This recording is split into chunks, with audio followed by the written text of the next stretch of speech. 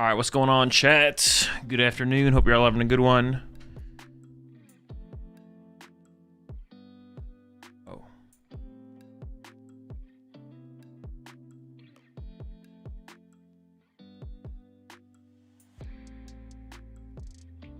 Well, give me a second.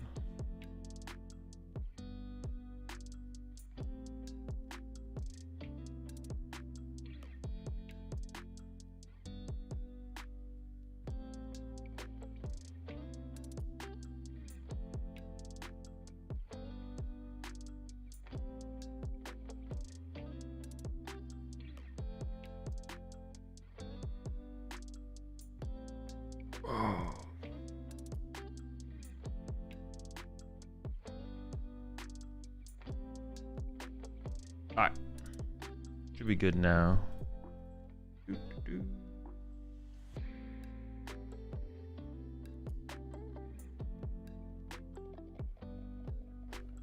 Oh my.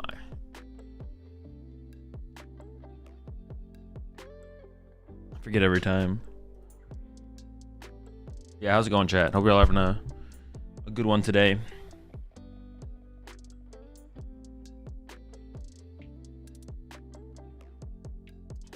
Where's the cat at?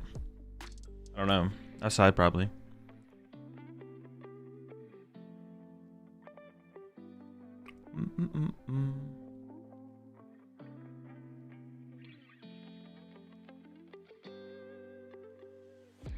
Today, we got a tournament we're gonna play, and I'm gonna play OgerBox again in the tournament, and then start with some Gholdengo action. And the tournament's not for like 5 hours. Yeah, gonna start with some Gholdengo and then play some Guardy Jellicent finally, and then OgerBox in the tournament later on.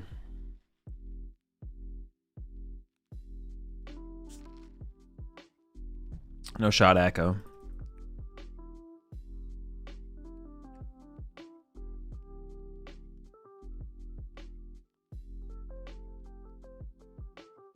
My dream trial was kind of overrated, right? No, I don't think so. You give us up there, JCar, over to Echo. I have a Black Bolt White Flare event on Sunday and don't know what to play. What should I play?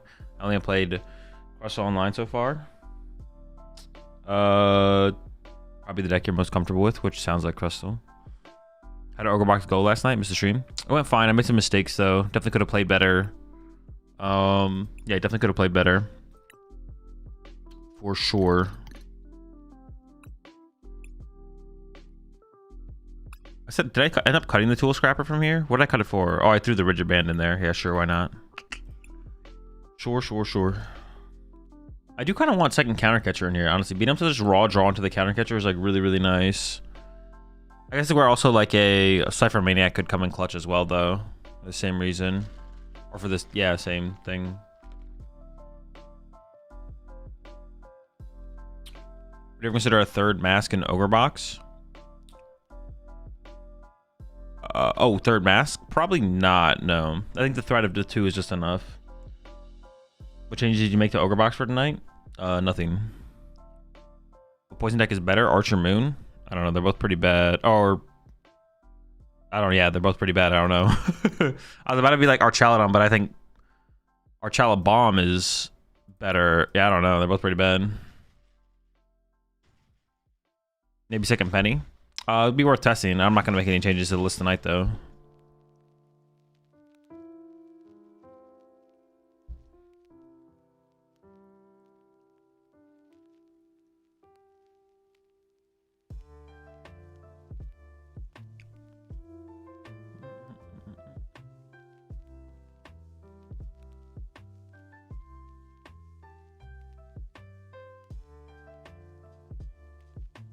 Moon has more synergy with poison, but that's about it. I don't even know if that's true. I mean, I don't even know if that's true, to be honest.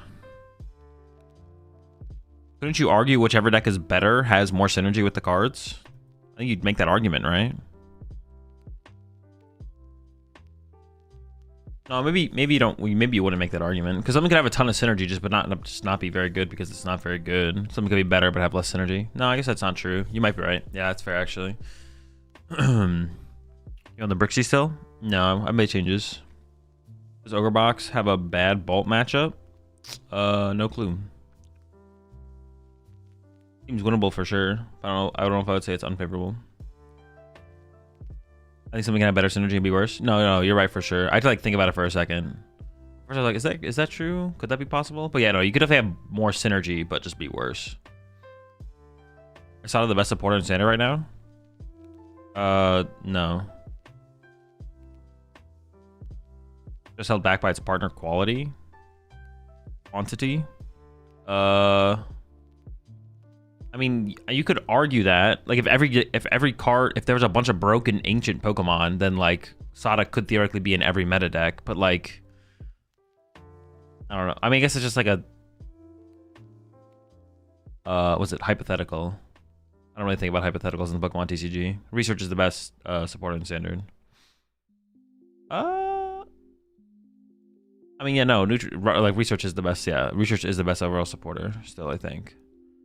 Actually, is that true? Maybe I'm wrong on that. Is it? No, I think it is just still research, or it's Iono. It's research or Iono. Actually, it's probably Iono, right? Because Iono gives you such a wide range of potential in a game. Iono is probably the best supporter in standard.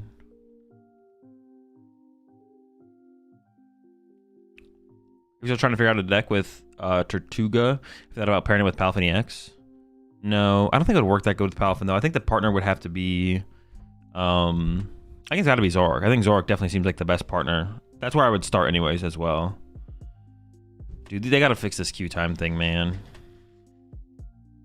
I'm gonna time this match and play one game and then go on my Smurf. How Charizard Pidgeot's matchup versus Raging Bolt? Favorable. I don't know number one until Lily comes out. Yeah, that's probably fair. And then yeah, Lily becomes definitely the best supporter. That thing is insane. Well, especially because, well, no, I guess they'll both be in the format at the same time. You'll push the formats there, C stacks. I mean, you could argue Iono would be better than Lily, but Lily's going to be an absurd card. That card is so stupid. Like, disgustingly good. I mean, that wasn't that long of a queue time. It was probably like a minute queue time there. Which isn't, like, terrible.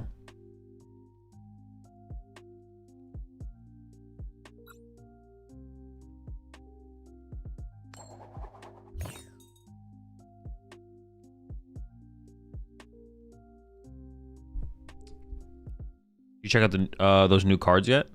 I did not. I saw someone talk about one of the cards on Twitter. I don't even remember what it was though. Oh, it's just Meganium, right? That's the only new card. Just one card, Meganium. Each basic grass energy attached to your Pokemon provides 2 grass energy. Good ability. It's on a stage 2 though, a little slow. What Pokemon do you think would host the best backyard barbecue? Probably some fire Pokemon, right? How come I'm in Ultra League, Teal Mask, facing people in Poke League, Diglett? Because there's no restrictions on who you can play against. There's like a hidden MR, but that's it. It just doesn't matter who you play against in those ranks, really. There's a hidden MMR based on like your previous rankings from previous ladder resets, and that's about it. That's the only thing that matters. Could there be decks that might play all 3 Research, Iono, and Lily? Yeah, sure. Why not? Dude, there's so much Typhlosion. Dude, I gotta call for family here. What math does Rigiband fix? It stops Chi-Yu from 1 KO in a Gholdengo. That's about it.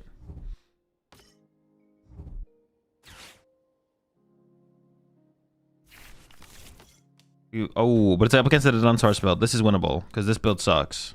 This is winnable.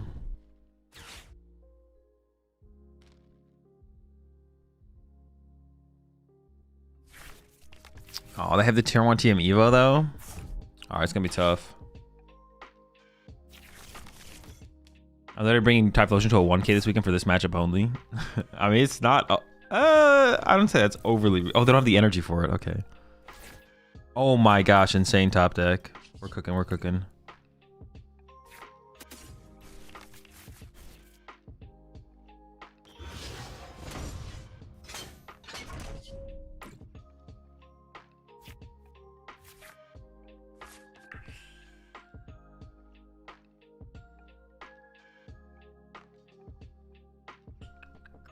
I mean, I really want to get this knockout. All right, just do this.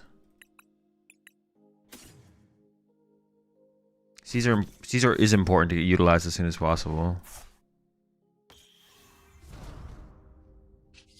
Playing Iono wouldn't be the worst thing ever here, but I'd rather want to get the KO. See, I kind of want to save my Iono for endgame though. What's more important, getting the knockout this turn or saving the Iono for the end of the game? Probably getting the knockout this turn. But I could whiff though. The thing is, like, there's such a high chance that I whiff here. It's not that even high of a chance that I actually get the KO. Yeah, there's the whiff. Well, hold on, we're not done yet. Yeah, this one's feeling a little cooked, I'm not gonna lie. Metal Energy? Never lucky. Yikes. Alright, it's gonna be tough. Where would you place Grimmstrong Marnie on a tier list? I don't know, I haven't thought about a tier list. Somewhere. It would make the tier list. You bringing Dango to the tourney? Stream title. Why is the ladder reset so annoyingly often? Because that's when they want it to reset. They reset it monthly. It wouldn't matter as much. It resetting monthly wouldn't matter as much if you didn't get reset down as low depending on how much you climbed in Arceus. But it's not how it works, so it is annoying.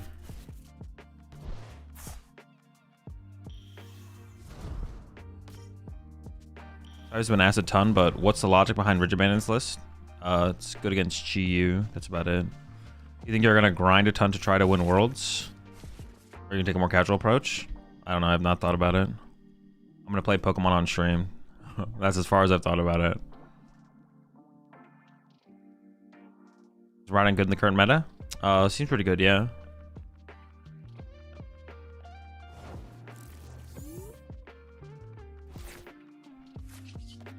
Have I shuffled the deck at this point? I haven't, right?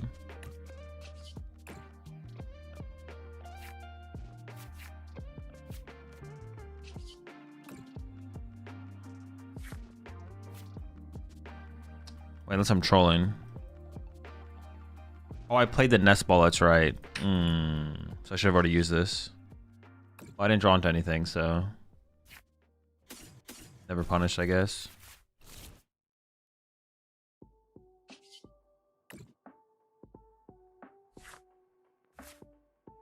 Dude. Well, I mean, Arvin.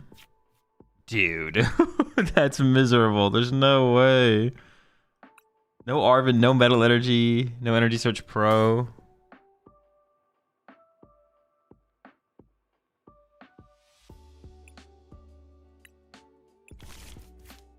Bro.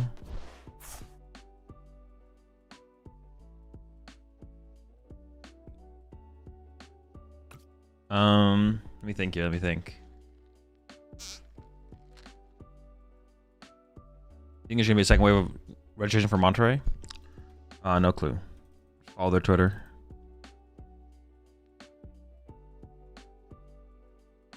Dude, how do I ever win?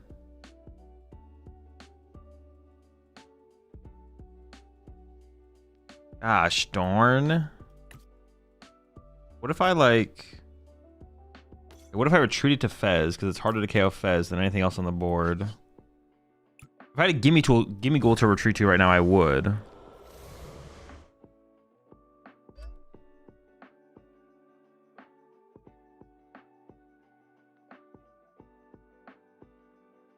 Yes.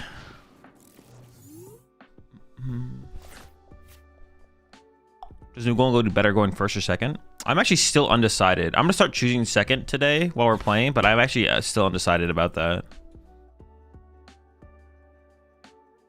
Definitely still undecided. Are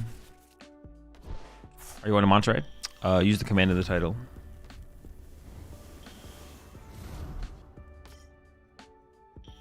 Ironically, Paldean Tauros might solve the Gholdengo plus Crustle matchup for OgerBox. I mean, OgerBox already beats... what's it called? You already beat Gholdengo. That's not a matchup to solve. You already win. Crustle? Yeah. Attacking for Crustle wouldn't be terrible. Not the worst thing ever. But it's like it's still a pretty low percentage played deck. But yeah, you already auto-win. You already auto-win Gholdengo. You think Cornerstone is a good play in Bolt? I have no clue, to be honest.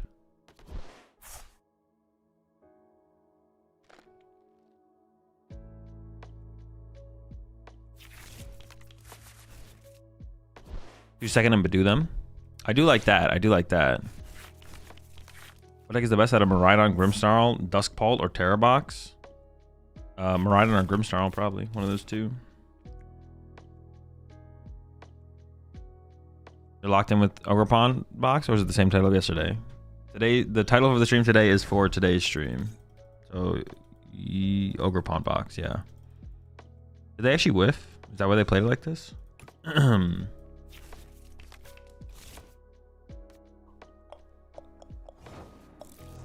well, I guess we bought a I mean, Kevin the Quilava is like pretty good. I don't know. We're still so far behind. It just doesn't. Feels like it just doesn't matter. We'll see though. Maybe we get a thing this time. Possibly, perhaps.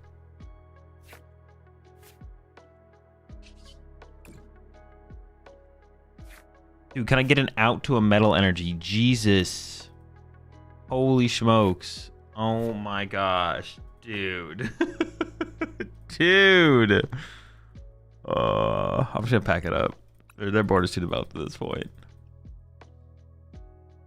No luck. How's the list feeling? I mean, it's Gholdengo, it's fine. You saw Third Band? I do saw Third Band in here, yeah.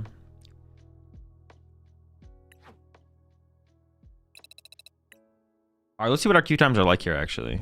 Oh, I want to keep this open. Stopwatch. If the queue times aren't that bad, I'll just stay on this account. Okay, see, there we go.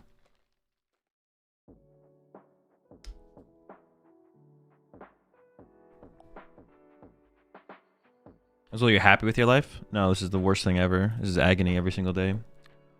You try Ethan's Ho-Oh? I mean, I've played Ethan's Ho-Oh with, what's it called? Are you in Frankfurt? Yeah, I currently live in Frankfurt right now. I'm not going to be going to the tournament, though. Let's make the meta tier list. Let's not. Ethan's Ho-Oh? I have played Ethan's Ho-Oh, like with Macargo. Yeah, I haven't played it this format yet, though.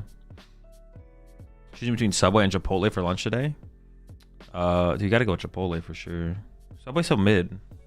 Is there not like a local sandwich shop near you that you could go instead? I would pick that over, what's it called, every time.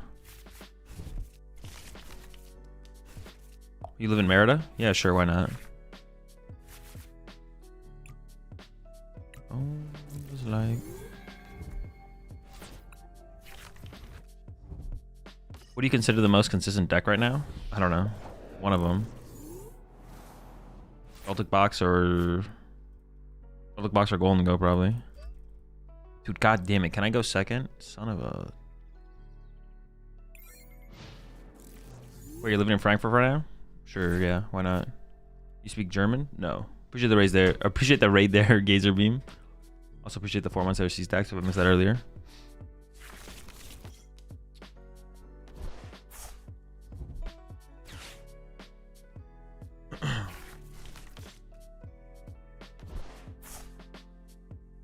I got into Monster. Any advice going to my first event? Not really. Just don't overthink it. What's better, Guardy with or without Jelly? No clue. You can go to Subway's an unheard of level of down bad. I mean, if you want a like a Subway's not that bad. If you want a sandwich and you don't, there's like not like a local sandwich spot nearby to go to, then there is better options though.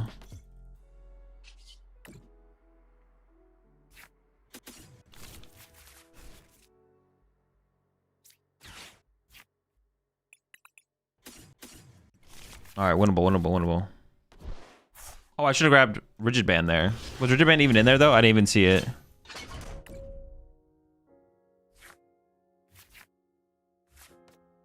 If the Rigid Band was in there, I definitely should have grabbed it.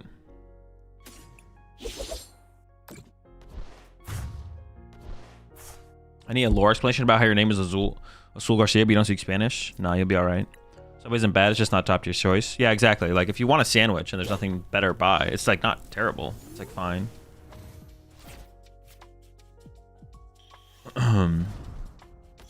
Candy's RGU, game over. Also, I've seen some of these decks been playing the maximum belt recently, so we could get max belted or something. What stadiums are in this? Just one Moonlit Hill. Dude, the unfair. Problem with that situation is though, like we had to swing, right? I can't just sit there and... Yeah, we had to swing.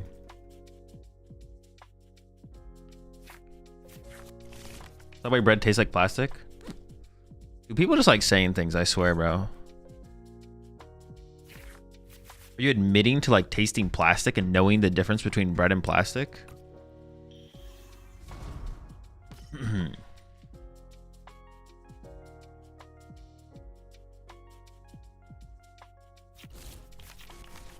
Chill chicken sitting out all day in the subway line. Just short attacks go through rigid band? Yeah. Maybe yeah, it's an effect on the Pokemon. Are you gonna cook the new Hydreigon? At some point, maybe. I don't know. We'll see. Who knows? Bread at Subway is the best thing going for Subway. Same thing for the love of the game. For the love of the game. People just love saying things, bro. What's the perfect breakfast before a regional? I don't know. I've never had it. Whatever it is, I've never had it, so. I usually just eat like the hotel breakfast or have like a banana and a protein bar or something.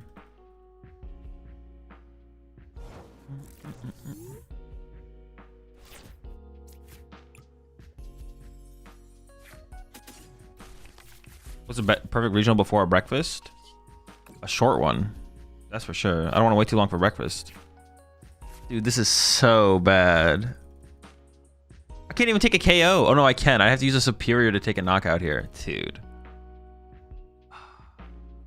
You mess with Jersey Mike's? Yeah, Jersey Mike's is pretty good. I mean, the game's not over yet, but gosh, this is a miserable hand.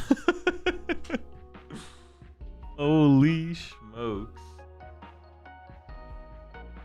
Do I just pass? I guess I do just pass, right? Like, I don't have a choice. I have to just pass. I could be annoying in boss.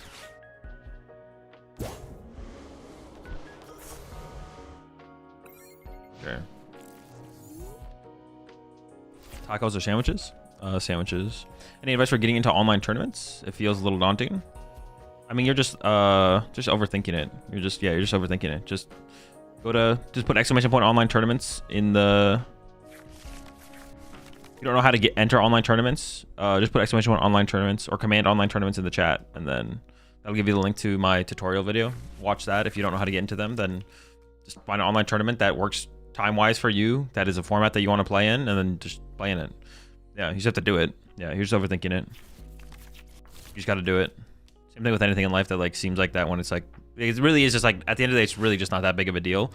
Obviously, it can feel like that way, but yeah, it really is not that big of a deal. You just got to do it. You'll be fine.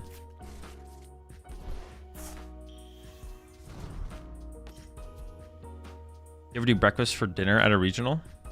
Not that I can think of. I'm sure I probably ended up at like a IHOP, with it being like the only thing nearby that's open before, for sure. Not that I remember off the top of my head. And then probably got like pancakes, but. Why Moonlit over Lavencia? Because it heals damage off the bench. You speak Spanish? No. Gholdengo hype is fake? No, deck's pretty good. Deck's very good, and improved a lot from the new set.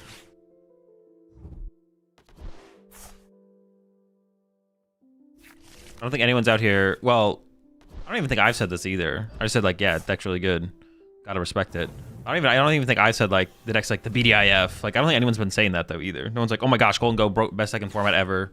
Doesn't get any better than this. Pack it up. You're all cooked. Dude, this is miserable. Holy smokes. This is so bad. Okay, all right.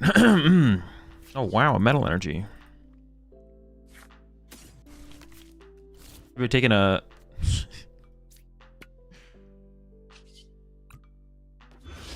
We've taken a shit in a regional bathroom mid-tourney. Yes. Unfortunately. Definitely L experience, but gotta do what you gotta do. Dude. Oh my god. We just literally can't piece together good cards. Dude, I'm picking second, bro. Fuck this. Already going first. Tired of it. Let's go second. Let's throw a Badoo in here and let's start shutting people down. Shut them down, man. Shut them down.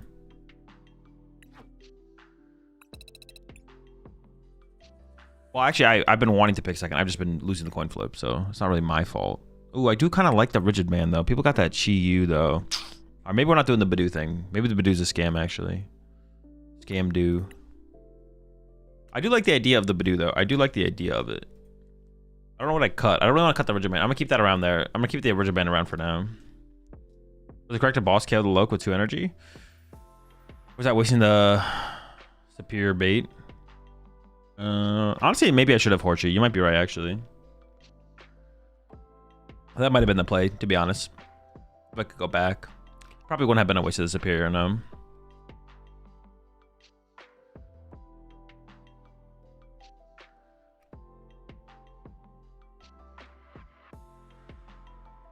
It feels nice too. Lots of because a lot of top Evo decks lose a turn. Yeah. Well, I guess the one matchup we'd want the Badoo for would be the what's it called? The one matchup we would want the Badoo for is Raging Bolt. That's like the one matchup. Let's go now. You have any advice on not doing anything that could lead to a punishment at a regional? I don't know how strict our judges at majors. I mean, there's like theoretically a lot of things you shouldn't do. Don't do stupid stuff. DM. Would help in mirror late game, right? Probably not, no. I mean, it could. Like, it could catch them off guard and they could lose because of it for sure. Like, it is possible that we could win with it. But we'd have to not be decking out first, and they'd have to have not, like, 1 or 2 energy left to be able to get around it. I mean, yeah, it could, but...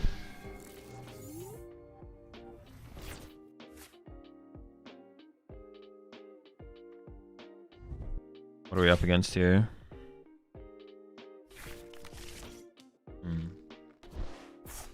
Okay, so now I have to decide how I want to play this.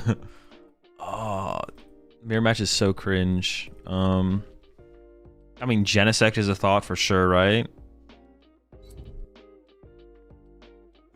I mean, if they could just have like Genesect knockout next turn. This guy's hella squid. Oh, they have literally Mind Bend KO next turn. Dude, that's so bad. Okay, so I think I just have to be aggressive. I just have to be the aggressor here. Dude, leave my gimme alone, bro. What did he do to you? What the heck? Actually cringe.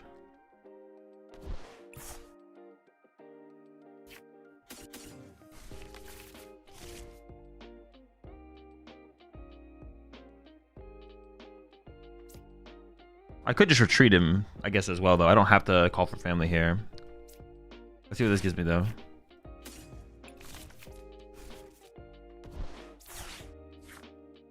I guess I do want to save him, right?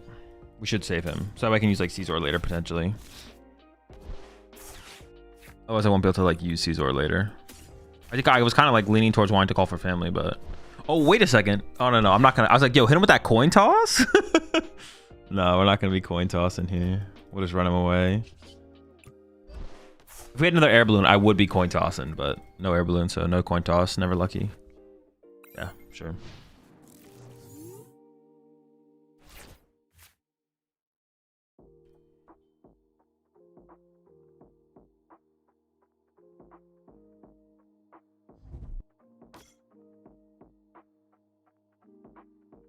You have a go-to mat when you play in a tournament?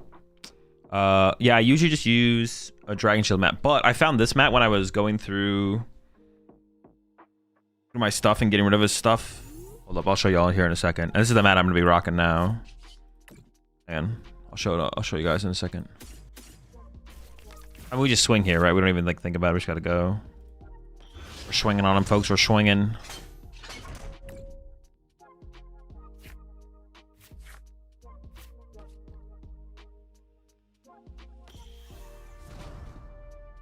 I would still like to bench Scyther this turn, so I have the option of Caesar next turn. Going up. Do I ever boss KO instead? Well, let me draw one with this and we'll think about it.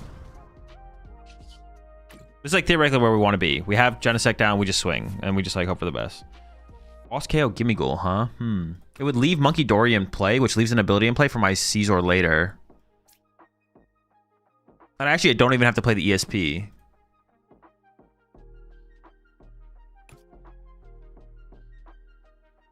Although I could play the ESP to play around their Genesect. Because if I don't play ESP now, then what if they just go Genesect knockout? That could be bad. So maybe I just committed here to play around the potential of their Genesect.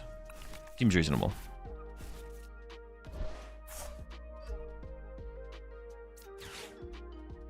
Also gimme. And then if I discard, I probably want to get rid of like an extra energy here, right? At least 2. If they KO my active, that's 4. I need 5, 6, 7. I should be able to get away with just 2 here, to be honest. Because I should be able to like draw into 1 plus like Vessel and Superior. Because I don't really care about getting Mind Bend. If they're going to come up and Mind Bend me, like who cares? Why Moonlit Hill? It's a counter stadium for Jamming Tower.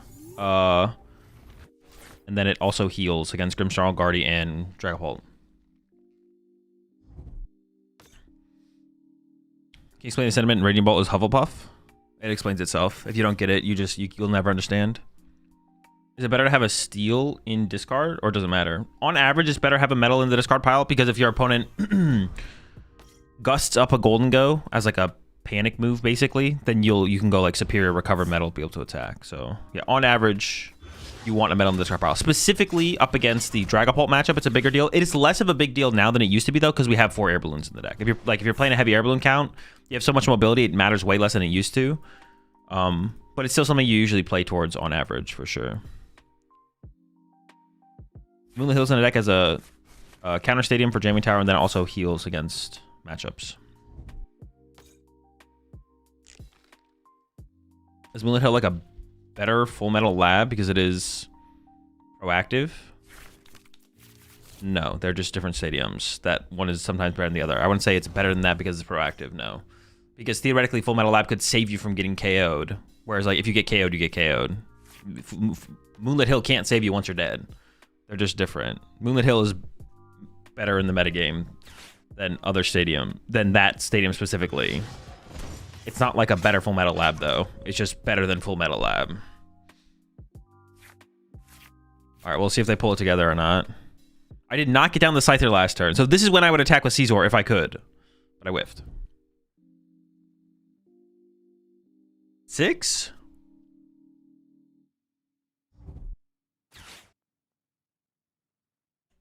Moonlit is better against red decks. They might actually have it, which is kind of cringe, but sometimes the ops be cringe. 2 Monkey Dory? Pack it, bro. Pack it. This is not it. For who? What are they scared of? Would it be worth playing both a Lab and a Hill? No. Lab is only good. You'd only play Lab if you played a high count or if you played Cypher Maniac, and there was and there would be decks that you went up against where they wouldn't be able to replace it conveniently, and it would prevent you from getting KO'd. But usually, oh, they maybe have the KO on the Genesect.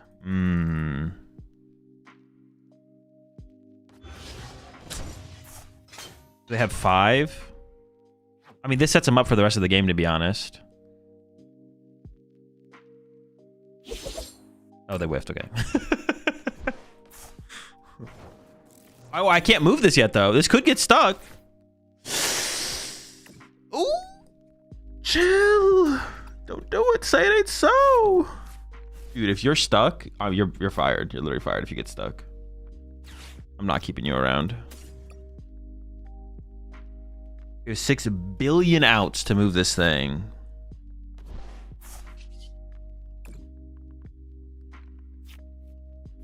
There's not one of them.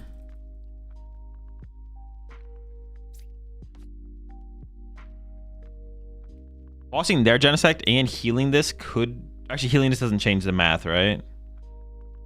Go 30. Yeah, it doesn't change the math.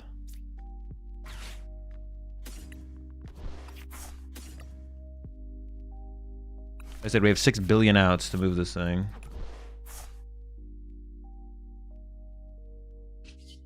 Honestly, if I can just retreat to Genesect this turn, I would be okay with that. So if I don't into an air balloon, that would still be fine. That's not an out. Bro, give me an out. Give me an out. Give me an out. Dude, 6 billion outs in the deck and we whip.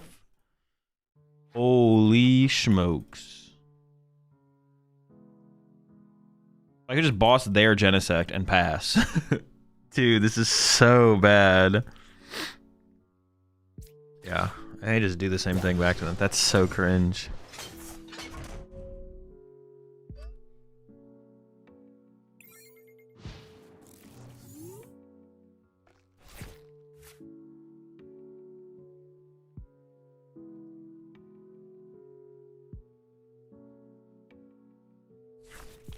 I'd probably go Caesar, boss KO, Fez next turn. Or that's ideally what we do. We should be able to do that no matter what, yeah. I mean, it's so easy for them to have an air balloon here, though. Like, I'm gonna bet that they find air balloon here because it's so easy for them to have air balloon here. But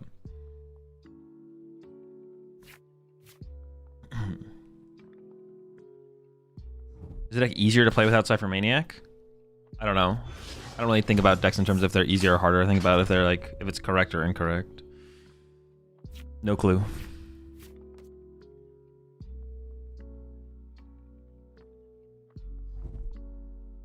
We're definitely getting KO'd here, right? We gotta be getting KO'd here. Oh, the Lana's Aid? Bro. So do you think Ace Nullifier Genesect is coming back to pure Pult decks? No clue. Well, if you switch to an Arven build, then yes. If you play Arven, you probably play it. But if you're not playing Arven, then no. It just depends if you play. If you think if the Arven build is like not worth it, then you shouldn't play it. Yeah, but I don't know if you're playing Arven. Yeah, I have no clue. I just have no clue, to be honest. But that would be the catalyst for it, is you'd have to switch back to the Arven build. You have to think the Arven build is the better way to play the deck. Or having Genesect in your deck is so good that switching to the Arven build is worth it. But yeah, no clue. No clue. Gosh darn it. Gosh darn. Alright, so we just bring up the Fez and KO and pray, I guess. That's our win condition at this point. But not quite me. I'll save Iono Countercatcher for next turn, I guess. I don't want to put Fez in play because it's worth more prizes. Or it's easier to KO. That's what I meant to say. What I'm saying, you know? It's what I'm saying. It's what I mean.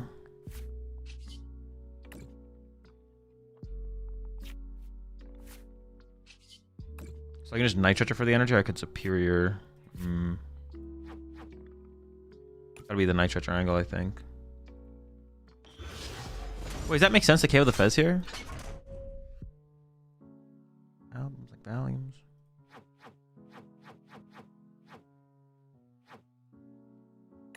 I think it does, right? It does make sense to KO the Fez every time. Or am I missing something? For some reason, I feel like I'm missing something, and actually KOing the Fez doesn't make... It's better to KO the active. Is that true, though? No. It's always better to KO the Fez, right? I don't know what I'm tripping. I guess there would be an argument to KO a one prizer to play around Countercatcher, but they've already used their Countercatcher. I'm assuming they only play one, so there's no reason to play around that, but... Sure.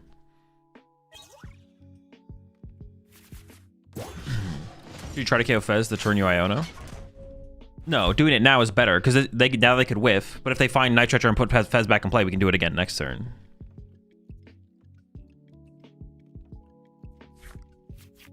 Would love to see you play more Rhydon, been feeling the deck super... I'm feeling the deck super inconsistent. I'll definitely pick it up again at some point before Worlds for sure.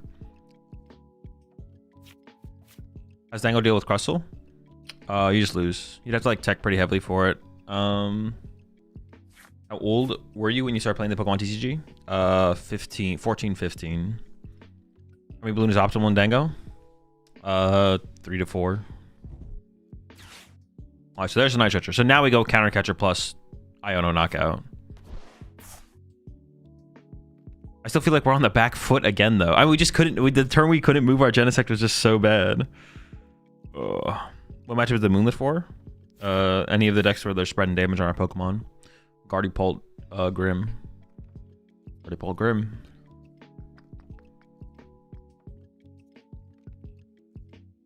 Hi, I see you are laddering. Any good deck ideas with the new White Flare Black Bolt set? New deck? Any good deck ideas with the new White Flare Black Bolt set? I mean, all the good decks. There's a lot of them, though.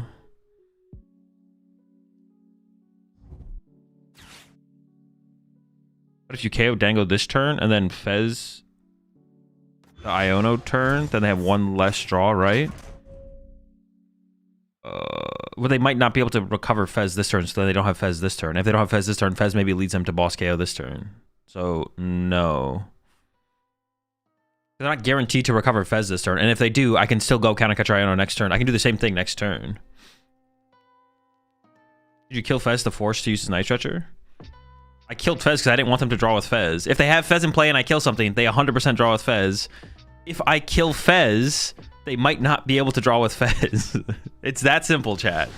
If Fez is alive on board and I kill something, they draw 3 cards with Fez. If I kill Fez, I kill the Fez, then maybe they draw 3 cards with Fez if they can recover it or put another Fez in play. That's it. It's that simple. Without Fez, like Fez is not guaranteed. So without Fez, they might not Fez. Okay, they whiffed the knockout. But he did use the Night Stretcher.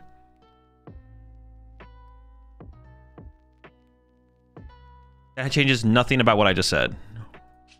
I don't know what to tell you. That changes literally 0 about what I just said.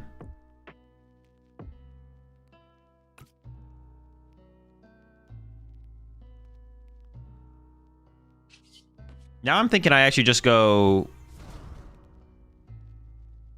Time to boss Fez again. Yo, I'm kind of down. I mean, I can kind of do whatever I want. Me getting Iono'd is really bad, though.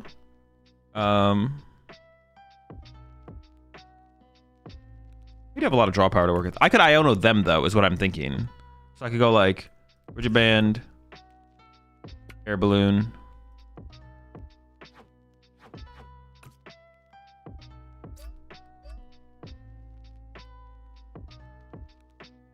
I mean, this guy kills this guy. Then just Iono and draw? Sure, why not? That's a lot of energy going to the bottom of the deck, though. I maybe trolled that. I maybe should have somehow put some... I could have secured some energy into the discard pile, to be honest. Did like a wee bit of trolling. 1, 2, 3, 4. Yeah.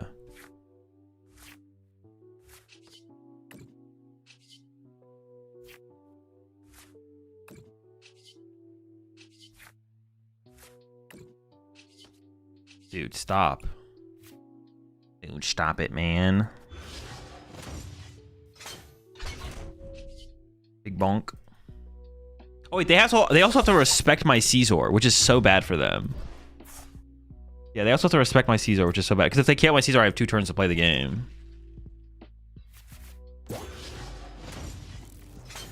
Put enough energy in the discard pile. Yeah, I probably should have like used 1 superior and put 2 energy in the discard pile. I would have had to take 1 back though, which kind of sucks. But I could have attached to my active. Big tank, what the heck? What, in the scrapper? Wait, are they cooking like that? Isn't Rigid Band better on Caesar? Yeah, I guess you're right. Yeah, I should have put the Rigid Band on the Caesar. Because it actually like protects it by 10. Yeah. I wasn't thinking about it too hard in the moment. I was just like, this does not matter. But it actually does matter, you're right. What does Lily do? If you haven't drawn a prize card yet, shuffle your hand, draw 8. Otherwise, shuffle, draw 6 if you have.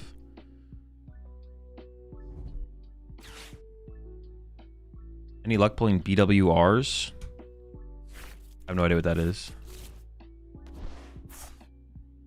Is Lily out? No, it's next set. Hazel, we saw your video on pile shuffling last night. I hate when motherfuckers do that. I mean, listen, I don't hate it. I don't really care if people do it.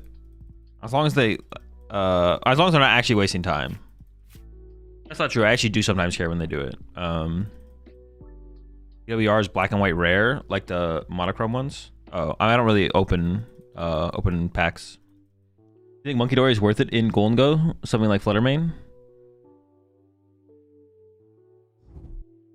What do you mean something like Fluttermane? Do I think Monkey Dory is worth it in Gholdengo? Probably not, no. Doesn't seem worth. Something like Fluttermane in Gholdengo, like Fluttermane and Gholdengo for Jellicent? Probably, yeah, also just not worth. You'd probably... over something like Fluttermane? I mean, you don't... If you think... I mean, I wouldn't have Fluttermane in my list either, though. No, I don't... No, not no to both of them. No Monkey Dory, no Fluttermane. Are you still collecting booster boxes for each set? No.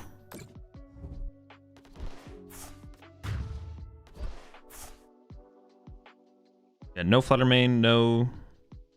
Fluttermane? What the fuck?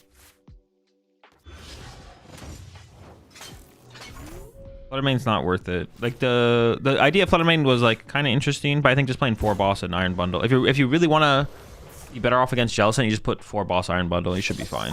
You should be good with that. Fluttermane definitely not necessary. And kind of just a bad card. Whereas, like, the other cards are good cards. Fluttermane wouldn't be bad to include if it made that big of a difference in the matchup, obviously. Like, including as a tech card situationally is not terrible, but in the metagame, like, neutrally, it's like a bad card in comparison to the other two.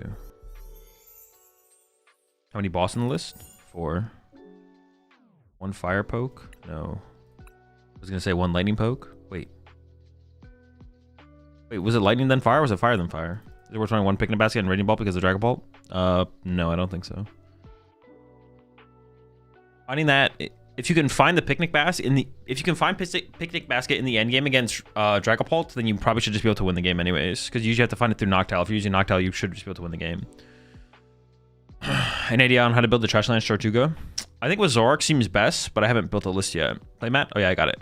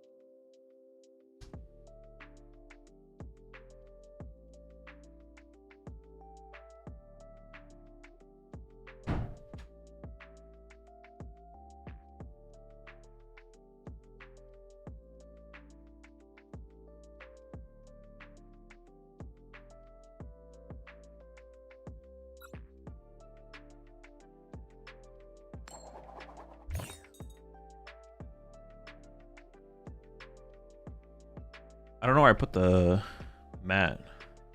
Is bundle really that useful?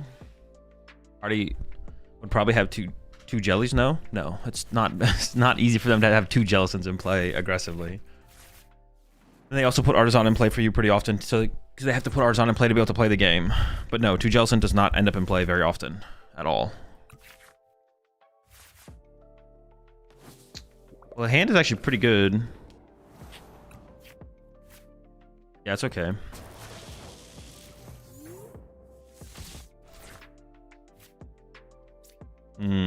That's not good. Am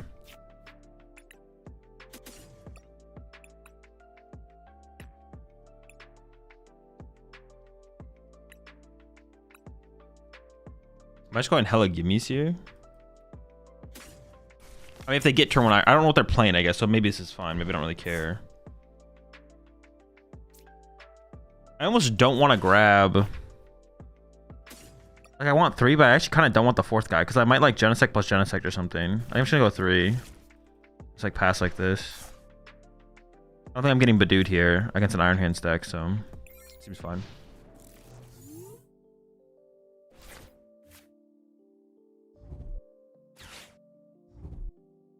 What the heck? Future?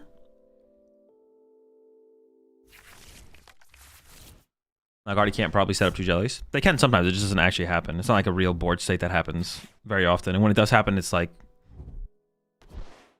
a very low percentage of the game they will have 2 Jellicents in play. So the possibility of getting value out of Iron Bundle is still very, very high.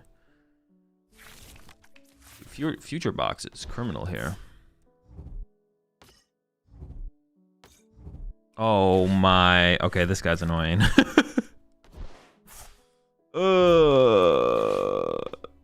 Yo, tank?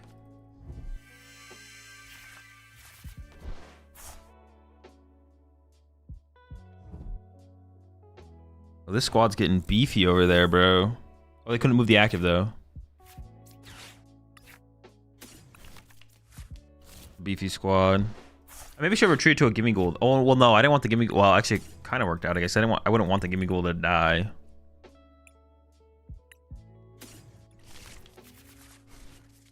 I want my Gimme Ghoul. Gimme Fool.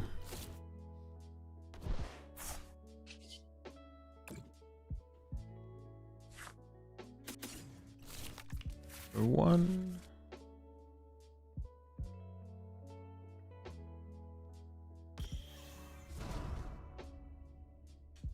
The chance of getting a knockout here is like, I mean, I should draw the extra cards though. Wait, did I just like troll?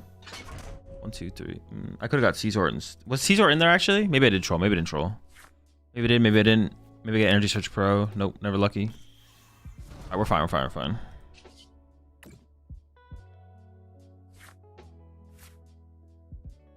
It's a really good draw.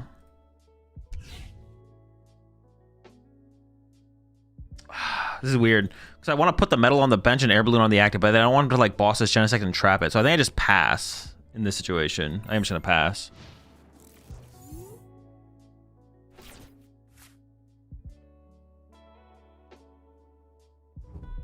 I don't know what happened to my mat. I'm gonna try and find it real fast though.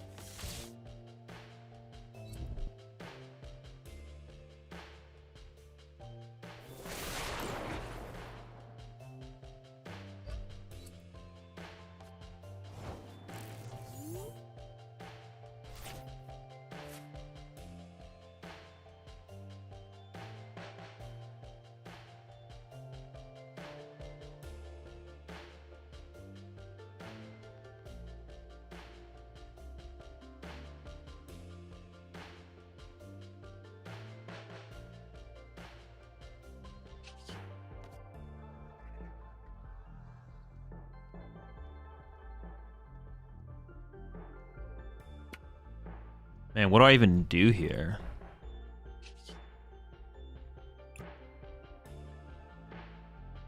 I can punch him, I guess. I probably should have grabbed Caesar, to be honest. What the fuck does this thing do? Dude. What is happening, man? What does this guy do? Minus 30. Plus. So he's doing 150. 150 knocks out. Alright, we're swinging. On some errands? Ooh, we could have ran errands, actually. I think that was the better play. Yeah, I should have ran some errands there. You're right. Yeah, I should have ran some errands. I should have gone errand running. Yeah. Maybe that's my play this turn now. Oh, shoot. What the heck? They're hooking me up.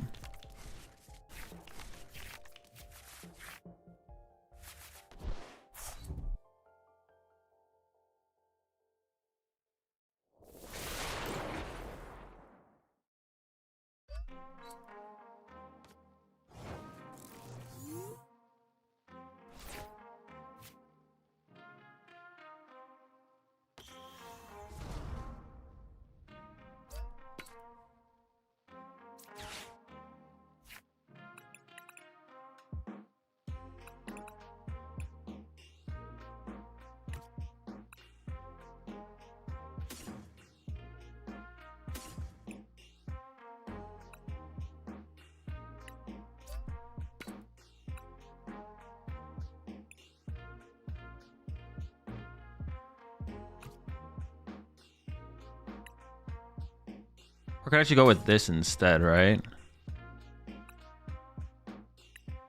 1, 2, 3, 4. Yeah, it's probably better. I think.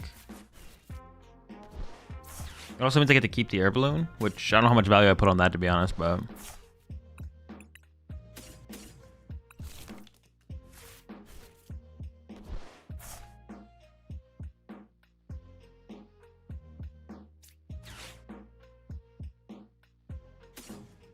Oh, I guess I could have retreated to a fresh Gholdengo, maybe? That'd have been the value of that.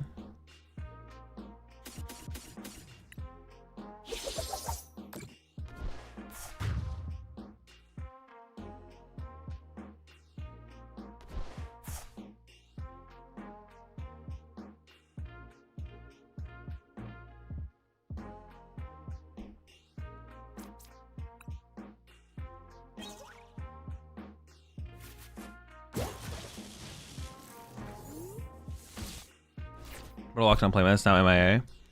Yeah, I don't know. Dude, I don't know where it is. I had it, and I've lost it.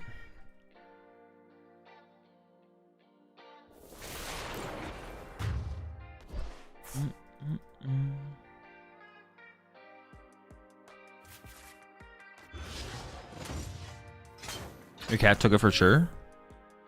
Maybe.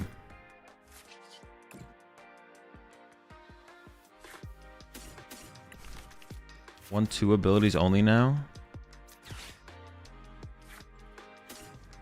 I would like to boss KO just a 2-prize and just play around this thing, right? If possible.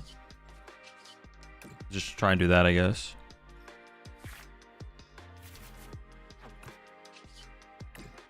We'll see.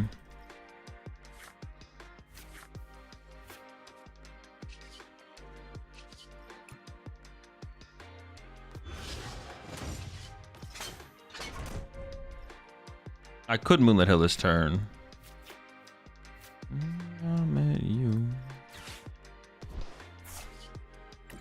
I said kill this thing for 3. Actually, I want to kill the Iron Hands, right? That guy's kind of a threat. Evolve this. Boss that. Play this. Probably just give it the Rigid Band at this point.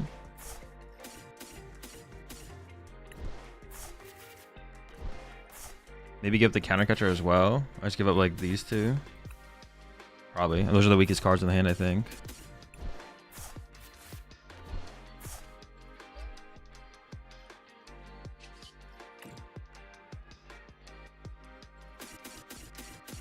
I still have a metal in the deck, right? I do, yeah. Is Ardpult good?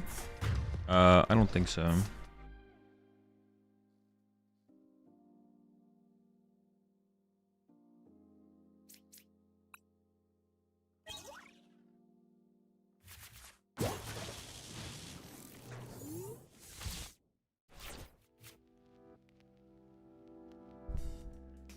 Might be okay though.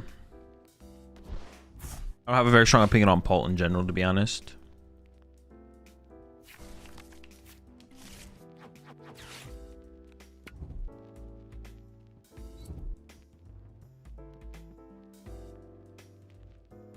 Is it the build you feel is the most effective?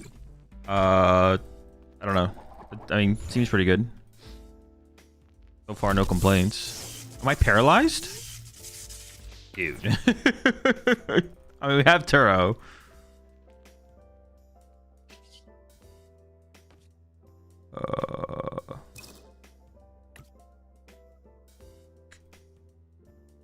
That's weird. We don't have a lot of Gholdengos on our bench. We can just KO that with this bench Gholdengo though.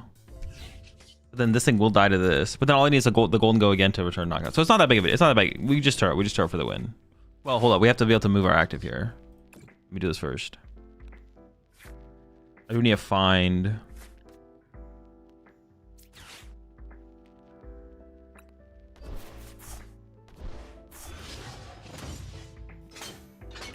We'll see what we find here, I guess.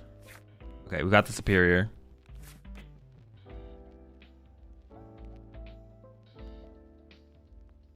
Bench the gimme.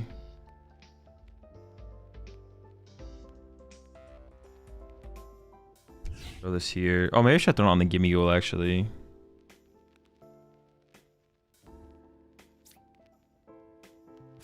Or I guess I have their town store to lean on a little bit. Caesar KO? Is it weak to lightning? No, Caesar doesn't KO the active here. Otherwise, that would have been pretty good. How many Gholdengos do I have left? Just keep both of them, probably. I guess I don't really need them. How many energy on my discard pile? Decent amount. Maybe like this actually makes the most sense. Sure. Could be a mistake. I maybe want to hold on to that gimme goal just in case if I get Ionoed or something. That'll probably be fine. Yeah, I could regret getting rid of that gimme goal to be honest. We'll see.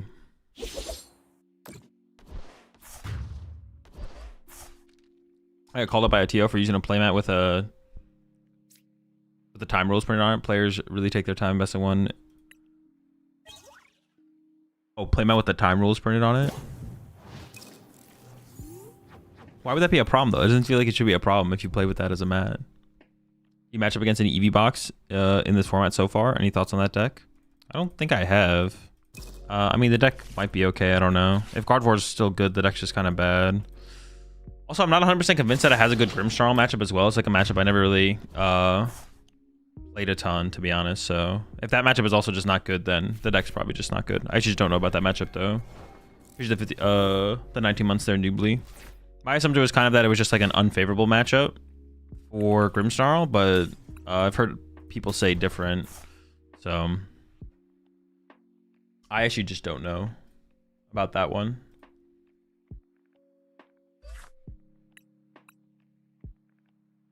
Leafeon cope. Yeah, it might be. That's the way people made it seem when they talked to me about the matchup. Is the Leafeon play is just like doesn't do enough, or it's too hard to set up, or like, yeah. If that matchup's like close, if that matchup's like 50-50 even, then it's, I don't know, like what is your advantage from playing the Flareon deck? You're favored against Dragapult, favored against Gholdengo. Artie's bad. Yeah. So I've seen a Dangleist that runs Legacy as Ace and only with Psychic Dark Fire as the energy type for different techs. Thoughts? That's just bad. Energy Search Pro is just better. Thinking about Mega Dragonite. I don't know. He's got wings on his head. That's about it.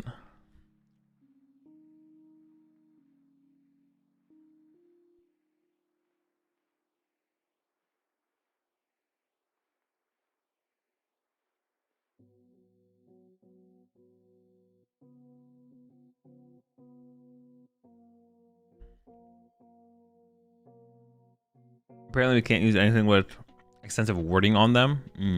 Even note taking isn't allowed by TBC sanctioned regions. Yeah, I know about that. I know about the no note taking. I was on Mega Dragonite stealing your favorite playmat. Dude, that's kind of an L. What the heck? Why would he do that to me?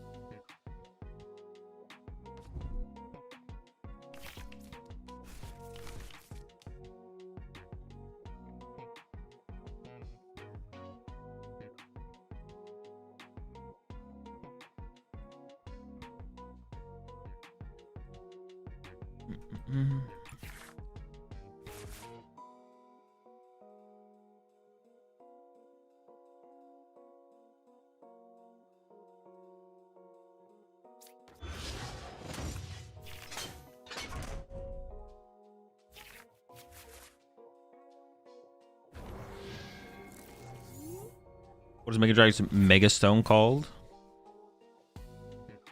Alright, here we go. Ooh, just play it off the rip. Sure. Now, how do I ever win?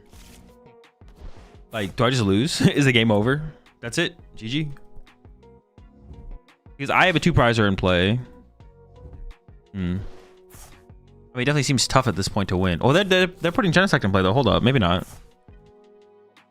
They also got the ESP off before I could stop it.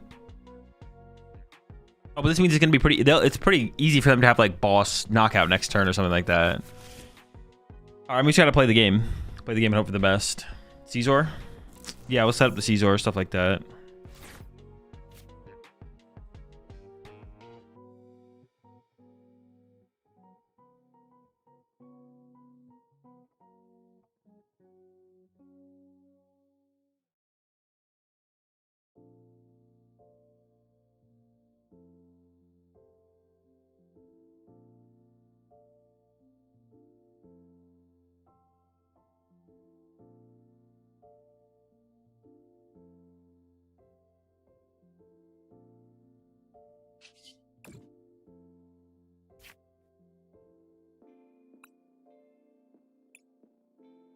Well, if they kill my Genesect, I'd want access to the Caesar potentially. So I'm gonna go like that. And we need Poffin. Let's Air Balloon. I don't want to leave this in my active. I guess this is another situation where this is where the Call for Family Gimme Goal is actually really good, to be honest.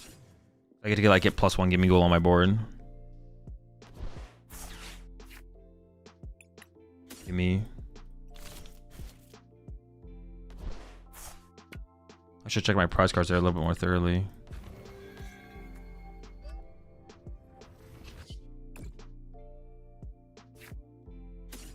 And I gotta give it someone a call real fast.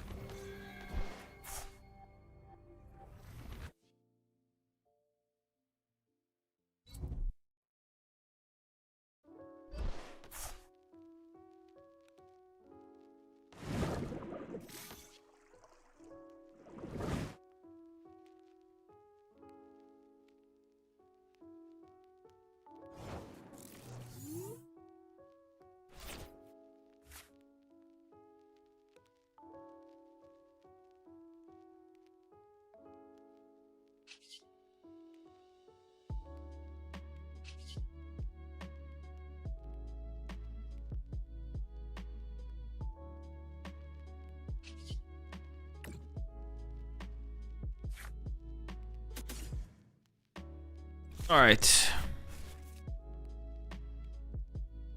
I'm thinking about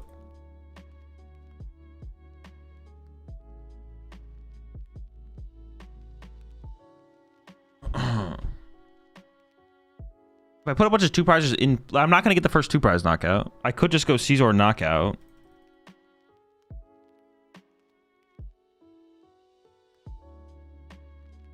They're waiting to find boss to KO. I could also just not KO this.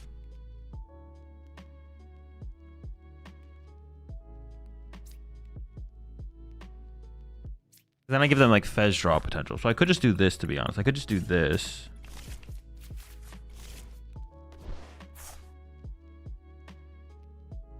I don't think they play Jellicent. This is the person we just played last game. So if I KO with Caesar, if I KO with Caesar, it gives them Fez draw. Then they can just find Gus KO Jellicent. If they bench no Gimme Ghouls, though, I just win because I can KO their Gholdengo. If they do bench a Gimme Ghoul, I can KO the Gimme Ghoul with Caesar without putting a Gholdengo in play.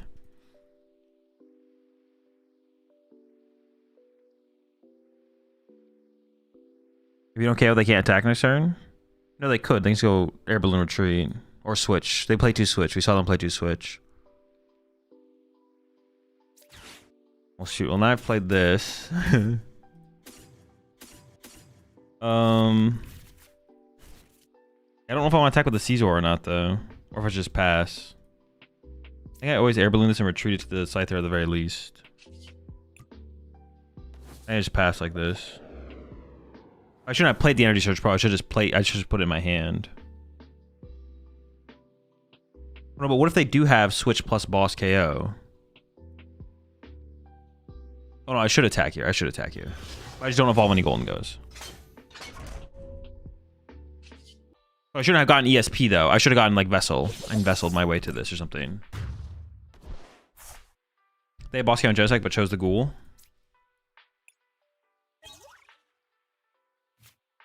If they KO Genesect, they lose, though, because they lose their only Gholdengo in play. Yeah, I shouldn't have used Energy Search Pro there. Because now if they go Iono KO, I might whiff. I'm likely to whiff the return KO. Very likely.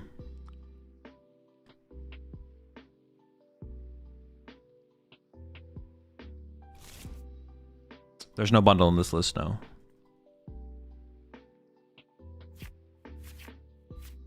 Or that would have been that would definitely be the play we played for.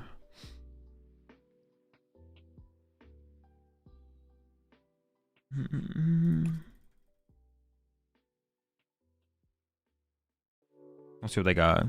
So if they have Boss KO Genesect with Gimme Goals on the bench, we just Boss KO Gimme Goals Caesar, don't evolve any Gimme Goals. If they just go KO active, well then we just go Gholdengo knockout. Yeah, okay. We're in a pretty good spot here, I feel like.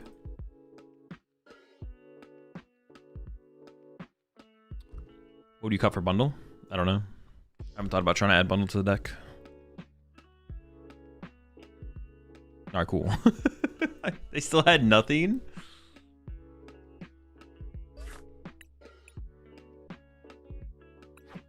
Alright, we just keep hitting the exact... I'm just gonna go on my other account. Because we just keep hitting the exact same opponent. I don't want to play against the exact same players every single game. I'm switching accounts.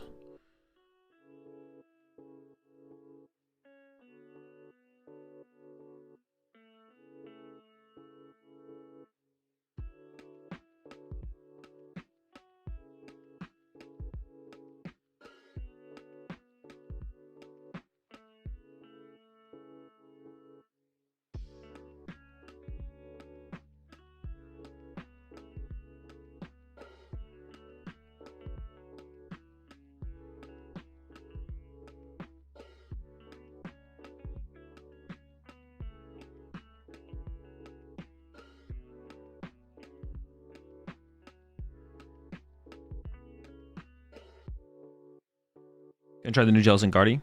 Yeah, probably at some point before the tournament, yeah. You can probably ask this and I apologize. But do you sell Rat Pack shirts? You don't have to apologize to ask a question. And no, I don't currently have any merch for sale. But in the future, that is part of the plan. You ever gonna let the facial hair grow out? No. Or maybe I'll try again at one point in the future. I have no plans to though. I can't really grow facial hair very well. And we gotta go through all these collect screens real fast.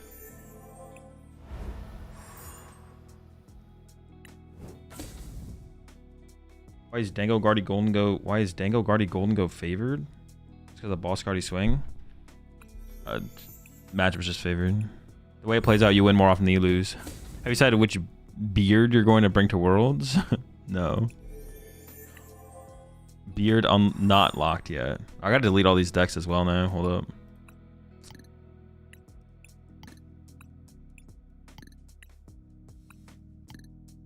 Once again.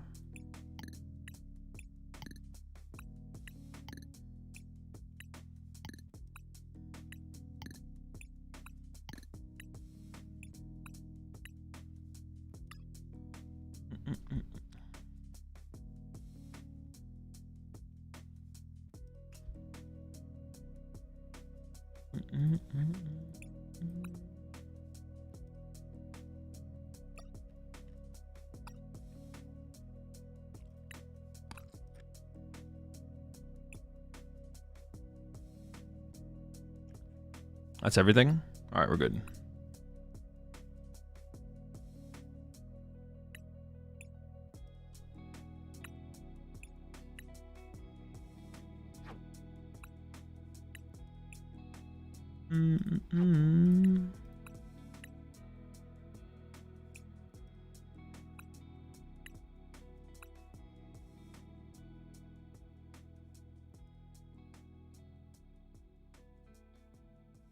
You think we could play Centiskorch instead of Caesar for the Mirror and Crustal?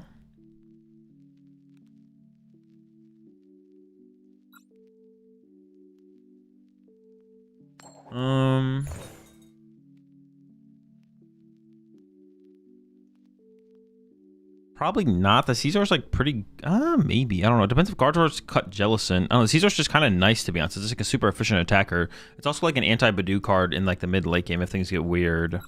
I actually, like, I don't know. The Caesar just is kind of like really, really good across the board. Whereas like something like the Centiskorch is like less good. I don't hate the idea of the Centiskorch. I don't hate it. It'd be good in mirror. What does it do? 130 and then 30 to each of your bench Pokemon? Right? I think so.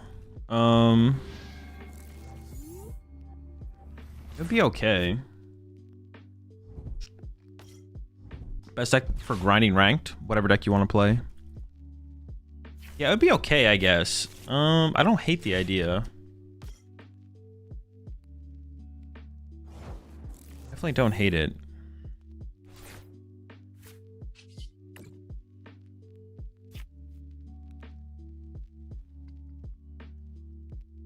Centiskorch seems terrible without a single way to find it. Oh, true. I forgot about that part, to be honest. Yeah, never mind. It's probably not good. I mean, if you played like a Cypher Maniac build, I guess it would be like fine. You should tell us there. Kaisaki also appreciate the Prime sub. B-Sits, welcome to the Rat Pack. Yeah, I kind of forgot about that part, not gonna lie. I'm kind of assuming one of these is giving me an Arvin, so... Oh, actually, I don't even know if putting Genesect in play in this matchup actually might just be bad. I've like made this mistake before.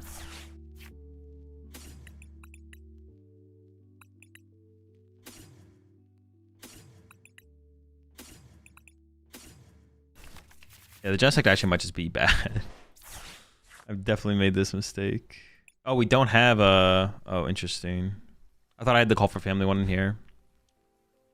I mean, it doesn't change too much. I just don't think I promote it. I might just promote Genesect, to be honest. Yeah. I don't really want a minor errand running to lose a Gimme Ghoul. There's a Gholdengo as well.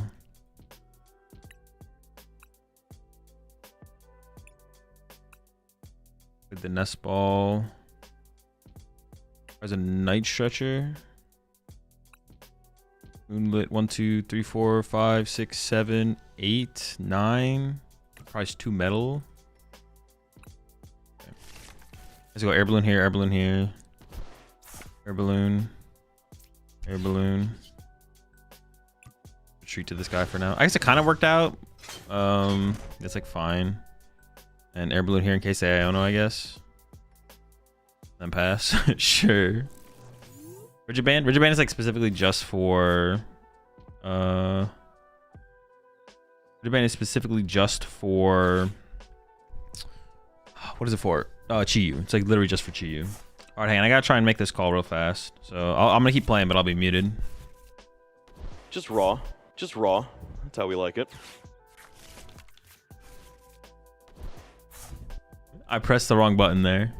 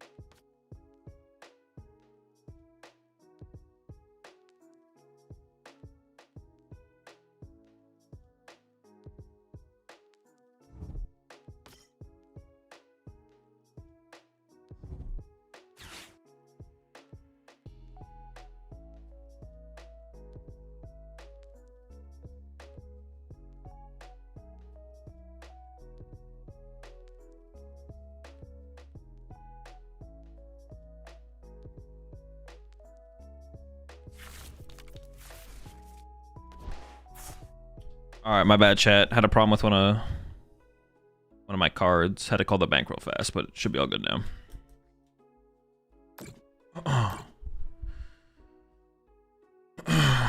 I'm so definitely setting up for a Team Devo play. My Moonlit Hill is gone. We'll see how this goes.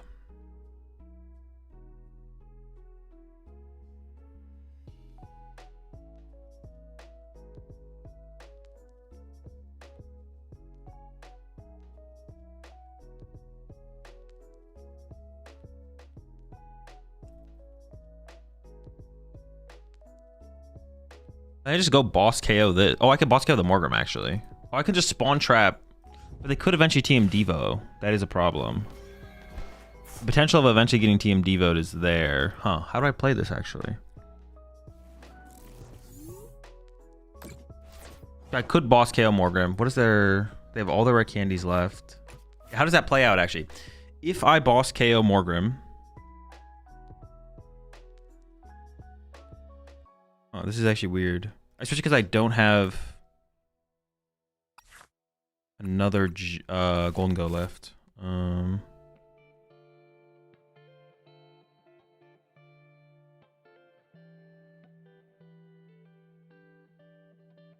feel like KOing the Frostlass here is definitely the play, though. They don't have enough. They don't have enough damage in play this next turn. They can move 3 total damage over. This guy dies. This guy dies. This guy dies. I still have 1 left. I still be able to KO the Grimmsnarl with that. That's not a lot to work with, but I have all my superiors left, or 3 of my superiors left.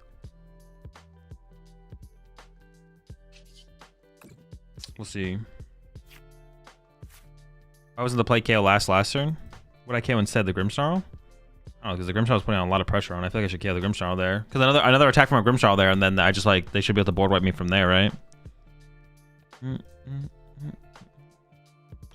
It's tough to deal with. I'm gonna KO the Frostlass now, though, for sure. Yeah, I do get the Dangos back if they Devo. Would have been nice to have Caesar in play here, I guess. Yeah,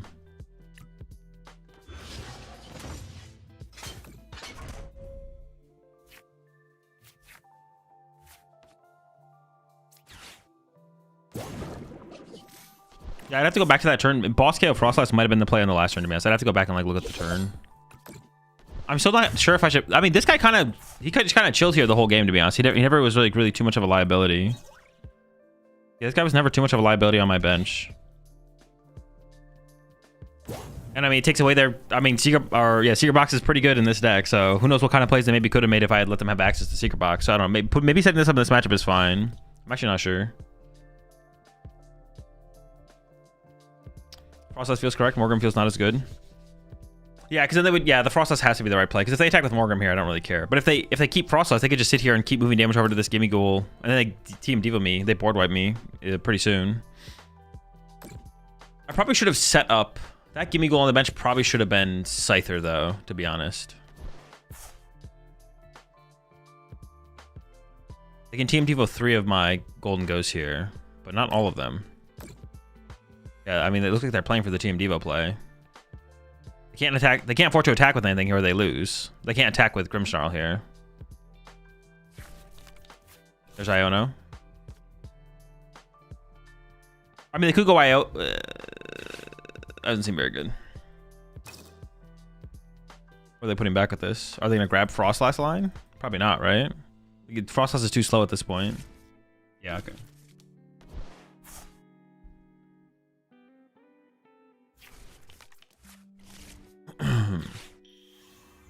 I think they're just setting the Grimmsnarl up. The chance that I have boss KO Grimmsnarl is so low here. It's not like they're winning the game. I assume they're not attacking with Grimmsnarl here. Attacking with Grimmsnarl seems really bad. Yeah, they're going for the Devo play. Oh, they don't even have the energy guaranteed, though? Wait, why would they play it like this? Just put the energy back and guarantee it. They always have this to get the Grimmsnarl anyways. They could whiff now. Why would you ever play this to a situation where you could whiff? I don't think they had to do that, right?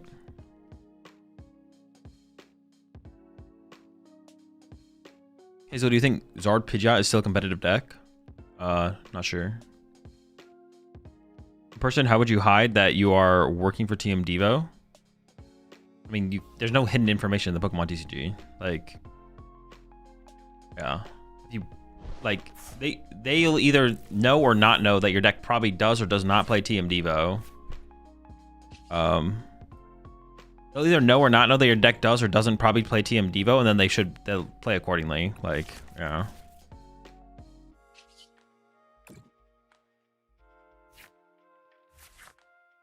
Boss, but I need like a ton of energy if I'm gonna KO this thing. It's pretty unlikely I get the KO off the bench.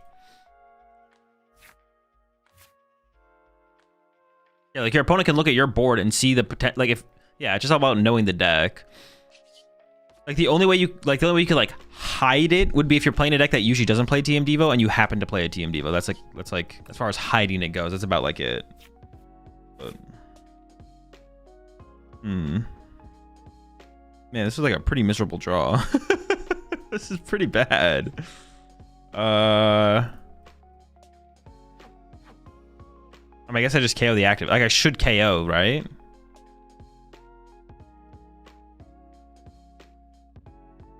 I mean, they're not pressuring me, so I don't have to actually take a knockout here.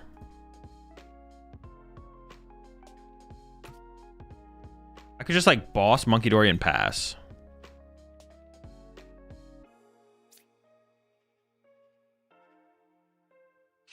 And let me check what I have left real fast. I kind of just want to like draw one extra card off there if they take a knockout next turn kind of deal. I know they don't have an energy in hand. I don't even want to be able to get whatever supporter they want. I don't know, it seems fine. You get to move 10 more damage over to my side of the field. That doesn't like set up for anything, right? Not that I can see anyways.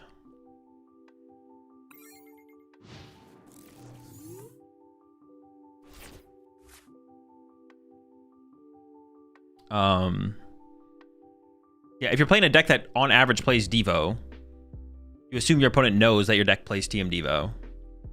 You assume that your opponent, yeah, if you're playing a deck that on average plays TM Devo, you assume your opponent knows you play TM Devo. And if they misplay and don't play around it, then sure. Badungus, of course. This is fine. If they go into Badu here, though, I'm fine with that. If they're going to play Iono here, they should definitely swing with Grimmsnarl. Unless they just know they're guaranteed something.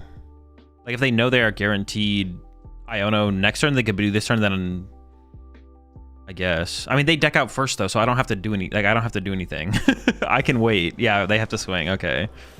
Like, I can just do nothing here. I'm not forced to do anything here. Oh, but I guess by taking out the... If I KO the Tatsugiri, then I just win with Boss KO Monkey Dory. So I would just need Boss plus 1 Superior. Maybe it was correct to just take the KO, to be honest. Yeah, maybe I actually misplayed there. I probably did troll. I should have just taken the KO, because then all I need is like Boss plus 1 Superior to win the game on going to this turn. But now, that is not what I did. So, yeah. I'm trying to think about like the better way to explain that. Yeah, you can't really hide. You can't. All right, yeah. If your deck, if your opponent doesn't know you play TM Devo, whether you're playing a deck that usually plays TM Devo and they don't know it, or you're playing a deck that usually doesn't play TM Devo and you're all of a sudden playing it, your opponent should or shouldn't play around it depending on that information. There's no way to hide it because you're assuming your opponent is always like gonna make the correct play, and only when them making the correct play loses you the game, you assume they don't. There's no superiors on the bottom, so I think I just draw top down.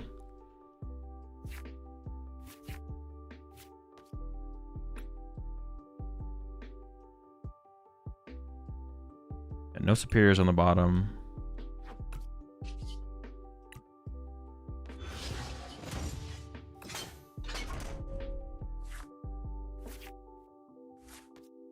No superiors yet. Hold up.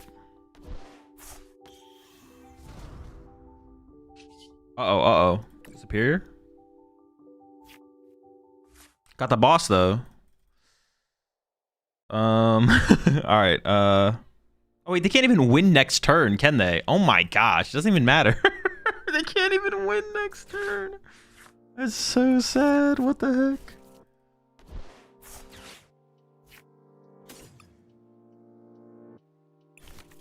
Dude, what? They really don't have a win condition? They have no win condition next turn. Oh my gosh, and I whiffed! Dude, this whiff is insane. I'm so unlucky. Are they conceded? Cool. I just assumed that they would win next turn, but then I actually looked at the board. I was like, wait a second, they can't even win.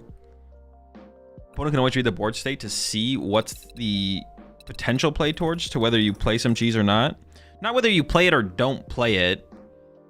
Yeah, it's not about whether you... Well, they can. They could look at a board state and be like, the way they're placing their damage would... The only win condition they could possibly have is TM Devo. Their deck usually doesn't play TM Devo, but if I can play around it, maybe I might as well.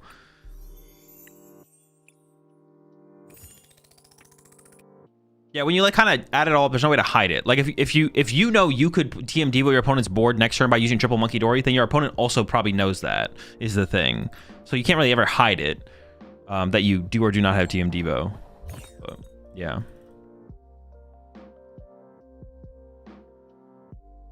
Go to my first regional in Frankfurt. Any tips? Azul in chat. Chat might have more for you than I do. I don't really have any tips ever, really, to be honest. Play a good deck. Pick a good deck a couple weeks before the tournament. Practice with the good deck. Play the good deck at the tournament. Get some good sleep the night before. Don't overthink things. That's my advice. I went second. Pretty cringe. How does Dango feel? Good. It's a good deck. Garchomp. Ah, yes, the classic Garchomp, my favorite Pokemon. So do you want to go first or second in Armor's box? Second.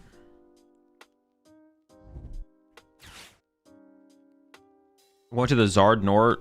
I'm going to play the Zardnor deck to a Cup Sunday and cut the balloon for a Rescue board. Why would you do that? You want air balloon so you can put it on your Charizard when you get mind bended. You want to be able to retreat your Charizard without having to discard an energy. So I'm struggling dealing with Bolt Owl that doesn't drop a 2-prizer on the board. Eventually kill my Gimme Ghoul. What should I do? I mean, it's just like not a situation that really comes up pretty much ever, to be honest. If anyone just draws well enough to beat how you draw, you just lose. If they literally if you open Gimme Ghoul and they just open Fan Rotom with a Stadium in hand, with an energy in hand, can get the Fan Rotom to the active aggressively enough while still having the backup potential of being up to 1k with 2-prizer if you attack with the 2-prizer first, like, you lose. Like, yeah, sometimes your opponent just draws better than you, and you lose.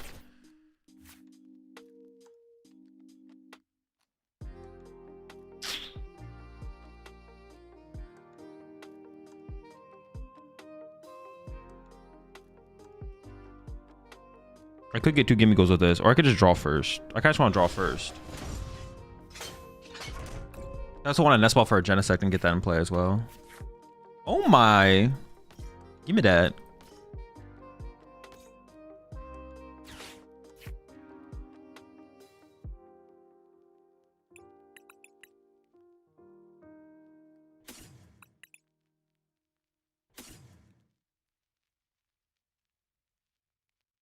Rigiband could matter eventually. I just don't know when it would matter, to be honest. Oh, shoot. I grabbed Poffin. Dude, I'm trolling.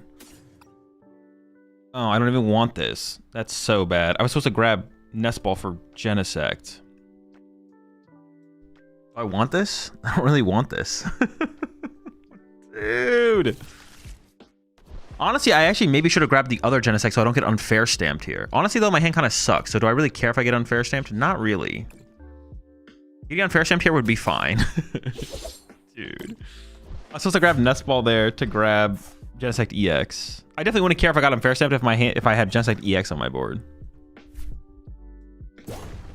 Yeah, I don't even want the Scyther there. I want to leave my benches open for Genesect EX.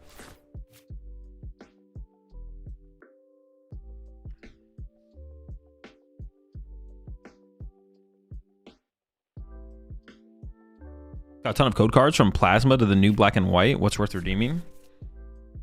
I mean, all of them theoretically. I mean, none of them are worth very much. They all will give you credits potentially. I don't know what's higher value one over another, but you need to thin out the Poffins. I mean, maybe, sure. I mean, still a misplay. I don't know. Yeah, it's still a misplay. Like, I still shouldn't have done that. Doesn't matter if I should thin out the Poffins or not.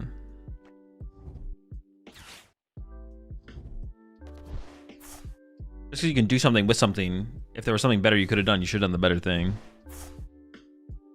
But I mean, we did kind of draw into the nuts, so. And we're also just 1k when it's just over. It's just over. That's game. But well, actually, my ESP might not be in the deck. I don't actually know if it's in there.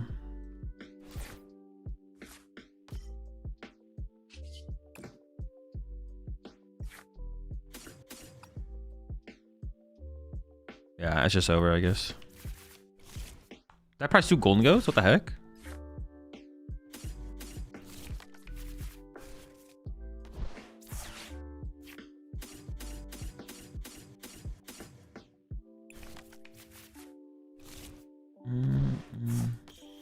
If they're not going to concede, I'm not going to concede.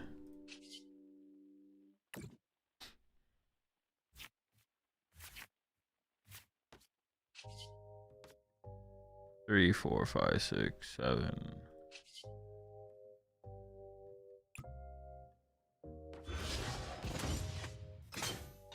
What if they Badooed me at this point?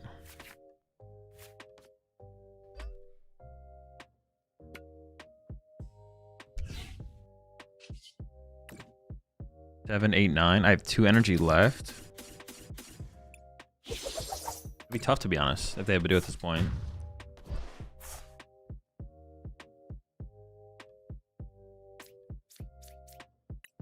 Opinion on matchup: Garchomp versus Gholdengo. My friends are convinced Chomp loses the matchup. This matchup is terrible for Garchomp. Oh, I didn't put the tool here. Oops. The tool was supposed to go on the Genesect. Yeah, I'm just trolling, to be honest. I'm just on full troll.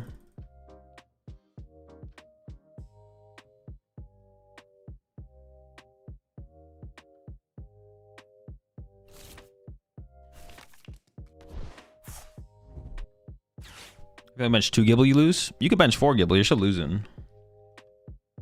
It's shocked.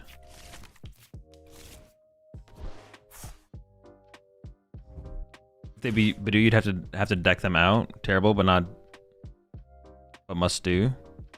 Well, I have 2 more energy. I have 2 energy left, so I can attack 2 more times. Oh no, I'm out of energy. This is all 11. The 2 energy in the discard pile. Yeah, if they Badoo me here, I just lose. Pain on Levencia being in Gholdengo for workaround item lock. I mean, it's okay, but it's just not necessary, I don't think, to play in the deck. It's not necessary to beat item lock for sure. Usually Caesar can do that for you. You can turn Caesar eventually, right? No, all my energy's in play. Appreciate 2 months up there. Craft Teeth.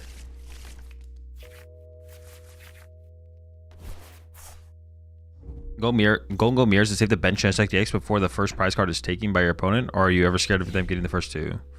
You try and avoid benching Genesect. This depends on the board state, though. Yeah, it's super board state dependent. Like, if you're gonna swing with Gholdengo, plus you have Genesect on your bench to protect from their ESP, then that's, like, fine, but, yeah.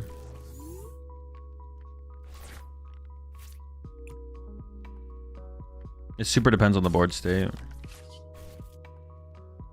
I should have tried to prioritize the Caesar a little bit more for sure. Nice.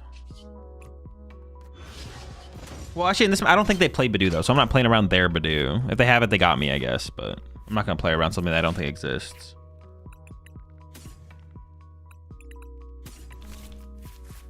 Why? Now it's a little bit late for the. You know, I'm just gonna put it there anyways. That's where it should have been. I forget what happened previously, but should have been there.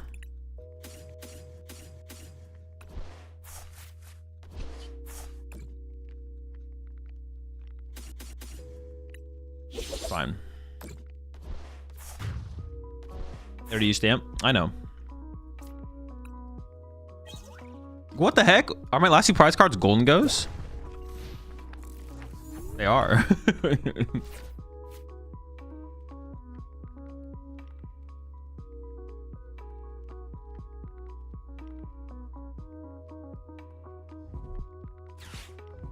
Sure.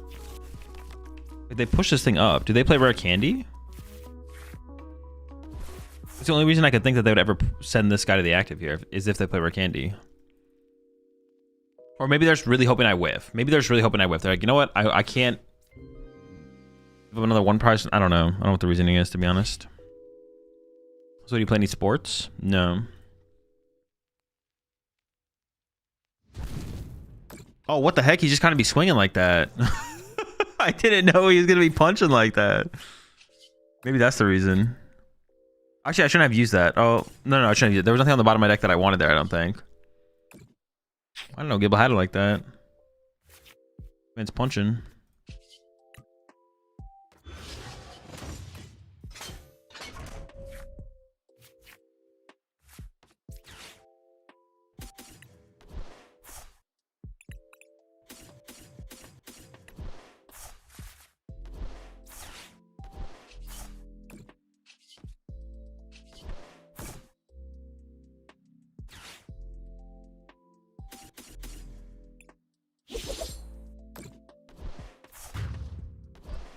So do you have a pet dog? No.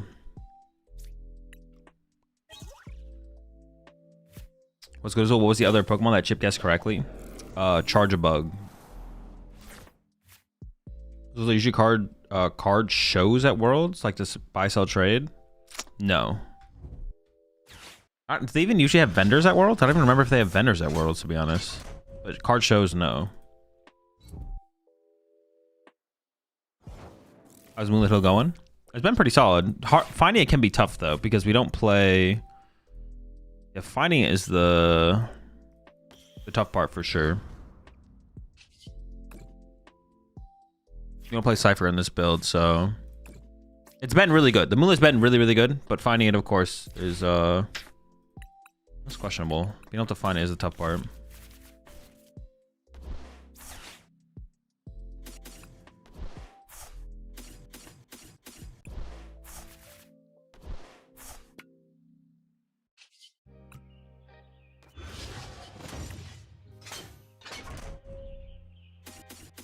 From what I've heard, there are at least some vendors at Worlds. I'm not sure. Was there vendors last year? Like, I don't even remember. I don't know if there was vendors last year or the year before or anything like that. I don't remember.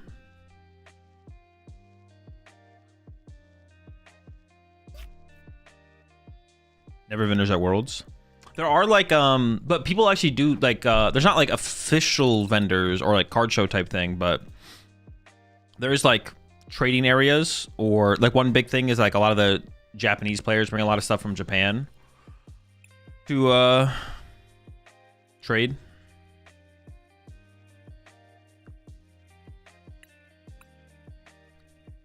When did you quit your job to do Pokemon full time? I don't even remember, to be honest. It was like I don't know, a long time ago now. 2017, 2018, something like that. Yeah, like a lot of people will just like, there'll be like areas where a lot of people have stuff like on display on tables, like set up, buying, selling, trading. You go to Worlds even though you're not a competitor? Yeah, there's like spectator passes. I guess you have to, yeah, you have to be a spectator or a competitor. It's one of the two. Or staff or whatever. You ever sent a card to PSA or similar services? Yeah. What work did you do before doing Pokemon? Landscaping.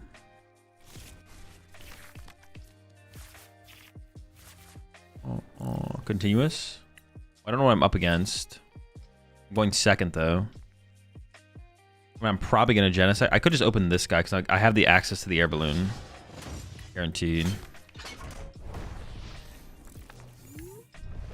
Classic. Gibble. Maybe we hit the exact same opponent here. Ooh. Gibble pass? Oh, Gibble pass.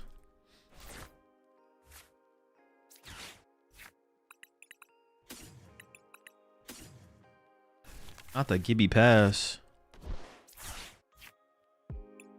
Okay, so I could prioritize. Well, hang on, I should just do like a little bit of a prize check here. I mean, I could just go quad, give me gold or Gholdengo. It's just kind of cool to set up turn 2, so I'm just gonna go for it.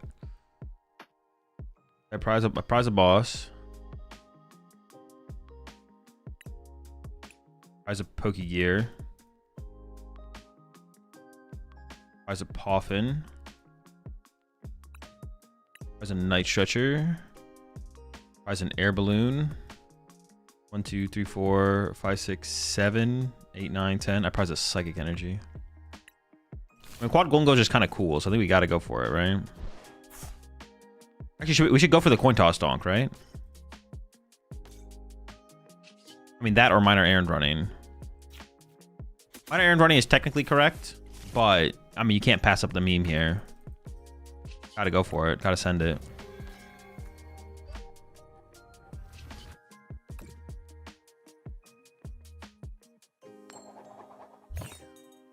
Unlucky.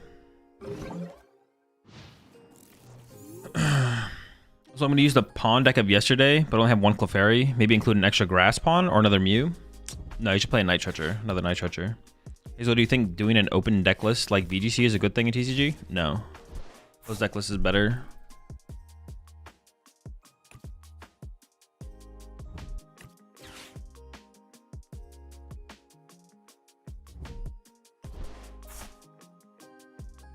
So how do you feel about my deck? Teal Mask, one Teal Mask, 12 Grass Energy, 47 Morrison. What? Dude, the Candy Chomp? That's cringe, dude. What? Candy Chomp is not legal. They did play Candy. I think it's the exact same opponent from last game, though. They do play Candy Chomp. Candy Chomp.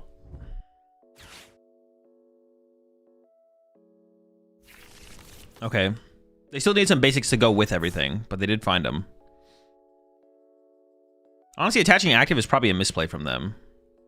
I should have tried to save the energy for a follow-up Gibble. Wait, what the heck? Is he a tank like that?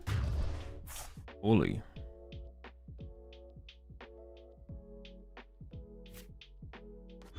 Now I'm going to set up the Caesar. I'm just going to have the Caesar set up just in case of some shenanigans. Oh, shoot, I messed up. I was supposed to push Gimme there. My bad.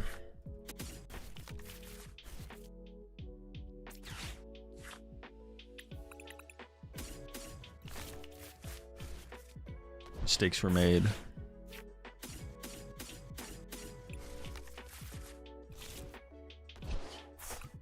Gotta get into the remembering. Rock Hurl does 20 damage, should be 50 damage. Wait, this is plus 30, right? So Rock Hurl could do 50. The other guy does 70. That still wouldn't KO this one. I'm gonna evolve this one.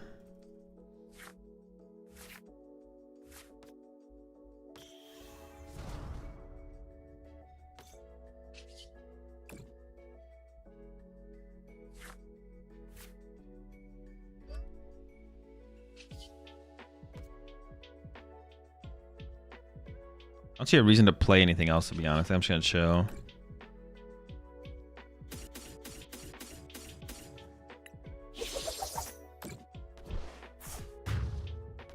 Rock Hurl isn't affected by resistance. Oh shoot, is it not? Okay, I should have evolved the other Gimme Ghoul then. Oh no, because now they can get a prize card this turn. They go counter catcher KO Gimme.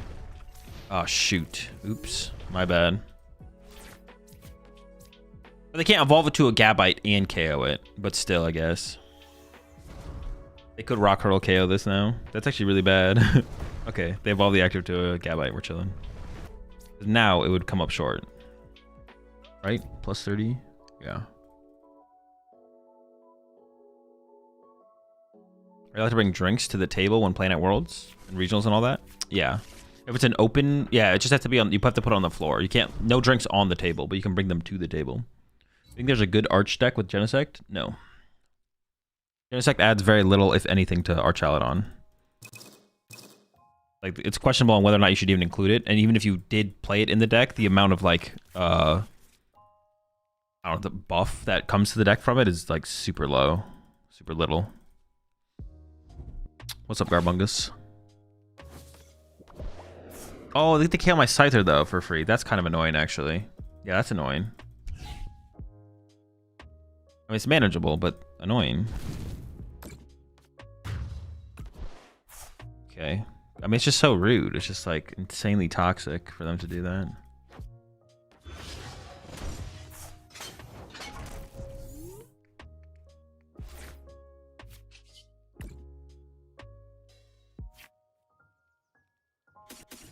I actually have to decide, do I want to set up, how do I want to set this up? So, I mean, this is going to go here. I'm just going to play cards as I'm thinking about this.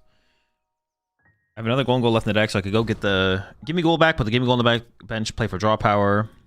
Or I could just get another Gholdengo set up as well.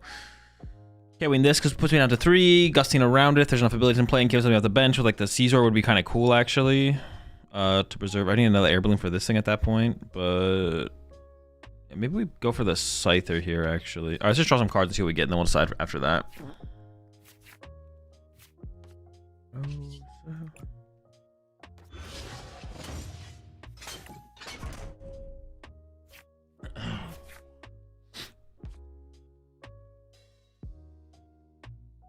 Wait, one more.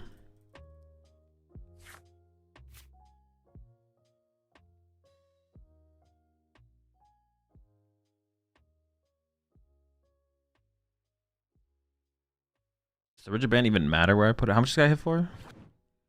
Minus 30. I guess I could actually protect the Caesar from getting KO'd by Garchomp. So I could go... Yeah, that could be interesting, actually.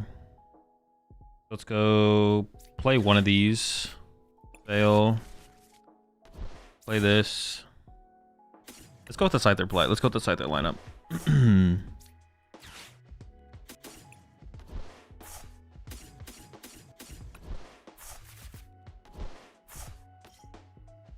I just also want to be able to like air balloon this thing, I feel like.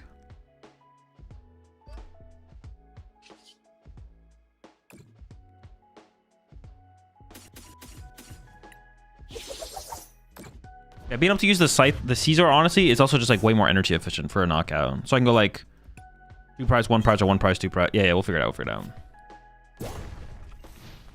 What math is the rigid band for? Specifically, it's for the fish, Chi-Yu. But specifically, it's for Chi-Yu. Yeah, it's kind of just like a floating tech spot right now, to be honest. I just put it in. I just decided to tech for Chi-Yu specifically, but it is really just like a floating tech spot. So, like, if you think if there's a different tech you'd want to include, then do it there. Rigid band doesn't work on Scyther, true, but it works on Caesar.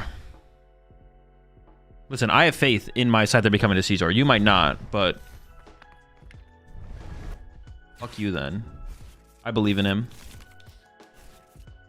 Does it help versus Flareon? It does also help versus Flareon, yes. Chi-Yu and Flareon, that is true. I always forget about the Flareon. I just like, Flareon is just like, I just don't think about Flareon. To me, Flareon's not a real Pokemon, but it does help against it, yeah. It's good for Cornerstone too. Yes, you're not wrong, but no, because it doesn't win us the matchup. It's like, yes, but no, basically. Like, you're not wrong. Technically, it does. However, because that matchup is unwinnable anyways, no. It's like one of those things where it's like, you're not wrong, but it's not a reason why we'd play the card. It's not a reason why we play the card. That's the way you want to think about it.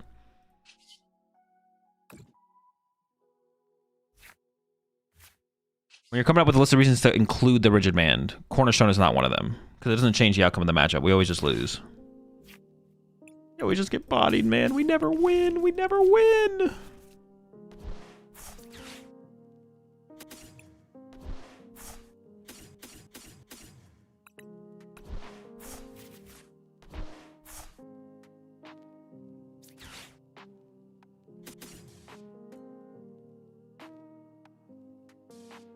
Do I have any energy left in the deck? 1, 2, 6, 7, 8, 9, 10. I think I have an energy prized. But Vessel's pretty weak. But Vessel's probably, like, this guy's pretty weak. This is pretty weak. Oh, but Iona's also pretty weak. So I get rid of, like... Actually, I could do something like this, to be honest. I get rid of these two.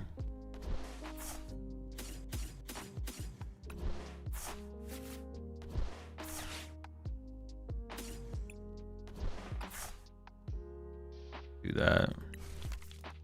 Oh, I have to get rid of all 8. I didn't realize they had the tool card. That's fine. I wasn't change anything.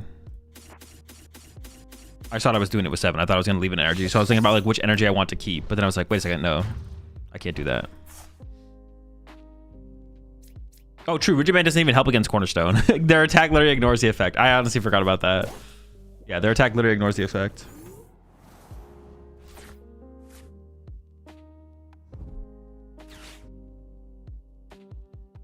Is there a way to make Crystal not an insta-scoop? Yeah, you could play Baby Gholdengo. I mean, Baby Gholdengo might be enough to win the matchup. Baby Gholdengo plus a second Turo, maybe. Because you attack with Baby Gholdengo, they punch you back, you Turo it, you attack them again. Monkey Dory would also be a good... Like, yeah, it's like, how many mid cards do you want to play in the deck is kind of the question. I'm not sure. Maybe Gholdengo's pretty mid. Turo's good though. Turo's good. I don't hate the idea of 2 Turo in the deck. Like this list only has 1, but I don't hate the idea of 2 Turo.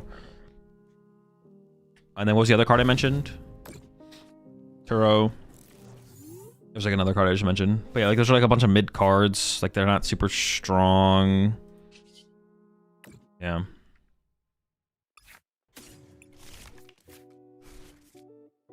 Thoughts on protective goggles? It's a card. I'm gonna go ahead and make an assumption here that you don't actually know what the card does though. So my recommendation is to go read protective goggles.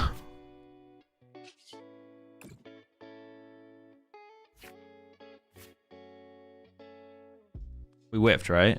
Which is fine. I mean, it's not like we lose or anything.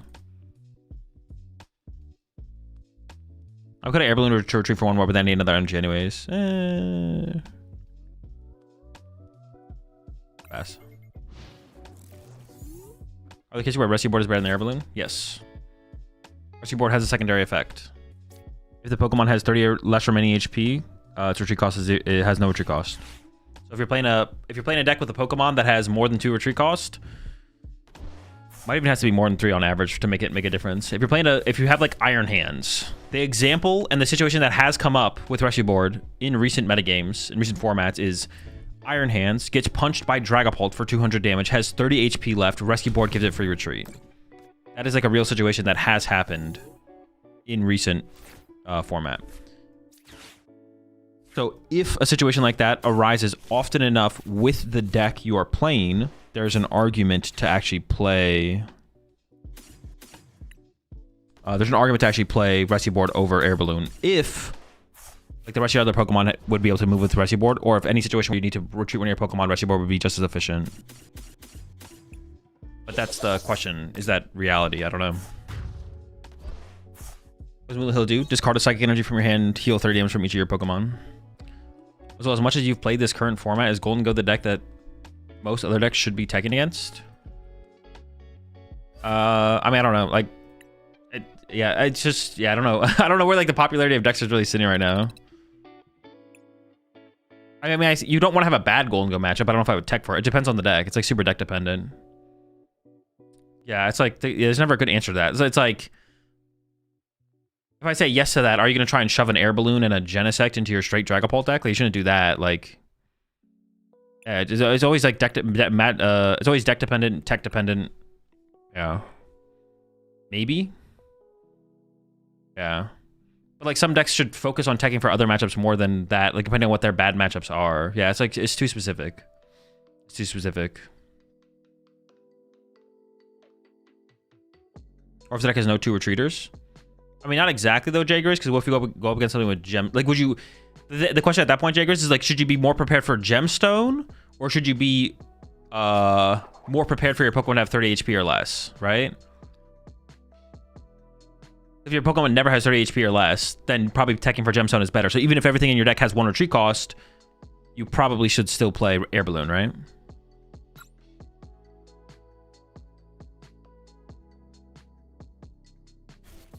We try out Superior EX ever? No clue. Maybe.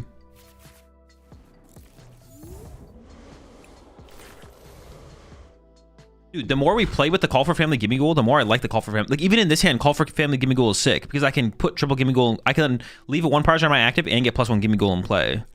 Or if my opponent's not even threatening me on the next turn, I just get like +1 Gimme Ghoul in play. The Call for Family guy is actually just insane. And then sometimes we have continuous coin toss. So we can go for the donk. Gemstone do be capping. Good call out. Yeah.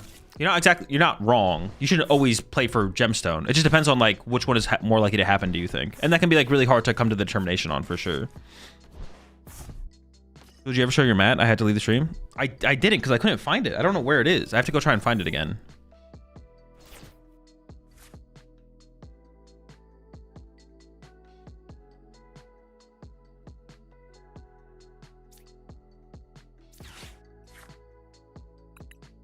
I like setting up this guy in this matchup.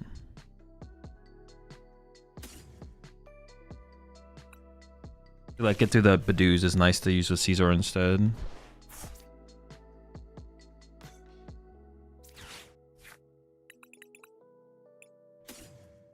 I don't care as much about using Jellicent in this matchup when I can just go full board, right? Well, actually, it depends. Do I have... Yeah, plenty of Gholdengos. Yeah, we're chilling with Joan.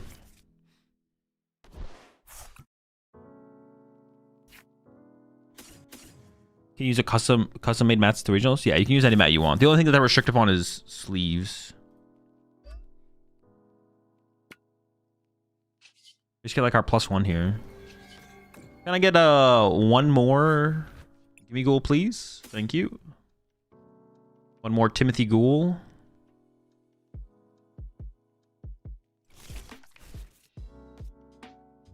Let me see.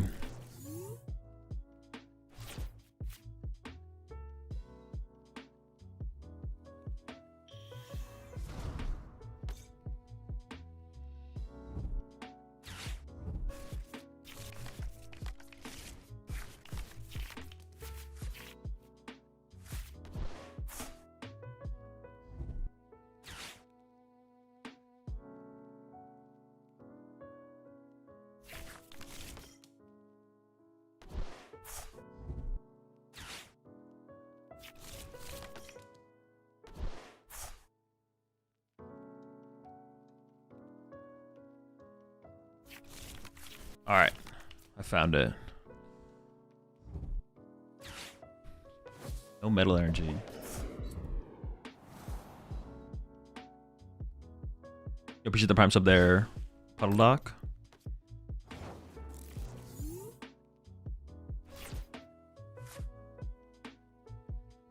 Actually, I think the play is to play the Iono. Right? Play Iono, try and find metal energy, then use Jellicent to shuffle the deck. Because there's no metal energy on the bottom of my deck. I still no metal energy. Dude, I guess fuck me, I guess.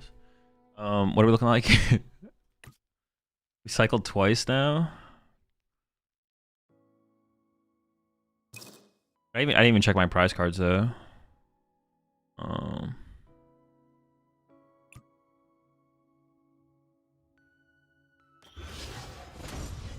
So we just draw first.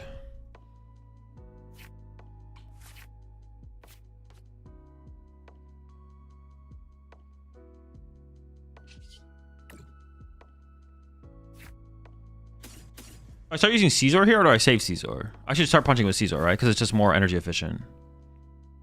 I feel like that anyways.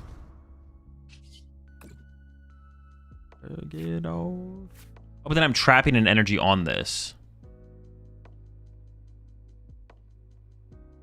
Ooh, I don't want to do that, right? I don't want to trap a psychic energy here. So I should do this first, attack, go from there.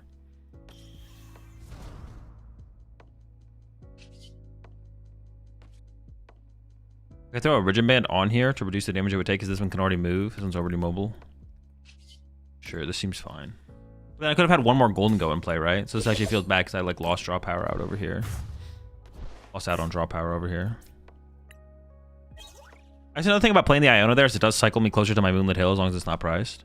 I did find my mat though. But I'm going to do the... I'll show it after the... I'll show it for the top-down camera after the round. I remembered where it was.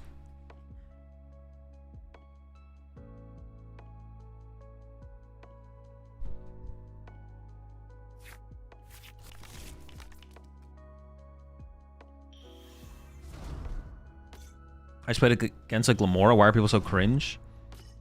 Bro, if you're struggling against Glamora, bro, that says more about you than your opponent there. Lock in, bro. Lock in.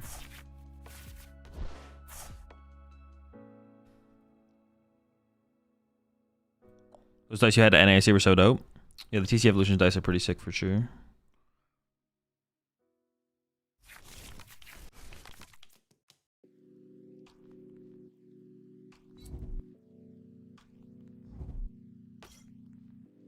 You also aren't allowed to have signed cards because the signatures are considered notes. No, I don't think that's why. You can't have anything on your cards. Your cards have to be the card. You can't have anything written or drawn on your cards. I think it's nothing to do with notes. Which, it also just makes sense. You shouldn't have drawn on cards or anything. It'll make it easier to see them potentially, or figure out like what is... I had a friend get DQ. You used to be able to draw on your cards and play with drawn on cards, so people like draw like top hats and stuff on their Pokemon. I had a friend who got DQ'd from Nationals. From US Nationals, I don't even remember what year. Because he drew all of his borders pink on his cards, and from when you look top down on top of his deck, you could see the pink borders. So they DQ'd him because of that, which is reasonable, to be honest. It's like not even unreasonable that they DQ'd him because of that. Yeah, you shouldn't be able to draw on your cards. It just makes sense. It's just more things they have to worry about, and more of a hassle for everyone else. So that he thinks that was potentially part of the catalyst that led to them just banning it in general. But yeah, it should just be banned. There's no reason to have it around. We don't need it. Honestly, is Boss KO Dust? No, KO the active is always the play here, right? Question is just how do we get there? Yeah. I wouldn't mind Turoing here and removing all this damage off this guy. I'm gonna leave him in the active, I think. I'm not gonna play the Arven. Well, am I harder treating him, I guess? I don't know. I could harder treat him. Do I ever harder treat this to draw one more card? I'm actually just not sure.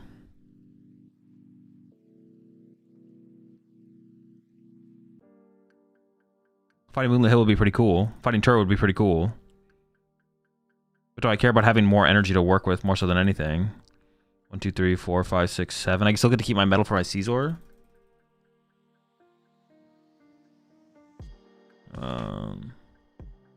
Be discarding the energy if you Turo anyways.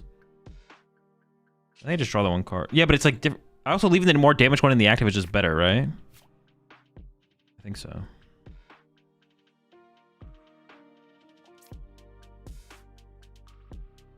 I could attach a Caesar ahead of time here as well. Or attach to this Gholdengo instead. I could go like energy to Gholdengo. Attack. But then do I end up in a situation where I just lose to Badoo? 8, 9, 10. I'd have 1 energy left, so I definitely could lose to Badoo. I think I'm just gonna... I almost just want to hold the energy, to be honest. I think I'm just gonna hold it all. If I commit the energy to the Caesar, they could also, like, Dust Snore it? And Badoo me or something? I think I just hold the energy. I think I just hold it. I think it's the correct play to just hold the energy.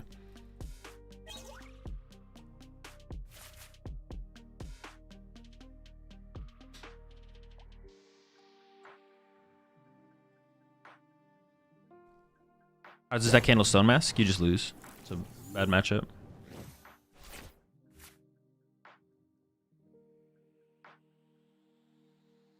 Well, I just got here and heard like half that. You said you used to be able to draw on cards. Yeah, you could like draw anything you wanted on your cards. Like I said, people put like monocles and top hats on their Pokemon. They draw on the cards. But then they banned it going into like the 2011 season, I think. But yeah, it just makes sense. Like, there's too many ways that you could abuse it to like cheat or something like that. It's just unnecessary to be able to let people play with drawn on cards. Being able to play with signed cards, I'm not gonna lie, that would be cool. But then it's like, where do you draw the line? But that being able to play with signed cards would be cool. I'm not gonna lie, that would be cool. The idea of that would be kind of cool. But like, where do you draw the line? Do you say you draw the line at signatures? But then how do you even like categorize what is a signature versus what is not a signature? I mean, obviously, you look at the card, you could probably tell what is a signature and what's not a signature. But like, I feel like just banning across the board is probably just like, easier. Makes the most sense personally. But yeah, this actually feels a little sketchy here. I don't feel that. I'm not that confident in this situation at all. Did you cheat if you draw on cards? I don't know. You could maybe draw it in a way where like it leaves. I don't even know. I'm sure you could come with something. Like I said, if you look at the top of your deck, right? If you color the borders like a certain color and look at the top of your deck, then maybe you could see the color stand out. Like that would be a way. I'm sure there's ways. As long as they'd count as a crutch card in this deck. My friend suggested that to counter Badoo. The deck neutrally just doesn't need a counter to Badoo. The deck already does fine against Badoo. You don't need to build the deck to counter Badoo. Is like the correct answer to that, to be honest. Phantom Diving. They still have Neo Upper here. Wait, they are just kind of like drawing 4 prize cards. Wait, they do just kind of win by KOing this thing next turn, right? What the heck? Do I just lose? Do I lose? Wait, no, they can't KO this. Never mind. They don't KO this. No, if I draw 2 prize cards this turn, we should be fine, right?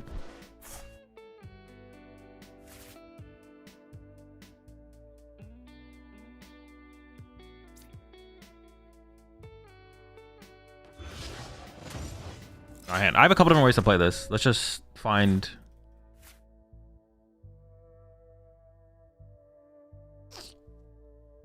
Should we find with the heal? Yeah, Moonlit should just win us the game, basically, right?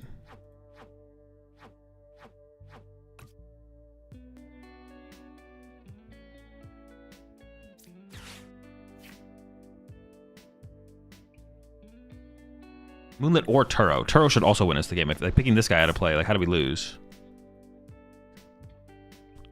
I guess I just draw 2 with this first and see what we get.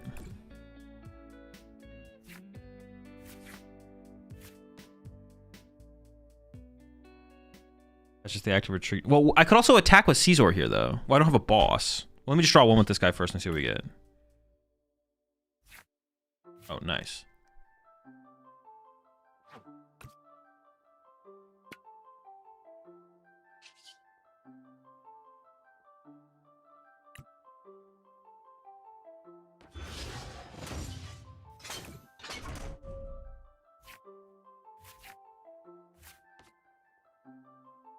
Wait, if I KO this and I put down Genesect with Air Balloon, they can't play Neo Upper Energy and I just win, right?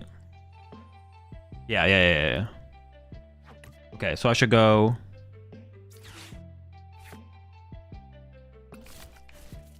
Gotta burn all these dead cards. I want to keep the Metal Energy as well.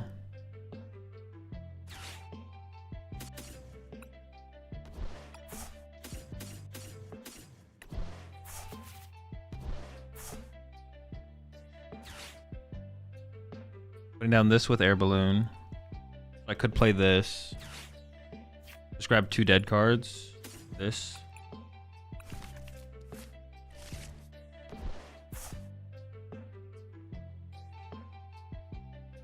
Burn this.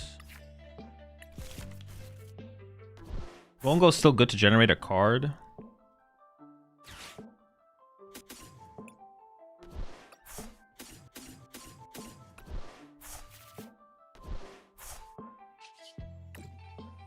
The Moonlight doesn't even matter at this point, but it's just kind of cool to do. Bench this. Balloon it so they can't Neo Upper. I could play the Vessel to discard this last Arven, but honestly the Arven is still kind of good. But I want to play the Vessel, but there's nothing to discard with the Vessel, I guess.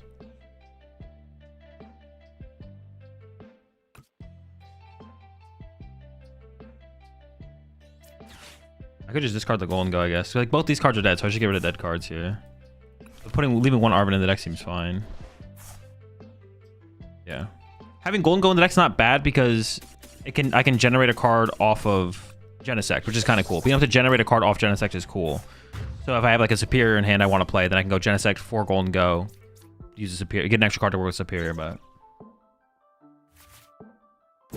Are you allowed to talk to your opponent during the games besides announcing moves? Yeah, if you want to. Or is it frowned upon / banned? It's not banned. It's not frowned upon.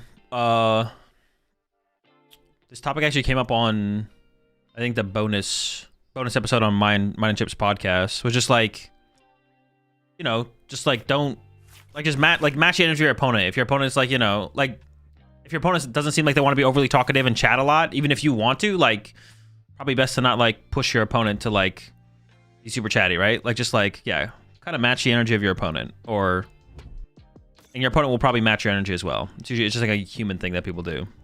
I'll match the energy of the room, the situation, so on and so forth. Read the room? Yeah, let's go to, yeah, read the room. Read the room type situation for sure, potentially.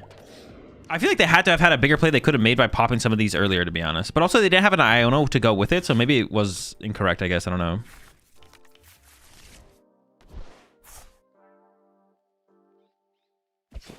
Yeah, it's just read the room kind of thing. Like if you want to be really, if you're in a mood or you are just like a super like chatty person or whatever, and your opponent seems like receptive to that, then it's like fine. There's no wrong answer, but it's kind of just like a, you know, pick up on the social cues type situation, type deal.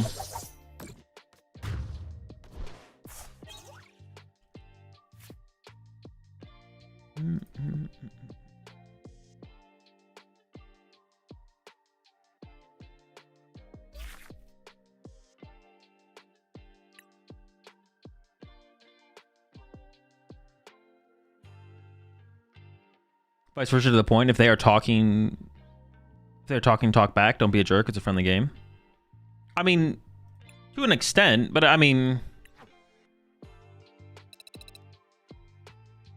yeah, to an extent, yeah. To an extent, yeah.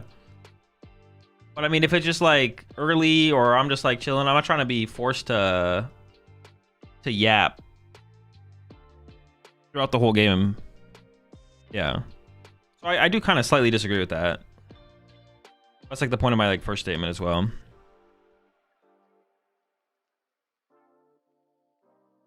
Hit him with the sorry not enough sleep last night. Leave me alone. I don't know if I'd say leave me alone. I've never had to tell anyone to like stop talking, but like I don't say you have to talk a lot, but don't stonewall. Maybe it's just me. Yeah. Don't. Yeah. There's no reason to stonewall. You don't have to be rude. I agree. But I'm trying to like in the middle of the game. I will not be having a conversation with anyone about anything. I'm locked in. Before the match, I'm down to chat about whatever. But once I'm in a game against someone, I'm not chatting at all. How do you feel about card slop decks? I don't even know what that term means. Where you build your deck just by just saying random bullshit go and throw a bunch of cards in a pile and call it a deck. I don't have any feelings one way or another. I don't know. You do what you want, I guess. I just had to go second. I don't know for sure I want Genesect, but I opened it so reasonably in this hand. I guess I should just open it. I don't know what I'm up against, but has anyone told you to stop talking? Has someone told you stop talking? No. I don't really do much talking, so it'd be weird if someone told me to stop talking. I'm never the one talking.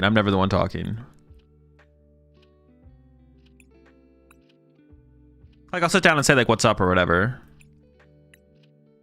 That's not 100% true. Sometimes I'll ask a question or something. Rarely am I ever the person starting or continuing the talking, though, to be honest. I'm not gonna lie. 1, 2, 3, 4, 5, 6, 7, 8, 9, 10. That's not 100% true, though, where I'm never talking, but more so not talking than talking, I guess. Oh, is Mullet in my hand? No.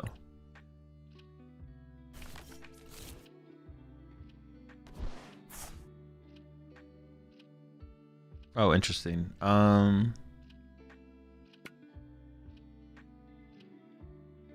Okay, I could get... They opened Monkey Dory. I could get item locked. I just have no idea what to expect from my opponent here. So I could Vessel away this Gimme Ghoul. Whatever, we'll just go pass. Oh, I should have retreated to a Gimme Ghoul there. I always forget to do that. Because then I could have gone Gholdengo for 2, Gholdengo for 2. You ever entertained the where are you from or wherever I'm living next? Of course, yeah. Yeah, if someone asks me a question, I'm not gonna not answer the question. I'm gonna be rude. I'm just saying like the constant chatting in the middle of the game is like what I'm not. Like chatting before the game is fine. That's different. Chatting, I'm doing no chatting in the middle of the game. Yeah, once we're playing the game, I'm doing no chatting. Before the game, I don't. Yeah, I'll be chatting with my opponent sometimes not. I'm usually not the one to like start conversations, but if my opponent starts a conversation, then I'll converse with my opponent for sure. Not against it. I'm just not usually the one to start it. But in the middle of the game, I'm not conversing. Also, I really liked your take about the Pokemon Center at Worlds and how the competitors should automatically get a slot or something.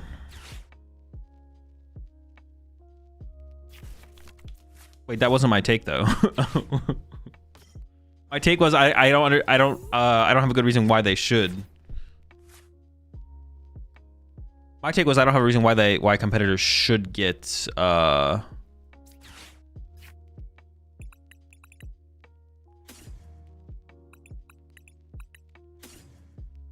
priority. Not saying they should or shouldn't. I just don't have a good reason why they should. I think the what's it called is a reasonable reason though. Like I think, you know, due to the fact that you're competing, due to the fact that you're competing, you have less time to potentially go to the Pokemon Center. Oh shoot, did I want to go? No, Caesar doesn't even care this anyways. Like that's like an okay take, I think. I'm not sure it's like really convinced me personally that Yeah, I don't know if it's like really personally has really convinced me, but it's something, I guess. I'm like, all right, I can kind of see that a little bit for sure. I don't think Countercatcher is going to be very powerful in this matchup, so just give it up. It's fine.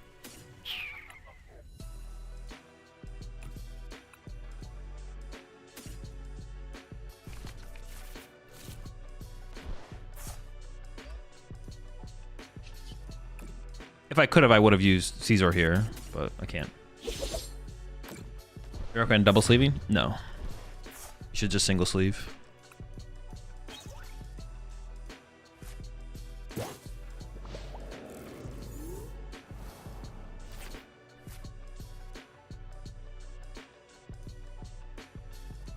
I'm against you at a tournament. Can I ask you about the next rotation, or do I get DQ'd? You get DQ'd.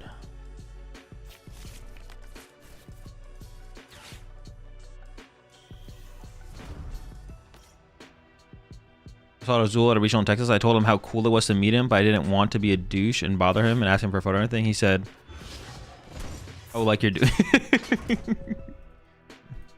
Good pause though. Oh, like you're doing now. I think for World's priority for competitors kind of makes sense. They worked for it in that case. Okay, but okay. I mean, I don't like the competitors worked to get their Worlds invite, right? Like I don't like. I'm not saying I'm against Worlds competitors getting that. I'm not against Worlds competitors getting early access to the Pokemon Center, but that's not what they worked for. They worked to get their Worlds invite. And like obviously like some of the stuff that comes with that is maybe the reason they even try and get the Worlds invite, right? They want an excuse to go to the World Championships, to go to the event, to go on like a vacation with that as well. And I guess on top of that, you also get the, usually you don't want to evolve this guy, but they're drawing so slow. Let's just do this first. And on top of that, you get the, competitor kit as well or whatever.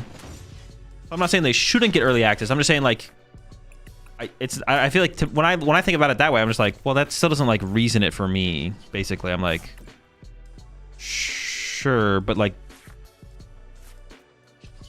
I feel like that's like not what you work for as the competitor. You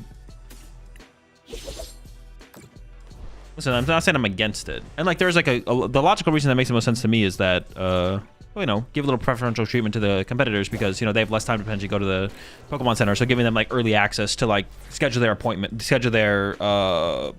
with the Pokemon Center would be reasonable. But yeah, I hate the competitors. I'm just saying I don't think like that logic like fully tracks. Just because there's something happening at the World Championships, does that mean that the competitors should get priority for everything that's happening at the World Championships? Like I don't know. I don't know if I agree with that.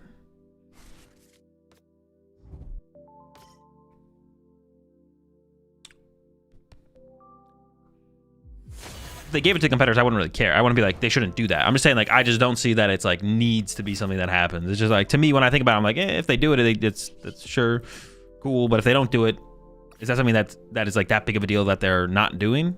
Probably not. In my opinion, at least from like I said, I don't have like that strong of an opinion on this. So like my opinion could definitely change on it. But where I'm currently at with my opinion, I'm like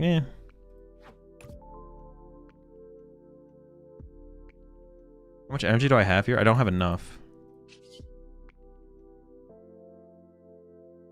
I'd be fine with just boss KOing the snow run here, to be honest.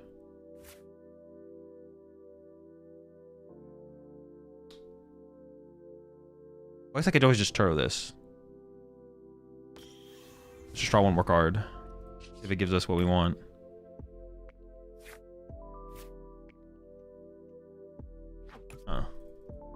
Punching this does not seem very good. That seems bad because like, it just gives them monkey door damage to work with. I could just Turo this though. That could just be my play this turn. Turo push the Genesect.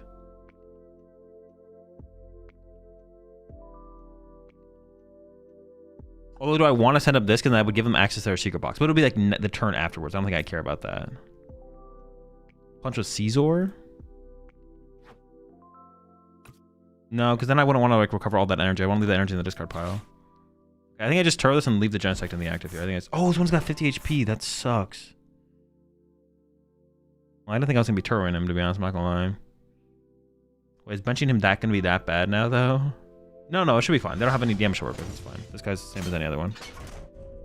Oh, he's so weak, man. What the heck?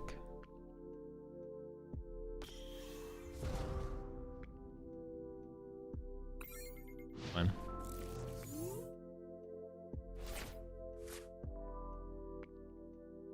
The competitors would be busy wanting to win worlds and worried about shopping at the Pokemon Center. I mean, people's whatever priorities are their own. Doesn't really. I don't think that should affect whatever people's priorities want to be. That's like up to them. You know, we shouldn't assume one thing or another.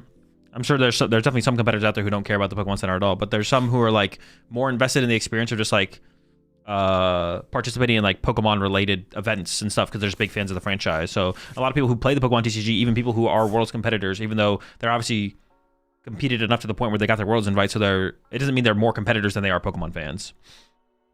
As someone who doesn't care either way, I think it's reasonable to believe that if they give staff separate specific time for Pokemon Center access due to staff time constraints, then it makes sense to also do that.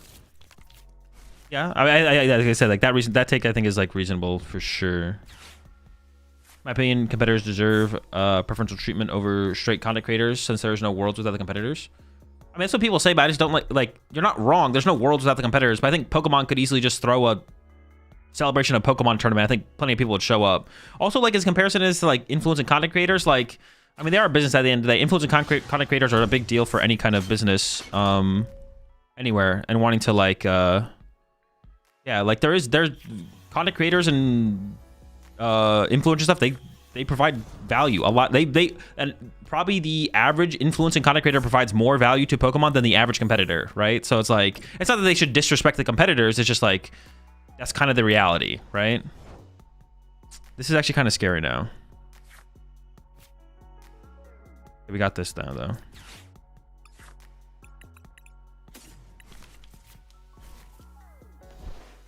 So you still open packs in Pocket? I do, yeah. I still do my dailies.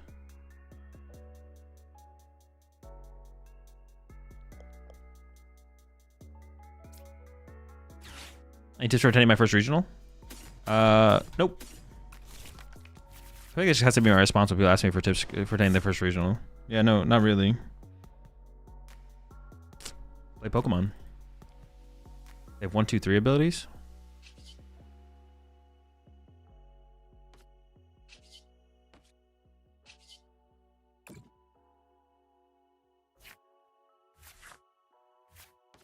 Also, I feel like when people ask me for like tips for like their first major event or something, like what they would consider a tip is just like not something that I consider a tip. So I just don't know what to. I don't really have a good response when anyone asks me, any tips for my first regional. I don't know. I don't know what would be a tip in that situation, to be honest. I think just knocking out the active has to be the move here. Like everything I always respond to whenever someone asks that is like super generic. Any tips? Get the dub. Win. Don't lose. Guys, 2020. I guess I can make him survive. Actually, do I want him to survive? I kind of want him to die. Maybe I still is here. Here. Moonlit off the prize cards would be optimal here. When I evolve the Lost Dango to dig for Moonlit Hill because it's prized. Even if it wasn't prized, I don't know if it'd be worth the trade-off, to be honest. Yeah, even if it wasn't prized, I don't know if it'd be worth the trade-off of it eating up the damage from Frost Blast. Because I'm like, I'm in bad range for TM Devo if I evolve that one.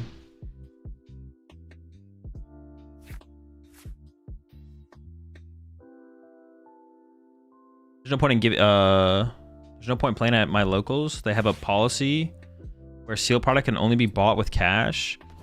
They don't have cards in the case, so people just buy sleeves and accessories with store credit winnings. I mean, that's how you can basically, if you go to locals and get store credit, that's how you can make your sleeves free, basically. That's what I would do with all my store credit winnings. I would just buy a bunch of sleeves every single time.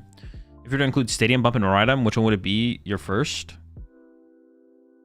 Maybe Beach Court? I don't know, to be honest. Beach Court or the one that puts a card from your hand on top of your deck, maybe. This is kind of scary.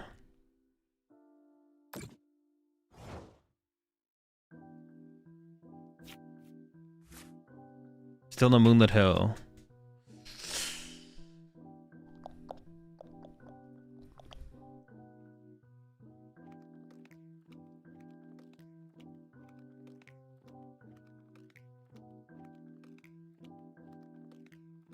Dude, no Moonlit Hill, dude. Never lucky.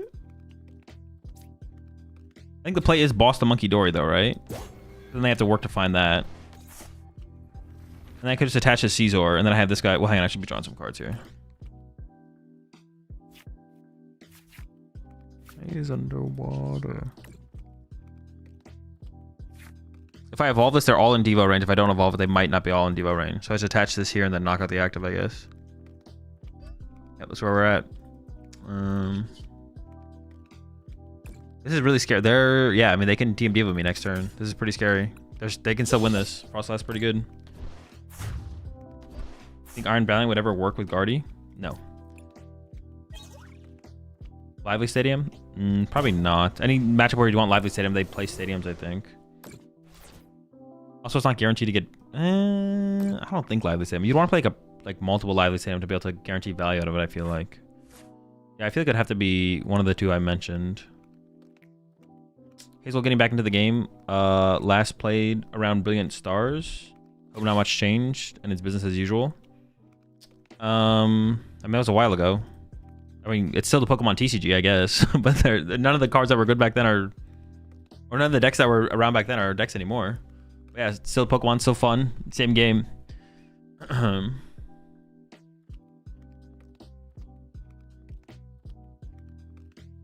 Festival Ground, so Pikachu can't get burnt? Well, you don't play Pikachu and Miraidon, so that wouldn't be a problem.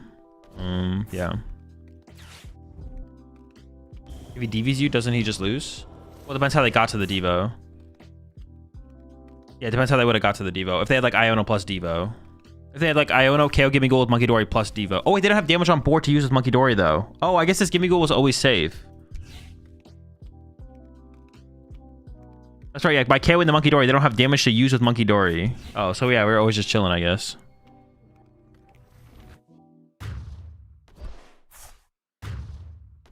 Yeah, we're always chilling, we're always chilling.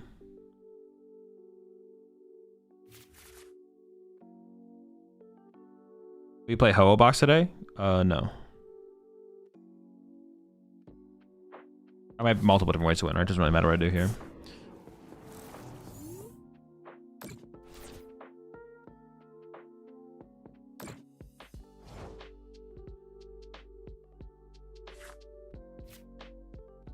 Okay, cool. 550 HP gimme. Call for Family. Call for Family is just more that valuable over more HP. I think so, because it's pretty easy to use that one as your first one and evolve that to a Gholdengo before the HP becomes like a big liability most of the time, it feels like. Maybe that Miraidon with Area 0, Secret Box, and Pikachu can be a competitive option. Probably not, because the Prime Catcher build just feels like it's probably better. There's no reason, like, both builds are not competitively viable. One is just better, so... Yeah, the Secret Box Area 0 build is probably just bad. The Prime Catcher build is probably just better.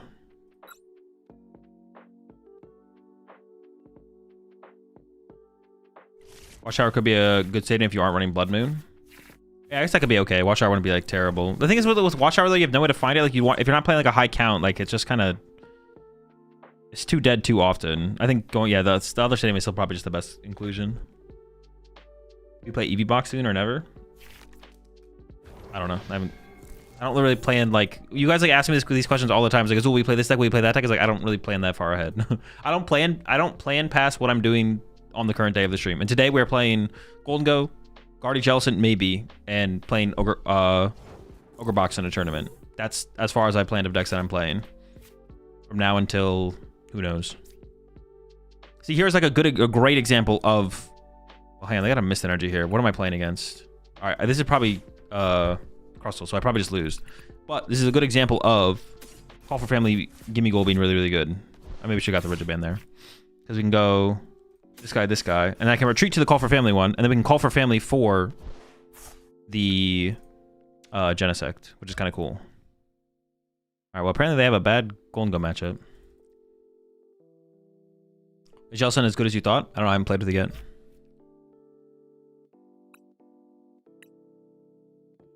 Also for regionals/nationals, can you use your own damage counters? Yeah, of course. Yeah, they don't provide you damage counters on site.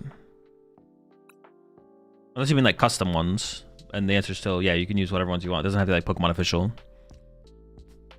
This may be a silly question, but why are you playing on your alts? Because it's hard to find games on my main. The queue times are a little bit long, and then I keep hitting the exact same people. I don't want to play against the same deck over and over again. How good is Moonlit Hill in this deck? It's pretty good. It's the one card I'm missing, and I'm just wondering if you think it's really good or just a tech against spread decks.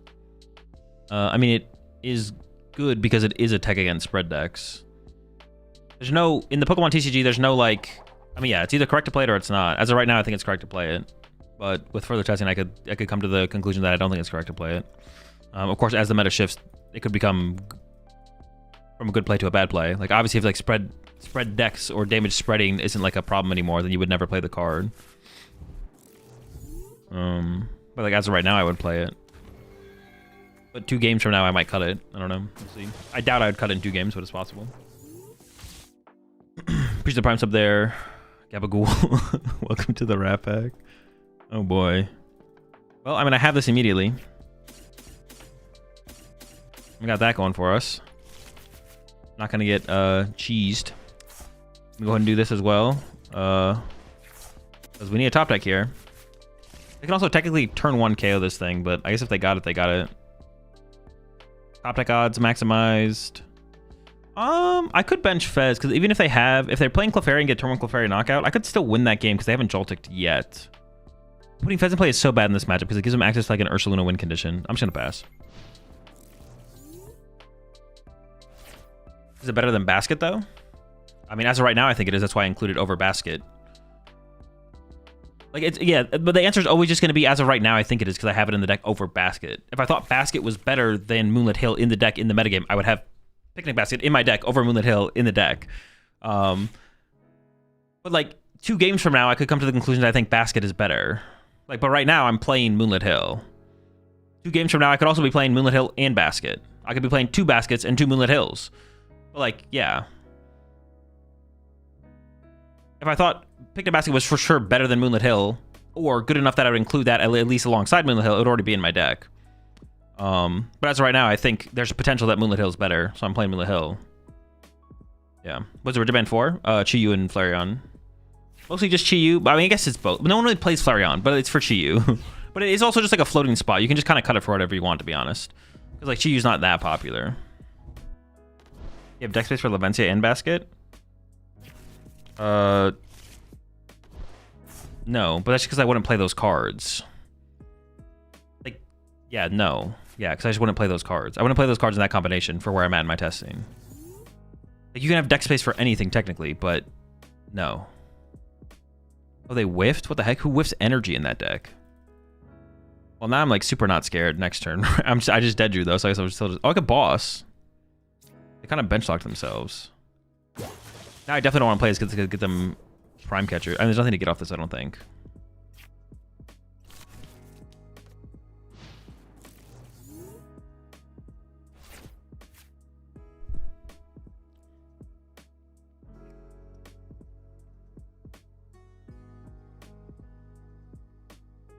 Yeah, the question, like, do you have deck space for Lavencia and Basket is, like... The answer is, like, yes. I could cut Moonlit Hill, and let's just say Ridgeband, and I could add Basket and Lavencia. But I'm not going to do that because I think it's worse than playing Moonlit Hill and Ridgeband or some other tech card. So you can always have room for everything, but yeah. Or Basket for Moonlit Hill for the real Giga Chad Gholdengo player. Hey, that's my guy right there. But hold on, this is a little bit weird. We need, because like this guy can kind of just swing on us. I would just lose to Crispin if I KO the active. Or I could bench Fez and then KO the active, and then if they Crispin KO, I could push Fez, draw with Fez. That still feels kind of bad though, to be honest. I could just pass. I'm pretty comfortable just passing here, to be honest. I think I'm just gonna give myself another turn to draw. All right, hopefully we don't get bodied. What's up, Zul? Playing Jelly Guardy today? Hopefully. Yes, soon, yes.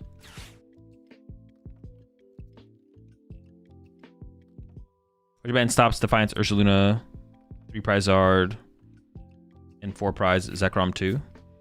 Ooh, it does stop the 4 prize Zekrom. Oh, it stops 3 prize Zekrom, you mean, right? 4 prize Zekrom nukes you. I can't. Okay, that's good. I was like, we can't wait forever though. We have to make a move eventually. I think I'm okay to move with this.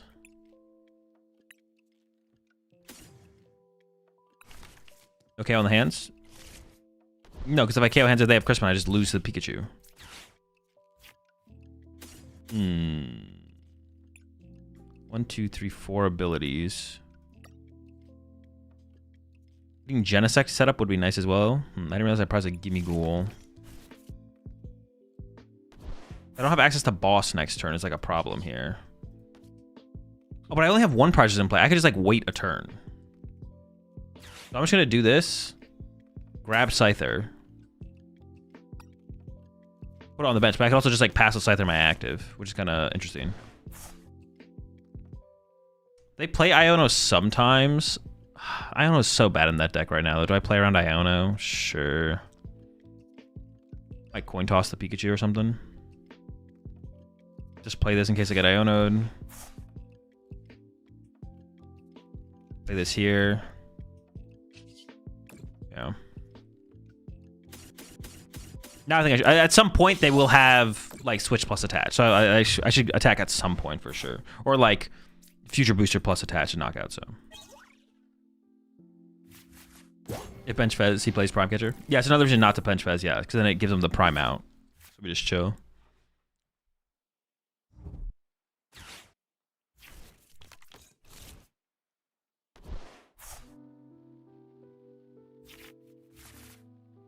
What's up, Alpine? Oh, we have boss in hand now as well. The boss came off the prize card, so. I can use boss KO peak. Well, it's if I find an evolution, though. I don't have an evolution right now. But if I had not gotten Scyther, and instead I'd gotten Genesect, then I would have the evolution. Then I have to decide how I want to play this, because I'm not guaranteed an evolution here. So I could literally just pass with Gimme Ghoul in my active or something like that if I wanted to. Let's see we top deck, though. If we just top deck the out, then we just play the game, but... Okay, we top deck the out. Well, I guess in this situation, though... Maybe that's still incorrect, though, because in this situation... They can't Crispin... Oh, they can Prime Crispin, though. Yeah. I guess I'd leave one prize board. Well, I'd maybe attack with the continuous to try and break the Pikachu's ability, but same difference at this point. I mean, at this point, we're just like fully set up. The game's just over. I think I Fez before Genesect. Maybe it's not true, actually. Worked out, I guess. No, because I would want to draw into more Gholdengos there, I think, yeah.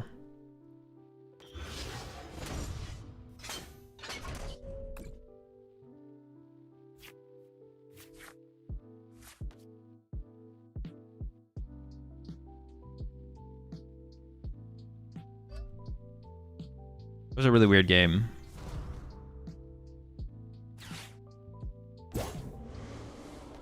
But very chill.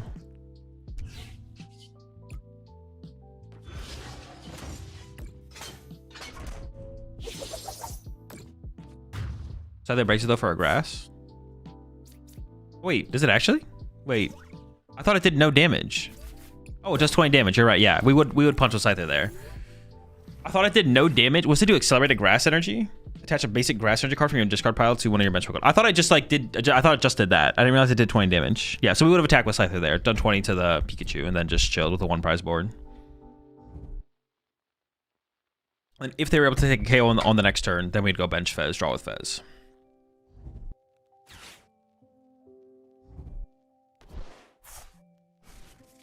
Should basically be over at this point now. We should have it all locked up. Would you rather have Fez die versus the Dango? What do you mean? All they play Psychic Energy, they could have healed the 20. I mean, some do, some don't. I mean, we would have done it anyways, though. We may as well try and progress the board state. If I want to stay at a one prize board, we may as well punch the Pikachu. Doesn't matter if they play Psychic Energy or don't play Psychic Energy. Even if we knew 100%, even if we knew that they 100% play Psychic Energy, we still punch them with Scyther. Playing around your opponent being able to do something means you're never playing to actually ever win the game. Because if they always have everything and you're always playing around everything that they always could possibly do, they always beat you. You're just never queued up the game. It's always a lost cause. What do I have to do? Attach a light energy to your Pokemon. Am I going to play light energy today? I could try and do it with the deck I'm playing, right? Using an attack that costs at least 2 energy. We'll do that eventually as well. Alright, I'm gonna go make some food real fast, and then we're gonna play some Guardy Jellicent. If you try and play around them having Psychic Energy, is continuous coin toss a better option? No, doing the Scyther and just guaranteeing the 20 damage on is definitely correct.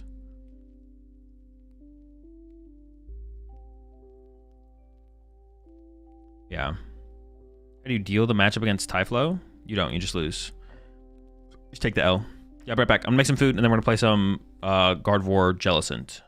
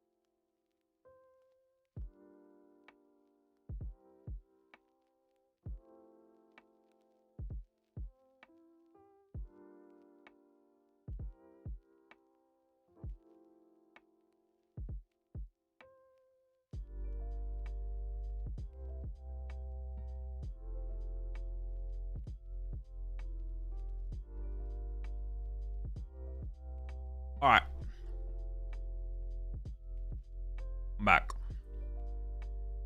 I was having some trouble with the toaster. It was a losing battle.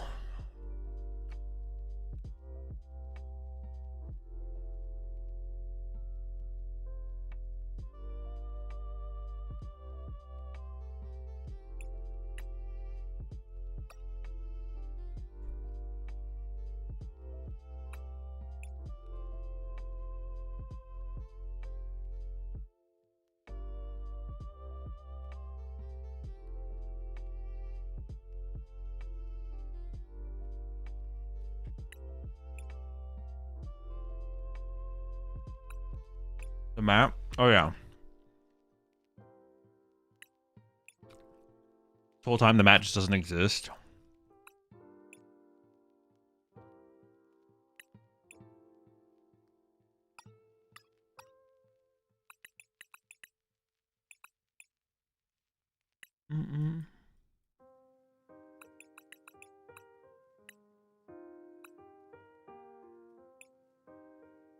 Wait.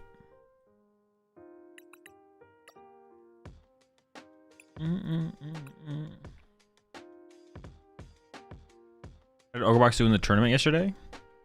It did fine. I could have played better, but the deck felt fine.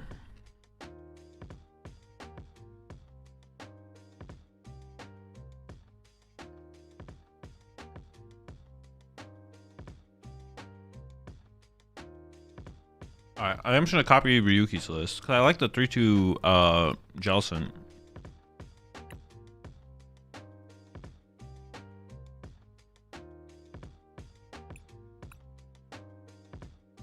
Is ArmorBox a real deck? I don't think so. I don't know, I have to play with him more. I might be, to be honest. I did like the way the build ended up yesterday for sure.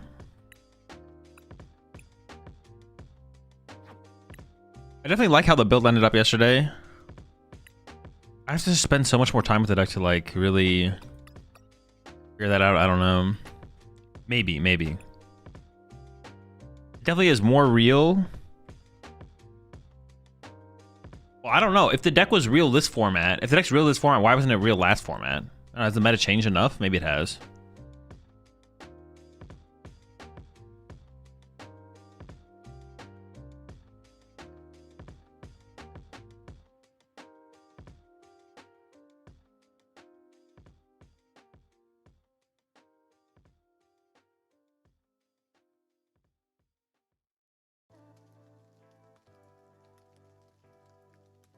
Oh, wait, let me show the mat real fast.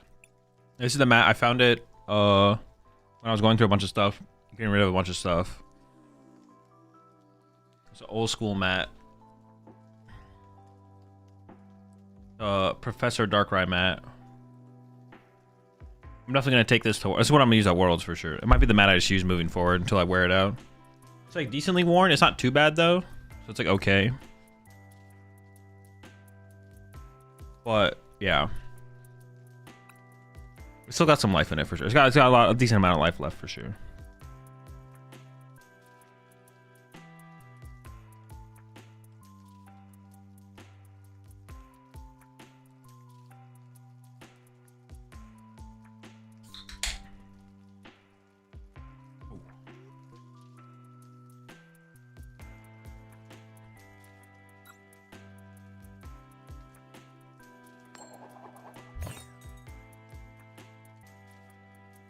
You throw it into the trash can?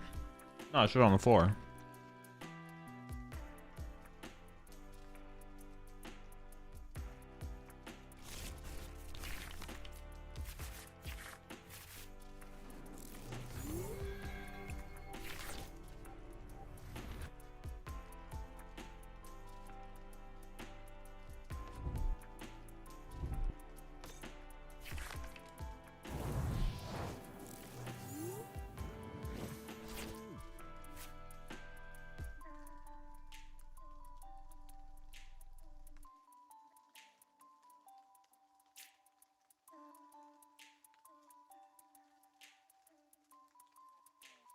Well, they could turn one attack.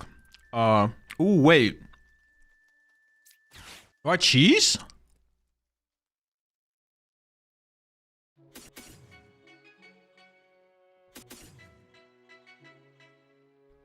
Oh, that's so many supporters, dude. So how much do I care about saving the candy? I haven't checked how many curly are in the deck. Oh, this displays 2 candy. Left key? Oh, it's insane. We cheesing. And with the keys.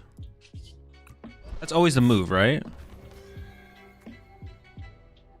I'm gonna play the Iono next turn and put the research back in the deck because I don't want to run out of supporters. We'll see what that turn is like, but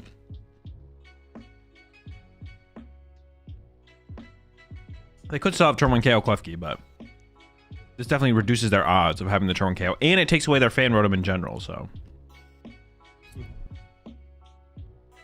Moonlit versus Leventia depends on what you expect to be more popular. I unlock versus spread damage. Not really. Like you don't need Leventia to beat item lock. Well, I guess that would be like around Guardy potentially, maybe.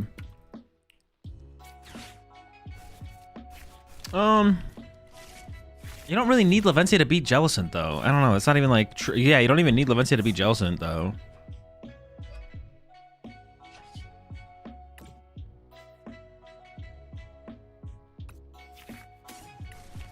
I should have done a little bit of price checking here.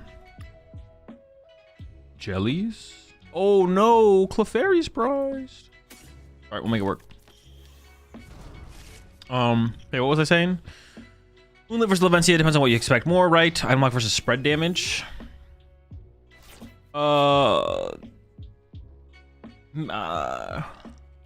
Maybe a little bit. Not really, because you don't even have to play a stadium. So I wouldn't even say that's true. You don't even have to play a stadium.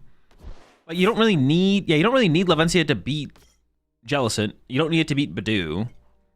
Having a counter stadium for Jamming Tower is nice, and then having some heal for the Grimmsnarl, Gardevoir, and Dragapult matchup is also nice.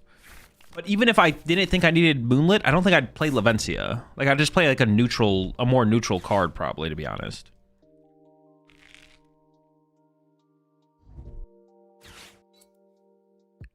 So like yes, but no.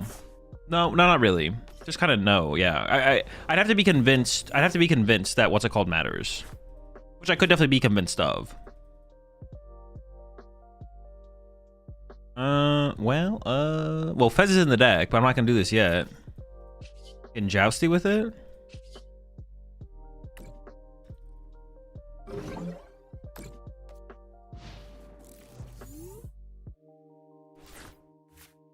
If I was convinced, I always want to counter. All right. The situation that would come up that would be like, I'm always playing Moonlit Hill or Leventia would be, I have to be convinced in the metagame, I always want a counter stadium. And then on top of that, that Leventia, I actually need Leventia as an out to beat item lock decks if they're popular enough. And then it kind of goes back and forth between that, yes. Up to the point where we maybe still play both at some point, but.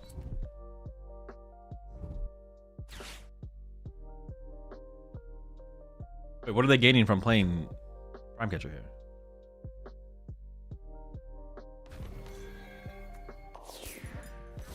Oh, do they have Sada in hand? Nope. All right. Well, fish.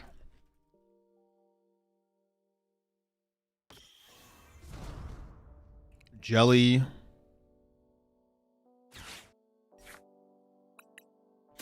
Dory. Iono? Oh, but I don't really want to Iono them. What else would I do, I guess? Come on, I gotta.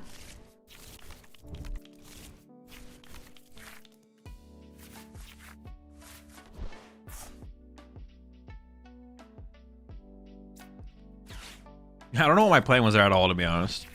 Definitely maybe trolled.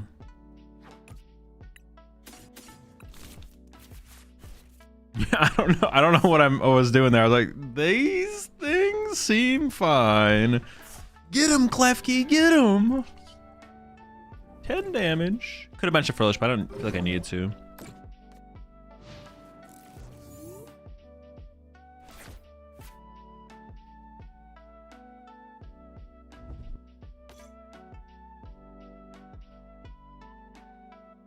Good luck with Ogerpon tonight. I thought I was in the middle of another deep run, but the TO had 30 people ace him, suddenly dropped to top 8.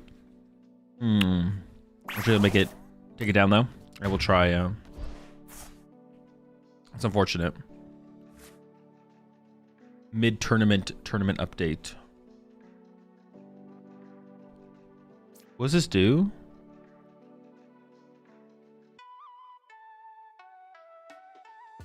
Doesn't do that much damage. Like an okay amount of damage.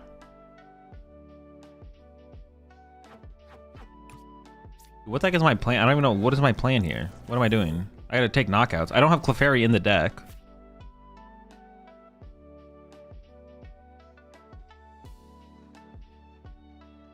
Oh, I could do this actually. Hold up. I got a plan. I'm cooking.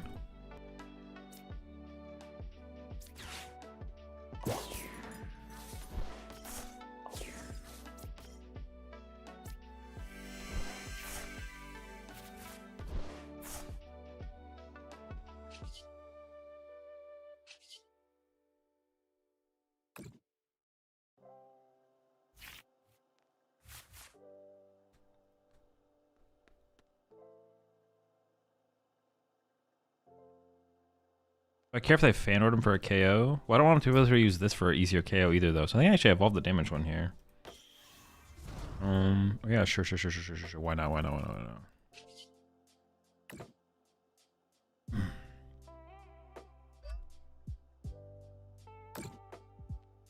This guy has 230 HP left.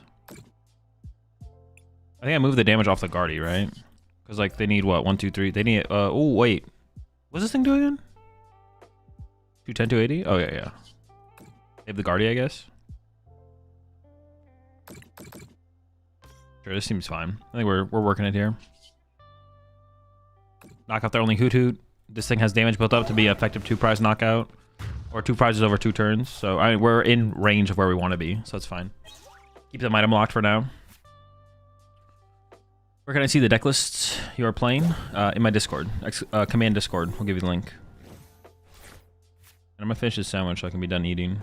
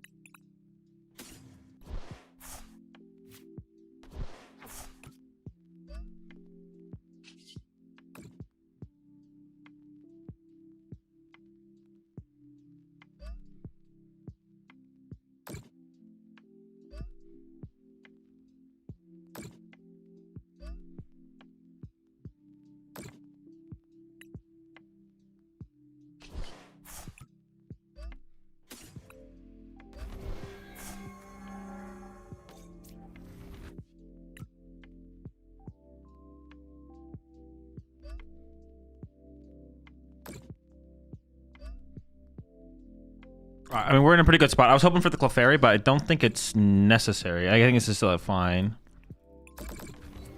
Like, it still does... Oh, no, I actually am coming up short, right? I am coming actually a little bit short of where I want to be. Okay, we're... but I can triple Monkey Dory next turn, so it's still fine.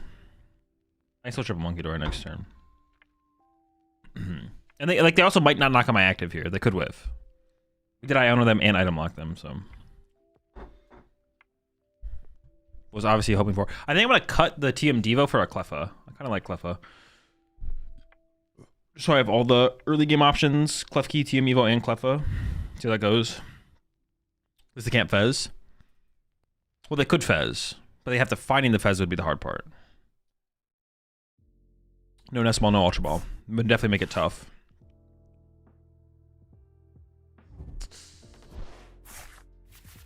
You love to see it. You love to see it. I can't win this turn, right? I'm always coming up a little bit short.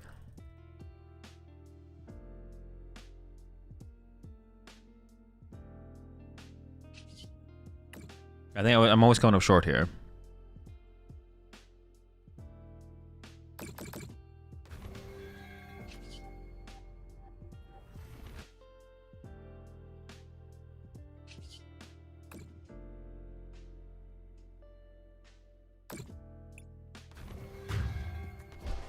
Oh, I could have played Counter Catcher first. That's what I was thinking of. I don't really need to, though. Yeah. I'm fine with waiting, actually. I take it back. Like, they don't have a great play into this situation, right? Cortison. Marvin. Should be able to do, yeah. Because if they take a two-prize knockout next turn, we just win. If they don't, we should also just win. Yeah. Here's what we'll do the Pokemon world. My 7-year-old son has just got into it, and I'm trying to learn the game and help him learn too. Which decks do you recommend for him at first? I don't know. I'm not great with these questions because I've never like gone through that. Gholdengo is like my go. I think the Gholdengo would be fine. Yeah, I mean, I think Gholdengo would be fine. I guess for like a kid, it doesn't really matter as much. When like someone who's like an adult or whatever or older asks me like, what is a good like first competitive deck? Gholdengo I think is obviously going to be fine. I guess when you're younger, it matters a little bit less to be playing a good deck. Yeah, Gholdengo. Yeah, usually I recommend Gholdengo because like I don't want to recommend them like a deck that's easier, but it's just a bad deck.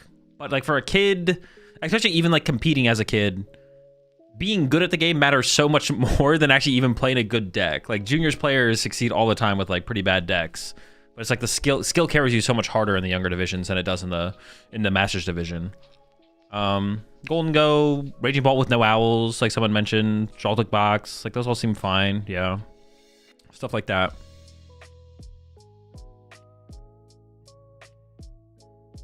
I'm trying to think if there's like a simpler deck that even if it's bad, it would be better to like go with. But is there decks that are simpler than those? I don't think there really is, to be honest. Like that's kind of the baseline. Where's the Typhlosion? Typhlosion might not be terrible, actually. Yo, appreciate the $5 super chat there. Sour cream and onion chips. For the win. Disappointing seeing the jelly. Disappointing? What do you mean? The jelly's sick. Appreciate the tier 2 as well there, Jade. Welcome to the Rat Pack. I think that's what I would... Yeah, that'd be my recommendation, I guess. Is the monkey really worth it in Guardian anymore? Yes. That's like the only reason to play Gardevoir. If Gardevoir didn't have Monkey Dory, you could still play it. It's just like a turbo one-hit deck. Like you just play Bravery Charm, Drifloon builds. Monkey is very worth it in Gardevoir, though.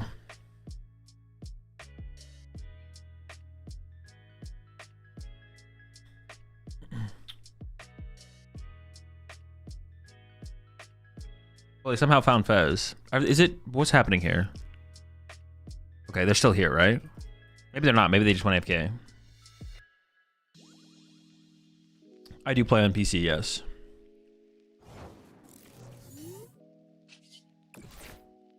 What about Guardy without the Guardy? That might be insane. Just quad Monkey Dory. Be pretty crazy for sure. You just bench Ralts as bait, so your opponent gusts them while you just keep mind bending them. You might be onto something. You could be cooking. You could be a genius. You're hired.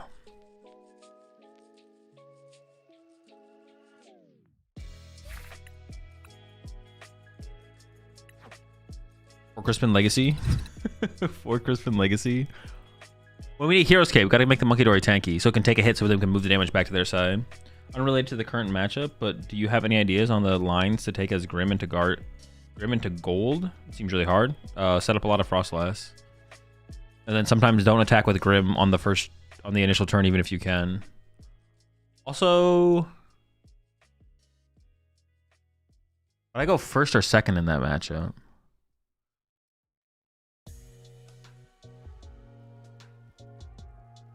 I'm Grimmsnarl against Gholdengo.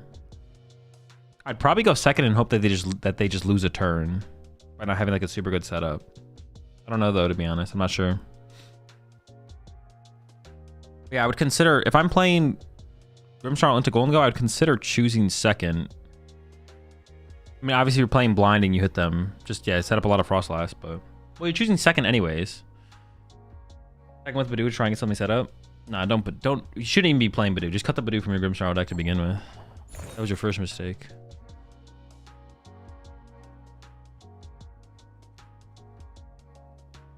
Yeah, I'm not sure, to be honest, if I choose first or second in that matchup. Because if you go first, there's so little to gain. Even if you get like turn 2 Candy Grimmsnarl going first, like what are you're KOing a Gimme Ghoul, and then you would give them the first 2 prize, one like blow up your dude, and you don't even have Frostlass set up at that point because you reach for Candy Grimmsnarl instead of TM Evo. But you could just go first and have the extra turn to work with, and then TM Evo still. You just had like one more turn to like evolve into stuff, or just like draw a card for turn or something like that, which doesn't sound terrible, to be honest. Yeah. Did you go first or second with Miraidon? I honestly don't know. I think first, but I honestly don't know for sure.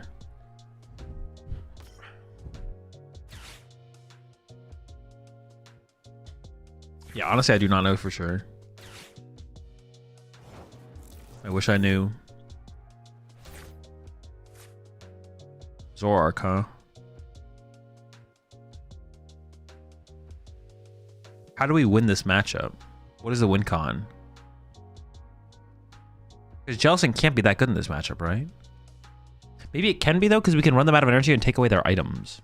Maybe there is something there through the Jellicent line, actually.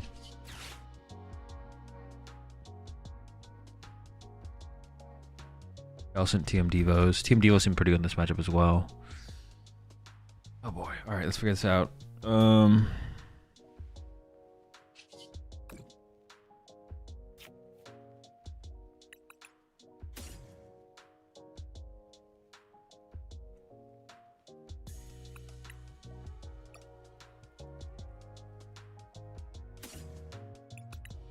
Or maybe we just start getting Jelly and just hope that's the best. I didn't even check for everything, to be honest, off this hit. It's there, though. We're not worried.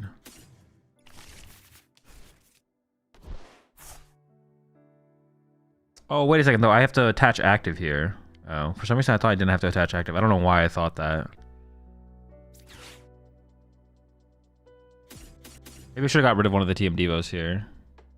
I'm getting rid of my fish. Oh, I'm gonna TM Evo out the other fish, right? Yeah.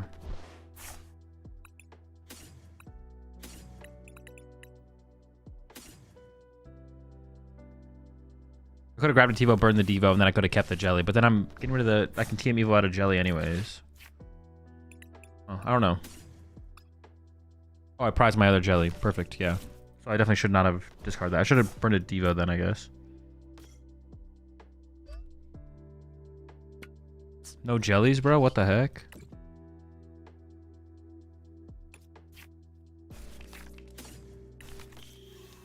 So I could have held the Jelly or the Curly. So I should have held the Jelly there. And then I should have grabbed a TM Devo, burned a TM Devo, just rocked one TM Devo the rest of the game.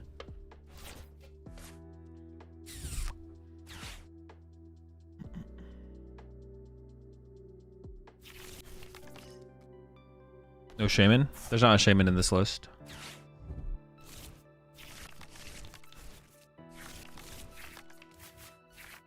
Clefairy is good, +2 Dory, because no weakness. If you Clefairy punches Orc, they just kill your Clefairy. Jelly does the same thing, but it keeps them item locked. I guess it's not always... But, dude, discarding that Jelly was so bad. Can I get it back, please? Can I get my Jelly back? Thank you.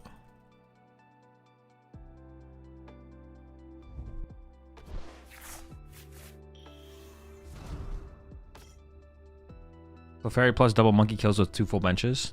Oh, sure. Yeah, I guess if they overload, yeah, sure. I guess we could take advantage of that. Good point.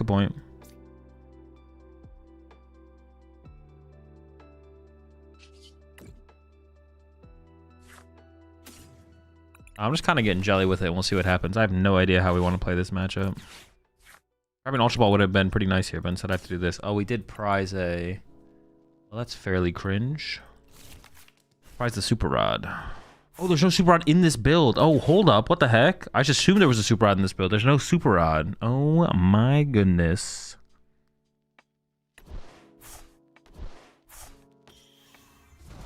I don't know. I'm just item locking them and praying. Oh, my gosh. Get him, Jelly. Get him.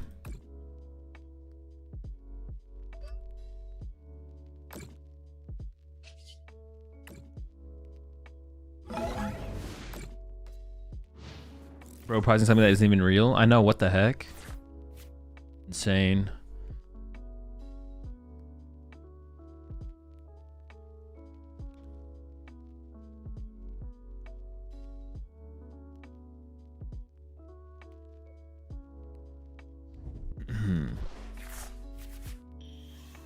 I kind of want the Super Rod. I definitely want the Super Rod, I feel like. I'm down to just rock one TM Devo, to be honest.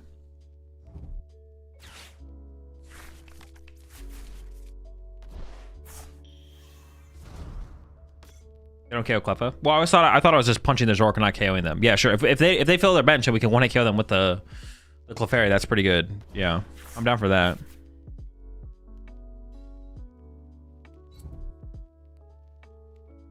I assume that was not going to be happening, though.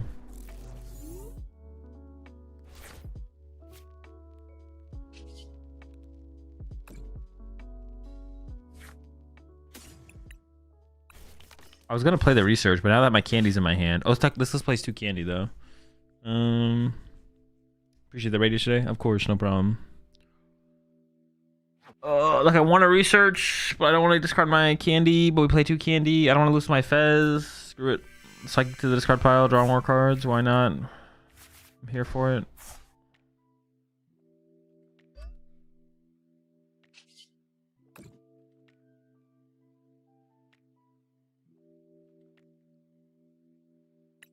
Sure, why not? We'll assume this is going to be good enough. 80 punch. It was kind of your only out / win convert against Grim. True. Well, yeah, but we can play. I'm going to keep one of them for sure. Yeah, I'm definitely keeping one of them. But 2 is good against Grim. That is a good point. Like 2 is, that's like the only matchup where you want 2 though, right? It's just definitely just a Grim matchup. I think we'll see an update in Iron Bundle if Jellicent gets more popular. Yeah, I mean that's yes. If cards that are good against cards that are popular become more popular. Yes. But that's just like true across the board. That's never not true, basically. Just a constant truth. Well, I can do the play now. I can do the Clefairy knockout play, I guess. I guess that is our play. We don't have another play to do. But I mean we have that, I guess. That's something. They did fill their bench. It still seems super hard to win, but I feel like we had nothing before, now we have something to do.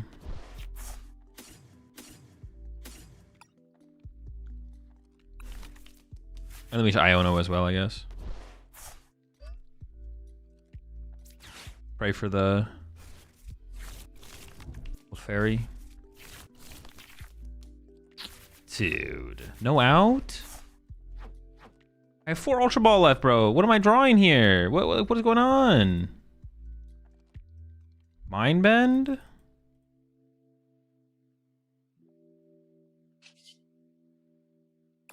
What the heck? Why'd you get 2 Dark Energy? Because I didn't want to draw into Dark Energy. I want to draw into Psychic Energy, if any energy. Or it has to be Mind Bend, because otherwise I just get sniped by Manatan if I do anything else.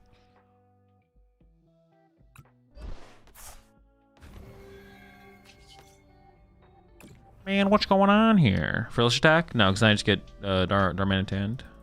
Not good, not worth. Very bad, very uncool. Oh, let's do that. Sure, why not? We set up for like a light TMDO angle, but not a real one. You can snipe this play too, though. Yeah, but they maybe have to flip. This play is infinitely better. It's a 50-50 if they have to use the active one.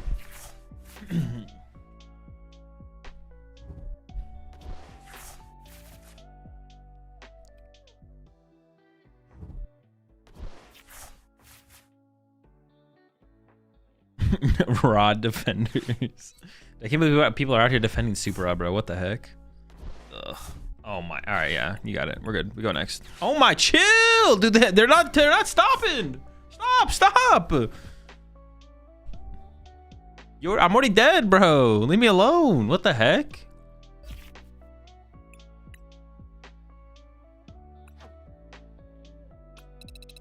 Okay.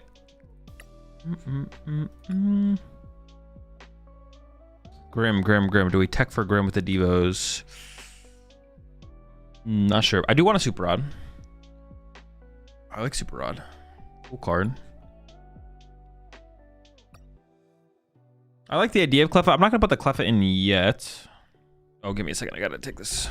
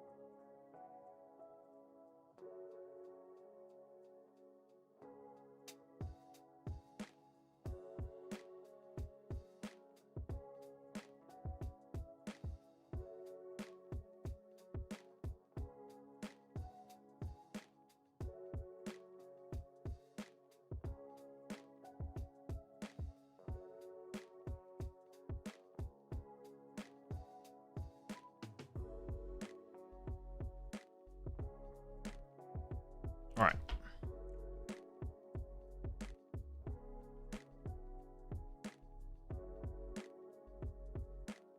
I mentioned Cleffa. Could maybe cut a Frillish if we're adding more recovery. Was there another card that I mentioned that I like the idea of? Or no? Cleffa.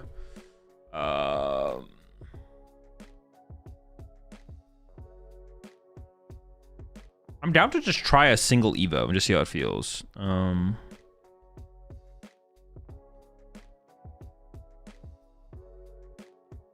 Well, there's only 2 Vessel in this list. I don't like that either. I'm a big fan of 3 Vessel, but we could try and get away with it.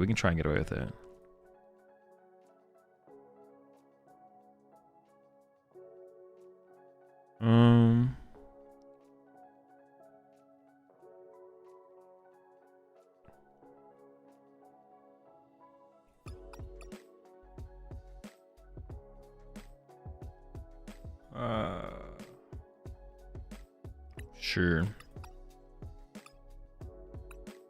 No.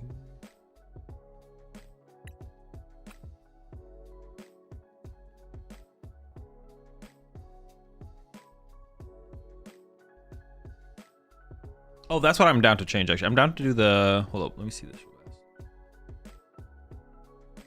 Would more stadiums help counter Grimmsnarl? No. Not really.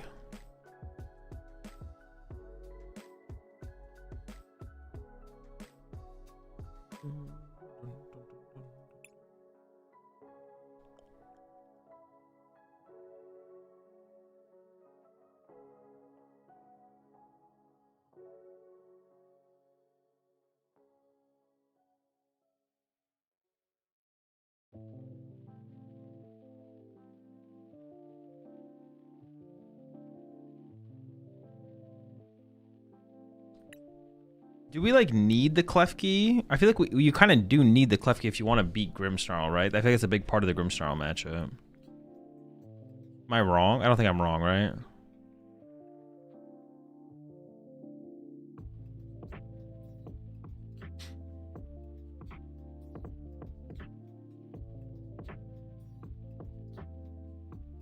Is our child on EX good in this format? It's not great, I don't think.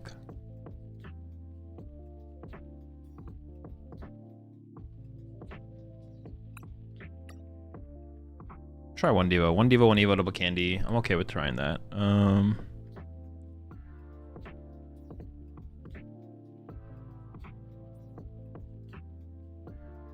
got the Super Rod in here now.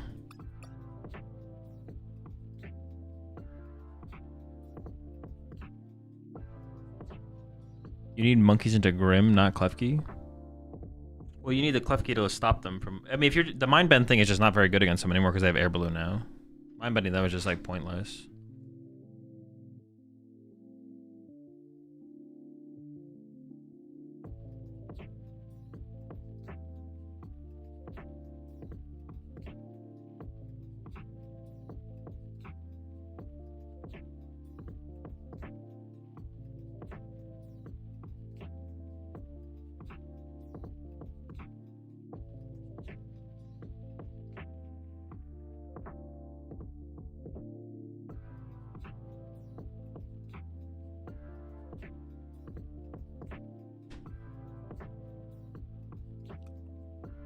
He shuts off monkeys.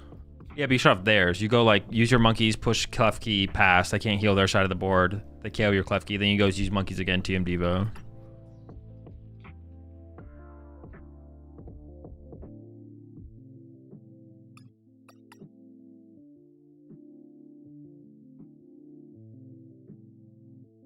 I've created once. What did I want this space for though? Did I have an idea what I wanted this space for?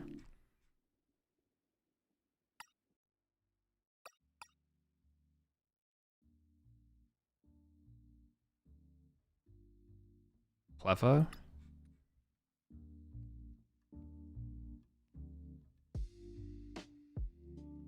If we play 2 candy, we can definitely play 1 Evo. Or we can play 2 Evo. I kind of like the idea of the 2 candy, 1 Evo, though. I kind of like that split a little bit more. Oh, I know. I was saying in the chat that the key, what's the key do versus the Grim? Oh, okay, yeah. Rod. I added the Rod already.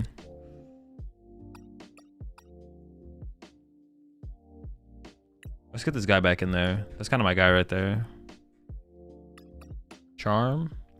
Charm wouldn't be terrible, but I also don't think it's great. I'm trying to change some jellies. We're all in on the jellies. We're all jelly all the time. 3 Frillish. Hella fish.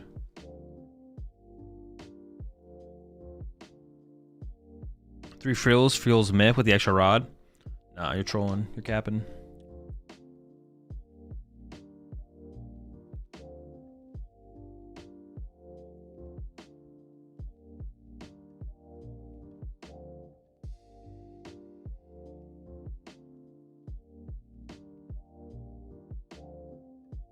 Is 2 Ralts maybe enough? No, 2 Ralts is definitely not enough. You just lose if you ever prize a Ralts in so many situations. Too many situations. You never set up 2 Guardy? No, but you need the threat of a potential another Gardevoir on board. So if you prize a Ralts, you just lose so many situations. If you have a board of 2 Curlias, your opponent might not boss KO Curlia. If you have a board that have a Ralts and a Curlia, your opponent might not boss KO your Curlia. If you have a board of a single Curlia, your Curlia always dies. And then you lose the game. Also, a third Ralts, not quite, is basically like playing another nest ball, right? Where it's like, I need a couple Ralts on the first turn of the game, while I just have a Ralts. And also, the prizes don't become a factor. Decided to go first. Oh, turn 1 Gloom? Dude, they're cooked. I wonder if this deck could play an Air Balloon so you can turn 1 Gloom. That's kind of cool, actually. We ever playing an Air Balloon for the turn 1 Gloom? I've seen some people, I've seen a Latios in here before. I don't really love that, but you appreciate the 17 months there, Kino. I don't love the idea of the Latios, but an Air Balloon, I could get behind that.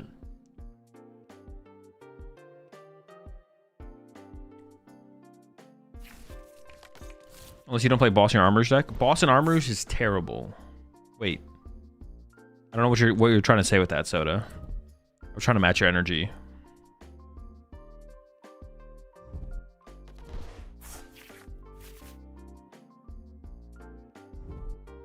Versus format feels bad for so many decks. don't think it's that bad. It's like fine.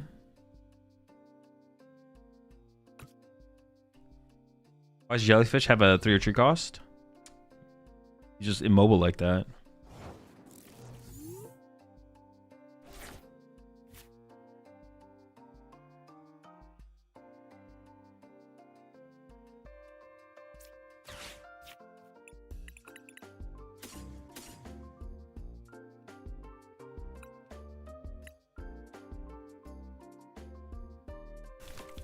I want to Oceanic Gloom them though. Losing so many draw supporters kind of sucks though. I'm not going to TM Evo here. I'm just going to Gloom and chill for sure. We're just getting gloomy with it. I want to replace their stadium as well. Oh, actually, do I want to replace their stadium? I kind of just want to hold the Curly so I can evolve to the Curly. But I guess I don't really want to replace their stadium, to be honest. Ooh, that feels bad. Let's do a 1-1 split. Ooh, that feels bad. It's fine. Nest Ball. Artisan. Maybe we'll replace it next turn. Am I ever gonna play am I ever playing an Arven instead? I don't think so. So I'm just not gonna take a supporter here. Because if I give them the Artisan, the problem with giving them Artisan is it gives them an out to the Cadet. I don't want to give them an out to Cadet yet. Maybe next turn. I might play the Artisan next turn.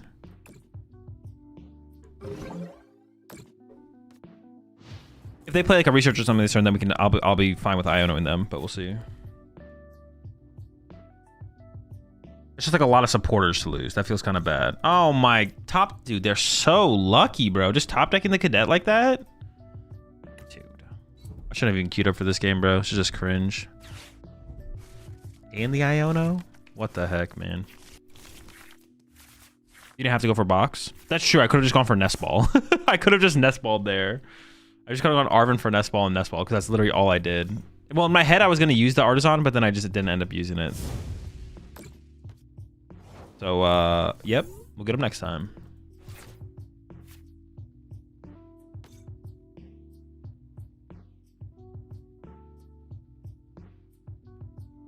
This is so bad. 'Cause I need Curlia. I need this to get Fez next turn as well.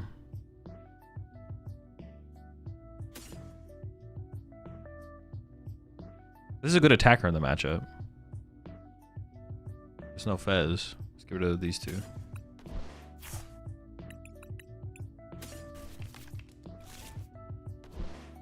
Yeah, I definitely just should not have Secret Box. I should have just gone Arven for Nest Ball and then Item Lock. I should have just chilled. They actually have enough energy to pump. Yikes. If they have a Rouge. They would lose all their energy in play, though, if they did that. We'll see what happens. Maybe we can make a comeback from there. Maybe Team Evo is better than Item Lock? No, I don't think so.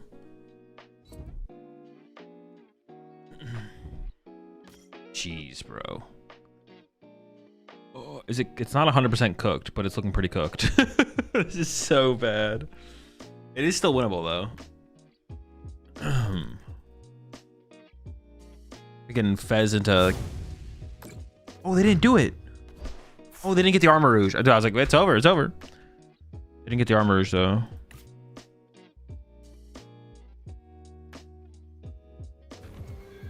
Having an Ultra Ball away the Clefairy when I want to use it feels pretty bad.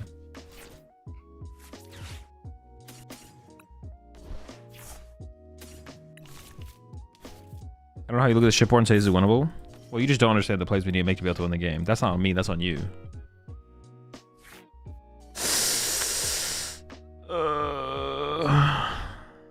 Okay,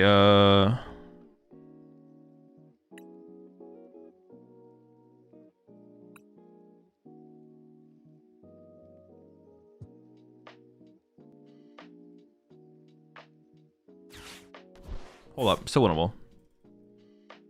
Already takes KO. That'd be cool if I had energy to do that within my discard pile. Yeah, we're just gonna go into Frillish again. Get him, Frillish.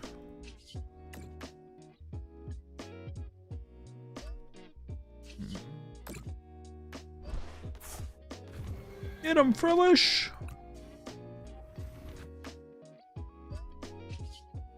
That's our goat right there.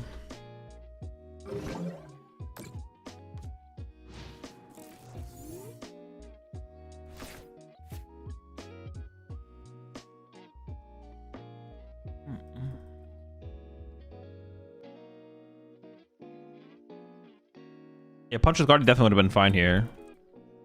They might struggle to actually get to the moon attack ever. I mean, they're going through a lot of resources, but I don't even know if it's like any resources that actually matter, to be honest. Looking rough.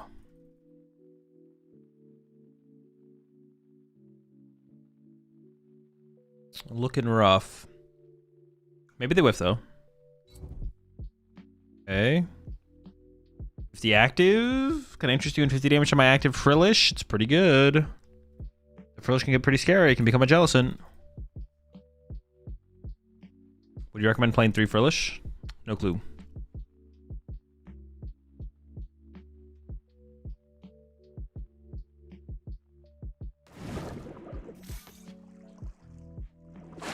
Oh, what the heck? They're cheesing me back? Dude.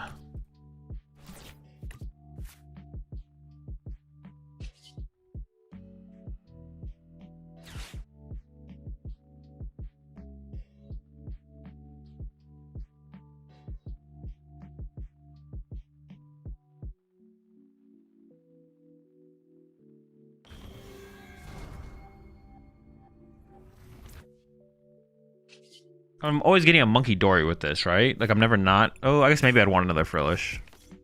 Okay, maybe that was incorrect, actually. Because maybe I do want a Frillish there. Oops. Oopsie.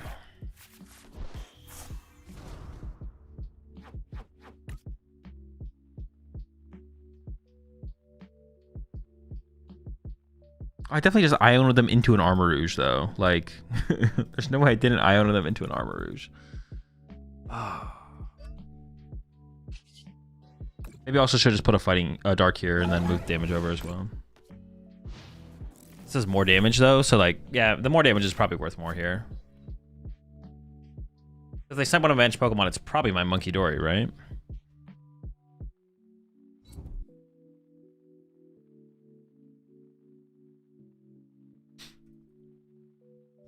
Oh, they're trying to punch me with a stupid bird. Oh my, this is so bad.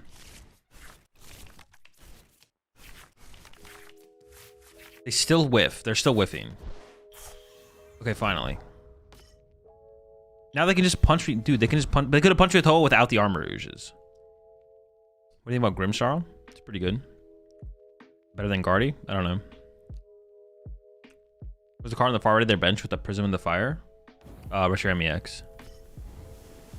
See, this is why it would have been better to have an energy on the Monkey Dory. Because I keep KOing this thing is miserably hard. This thing is just like a tank. Well, I guess I'm just punching with Guardy here because I don't have an out to punch my Guardy back. Let go. Oh, but this thing is so scary. Oh my gosh. Everything is scary though. I'm terrified of everything at this point. I just don't have a good play. Like, the good plays just do not exist for me.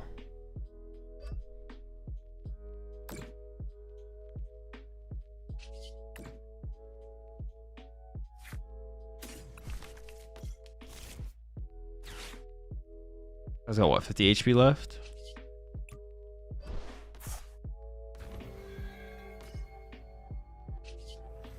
Probably heal my Gardevoir, and because they're probably gonna kill that anyways.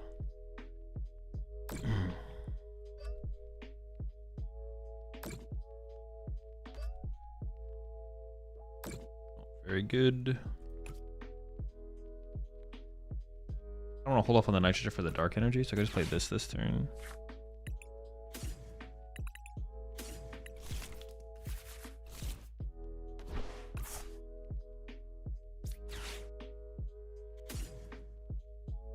Yes.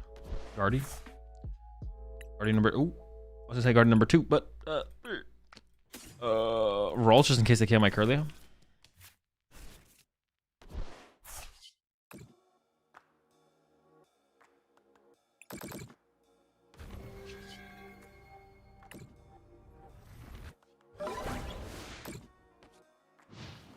All right, we'll see how it goes.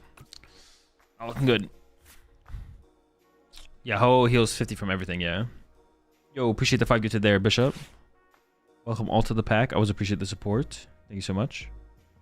For the OgerBox deck. Oh my, they got the boss, bro. What are they cheating? You always go blind first with OgerBox? No, I think you go blind second. Yeah, blind second. Blind second with OgerBox. But there are matches where you do choose first once you know you're up against them. Like I go first against Gholdengo and stuff like that. First against Gholdengo, first against Raging Bolt. Dude, they have so much set up on the other side. How do I ever win? I mean, it feels unwinnable.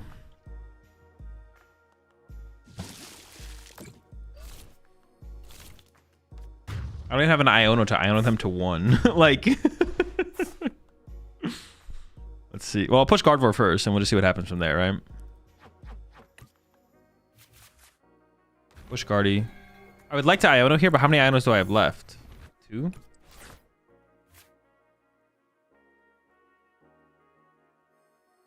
I have a counter catcher left? I do.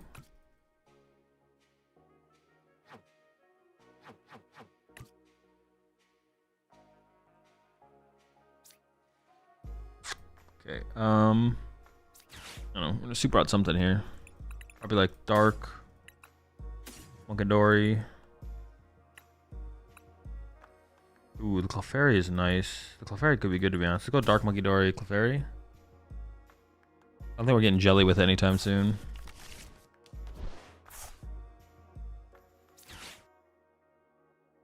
We could like get, if we draw counter catcher, we could like counter catcher Armor Rouge and do something with that maybe. I'm gonna research here, I think.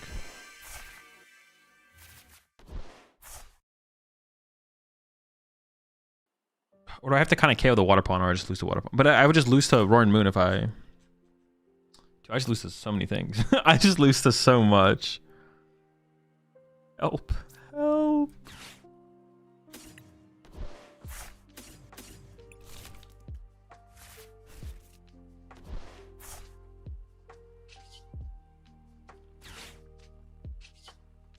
Actually, there's only Screamtail left in the deck, right? I don't know if I want to bench Screamtail here.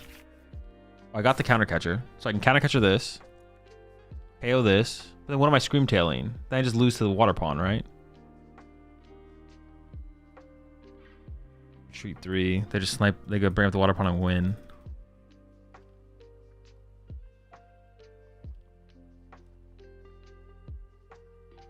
Let me think. Gosh, this is terrible.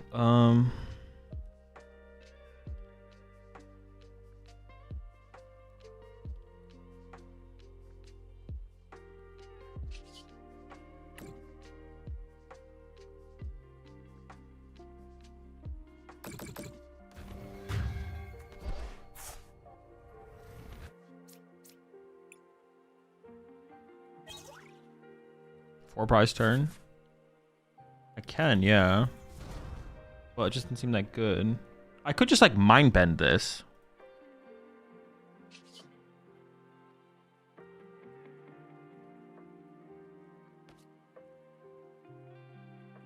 Counter catcher. Dreamtail, but then they just win if they just win with an energy because they can go retreat. Yeah, maybe mind bend. I don't know. Mind Reshiram? No. Kill the Reshiram? No. Then I just lose to Roaring Moon energy. I need like Iono. I don't think playing into Roaring Moon energy into with a current 5-card hand. I don't think is the play.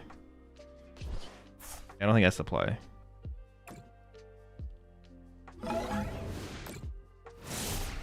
If you mind bend, shouldn't it be with a Monkey Dory without a Dark? No, because if I have 2 Monkey Dories and okay, actually I could have done that because I could have healed the active Monkey Dory. I forgot about that actually. You're right, I could have done that. Instead of healing my Gardevoir, I could have healed Monkey Dory and then had 2 Monkey Dories in play. You're right, I should have done that, yeah. So I should have gone bench Monkey Dory, retreat to Monkey Dory, load up Monkey Dory. Well, no, because then I'd have to load 2 on the Monkey Dory, and then if I heal 30, I still just lose to a 50-50. I don't want to lose to a 50-50. No, because then I just lose to a 50-50. Oh, shoot. I just also lose to Iron Hands. Gosh. If I charge up the other monkey, it'll leave 10 damage on it because I can only use one monkey door to move the damage over. So I have to put 4 on it to charge it up, and then I have to move 3 off, which means it has 1 on it, which means I literally just lose to a 50-50. And they don't even, if they get tails, they don't even lose there. So I can't put the game on a 50-50 for my opponent because I can still win on the following turn possibly. So that's not good enough. Not good enough, man. Not good enough.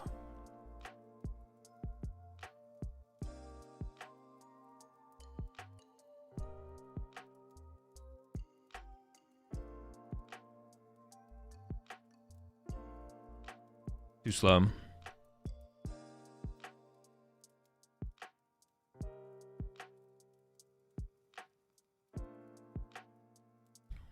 What is the best deck to play to improve overall skills?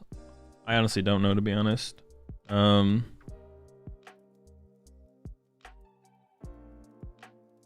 something I've really thought about before. It just depends on like what level of player you are. Because like if you pick up a more complicated deck like Gardevoir, if it's like your first time picking up a deck, it's probably gonna be overwhelming compared to playing something like a Gholdengo, which will be less overwhelming, and you'll probably learn more faster by playing Gholdengo as like your first deck ever compared to playing something like Gardevoir your first deck ever. But I don't know what your skill level is or how good you are at strategy games in general. So the best deck to improve your overall skills in the Pokemon TCG?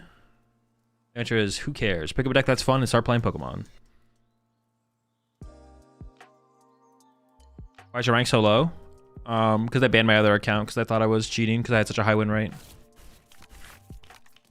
Was Team Evil better turn 1 versus item lock? I already gave you an answer for that. Blind rate me as a player? 4 out of 10.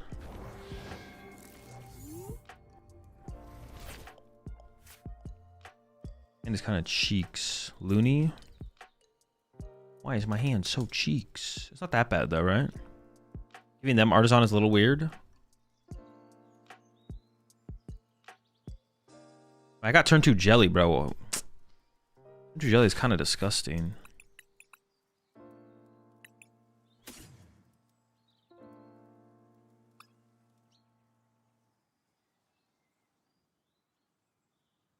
Parzacurlia.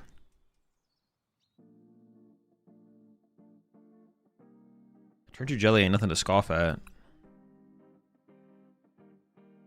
Getting Jelly. Ultra Ball in hand. Nest Ball being played. Or candy prized. Mega prized.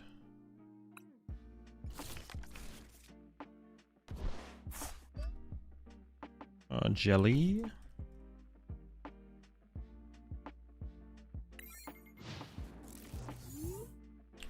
Do any decks make you worse at the game by playing them? No, that should never happen.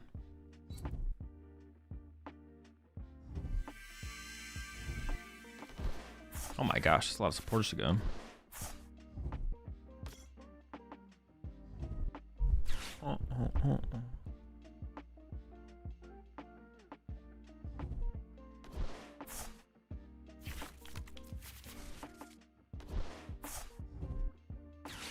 Yeah, playing a deck should never make you worse, but you might just not be improving. It could be like neutral. Definitely could lead to being just kind of neutral. Big supporter? Oh wow, that's sick. Swinging. I can't use Secret Box if I top deck if I play the Ultra Ball, so I'm just gonna swing and chill.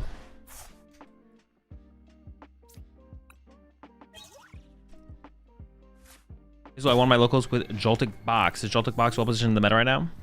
I don't really know, to be honest. I haven't really thought too much about that deck. Seems fine though. Not terrible, probably.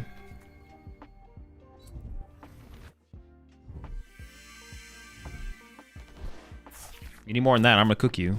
You're done if you don't draw something, buddy. Oh, chill. Don't draw so much though. What the heck? I'll be cringe about it.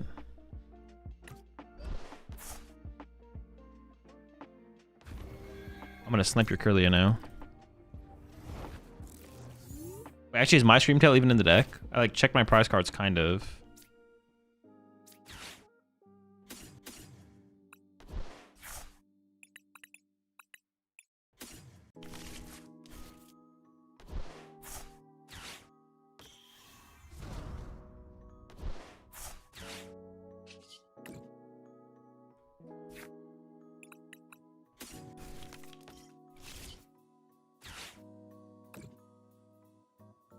They could counter catcher my Jelly here and trap it in the active after this play. But this is definitely the play to do, right? Force him to have the counter catcher. It's not like I just lose or anything like that. I have to wait to draw energy.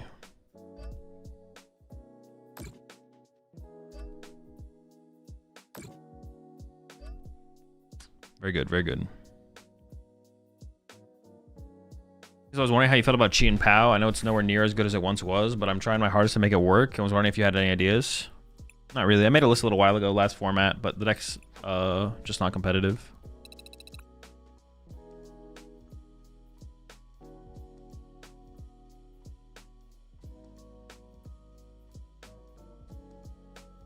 Item lock makes you the worst. You know, who can I worst, but you are the worst. You're the worst. How long do I have? Oh, I only have 33 minutes till the tournament. Well, we can play another game for sure. Did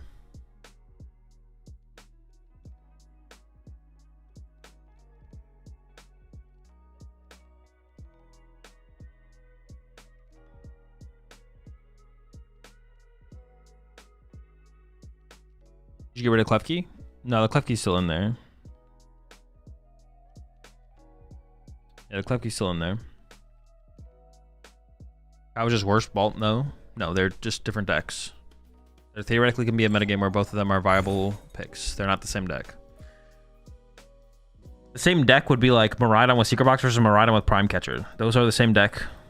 Same exact deck, same options, just built differently. One of them is better than the other. There's no reason to play one over the other.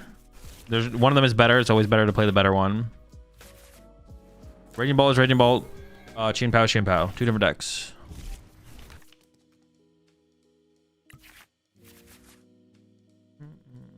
Both theoretically could exist in the same metagame and be fine plays.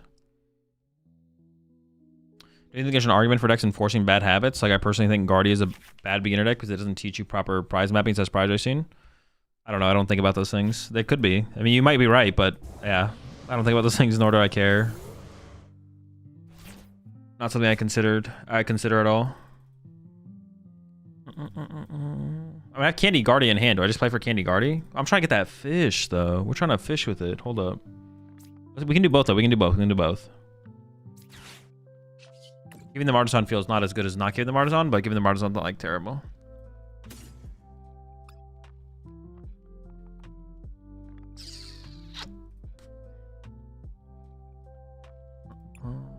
Monkey active, Screamtail, Garby.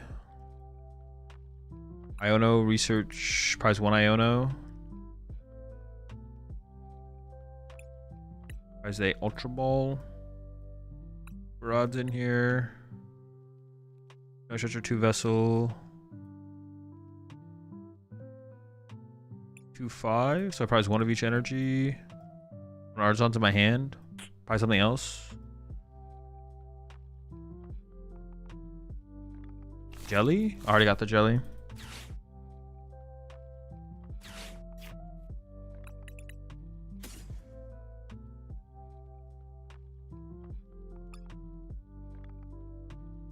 I feel like it's a Pokemon. Dreamtail? No. Maybe it's not a Pokemon.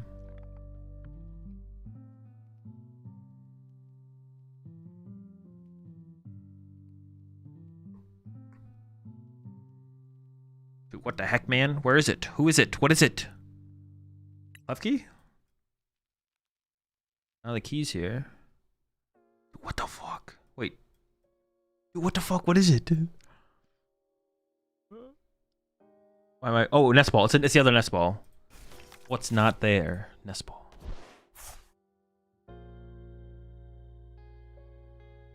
Oh, I could attach active though. I was thinking about Ultra Balling away the energy instead next turn. I would rather do that, right? Candy save. I don't have to get rid of my top deck, or I could get rid of the top deck. Yeah.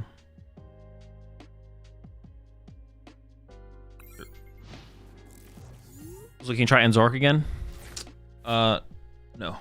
Well, I mean, not right now. Maybe at some point in the future. I don't know. I don't plan that far ahead.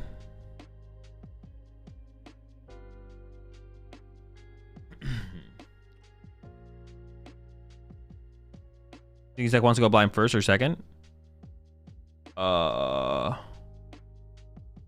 Honestly, I lean towards blind first. Yeah.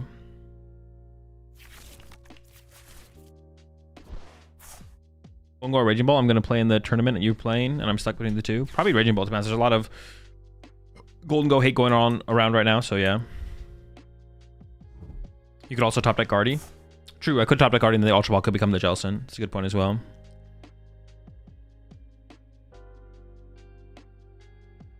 I don't understand why people go on crusades to try and make bad decks work. I mean, it's not a crusade. They're just trying things out. Trying to see if things are viable. Being the innovator is always better than not. Also, it's more fun to like try new stuff and play different stuff as well. Playing the same Gardevoir deck over and over and over again. For some people, they enjoy it. Some people just want to switch it up though. Try something new. What are you playing in the tournament later? It's in the stream title.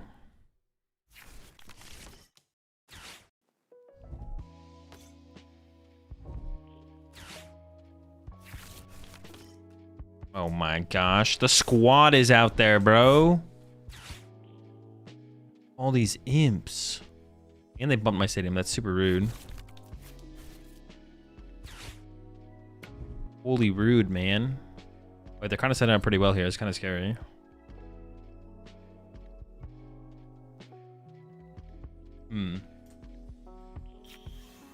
Oh boy. Feeling kind of cooked. We'll see though. I don't really want to Iono here. I might just research. Like bench Fez, Ultra Ball, play research. Top decking research is not what I wanted to see, bro. That is so cringe. Yeah, I might just do that though. Candy, Guardy, bench Fez, play research. I don't really want to give them more to work with. But I like, how much more do they need to work with? They're already kind of cooking over there, to be honest. Making moves, making plays.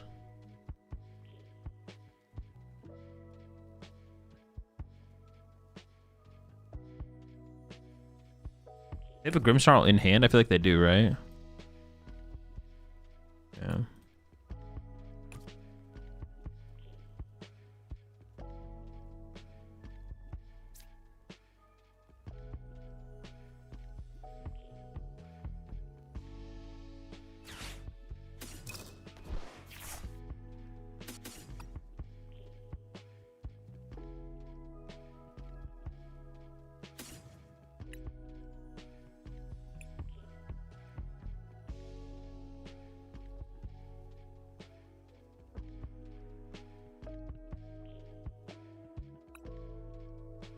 Artisan Vessel. What am I doing here? I actually don't know what I'm doing here. What are we doing here, chat? How are we doing here?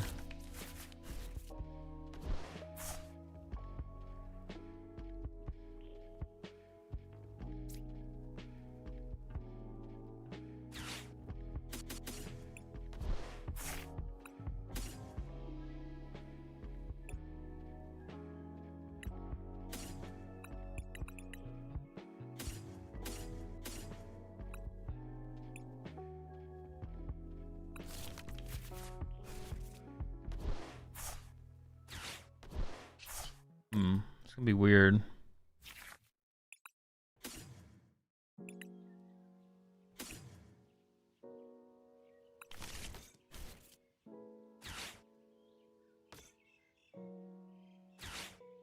Probably should have left the TM Devo in the deck, to be honest. Maybe trolled with that one.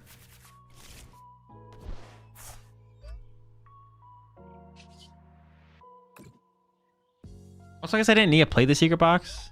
I could just chilled. I kind of want to just bump their stadium and also get Artisan in play, and hopefully Artisan sticks. So I can use it. That was like the main reason. Because like if they Iono me here, like I don't know when I'm ever going to find my second Artisan, but they're down to Spikemuth, so then being able to replace my Artisan is pretty low with their secret box gone. No, it's probably worth it. That was probably the correct play. Nice. It's just, you know, hanging out here.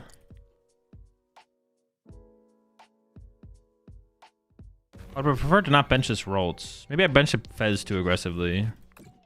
Maybe.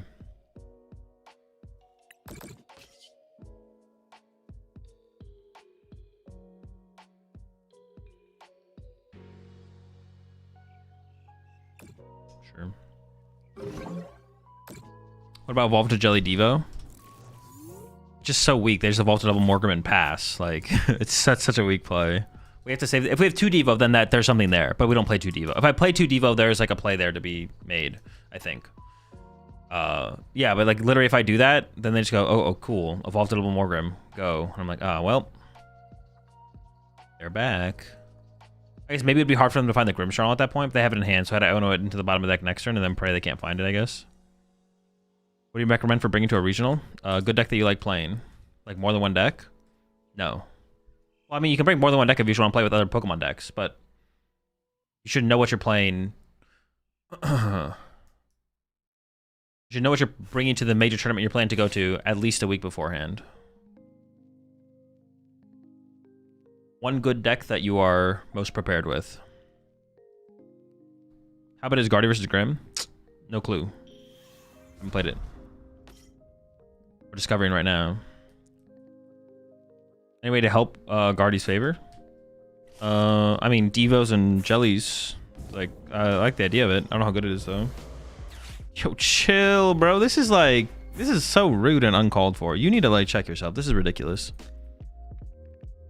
Absolutely cringe gameplay going on.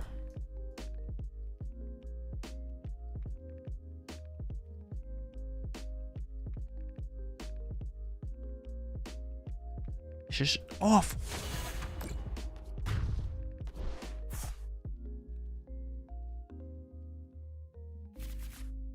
Alright, well, I don't really feel like Ionoing them yet. I think we should chill a little bit longer.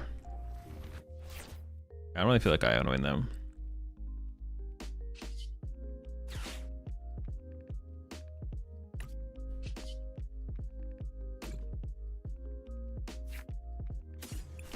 Fish. Okay, I'm just gonna chill on this hand for a turn.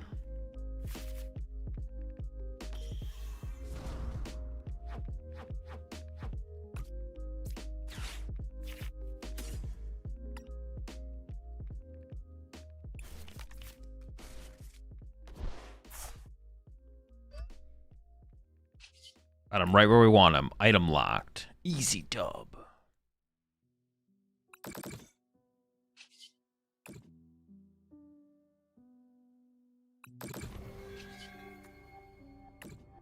Maybe I should move it to the bench, actually. I think I trolled that a little bit.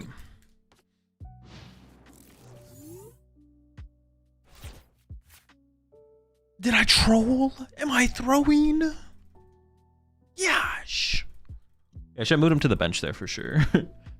I could have punchy active this turn with... I don't know, am I just going to Frillish again anyways? I might just Frillish again anyways. Oh, how do I handle this situation, though, now? See, now it's going to be annoying.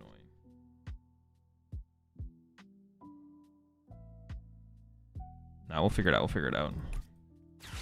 Oh, you don't have Iono here, bro. You rat. This might be the Klefki angle coming up this turn, to be honest. You absolute rat.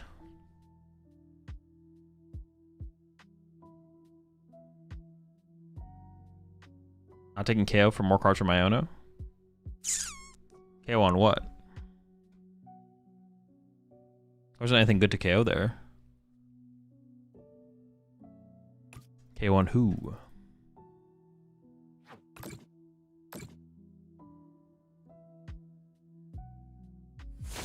I'm just like not generating any damage right now, right?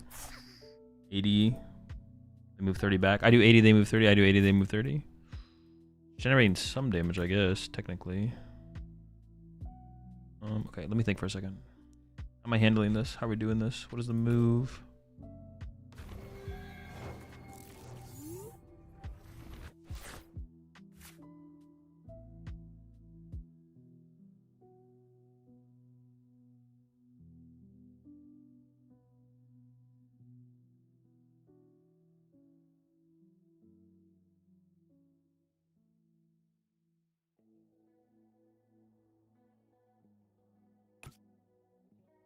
I just keep stalling this out.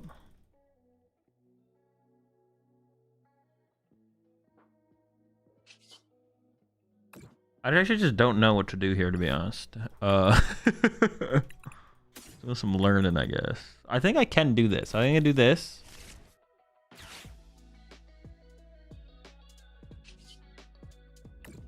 up the script. Pretty mid draw. Give me Gardevoir.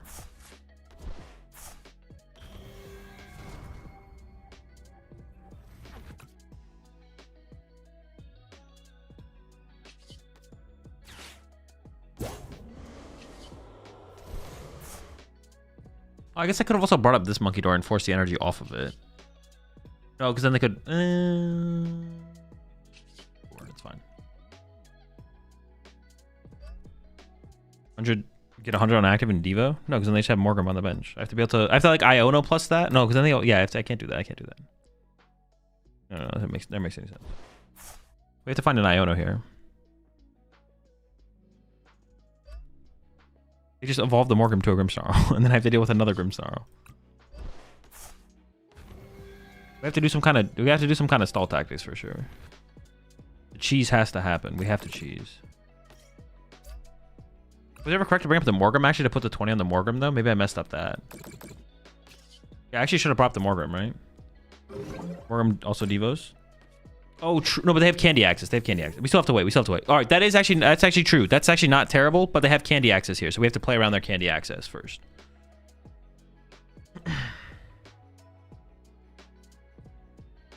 When Morgan plus Imp was good, IMO, you could mindbend their only Grim. I don't hate that, but I feel like there's a better play for sure. That's right, I forgot, but we need Jellicent. We need Jellicent to make that play happen. Also, I'd want to Iono them as well. If I can Iono Jellicent Team Devo, I'm down for that play. That I'm down for that. I'm cool with that. I'm with you guys. We're on the same team with that. You are a candy? Thanks. I appreciate that. Means a lot.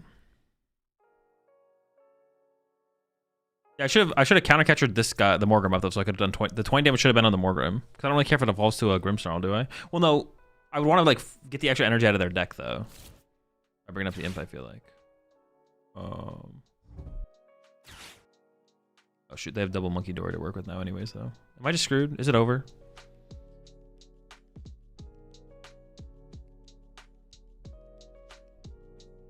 I think I can still win this though. This still feels pretty winnable. I don't know what I'm scared of, but I don't know. Oh shoot, I only have 15 minutes until the tournament starts.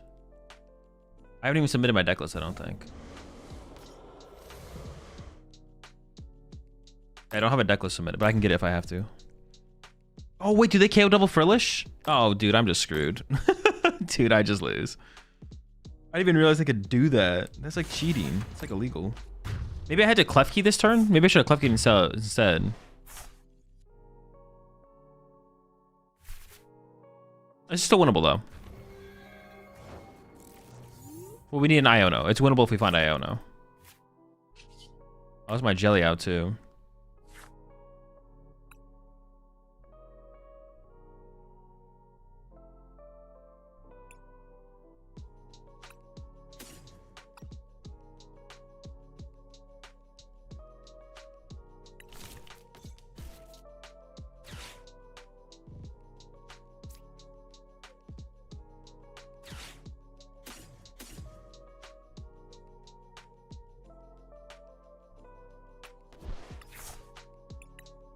I don't know what I'm doing, to be honest. I'm just playing cards at this point.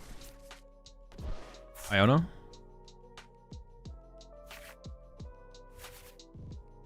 Yeah, I'm literally just playing cards at this point.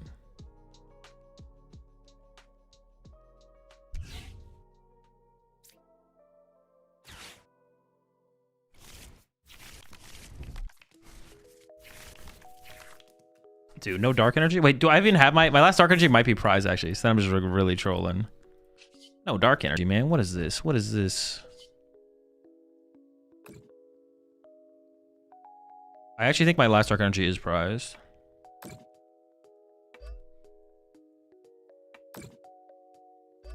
Without a Turo here to pick this up. Yeah, I have to practice this matchup, to be honest. I actually just don't know what I'm trying to do in this matchup. Oops.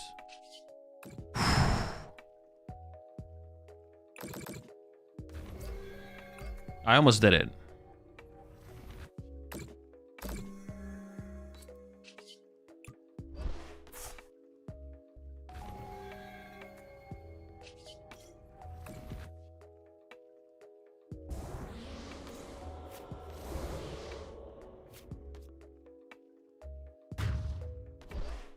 Oh, I still have 14 minutes. We had time. Ooh, one prize card? Oh. Yeah, benching this guy was really bad. This definitely should have been like a Frillish, I think. I could have gone into Jellicent this turn to like re-item lock them or something. I don't know. Nice. Sick. Wait. Or they might not have 200. They could be at their last energy prized. Get them next year.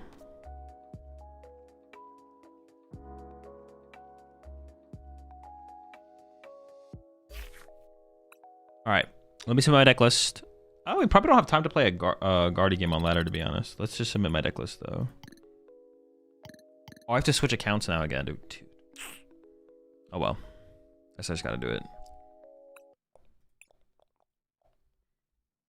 Figure it out. I don't know if one into candy is kind of disgusting. I mean, they had 2 candy left and some Arvins. I don't know how many Arvin, but... It's not like we won next turn anyways. They had so much time to work with still. I don't even know how I was going to piece together a win condition at that point, to be honest. I maybe just need to hold... But I can't Screamtail... No, maybe I could have maybe Screamtail next turn. I just need to like not put Monkey Dory on my bench, and honestly, maybe I had a... I think I had like a reasonable win condition if I didn't bench that 3rd Monkey Dory. I just need to not bench that 3rd Monkey Dory. And leave the bench space open. Either bench the Frillish, so I could Jellicent, or... There should be something better to do. Yeah, there just had to be something better to do. Alright. How'd it go yesterday? We didn't make top cut. What's your fave deck? I don't have one. Oh my gosh, dude. Gosh darn it, Robin.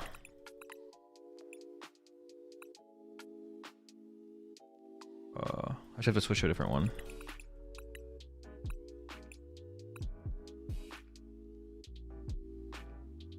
Alright.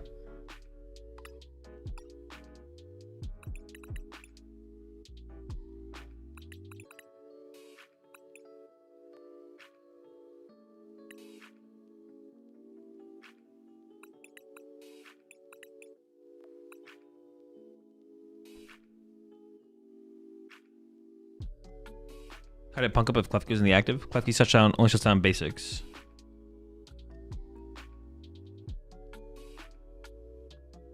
Were you playing to the tourney? In the stream title. Heard about Robin Schultz for a second and thought you were coming at me specifically. I mean, honestly, just kind of all Robins in general. Just what are we doing here? You know, y'all got to get it together.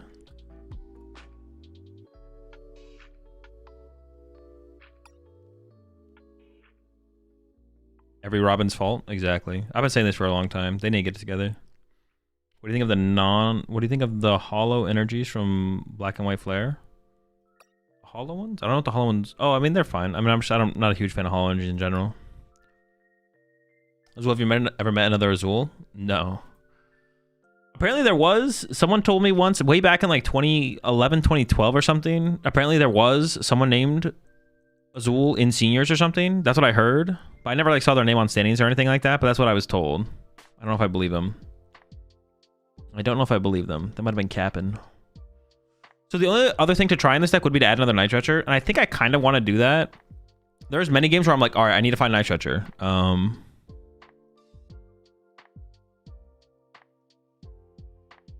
football coach in Spain is named Azul. There is more out there. Usually 2 months there. Robin. What does Azul mean? It means get farmed, nerd. If you win this tournament, you get $10. I know. I'm gonna buy a... Well...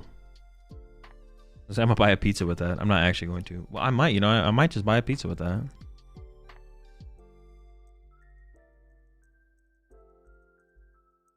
Who's gonna stop me, you know? Nobody.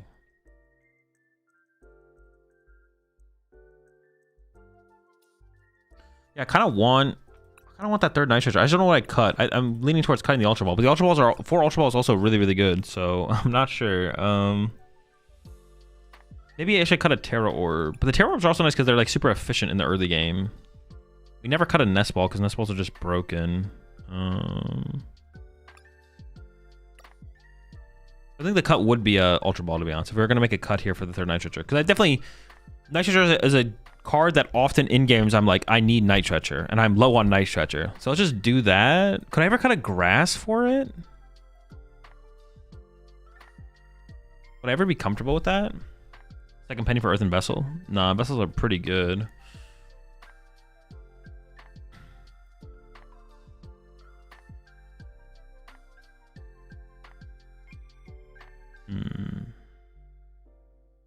Because it is like potentially an energy, but not actually an energy. But energy is also really important to not whiff with this deck as well.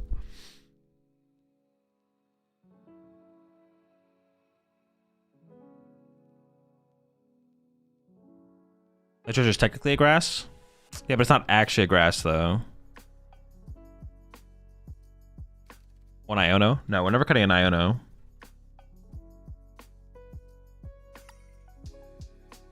I'm kind of okay with the idea of cutting back down to 3 Ultra Ball, to be honest. I think.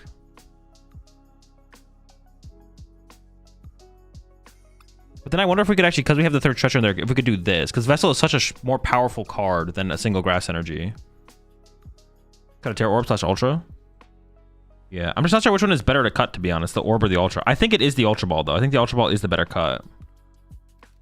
Because the flexibility of the Terra Orb is like super good. Having 2 Ultra Ball in hand is like really bad. We're never using both. Well, we could use both Ultra Ball, but it just feels really bad. Run a Kieran? No. Are you currently thinking first or second with Dango? Second. Yeah, blind second, but obviously then adjust. Yeah, let's try that. Let's try 4 Vessel. 4 Vessel. Find energy faster. Third Night Stretcher. Vessel is just such a high value card. It's just such a good card. So are the old Prism energies legal in person? They are, yeah.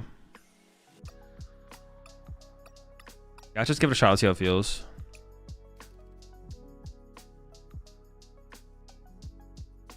The energy count in the deck already felt a little bit iffy, but this isn't really like... Oh, gosh darn it. We aren't really changing the energy count. We're just kind of...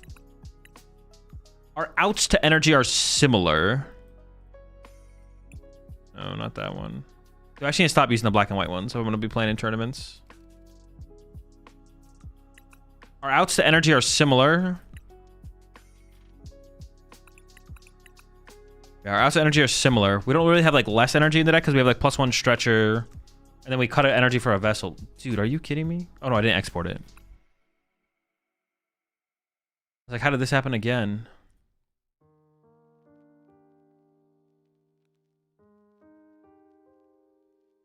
Don't need psychic energy for attack. And we can attack with, what's it called? We just need double Prism on it. Did you yesterday that you would play OgerBox for the next tournament? I don't know, maybe. I don't remember. I don't really plan things.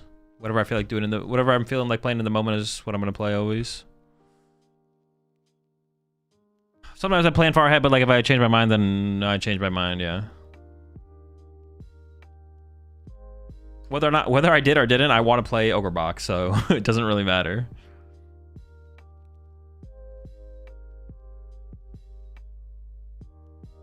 Maybe so I'm looking good, JK. Bro, why'd you have to say JK? I would have been with you. I'd been like, yeah, let's get it. Let's go, OgerBox. I was ready to go all in. Why'd you have to say that, you rat? When Mega Evolution comes out with the new energies, are you likely to change to the Mega Evolution energies for the tournament play or stick with the Secret Scarlet and Violet ones? I mean, it depends if I can import them into Limitless or not. I mean, I'll be able to import the black and white ones into Limitless eventually. I just like always playing with the latest energy artwork. But for simplicity's sake, for seamlessness' sake, using whatever one's going to be imported makes the most sense.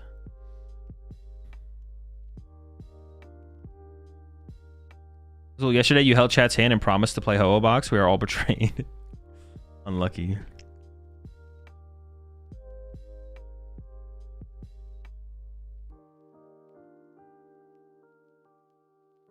Yeah, we'll try this split. We'll see how it feels. Maybe I'll miss the extra grass energy. Yeah, that seems fine. We'll just try. We'll see what happens. Have you watched Squid Game Season 3? I did, yeah. I did watch it.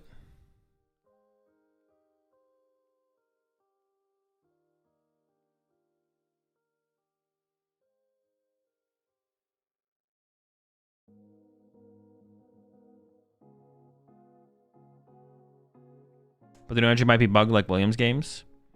Well, then we'll switch them out for sure. Oh, I guess that's are the energies still bugged? I guess that'd be a reason to not play with the new energies right now, to be honest. Team Rocket Mewtwo time or Porygon Z with Bangle? Ooh, I haven't played the Porygon Z yet. I am down to play some Porygon Z, to be honest, because we did also get the new... Yeah, we should definitely build that deck. I'm down that because we got the Ignition energy for it. We'll build that in between rounds of the tournament and maybe play a little bit. I'm down for the Porygon. Honestly, Guardy is so boring to me, man. I don't know. I'm down to try some non-jelly Guardy. The thing is, I've just played so much Gardevoir. It's just it's so boring. The deck is so boring. That's also like why I don't want to play Grimmsnarl. I've already played so much Grimmsnarl. Like, I don't want to play any more Grimmsnarl. Playing Guardy is just so boring. I've played so much Gardevoir since it's come out. I don't want to play more Gardevoir. I don't want to play more Grimmsnarl. I've played enough Grimmsnarl. And I think gaining it got an air balloon. Oh my! You can retreat and don't have to discard energy when they mind bend you. Wow.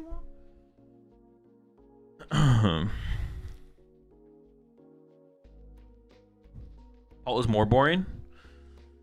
Well, it's less boring to me because I've just played less Pult, but like yeah, slow Pult as a deck is not a very exciting deck. Oh my! He benched a Dreepy.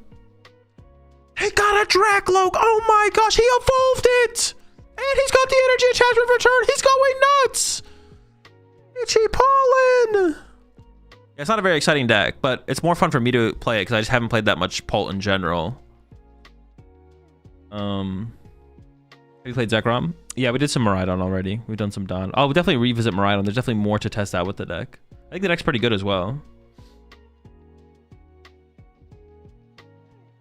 Definitely crazy to me that we had a Guardy Mirror Finals yesterday in the meta with Grim and Dango being this popular. Both of those are like winnable matchups for Gardevoir. And also Gholdengo's getting hated on a lot, so yeah. Both those are winnable for Gardevoir, and Gholdengo's getting a lot of hate, so I don't think it's like that crazy. Yeah, Gholdengo's getting hated currently in the metagame. And all the matchups that hate on Gholdengo honestly are probably fine for Guardy. It's just kind of chill. Would you cut Tool Scrapper from the deck? Send to never give up. Send to never come up. Would you cut Tool Scrapper from deck? What deck? Have you seen the new Meganium? I did see the new Meganium, yeah. Pretty good ability. We'll see if it... does it have any immediately good partners? Like, what would you play the Meganium with, like, right now? Yo, would you just play... just Teal Mask? Just Teal Mask. It's double the energy. We're swinging. Turn one. Put down four Cornerstone. Start accelerating the energy. Turn 2, Candy Meganium. Start accelerating the energy. And then we're just swinging. We're just going Myriad Leaf Shower. Hydro Apple. 2 stage 2s, though. Two stage 2s? We can make it work. It might work. That might be able to make it work. We can play Forward Candy, too, because there's 2 stage 2s. maybe. Toadstool EX. There's zero energy. There's zero synergy with Toadstool EX, right? Am I trolling?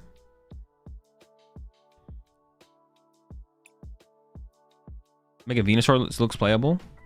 I don't think Mega Venusaur needs Meganium. No, Mega Venusaur is the engine. Mega Venusaur is the engine. It doesn't need an energy engine. Yeah, y'all are trolling with the Yan Mega. Yan Mega is the energy acceleration. Why are we playing double energy acceleration? Guys, that's not all right, stop. Yan Mega is the energy acceleration. Why would you play an energy accelerator like Yan Mega or energy manipulation in some way alongside another energy accelerator? We don't need that much energy. Hydro Apple, it makes sense because of its attack, even though it does accelerate energy. The attack on Hydro Apple, there is some synergy there. Also, yeah, but there's no... Am I trolling? There's no more power. There is no synergy between Toadstool EX and what's it called, right? They're just both grass.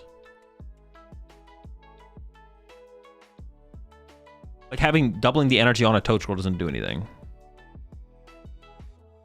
Superior EX and meh? Nah. Well, that is a better... I think that's a better combo than Yan Mega for sure. What is it in Meganium? It just doubles all your grass energy. Every grass energy attached to any Pokemon counts as 2 grass energy. I don't know if it's limited to basics or not. I don't think it's limited to basics. So it could work with Prism as well. But yeah. I guess if you had Mega put the energy on something that could then utilize all of the energy, maybe. That seems like way too much going on, though. Hit Sarah Ledge.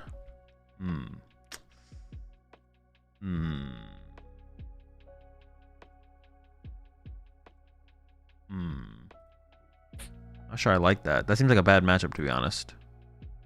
I definitely want to go first. I don't like this.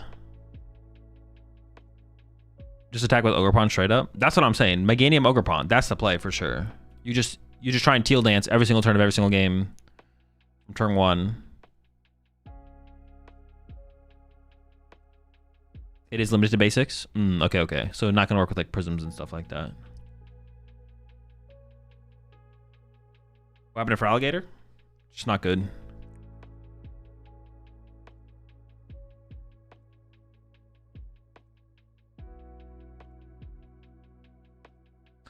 Well, the Froggator is like something weird. Like you said, what happened to Froggator? I say not good. But then how do we explain that it won a Champions League? I don't actually know how to explain that, to be honest. I'm not sure how to explain that. It did, though. It did win a Champions League.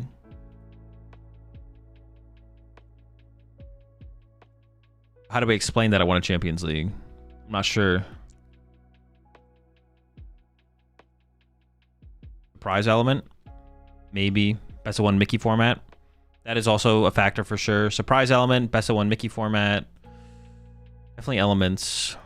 Yeah.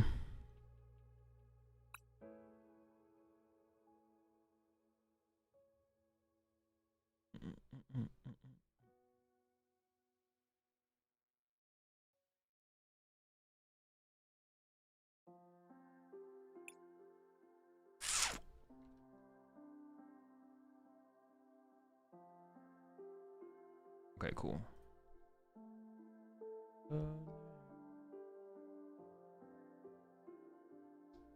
All right, chat. See y'all after the round. How do you explain it? Is it explainable? Is it inexplainable, though?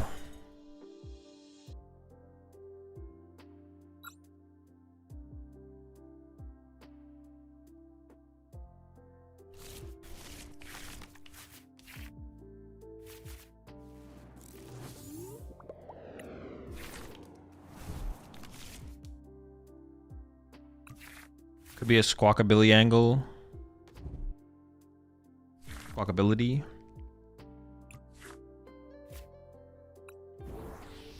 Down in an alley around.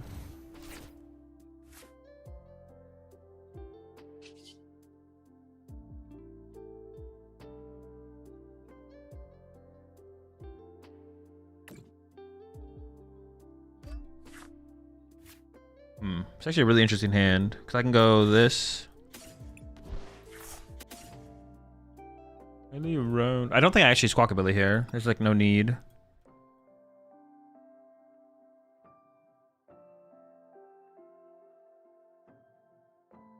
Price 2 vessel. I have an ultra ball in hand. Price an E-switch. Or do I have that in hand as well? No, I did price an E-switch. I don't know. Price 2 boss's orders. All right, that's all of them. That's all, folks.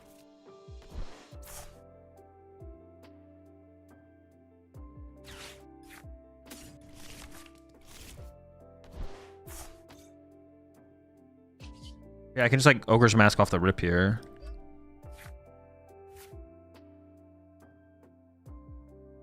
Which is kind of cool, actually.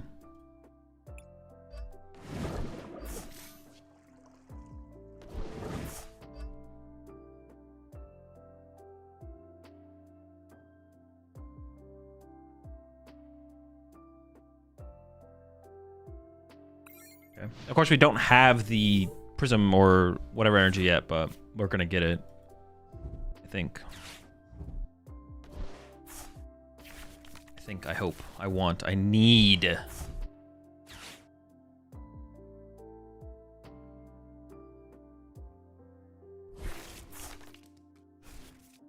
don't play a Turo, they do play a Briar. Legacy Energy, oh my gosh, they play a Pokemon League HQ. That is so cringe. Dude. Am I gonna get League HQ'd out of this game? No way. That is actually brutal. That's tough to deal with. That is a lot of 1, 2, 3, 4, 5, 6, 7, 8, 9, 10. They play 15 and 2 Super Rod. What the heck? Okay, though they're not running out of energy anytime soon. I can tell you that much. Okay, 1 jet down. They do only play 3 jet, so I'm like taking note of that for the sob angle later on in the game. They do only have 3 jet. It's a pretty big deal.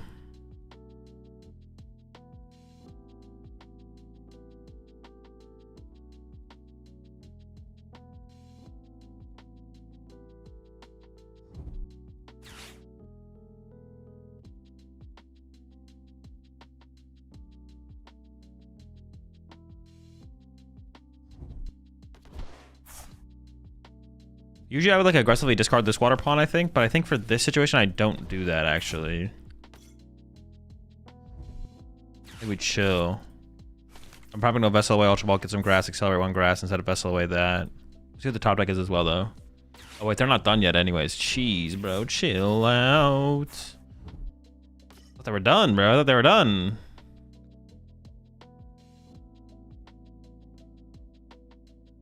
If they hard retreat here, we can get weird for sure. Oh, okay. Because they don't play Turo.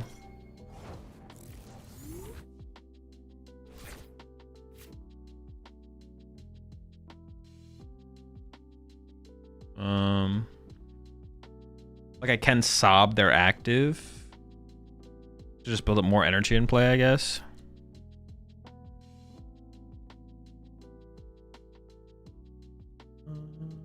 Got me wasted.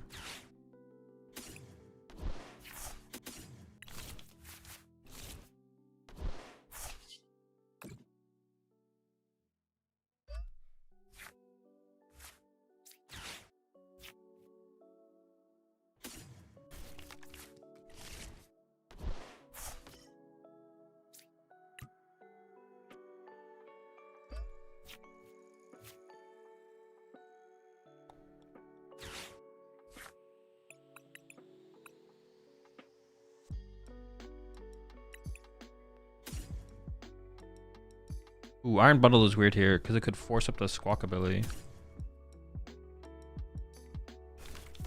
Let's see what they do.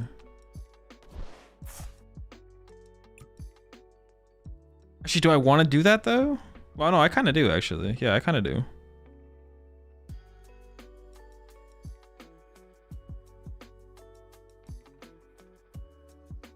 Well, or they push up Char Cadet and then I just KO 2 cadets and I'm okay with that as well.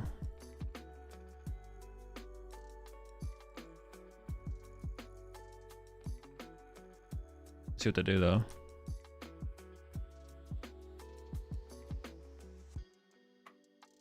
Okay, so now they can't jet and fire. Wait, hang on, let me just look at their list one more time. Yeah, so now I can torrential pump.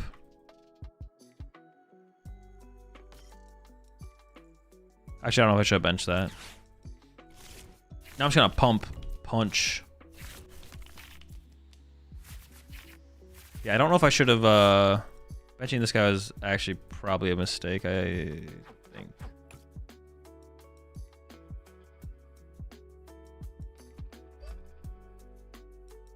I can actually hit the Mew and the Squawk.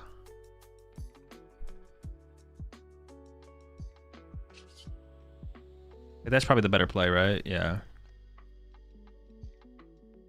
Yeah, benching this guy was a mistake.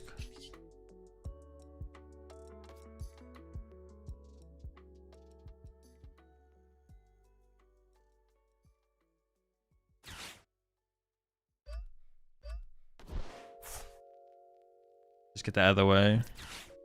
Maybe just do this as well and just grab Mew so I have draw power and play to work with. Or I could get Latios. How many boss do they play? They play 3 boss. So they bring up this guy. Maybe I just want the mobility actually of Latios.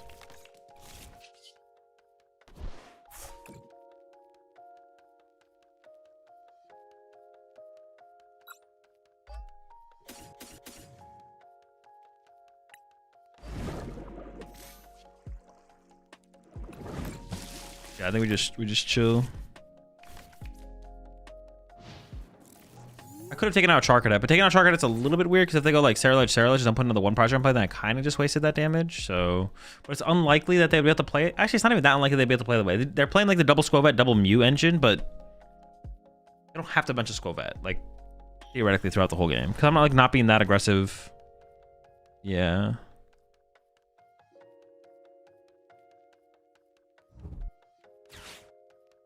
That's fine. I don't play any tools. I'm scared of the League HQ. Maybe it's prize though. So now I could like snipe a Charcadet because I could go snipe those as well at some point.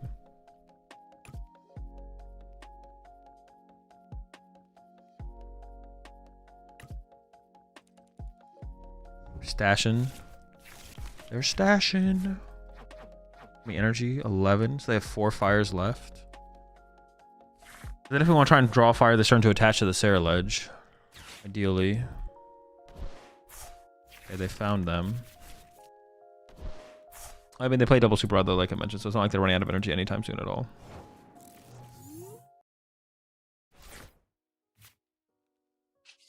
I think trying to find, like I'm guaranteed to almost find energy here, so just finding E-switch is the more important thing.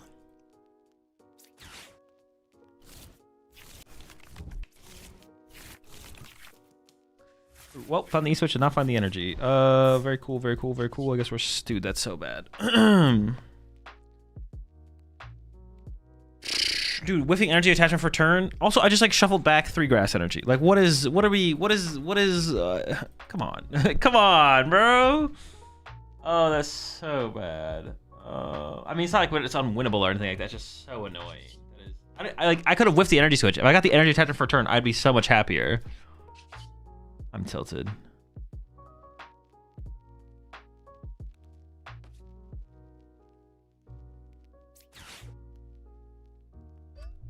Maybe I actually just knock this thing out then, I guess. I mean, I guess they would have needed to find a jet, but they have like a... I don't know, they could easily find the jet though. All that energy being used on this guy feels pretty bad too, but I do have an E-switch prized. Did not get the E-switch, but... I don't know if that's the right play, to be honest. I don't know. I'm not sure. I feel like this sets me up in a pretty good spot. I'm feeling pretty comfortable about our situation right here, so we'll see. So it goes. A little bit annoying, a little bit disappointing. Also, this guy shouldn't be on my bench. I definitely misplayed when I benched that. As soon as I had them under like the lock board, then I shouldn't have benched the other water pawn because I was never in a situation where it was actually going to matter that much at that point. So definitely a mistake.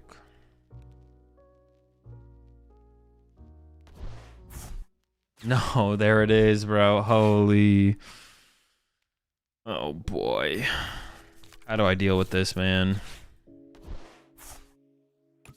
How do I deal with that?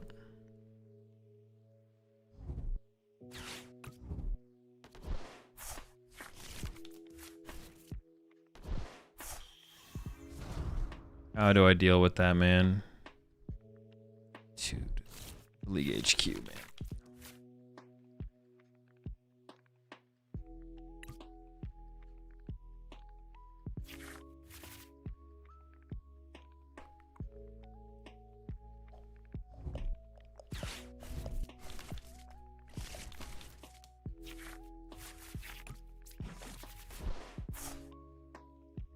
There's no way to draw 4 prize cards in a single turn. Oh. Ogre's Mask. I can Ogre Mask this thing back into a grass pawn, actually. I don't even have 2 E-switches left in the deck, though, so I can't even set this up in a single turn. Am I missing something? Is there like a piece I'm missing here?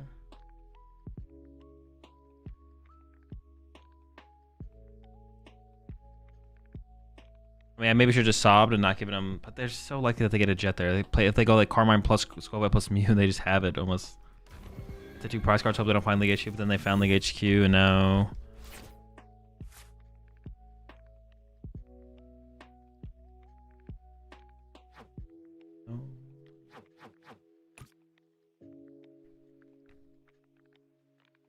Maybe I try and draw a boss and sob something and hope that they can't find their thing for a turn. That could be the play, I guess.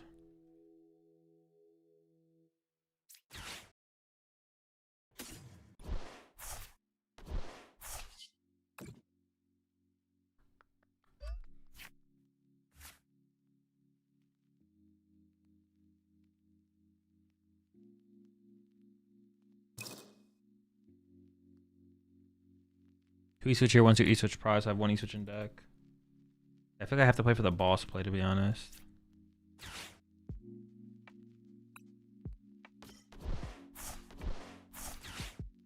How it feels.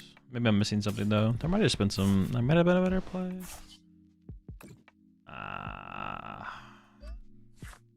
If I just didn't whiff the energy attachment for turn as well, we would have had the play, I guess. I didn't shuffle the deck at all though, so I don't even know if I can get a boss here. I think they're all on the bottom of the deck.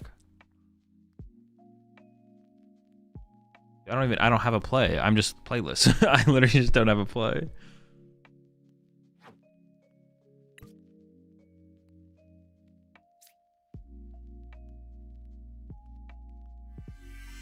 No win con.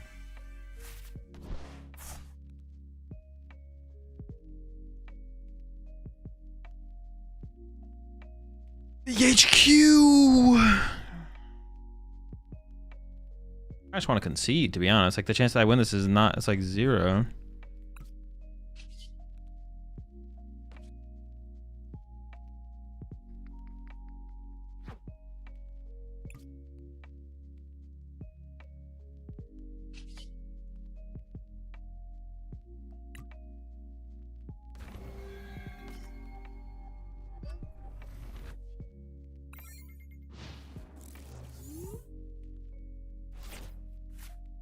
Probably had to give up on the boss play. As soon as I got to only having Fez draw left, I probably should have given up on the boss play because I had no way to get to the boss doors anymore because I didn't have a way to shuffle my deck and then draw into the stuff. But if we just hadn't whiffed that energy attachment on that turn, like I didn't even need the whole E-switch combo. If I was able just to attach to turn to a water pawn, I would have been fine. Yeah, it would have been fine if I was able to just attach an energy for turn because we could have then torrential pumped to this turn with the last E-switch, which we got. Hit, knockout, and then we look for boss KO this with Ursaluna.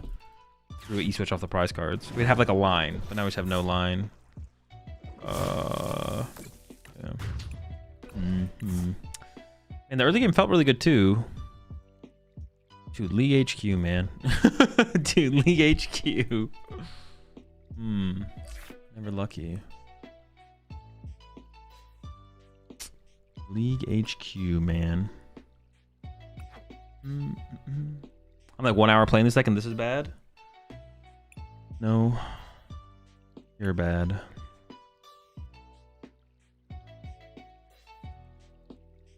This deck sucks? No, you suck. Bro, League HQ, bro, League HQ! Oh my goodness. Tell my grandkids this is Terrabox. Sorry, we gotta bounce back. How many? What is the? Let me see. 9 round Swiss best of 1. So we have to go like what? X and 8 players advance. It might be 7-1-1 to make cut. How many players are in this tournament? 300. 7-2. Dude, I don't even know the math on this. 7-2 or 7-1-1. We have to do a lot of winning for right now, so I guess we don't have to worry about too much. Well, if you just locked in, you would have won. I don't think so. I don't think much was changing there. The only other thing that I could have done would have been to hope they don't hit the jet on that turn. I could have just like sobbed for another turn. But taking the knockout there... If I take the knockout there, then I can bet on no League HQ, which almost feels like the better play. Yeah. Just never lucky. Alright, let's build a Porygon deck.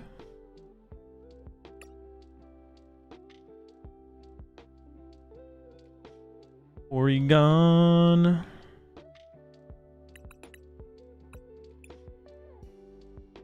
What is OgerBox good against? You basically auto win the Gholdengo matchup. Your Grimmsnarl matchup is fine.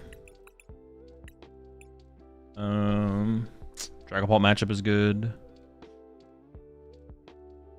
Not sure about the Raging Ball matchup. Raging Ball's probably unfavorable. Do we even play 4 of these?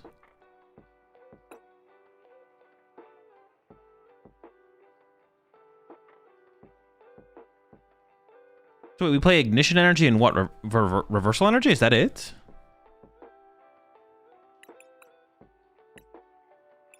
Ignition Reversal? Like 3 reversals or something like that? Do we even run the Z? I don't know. The ability's pretty good. I feel like we do. Do we not? Did you ever play the Hydro Apple deck? I did, yeah. How was it? I mean, it's a bad deck, obviously, but it's chill. You have thoughts on Bolt? Have any thoughts on Bolt? Not really, no. It's a good deck. Rocket's Energy? Oh, Rocket's Energy, of course. What the heck? Like, man, like I was like, I thought there was something better. I was like, is this really? So we could do like a 3-4 split. I feel like we don't need 7 energy. I would go 4-4-3. Yeah, that seems reasonable. I don't hate that. Wait, do we play any other Pokemon in here?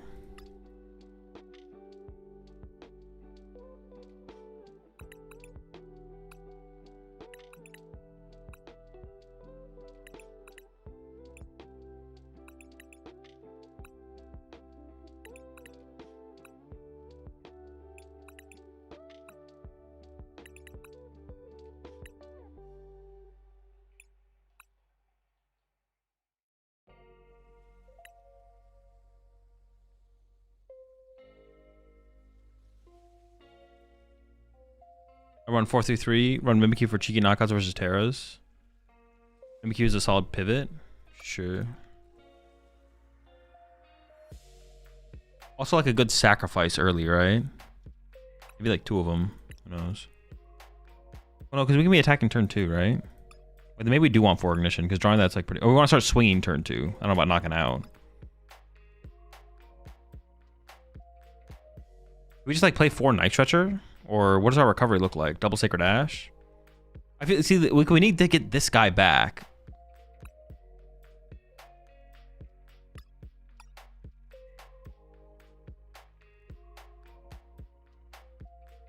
Want to find sacrifice? You can run a 1 of Jingling. Oh, wait, we can play this with... No, we can't play Badoo. What does Jingling do?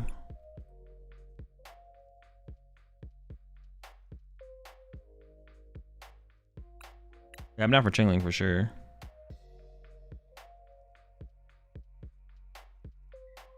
Just Stretcher? Yeah, is it just Stretcher Ash? I guess it maybe is, right? Like maybe like 3 of these? Am I playing Rare Candy or no? I don't really want to play Rare Candy. But how the heck do we find the evolutions? Ultra Balls? Hilda? No.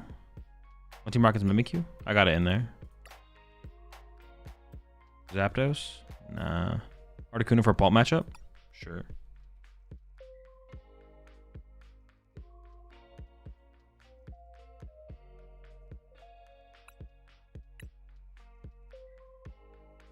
Blender for Ace? That or Secret Box, right?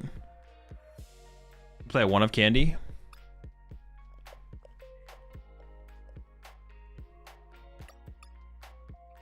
Maybe we just do like 4 Night Stretcher plus like 2 Candy. Maybe that's enough. Because we just need to keep... We should bring back the little guy over and over with Night Stretcher, and then it either evolves into this or we candy it into this. That might work, actually. That might work. Just 4 Night Stretchers. We don't have an ace spec right now, so we have to add that, obviously.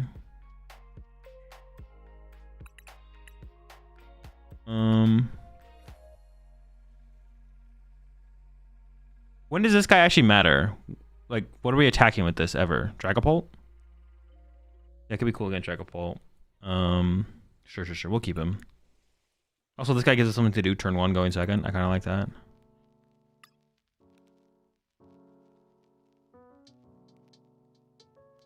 Secret Box. We definitely need Ultra Balls, right? We definitely need Ultra Balls.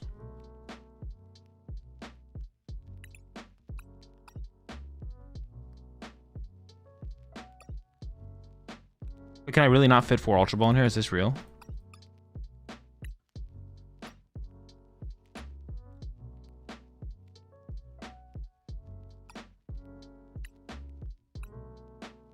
Brilliant Blender is the best.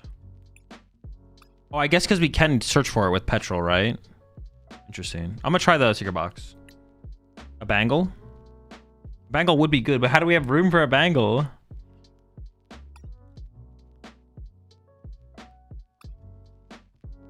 Maybe I'm like overkill on the Pokemon recovery?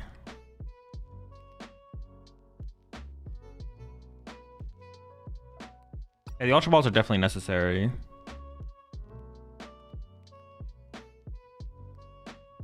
With Ignition, Blender is better.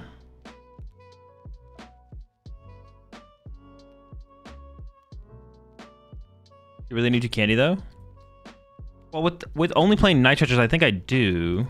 I need like set up 6 attackers throughout the game. So we just need to set up 6 attackers, right? At most, we need 6 attackers, 6 Porygons.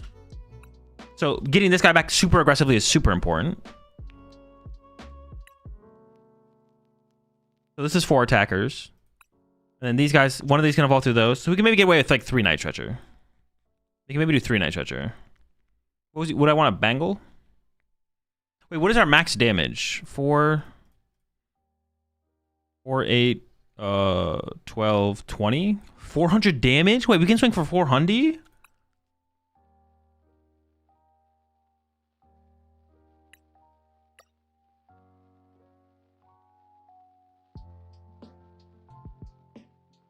Do you need full counts on all supporters over Bangle when Bangle is stronger than any supporter? Yeah, but it's over how many attacks, though, right? Discarding 1 supporter means all of our attacks do +10 damage. The Bangle gives us +30 damage for 1 attack. I don't know, but I feel like the... You know what I'm saying? It depends how many 1-hits we need, right? How many big 1-hits we need. If we need like 2 big 1-hits, then we can play 2 Bangle and cut into the supporters a bit.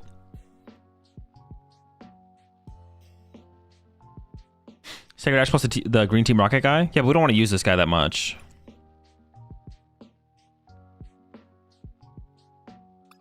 Okay, I kind of like... Dude, I swear I did not put the Blastoise deck box on. I'm tripping. Am I tripping? I feel like I'm tripping. Am I losing my mind?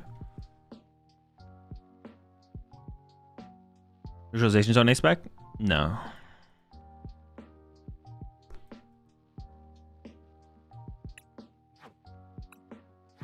Putting the Schmelly bolts on.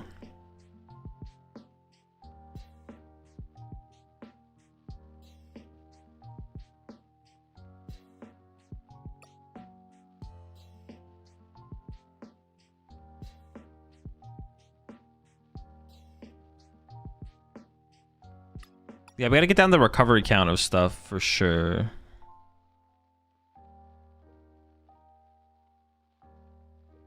One candy might be enough as well, to be honest. We maybe don't need... we just need to... Like, the problem... We just need to make sure we recover this guy super aggressively. Because this leads to our attackers. We need some count of candy, though, I feel like, for sure. I feel like 2's probably good. It's also possible we want more of these and more candy and less of these. I could see that. Like, we should play 4 of these and 3 candy or something like that. Sneasel can be really nice in this deck. Oh, I do like the Sneasel, actually. I like the idea of the Sneasel in here because it just reach it. We can punch something and then clean it up later, right? I like that. I like that Sneasel. How much do I like it though? Yeah, I do kind of like that Sneasel.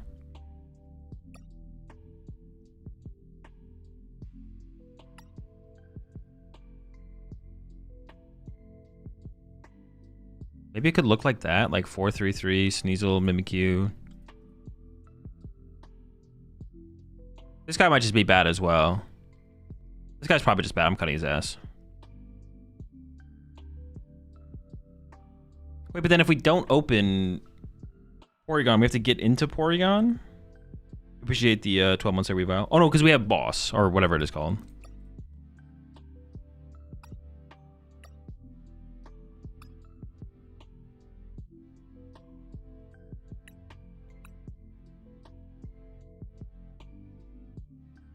No, Mewtwo as a finisher? No. Zapdos is cheeky and default? No, the Zapdos is just bad. It's not cheeky, it's just terrible. Lock in, lock in. Alright, we got 1 minute till the next round. We'll try this out afterwards.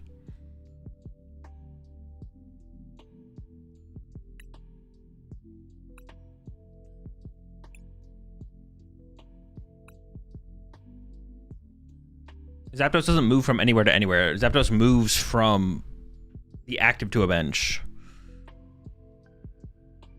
Want to take full advantage of Porygon as a draw engine?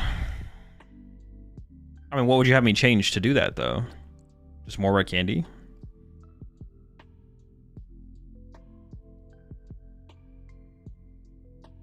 More ways to more quickly get into the Porygon? As well, updating the YouTube playlist. I don't think so. I don't know what you're hearing right now, but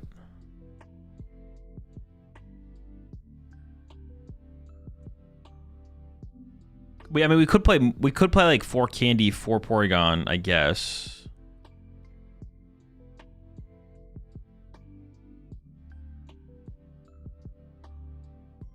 No, probably not.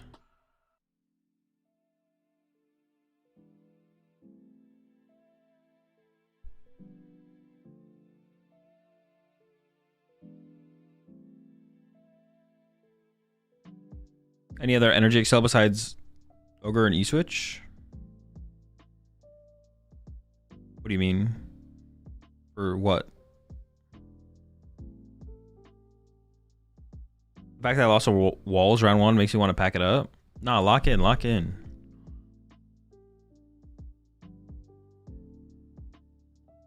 They're pretty OP sounding once you get the supporters in discard. Nah, it's so at that point but at that point once we have like thinned our deck out that much, playing this just does the exact same thing. Yeah, once we do at that point, we're just doing that as like the exact same thing for sure. And that much. All right, next round's coming up. We'll try this out in between rounds if we have enough time.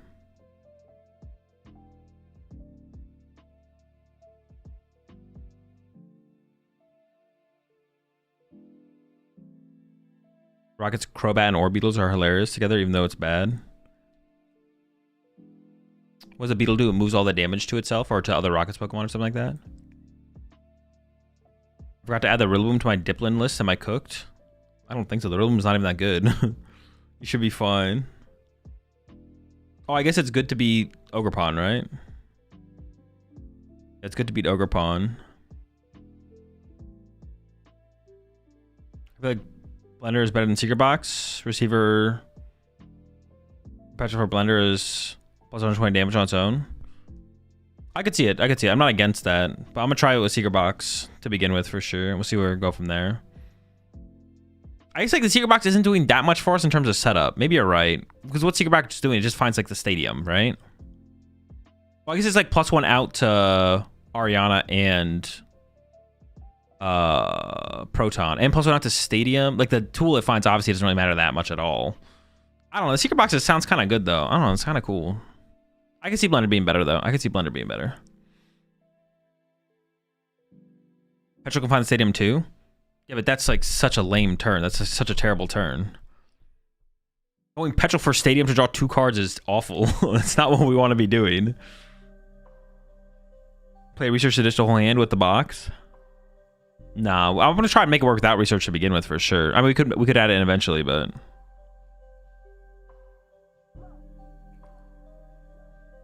yeah, we're gonna try and make it work without that for sure.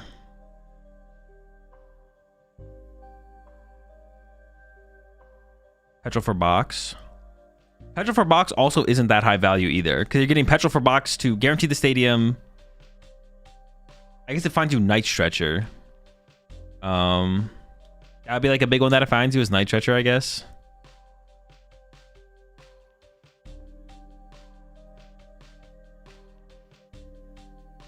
Yeah, Petrol for Secret Box is pretty low value. Petrol for Blender though is definitely higher value, but I'm not sure.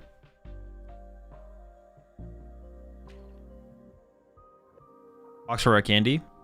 Oh, true. That's pretty high value. Going to be able to go box for Rare Candy is pretty high value, actually. That's good, yeah.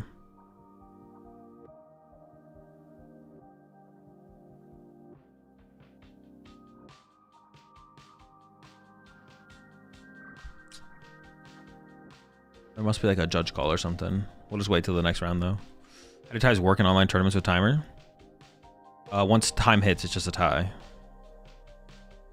It's the same thing as IRL tournament. There's no plus. Oh, there's no plus turns if that's what you mean. Yeah, once time hits, it's just a tie at that point.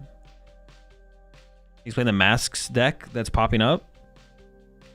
I mean, the strength of the deck is fast Water Pawn. And then from there, you have the other attackers in there to piece together the rest of your knockouts to win games, basically. Initiate your product trade with Water Pawn usually, or in a lot of matchups. But you have an array of attackers that allows you to play for like a 2 prize trade as well. 2 Fighting Pawn auto wins Gholdengo. Yeah. It's just like a mix of Pokemon based around the Ogre Pawns with their mask to be able to win a decent amount of matchups in the current metagame. I mean, you lose to like Gardevoir, but besides that, the deck's like solid.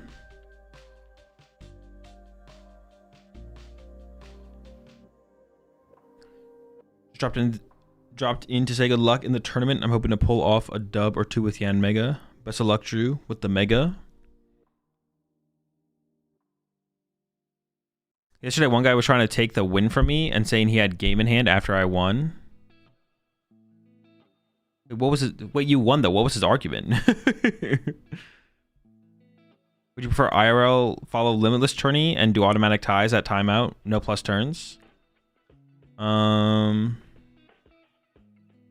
I think at the very least you should be able to finish active turn. But I am theoretically fine with time is called, finish active turn, no plus turns. When the discussion around the time change rules was going on Twitter, people made it seem like no +1 is really bad for people being able to play around who has the last turn of the game. But I feel like that could be really bad. No matter if it's a +0 or +1, you can still play around that. I don't know. I don't know if it really changes that much. If +1 actually helps solve the end of turns when people can play for their stuff, then I'm down for +1. But I think we should get more time in the round if they're going to take away +3. At the very least, it should be finish active turn. Like if time expires, at the very least, it should be finish active turn. It shouldn't just be time has expired, automatic tie, which is what limitless is. But besides that, I don't +1, +0, more round of the time is what I want for sure. But I haven't heard like I haven't heard a great argument as to why we need +1. I haven't heard a great argument as to why we need the +1 versus +0. Or the arguments that people have brought up so far I just don't fully understand them. So I'm still an advocate for +0. I'm down for 60 minutes. Active player finishes their turn. Round over. So why is Grim considered good? Because it is unfavored into Raging Bolt, Pulse, Gholdengo, and Jellicent. Well, the Raging Bolt matchup's like not that. It's not like a super unfavored matchup against Raging Bolts. You're favored against Dragapults. Gholdengo, I'm actually not sure about right now, to be honest. I haven't played that one. I'd assume that the Gholdengo matchup has become unfavorable with them having 4 boss, though. Jellicent is also just not a super big deck. Like the first 3 decks you mentioned are pretty big. Like Raging Bolt's big, but that matchup is it's like 40-60. Dragapult is like 70-30 matchup. Gholdengo I'm actually not sure about right now. Jellicent is unfavored, but also not a big meta deck. So like, let's say if the other 3 are 10% meta decks, you're like 40-60, 70-30.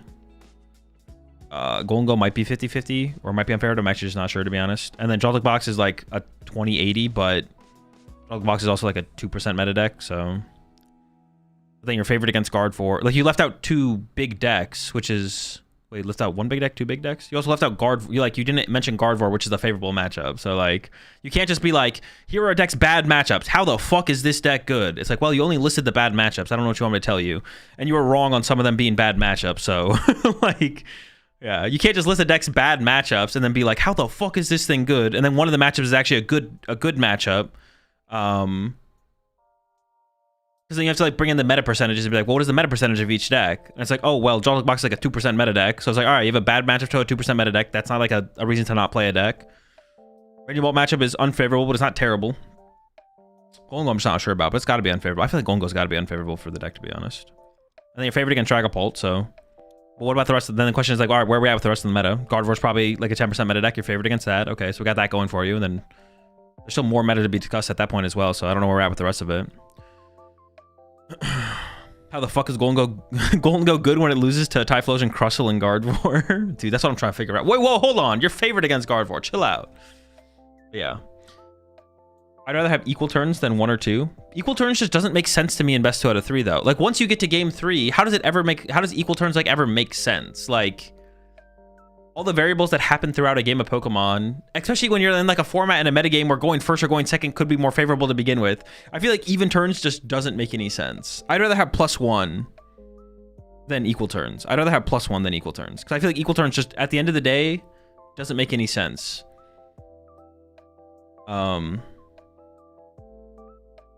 Like by the time you get to game 3, equaling turns just doesn't.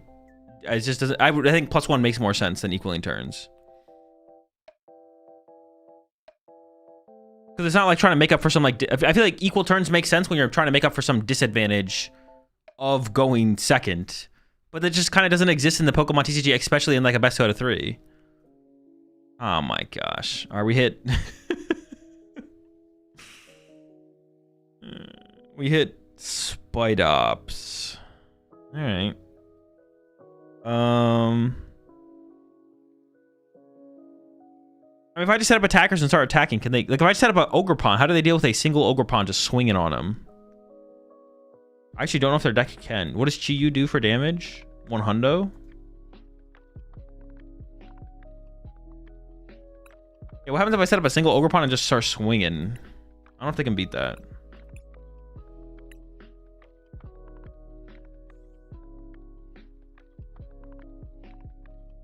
If the +2 is adding so much extra time, add the 10 minutes to each best of 3 and +1. That's what I'm saying. That's what makes no sense to me. It's like, where's this time going? Unless they think, okay, so there's like, it's not completely unreasonable for them to like make that change though.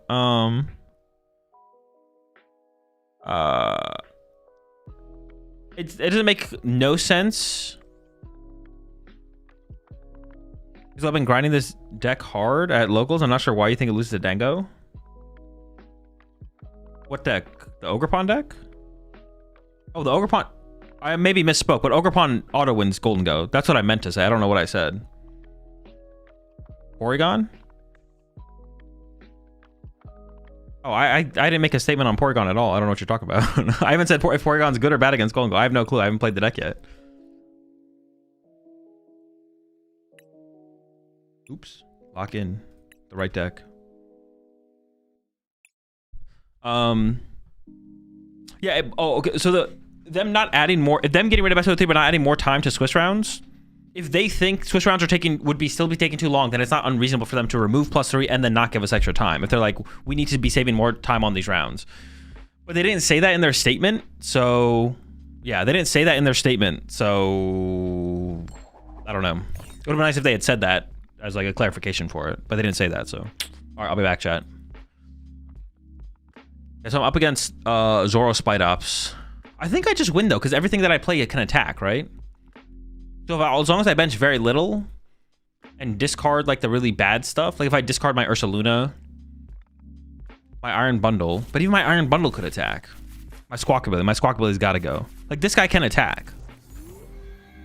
I don't even care that I open this. This guy can literally attack. That's my guy right there. He'd be swinging. So I just have to minimize. I just have to minimize my Pokemon in play, and I should be fine. I think. I actually don't know for sure. We'll see how it goes. I guess he can't attack back-to-back turns. Maybe that could lead to me being. No, that's still a lot of damage for them to have to deal with, though. I feel like I'd still be fine. We'll see. I definitely want to try and play for a turn 1 attack here, though.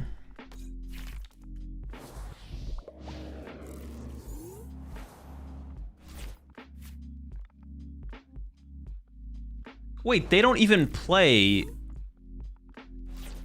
Hold up.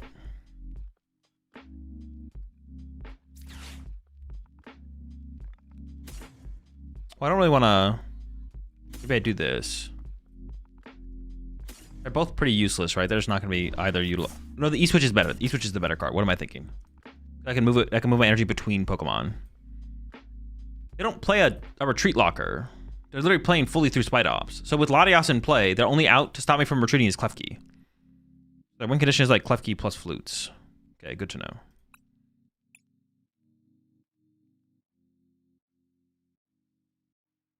They play Melodic as well, so that could limit my penny. Probably an E-Switch. Okay, hang on, what's my hand? My hand is Prism, Nest, E-Switch, Research, Boss.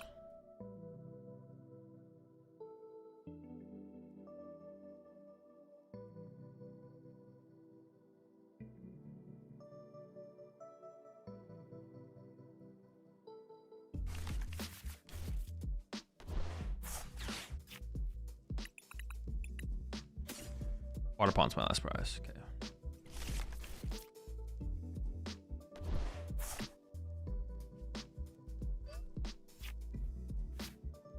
So I don't want them to Klefki trap this in the active, because that'd make things harder to attack with. But that's got to be their only play is Klefki trapping, right? So I think I can go like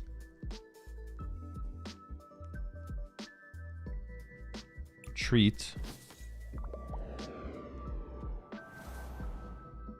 attach. I don't want them to retreat this turn into Klefki and trap this thing in the active. I'd rather have this thing be in my active.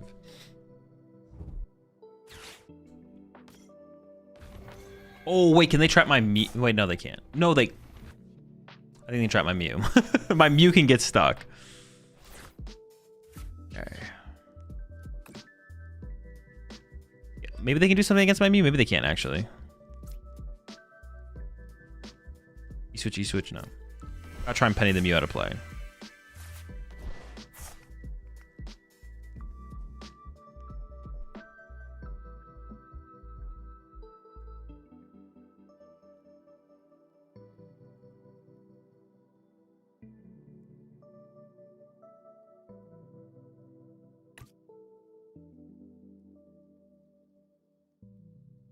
I don't want too many things in play, right?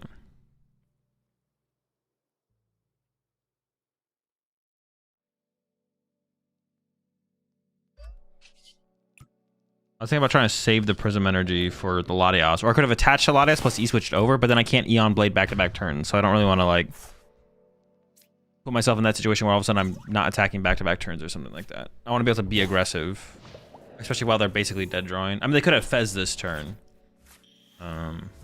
They have Zorak off the top, okay.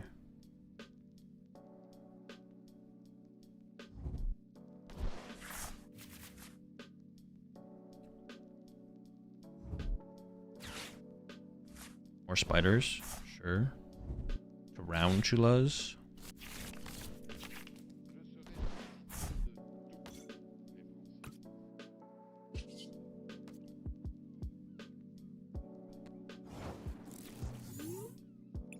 What did I pull there?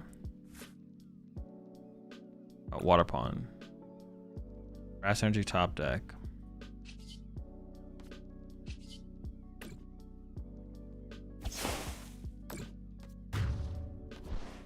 Oh, but they can't trap my Mew. No, they can't trap my Mew. The Klefki is their only trap play. Like the only way they can trap stuff is Klefki. So it has to be like Klefki plus setup Spite Ops or something like that.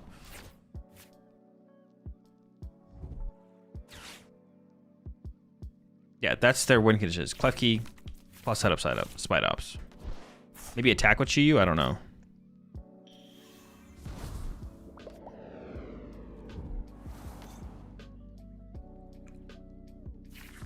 We also have a gemstone. Okay, if Klefki's not in play, then everything is free retreat because of Latias. Okay. I'm just trying to think through like what are their actual win conditions. But it has to be some kind of Klefki cheese because they don't play like Sudowoodo or anything like that. So they have Dedenne. It's like Dedenne Spite Ops, but so now they're setting up to KO my guy. Well, I guess I can kind of freely bench stuff, right? Because if I have Water Pond set up, they can't Klefki into my Water Pond. So I can like bench Water Pond that's not attached to it. We have to KO this thing or something like that.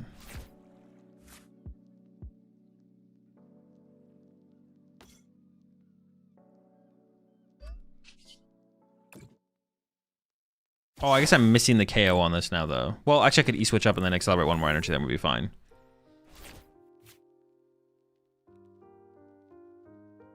I could have accelerated energy active this turn instead, and then when I burn my E-switch, which is actually probably better. Yeah, the Chiyu does 100 damage, but it can't. They don't have a way to like do 10 more damage. So they come up short. Yeah, they set up the rat. Rat's online.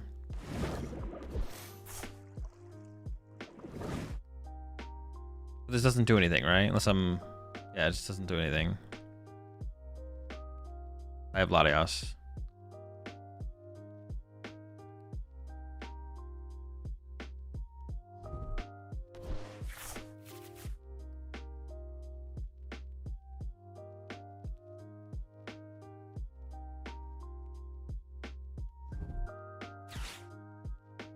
Thank goodness.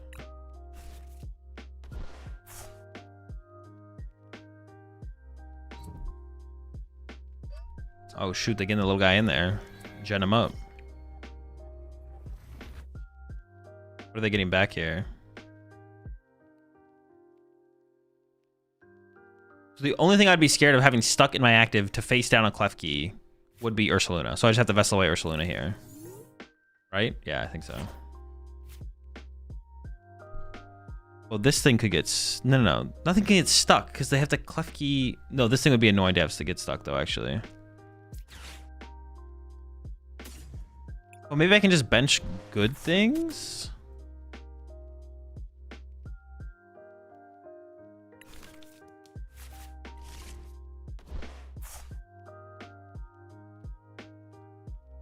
What would be like good things for me to bench though? What if I use the Iron Bundle? What if I bench Iron Bundle and use it? Well, I'm down to KO the active here, to be honest. I don't even know if that makes sense. Ogerpon, Clefairy, put those two on the bench. They're both pretty good attackers, right? Seems fine. To stop something like Iron Bundle or Fez getting trapped, which would be like worse. But none of this is that bad anyways. Oh my gosh. Yeah, I feel like nothing's that bad to put on the bench here. There's nothing else to put on the bench anyways, so sure.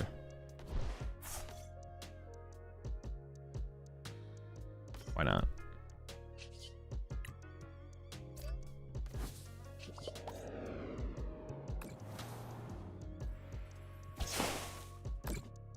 I'm trying to come up with a reason to not bench stuff, but I literally can't come up with a reason, so.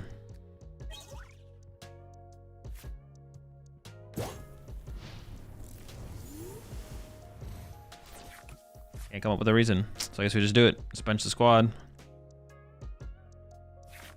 I think I can just one-hit KO their active with the Ogerpon, right? And we should be fine. They don't KO us, so they're just gonna punch us. And I'm doing 150, 180. I'm already doing 180? What the heck? 20, 180, yeah. So I just need one more energy here. I knock them out. Jesus. Oh, I need 2 energy. But that's fine. I have 2 energy. I can do that, I guess. I was gonna say I could Water Pond to win the game, but I guess it actually doesn't win the game because it wouldn't KO this. But... Oh wait, no, it's not a Jamming Tower. I was like, wait, they have Jamming Tower in play. They don't have Jamming Tower in play.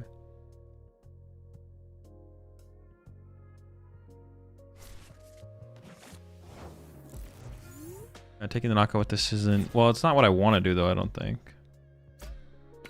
Activate is 130 HP.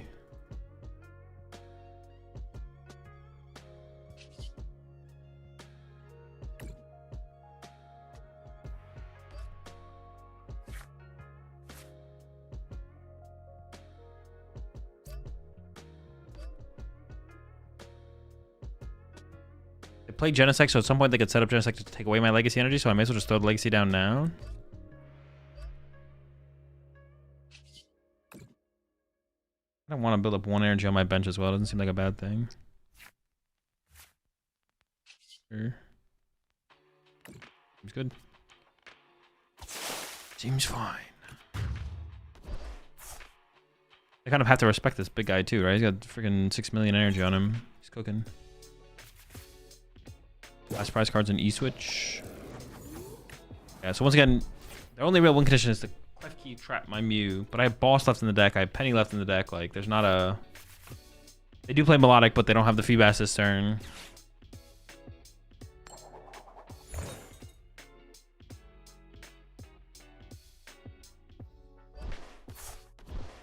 Do they even play Hand Disruption? Does this deck even play Hand Disruption? They have 2 Iono? Okay.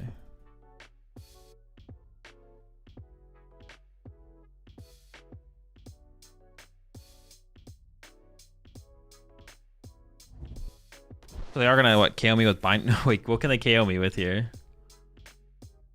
They need to do 10 damage. Oh, the Joust. And that does shut down my abilities. So it shuts off this, which then that means I have 1 retreat through this White Ops. But I have this Grass Energy here. If I just push up Latias, attach Latias, E-Switch from here to here, I win. Okay.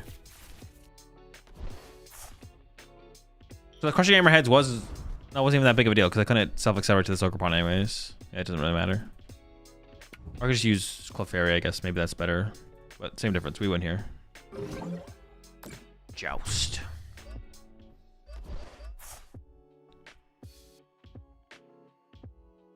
I'd be a lot more scared if they played something like Ursaluna, but they don't have a Ursaluna type card.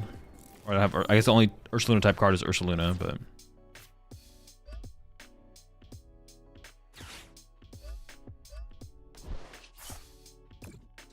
Alright. Got our dub. Started making our comeback here against the Zoroark deck. Zoroark Spidops, whatever you call it.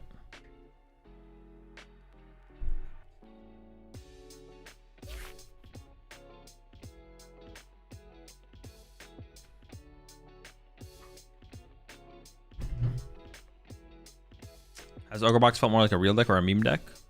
Real deck.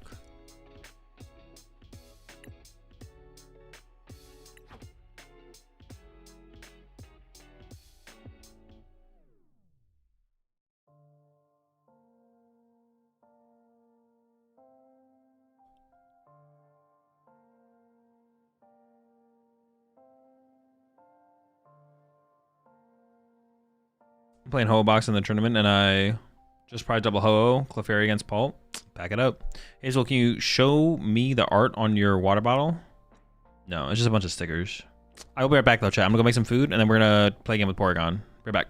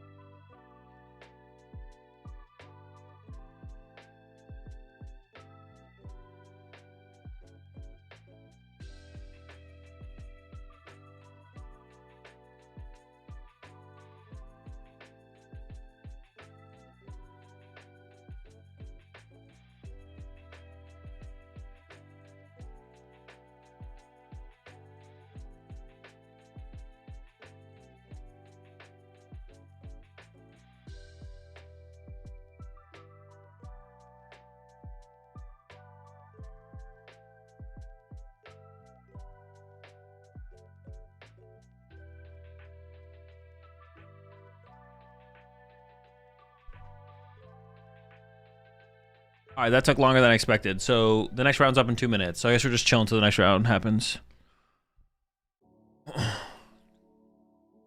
Yeah.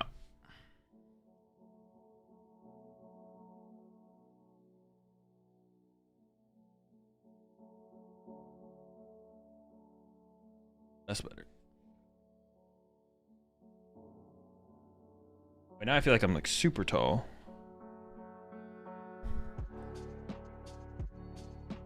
That's fine. It'll do.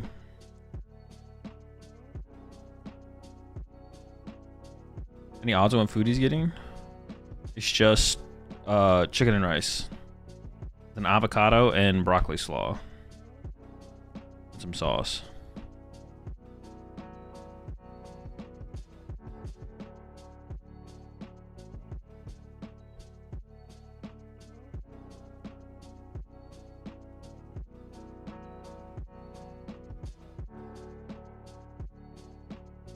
Would you eat tatsugiri?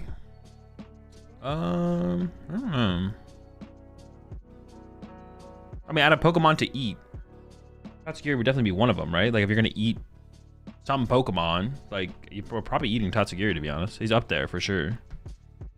Like, what other Pokemon would you eat? Miltank, Tatsugiri, top 5 most edible Pokemon? Yeah, definitely. Tauros is probably up there, yeah. Barbecue Bombardier, gotta be fire. Barbecue Bombardier, yeah, probably pretty good, yeah, true.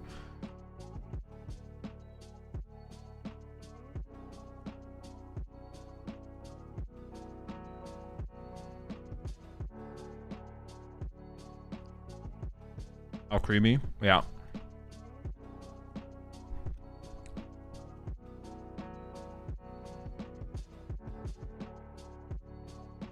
Some good Appleton though. Yeah, Appleton would probably be pretty good. It's up there. Vanillix. Well, last round there was a timeout of 10 minutes, so we'll see how long this round takes for them to start the next round.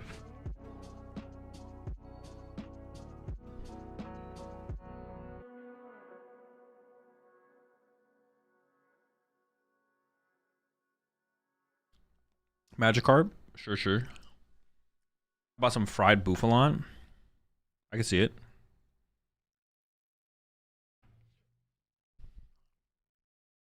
Blaziken. Torchic.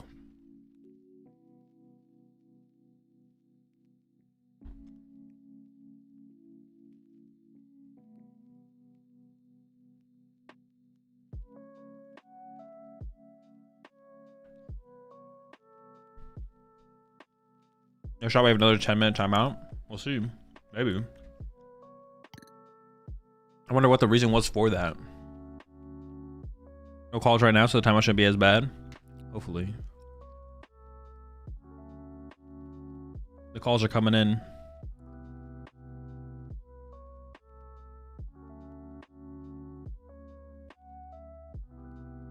Every match is done. I don't know why this happens.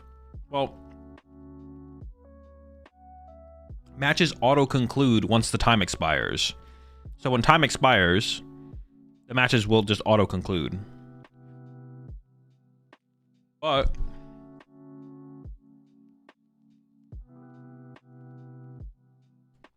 that's when the disputes will come in, or if like the match like if the players, like if one of the players wants to concede to the other player, and then it times out before they can, then like having a judge come in and fix that would be like a thing as well.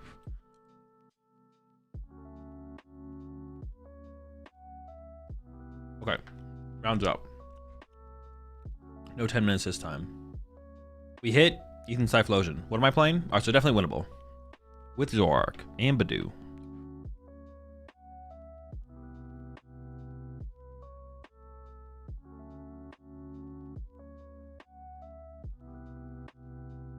Oh, and Shaman. Cringe. If they didn't have Shaman, I would maybe choose first, I feel like. But because they have Shaman, I think I want to go second. Dude, the Shaman is so cringe.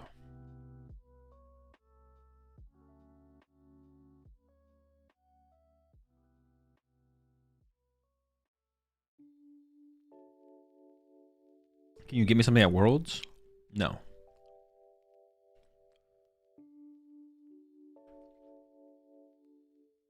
Yo, appreciate the prime sub there. Ace Combat.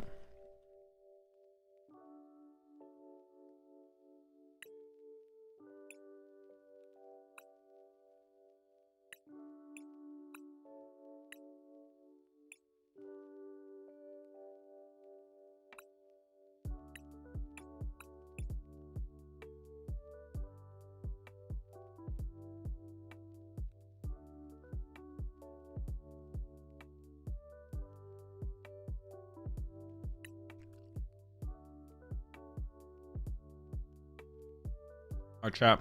I'll see y'all after the round.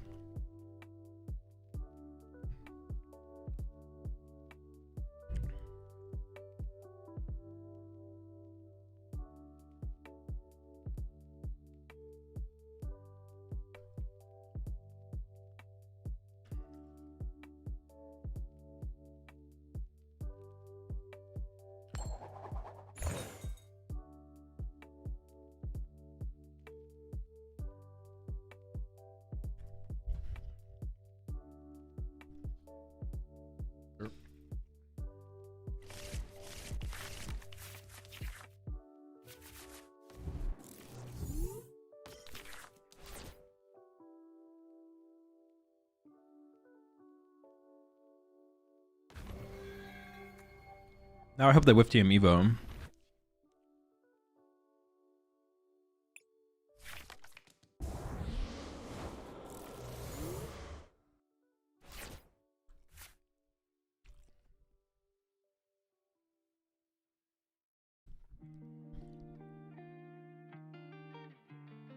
Huh.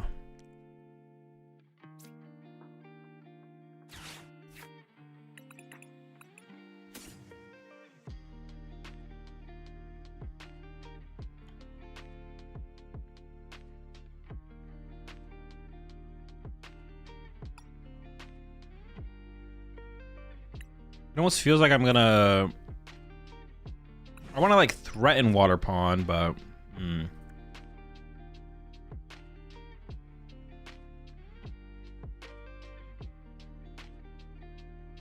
Yeah, I want to threaten Water Pond. One more thing prized. Air Orb in hand. 3-9 Stretcher. Earthen Vessel. Sure. I might Squawkabilly here. We'll see. Let's see if we get off the Teal Dance first.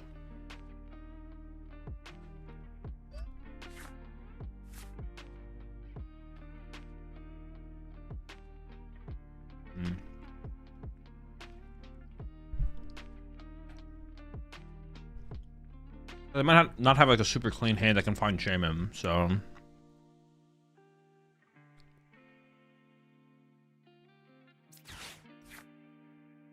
Can they deal with Sob? They play one switch.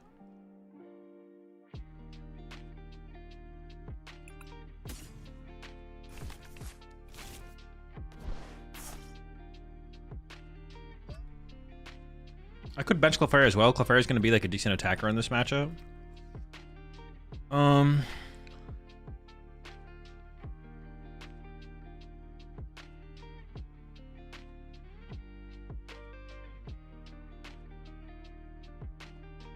Sure. I can also ultra. Nah, wish pass.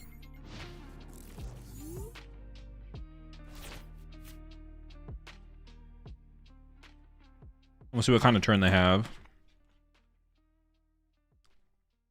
Definitely a tough matchup because of the Shaman. If they didn't play Shaman, there's going to be as tough of a matchup, but.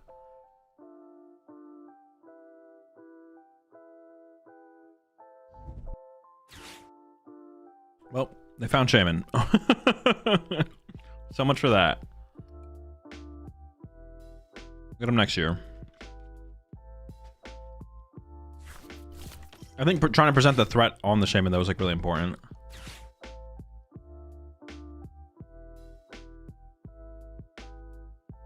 I think that was still the correct play. They just happened to have the Artisan in hand.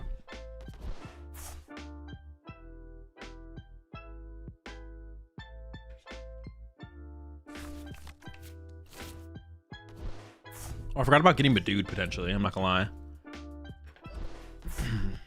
Maybe no. I don't think that changes anything I do though. To be honest.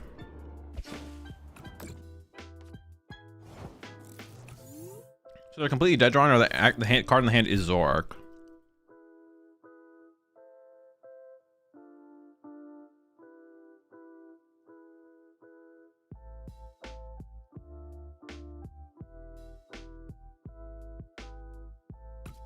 It could also be Quilava, I guess. The card in the hand could be Quilava.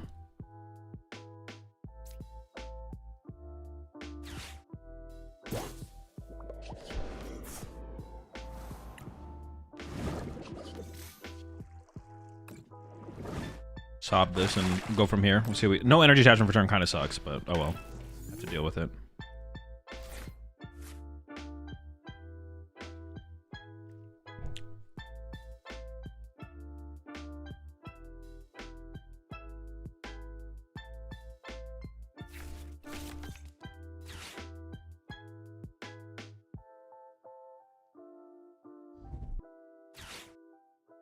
It's fine. Alright, so I'll just dead draw him, which is obviously good for us.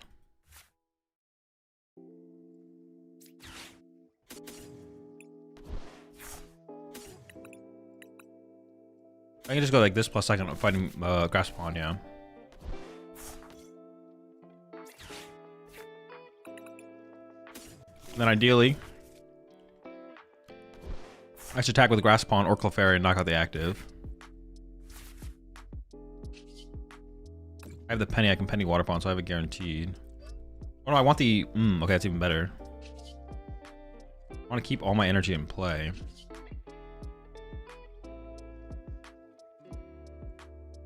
I think. I want to keep all the mobility around. I want to be able to get into this. But I want to be able to draw more cards. I want to see more things. So I think I penny this. Play Nest Ball. I'll bench Mew, draw again with restart.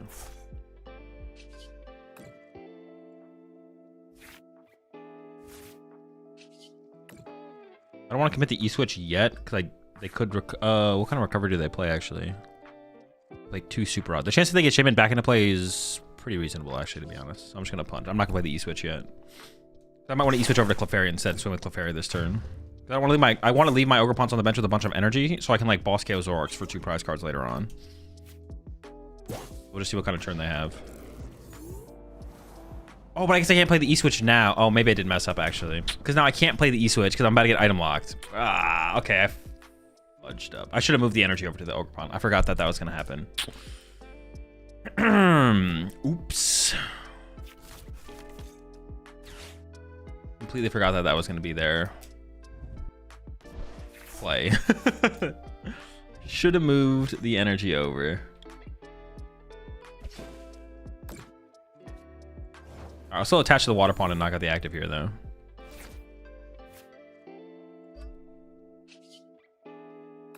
I'm just going to hold on to the energy. Try and get on the Clefairy. Yeah, I should have E-switched over. Because I definitely would have attacked with Water Pond this turn. Do they play Candy? Actually, I didn't even check. Oh, fudge. They do play Wonder Candy. I wasn't really change my plays at all, but they just play one. I hope they don't find the Candy play. Down 2 boss, but they also... Ooh, they played no counter catcher. Interesting. Okay, weird. We can hide behind Iron Bundle at some point during this game. Oh, but they play Iron Bundle.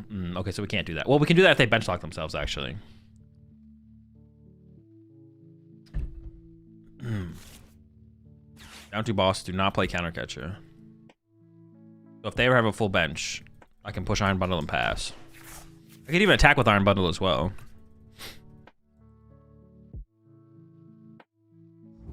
Well, it also means I can, like... I know they can't... Oh, please do not have Candy KO. Actually, depending on what else they have with the Candy KO, it's fine.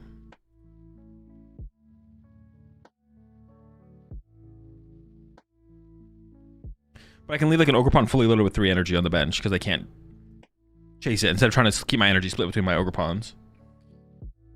Which was going to be what I was going to do, try and keep my energy split between my Ogerpons, but I don't need to do that.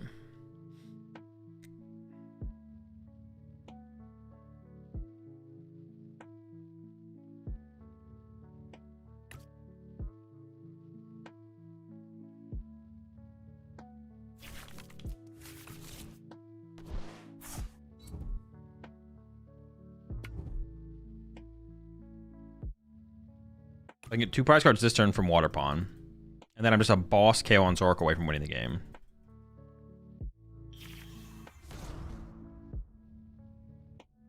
Actually, no, I can also just like attack with Clefairy and something else through the active, and I win it that as well that way.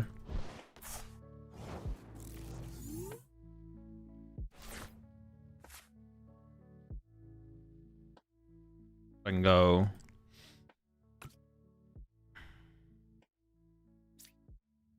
Energy switch.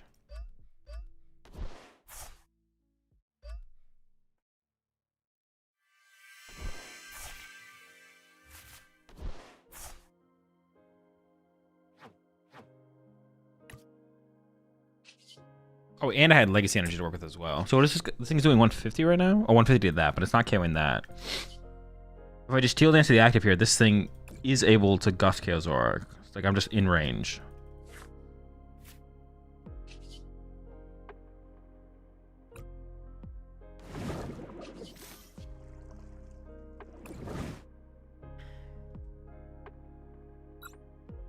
We definitely go after the Quilava because that could like offset them from being able to chain Typhlosions, even though they have the red candy still.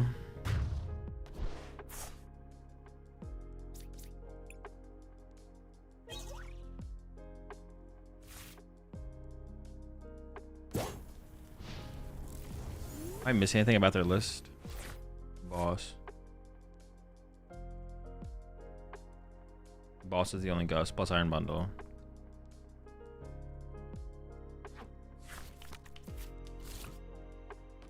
And now I'm only 2 prize cards away, so it should just be over at this point. No, there's nothing they can do to win, I don't think, anymore at this point.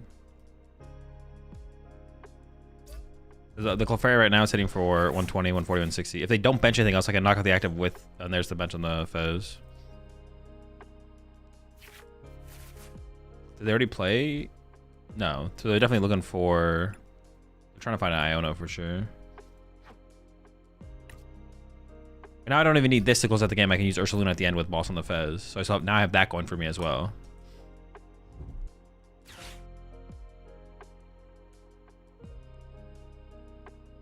Is my Ursaluna down here? No. Okay. Oh, I can also use Water Pawn next turn as well. Like, I could Water Pawn again. I did get rid of a mask last turn, but I have 1 mask left. Oh, my last mask is prize though. I guess I could go Water Pawn double E-switch or something like that. That's still like a possibility. Or maybe they just don't have enough adventures that are about to take the knockout. I guess they are just coming up a little bit short.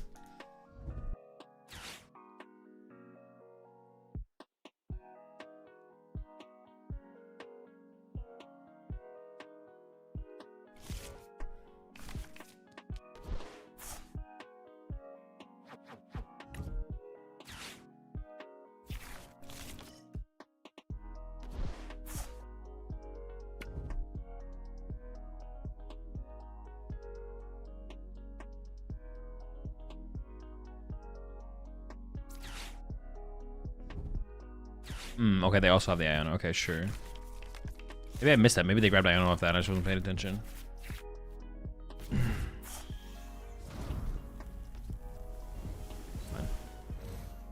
can always just knock out the active with Clefairy. And then we're just... This guy can close out the game after that. There's too many energy on it at this point.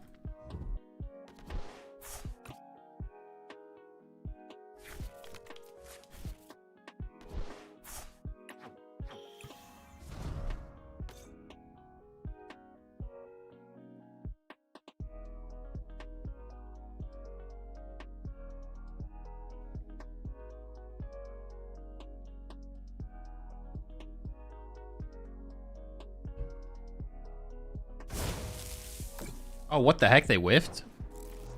Is it like setting up for like some kind of play though that I don't see? I don't think so, right? Okay, well I guess I just win. Are they really not able to pull together the play? What the heck? They didn't have anything there? Sure.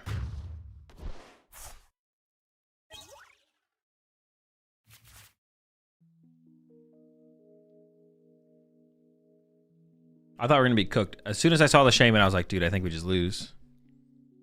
Matchup is so bad if they have Shaman. Even if they don't have Shaman, it's still losable as well. But I think we're favored probably if they don't have Shaman, but... All right, let's run a Porygon game.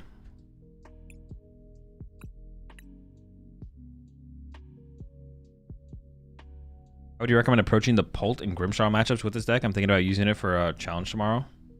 I don't really break down matchups. There's too much nuance to matchups to break them down live on stream.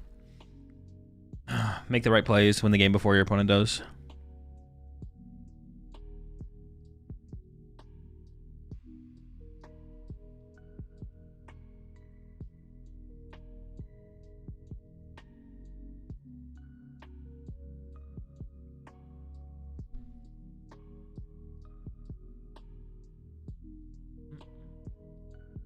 Paint Onion Mega EX / Iron Hands. Deck's bad. It's not competitive. But now my chair feels like it's a little bit too high.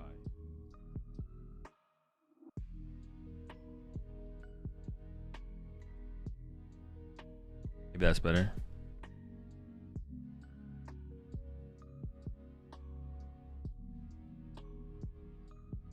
I should have been timing the queue time still. I am curious.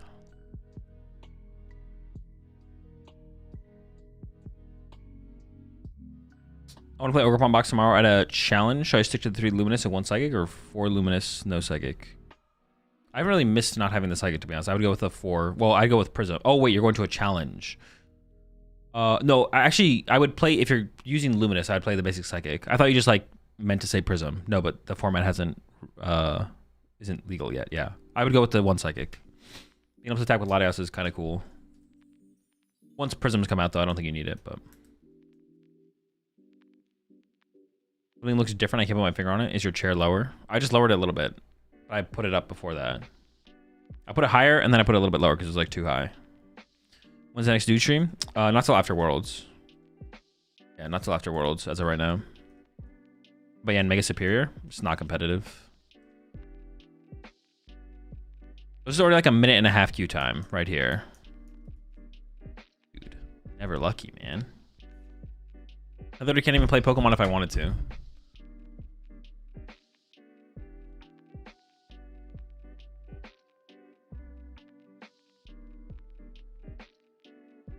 Literally getting locked out from playing Pokemon. Just too good. Win rate too high. Thank you. Yeah, I played today with the Prism Energy. It's so good, but sadly got to change back to Luminous for tomorrow.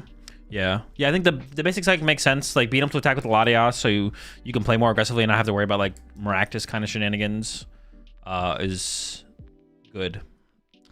For sure.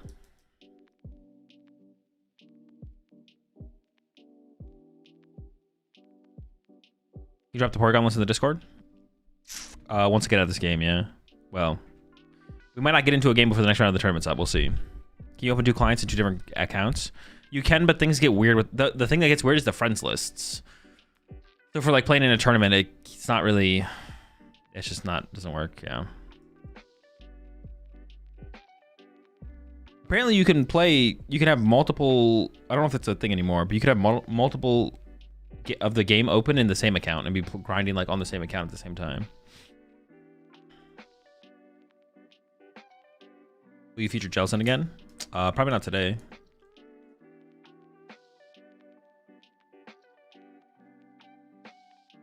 All right, it's been 3 minutes, I think. It was like 30 seconds before I started timing. I thought it locks the game if you try to do that. It might now. It didn't before. Like, before you could do it, I'm pretty sure. It maybe patch that, though.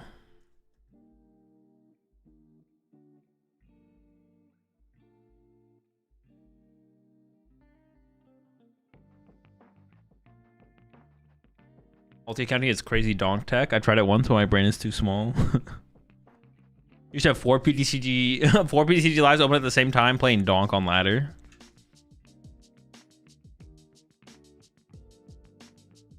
I'm new to Pokemon. I played Zard Knock, but I'm looking for a new deck. Any suggestions?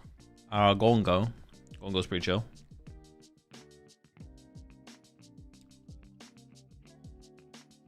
All right, 4-minute queue time. Chilling. This is just unplayable. When a game takes like 12 minutes and the queue time is 4 minutes, like, it's not playable. Spending 25% of my time to play a game in the queue is cringe.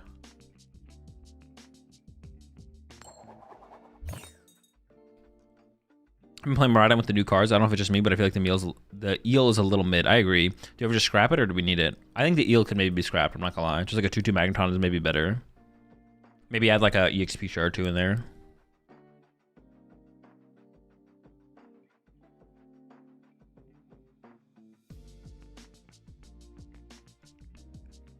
What's your favorite The Simpsons episode? I don't know. I haven't watched Simpsons in forever.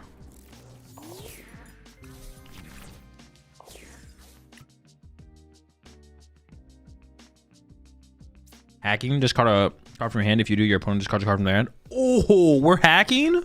Let's go. Is Shelly worth playing in Guardy? If all I'm concerned about is the Grim matchup. No clue. I assume that gives it a better matchup. I actually just don't know, to be honest.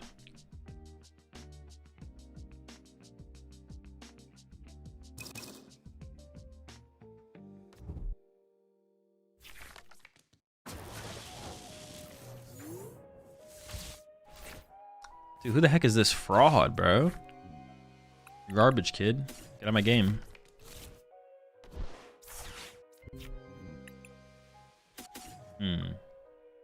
I have no idea what they're... Well, no, it is Krusty, right?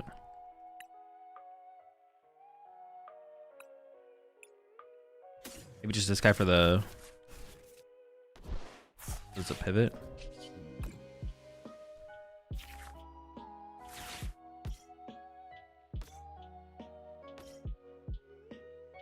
Nice.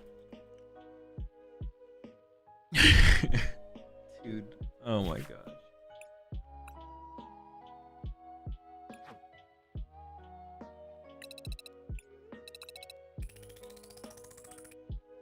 Minute queue for that. I mean, it wasn't 10 minutes, it was 4 minutes, but and then I leveled up and I had to sit through 3 fucking confirmation screens. Holy dude. Did I hit the same person? All right, that was a 2-minute queue.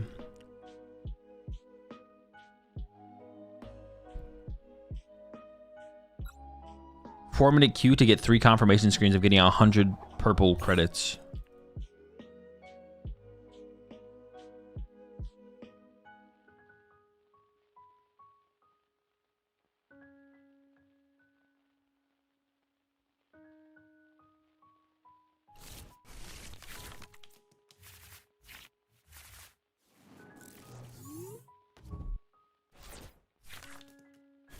Yeah, we definitely need to play 4 Ultra Ball in this deck. Just like looking at this hand, there's like so many supporters. Like we gotta have a way to move them along for sure.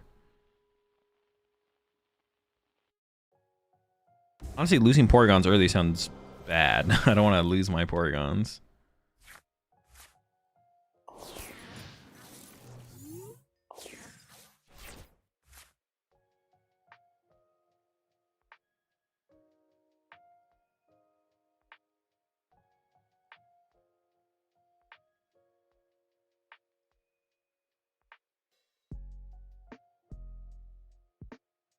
Bro, Crustle players, oh, I can't block what they do, so I'll concede. Shake my head, that's so whack. I mean, it's literally just the deck, though. Like, that's literally how the deck works. They just want to sit there. They don't want to sit there for 10 minutes just get farmed by Porygon, too. That's cringe.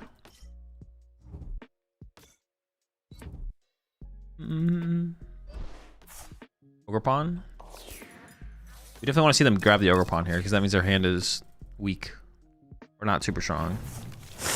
That is not what we want. Wait, this guy's just going to get stuck in the active now, right? Oh, maybe I messed up by opening this, to be honest. I don't play any, like, mobility. This guy's literally going to get stuck in my active. Oh, wait, I play the gust card. I can just gust, sure. Ooh, already with the... So there's a Crispin away from sniping my Gons. Kind of think that we can't... There's no bench protection for this deck, to be honest. Dude, and I prized one. Gosh darn. This is not good. I might be in a little bit of trouble. Might be in trouble, mate. Yeah, because moving this thing is not happening anytime soon. Alright, we'll see how things go. Needs to listen to Discord. Oh yeah, I gotta add to the Discord. There's Ignition, yeah. I start petroling for secret box here. I assume.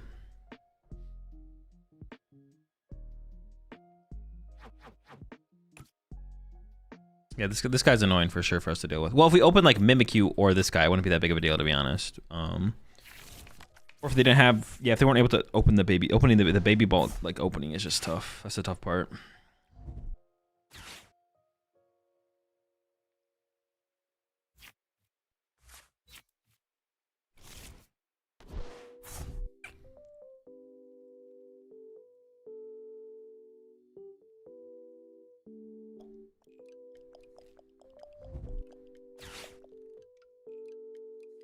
Dude, they're just cooking over there, man. Oh my. No, don't kill my guys. Oh, I didn't even realize I'm playing a deck where is it going to make all the noises? Oh, did they get rid of the sounds?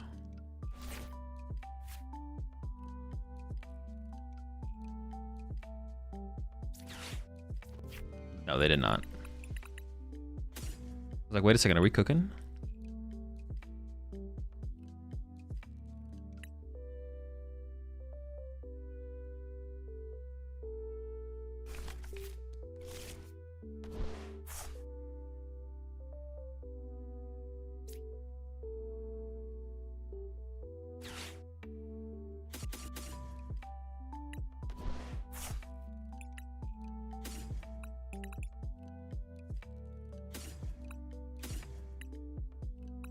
Shoot, is that even correct? Maybe.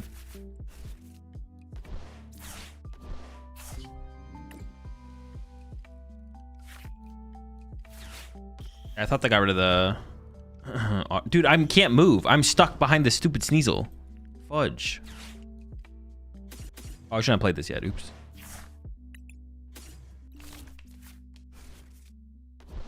Gosh darn it, Sneasel. All right, winnable, winnable, winnable.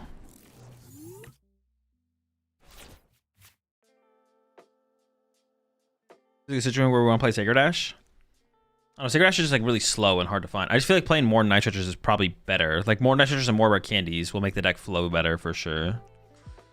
Because like Sacred Ash isn't good because this is the most important Pokemon, is Porygon. So when Porygon dies, if we have Sacred Ash Ultra Ball or can afford to play Proton, cool. But like the chance of that happening is so low that, yeah. It's probably better just to play Night Treasure so we can quickly put this guy back on our bench and then play Rare Candy so we can go from this to this. Oh, that's cool for us. How much are we hitting for here? 1, 2, 3. Ooh. Not very much. Ooh. Ooh. Okay, okay. Are we cooking? Maybe.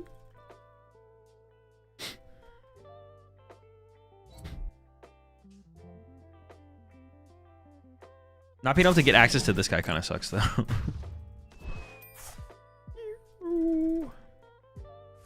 I can gust my way out of this now, though. And KO their fan rotom, I guess.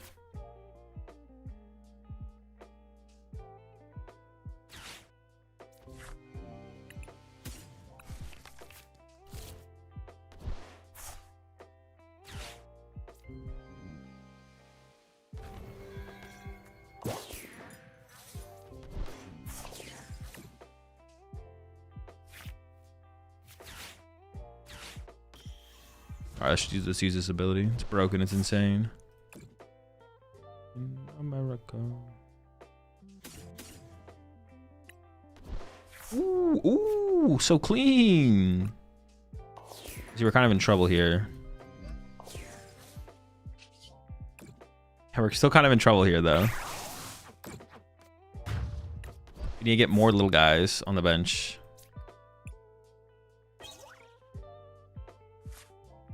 We need Porygons. Where are the Porygons?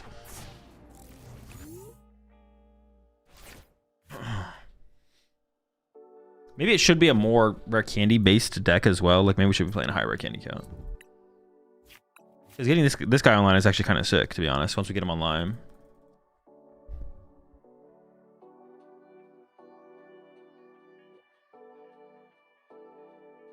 3, 4, 5, 6, 7, 8.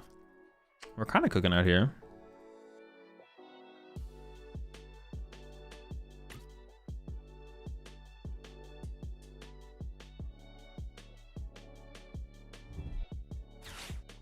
I do have 2 Night Searchers left in the deck.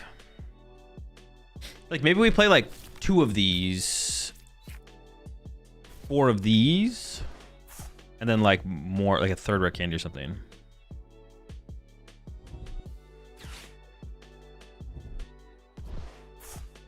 I could see that being the way to go. Here's when I'm going to film my Uncommon Energy Reaction podcast. Be back in a bit. Oh, that sounds good, Shadow. Dude, they're sniping my guy off my bench, bro. That's so rude, bro. That's so rude. I need him. He's necessary. But what I actually need this turn is Night Stretcher. But we'll see what my top deck is. I don't think I can afford to Team Rocket's Petrol for Night Stretcher. It's like, yeah.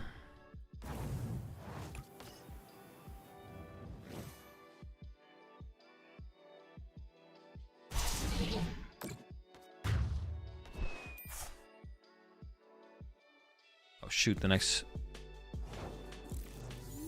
Let's see. Yeah, this is too slow here, I think. So I have to go like this. This. Play. Okay, hold up. +2. Ultra Ball.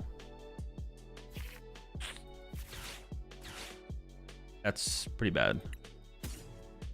How many candy do I even have left? 1? Okay. How many middle stage guys do I have left? Do I even have enough attackers to win the game? I think I have just enough attackers to potentially win the game.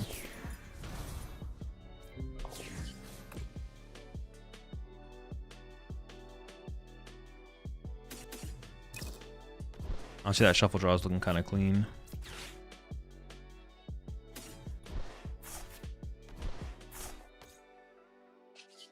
We're bopping, we're bopping. Holy smokes, folks. I'm out of Night Stretcher. So if I get the Porygon off, I need to get the Porygon off the prize cards right now as well. Like, I also need Porygon, like, right now. Dude, I'm so unlucky. All right, so we got to go Hand to Shot plus Knockout, and that could be enough. Depending on what kind of turn. Also, I mean, this thing can attack us, I guess.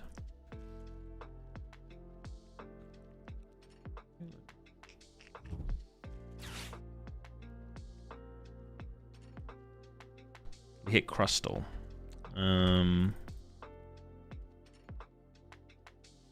Maybe I should just be teching for Crustle in these online tournaments, to be honest. Stupid Crust!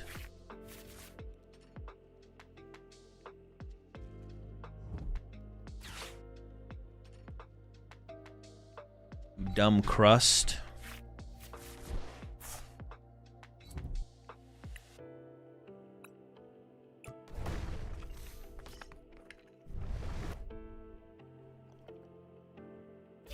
All right, well, we'll see if we can beat the Crust. I don't have high hopes. Yeah, I might be on that. I might be on that tech for Crust type. As long as it's like 1 card. Like, I could definitely fit a 1 card inclusion to beat Crust with this deck, I think, that I'm playing. Might be on that tech for Crust type shit. What would I even tech for Crust in this deck, though? What would be the tech to beat Crust? Someone was mentioning the Tauros, right? I see the clown. But can I make cut at X and 2? I might be able to. So even if I lose this one, we might stick it out. 7-2 to 7-2 make cut in a 300-person tournament? Where it cuts to a clean, it cuts a clean top 8, right? Maybe.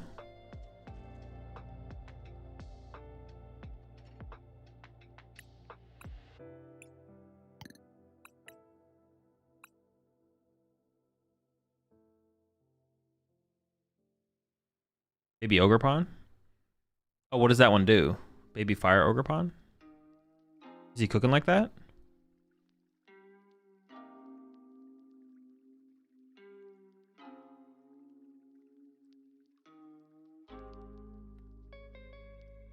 Victini?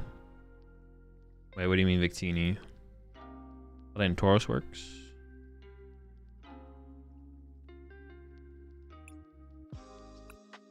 Oh.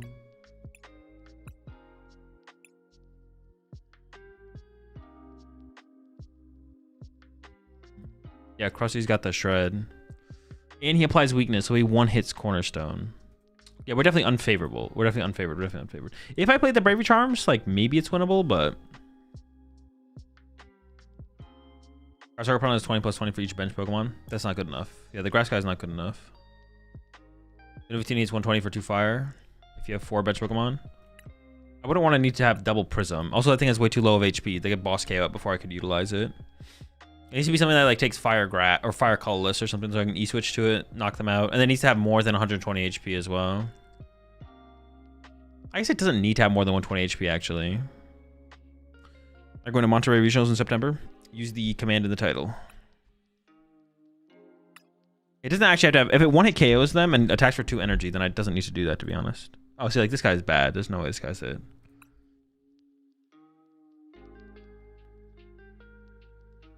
This one?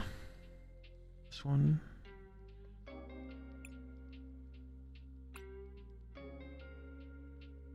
Yeah, see, this one would work. This would work. This is what we're talking about right here. That's the answer right there. Tauros. All right, if I play this deck in an online tournament again, well, moving forward, I'm teching for...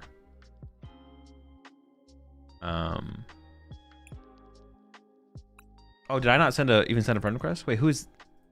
I don't even know who this is. That's my last online ladder opponent. I thought that was my... They said I accepted the request. I thought that was them. Swing with Bundle. Yeah, we can use Bundle as well. But they have Mist Energy. So the problem with Bundles is if they get a Mist Energy down, then it doesn't matter. But it can be like a panic button maneuver, I guess. We should be aggressive with Fighting Pawn and Water Pawn and hope for the best, basically. Our chat. Y'all after the match. Also, like, Iono, like, if we get aggressive, they take prize cards really aggressively. Iono them, they could, like, dead draw from there or something, so. Because I can go, like, attack with Fighting Pawn, they knock out Fighting Pawn, Ogre Mask the... Yeah, I mean, it's, like, winnable, but it's, like, a bad matchup.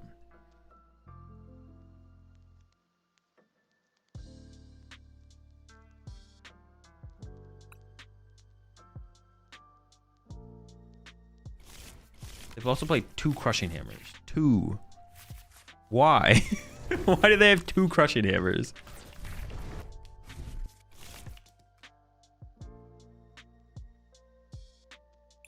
Sure. I don't mind some mulligans.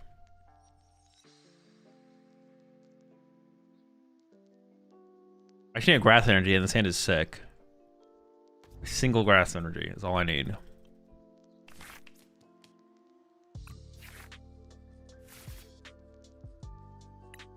Still top deck it.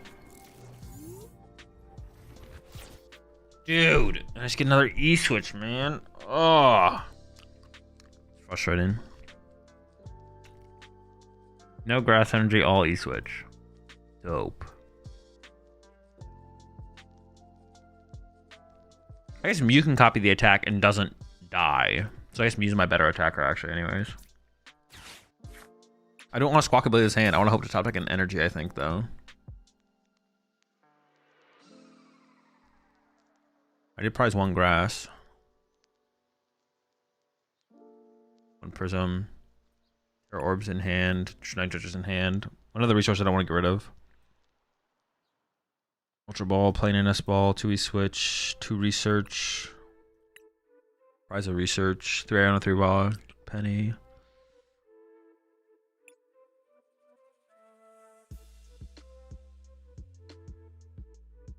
Wait, do they play TM Evo? They don't. Threatening Water Pawn is also pretty good here. I'm just gonna take that. I could go grab Water Pawn and attach to Water Pawn. The problem with attaching this to Water Pawn though is Water Pawn becomes really bad if I whiff the Water Pawn play. Like, I'm about to discard 2 E-switch, it's just not good.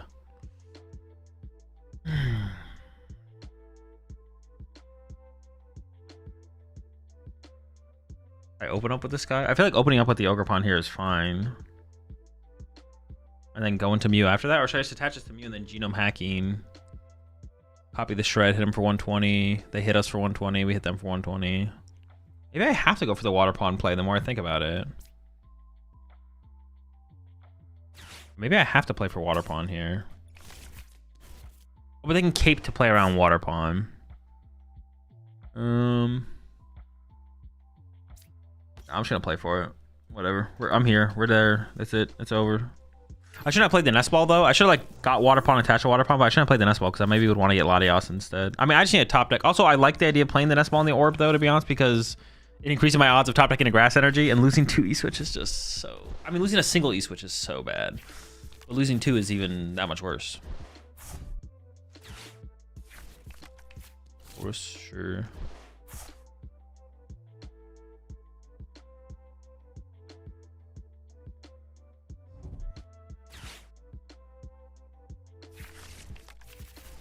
Ooh. The Jet Ascension. Oh, that's annoying. Dude, these 2 E-switch. I can't set up any attackers if I have all my E-switches in my hand. The Jet Ascension is actually kind of sick, though. That's pretty cool.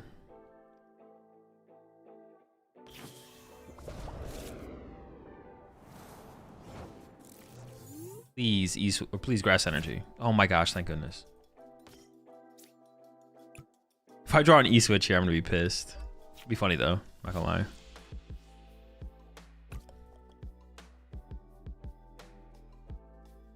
I mean, they just want to kill my active here, which is really bad.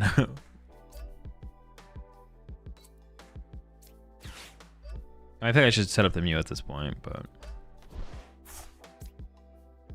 maybe I can run this around. Okay, I got the Latias, which is cool. They're always doing 120, I guess.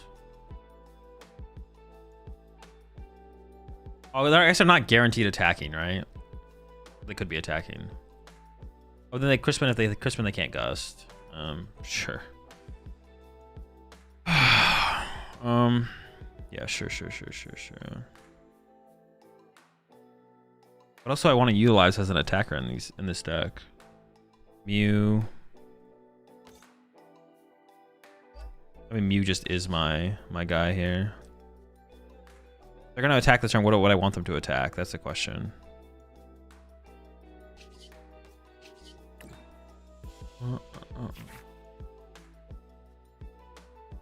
Probably Latios, right? Probably Latios.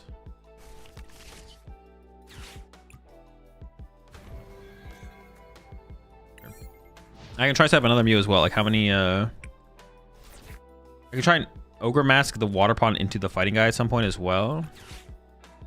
Okay, I gotta deal with these as well. Yeah, we should start swinging with Mew, I think. We should start swinging on him. And I have nitrogens left, so I can recover Mew. I can turn this guy into a fighting pawn at some point. And we'll figure it out. I could try and snipe this off the bench here, to be honest.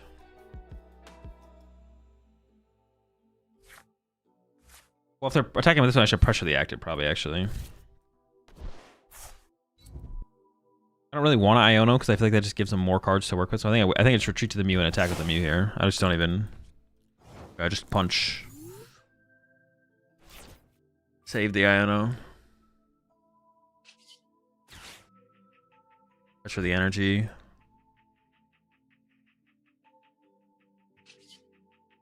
I could try and draw with Mew here. Let's see what's left in the deck real fast.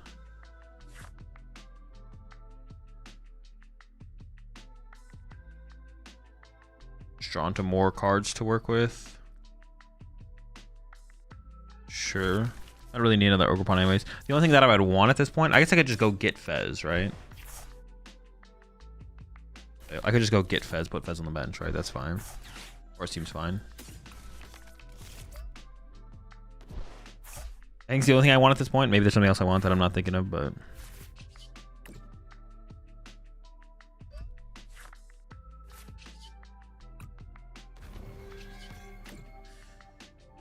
Here we go. We're cooking. Now this is cooking. I have to decide how I want to accelerate my energy to play next turn, to be honest. Like, do I start to build up this guy? Maybe I do just start to build up this guy, to be honest. I guess I'm kind of fine with that. Yeah, threatening the water pond like I did was probably correct off the rip, because things could have been awkward for them in the early game.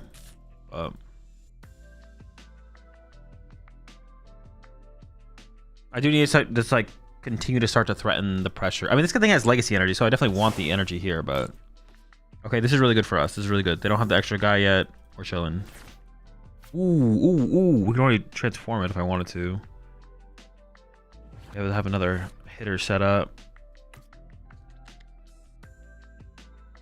But the water pond is actually good too. I'm just going to attach here and hold the mask, I think.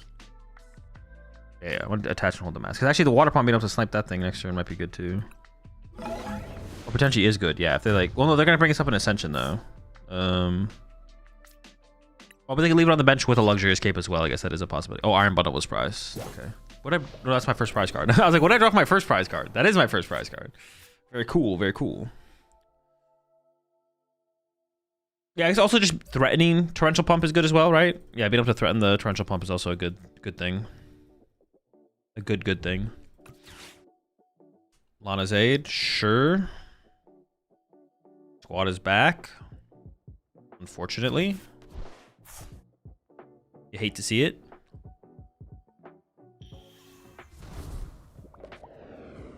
I still don't think I Iono them. I think Ionoing them would help them more than it would hurt them here, for sure. So we just keep pressuring the crab. Keep punching the crab.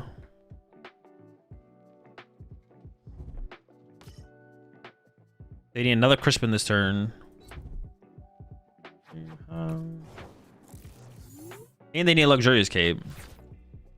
I don't play the research because the mask is so good, though. Swing.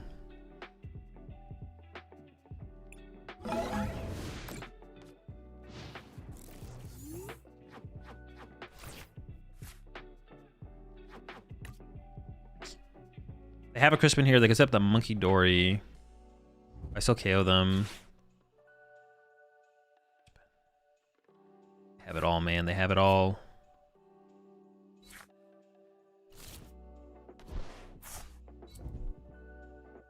Moving 30 off with... Well, the 30 off with the Monkey Door only matters if they have Luxurious Cape. If they have Luxurious Cape here, that's annoying. To say the least. If they have the cape.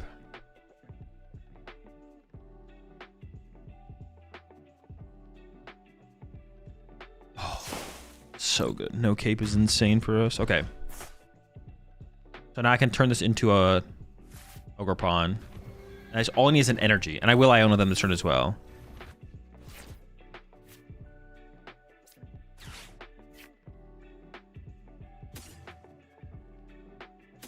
Actually, the option of this is probably pretty good. So I'd rather draw into that than the grass guy.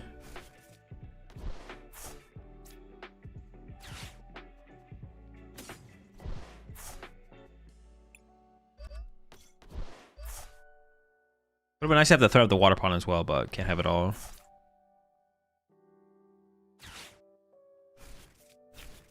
I want to keep the bench press open for Iron Bundle, to be honest, as well.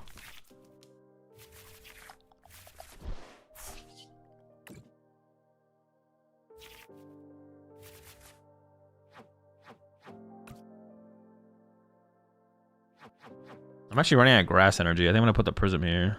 Well... If I ever want to accelerate with this... That's not going to come up very much at all anymore. I have 2 E-switch left. I don't need very much grass energy here anymore. So I can just put it here, actually. I don't want to shuffle the deck either. Because there's no boss on the bottom of the deck, and that's probably the #1 card that I want access to. Demolishing some crabs.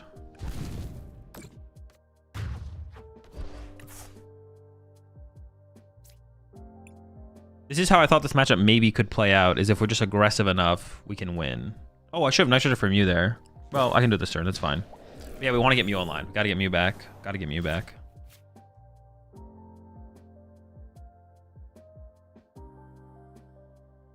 Next thing we gotta look to set up.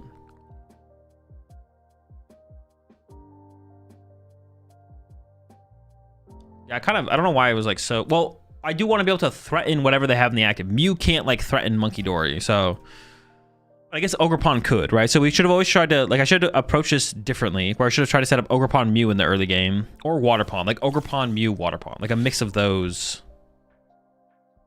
Of that squad. Yeah, some kind of mix of that squad is what we need to set out. Shoot, can they Ascension again? Cringe.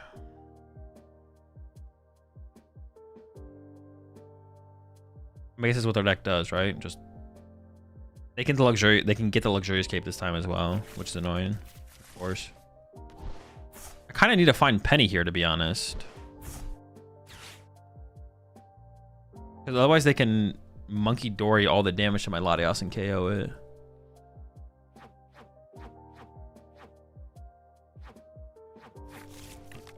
Yeah, there's the cape. These crabs are about to get big.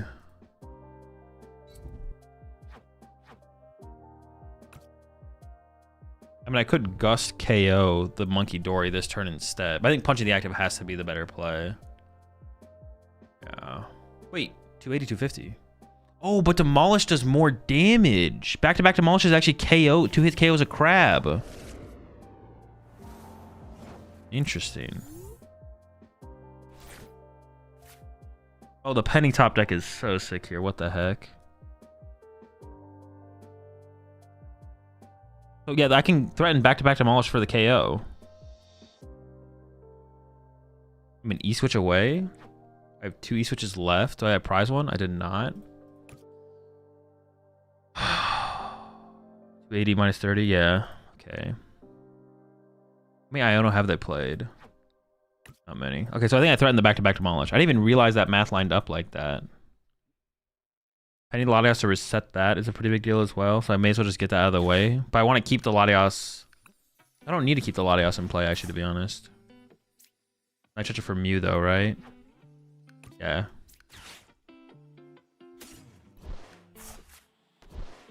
If they Iono me next turn, I would have wanted this in play.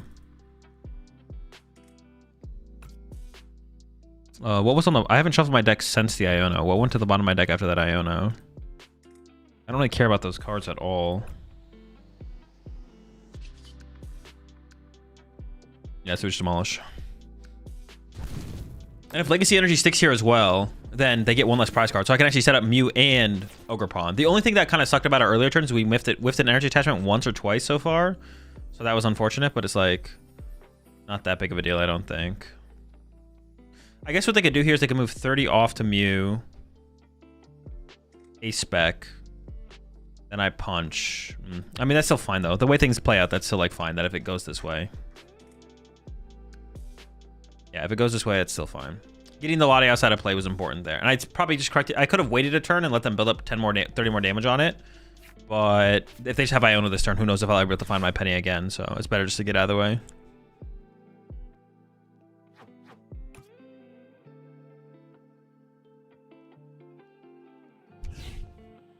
Dude, these are some tanky crabs, bro.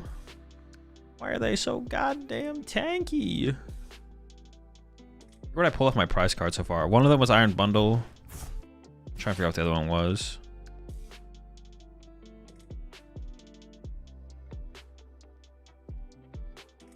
Ultra Ball. Okay.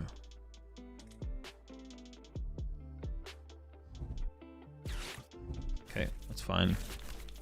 That means they're not attack. I mean, they whiff the attack. That's huge, yeah. This guy lives another turn. That's insane. That's crazy. That's wild. Holy smokes, folks.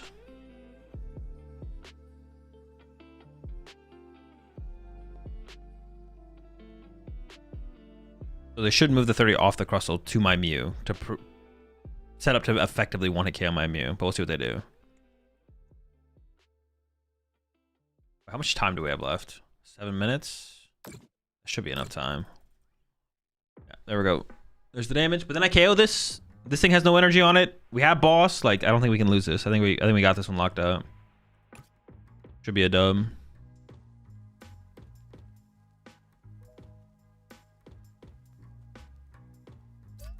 Yeah, I didn't realize back-to-back Demolish is actually a big deal in this. I didn't realize that it would KO through the Monkey Dory at first. But yeah, that's pretty huge. I guess I could set up a third one as well, though. I have a Night Stretcher left, so I could set up a third Ogerpon.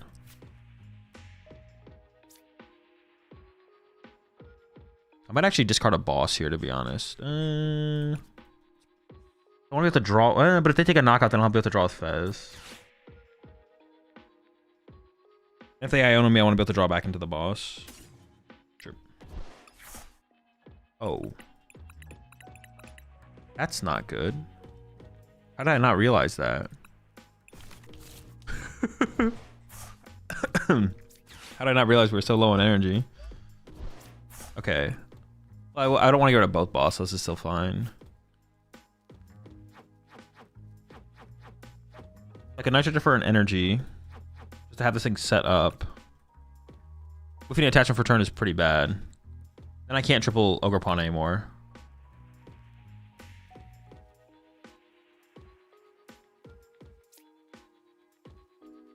I think that's fine. Then I have currently no way to move. Whiffing attachment is really bad though. Depending on how, if they can find another way to slow down the game. Alright, this is fine, I think. I mean, them having Crispin Crustle next turn is pretty unlikely, right? Okay, there we go. There's my energy. A little bit late, but that's fine. I have one E-switch left and it is in the deck, so I can accelerate one here, attach here for turn, draw with me. Yeah, Crispin Crustle would be criminal, so they can't have that. That'd be cheating.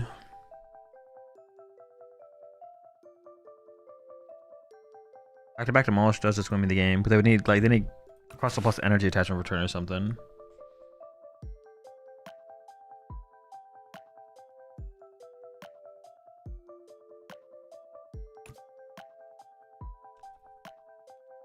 If they draw everything, I'm pretty sure it is still losable. Like if they go attach plus Crustle this turn, and then next turn have attach plus Pokevital A, I'm pretty sure I just lose.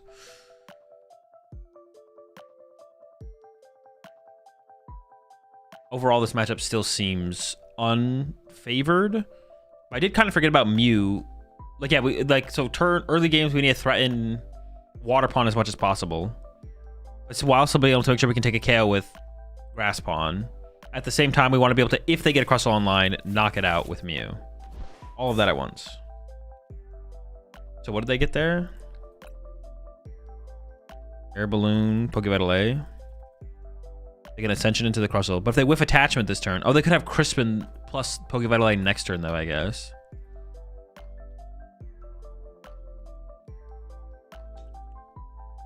Crispin plus Pokevital A would also be pretty good next turn. I could boss KO the Monkey Dory off the bench, I guess.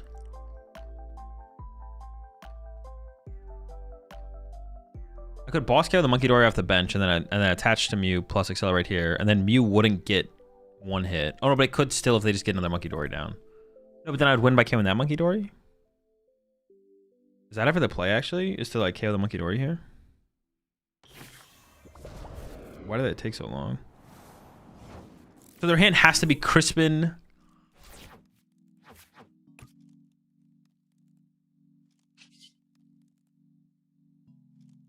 I think I just punch.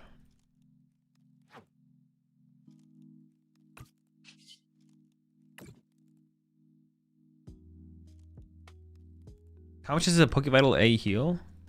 150?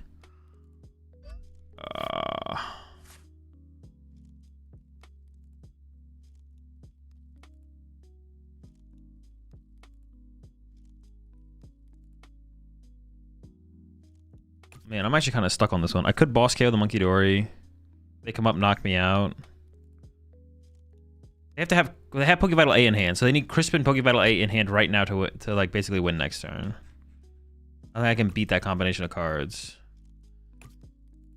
If I boss this, they have to have Crispin knockout. Then I go up Demolish.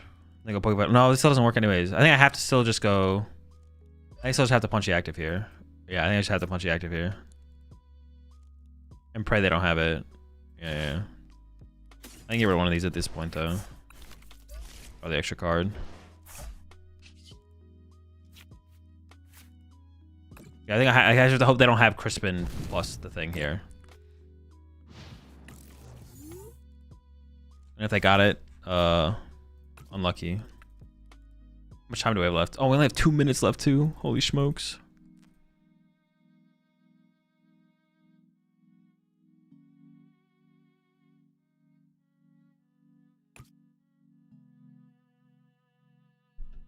You also win with...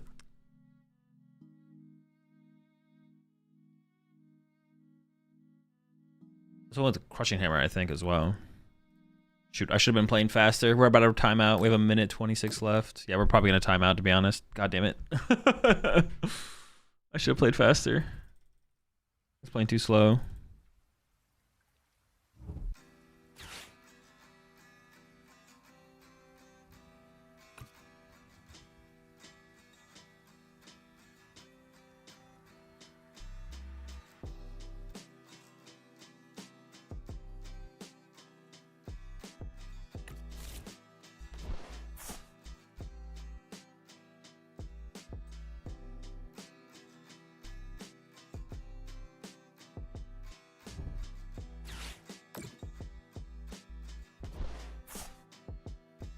Crispin? No Crispin?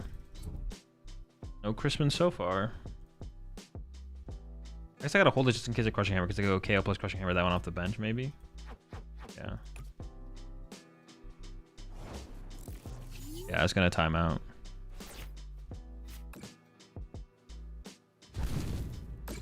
Only 20 seconds. Alright, we time out. Damn it, that sucks. I think I just win if they don't have the turn, but there's ties in the tournament, right? So 1 point. So we have to go like X1, 1 to win the turn to make top cut now. This one's gonna time out for sure.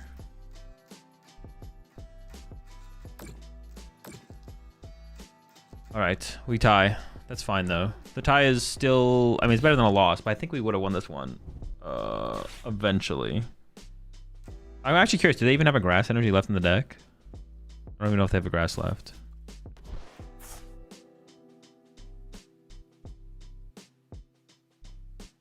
No, that's what I kind of felt like when they took, I don't know, at some point it felt like that was the case. All right, we tie this one. It's fine.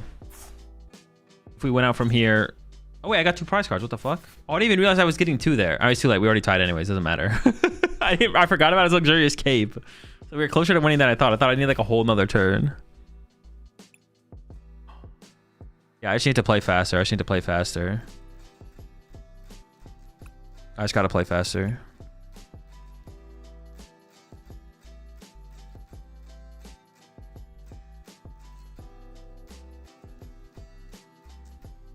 Is it one shot you a shred? No, it does one shot. The cards are one shots. It feels like tech for this matchup is probably Tool Scrapper to get rid of the cape and has other applications. Yeah, the Tool Scrapper could be good as well.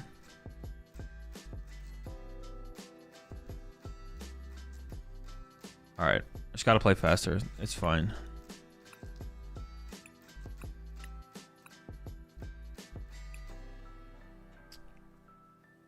Good legacy anyways. The legacy, if they had the play on the turn before, the legacy didn't matter. The Tool Scrapper honestly could be a good enough answer. And like you said, it does. Well, finding the Tool Scrapper would be hard though. That's the problem. Is they put a lot of pressure on you. So finding the Tool Scrapper in time could be tough. I'm now in the tie bracket though, which makes me scared to hit more crystals. I kind of feel like I did hit a Dragapult this round though, so we don't have to worry about that yet. Yeah, there's my opponent. I mean, my opponent, like they were playing at a fine pace. It wasn't like they were, I should have played fast. I needed to play faster. I needed to play faster there.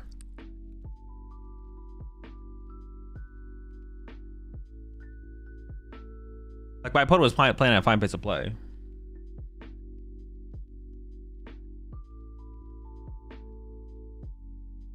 Russell is stupid as hell. How did we end up with 2 worlds in a row where Metacall, Quad X-esque decks could make deep runs?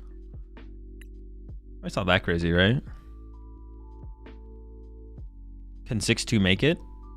Well, 7-2 maybe can. There's 9 rounds, I believe. Time for a dumb question. I'm fairly new to the game, but what is one tie?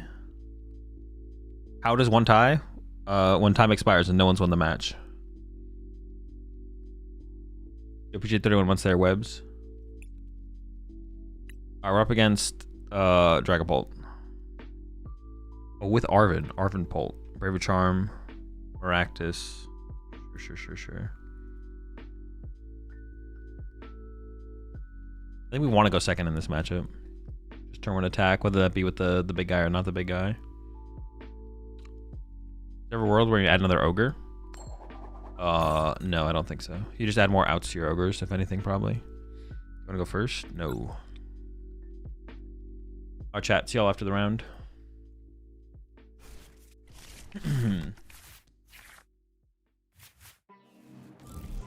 And is fine. Has a research, so we're chilling.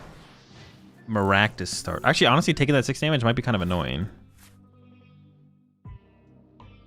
Oh, they don't play any Turo, so we can sob in the late game or in the mid late game here for sure.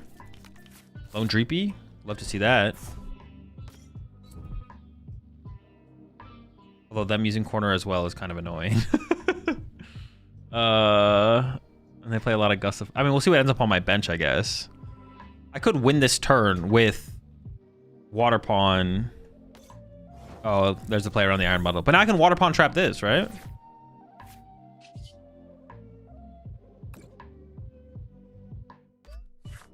No, not my second mask, bro. That's so lame.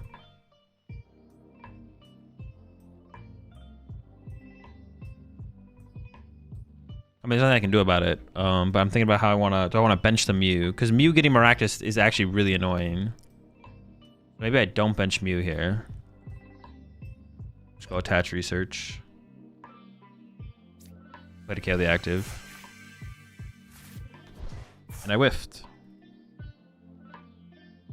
That is pretty lame, if you ask me.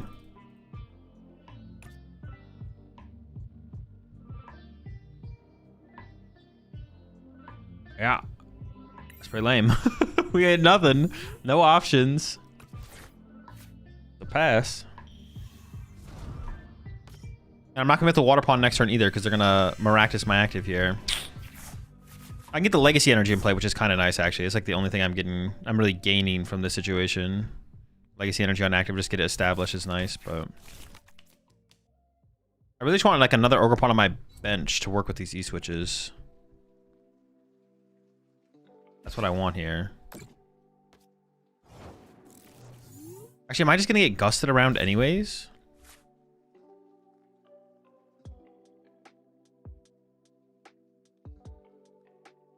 They play Latias? They do. If I bundle here, what happens? If I bundle here, they're gonna push Dreepy or Fez.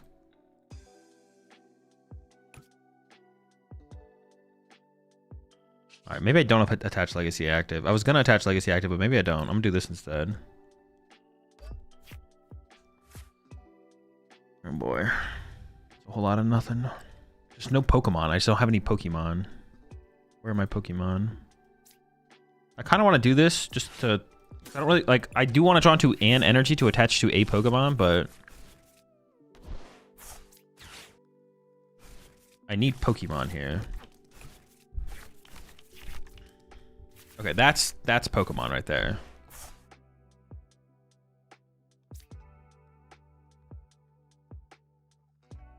I mean, KO and Maractus is just so low value, but we'll make it work.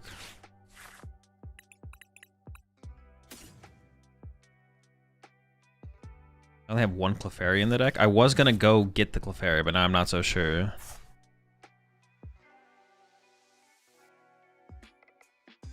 Latias is nice. I'm gonna give up this. We'll accelerate just onto this and we'll see what we get.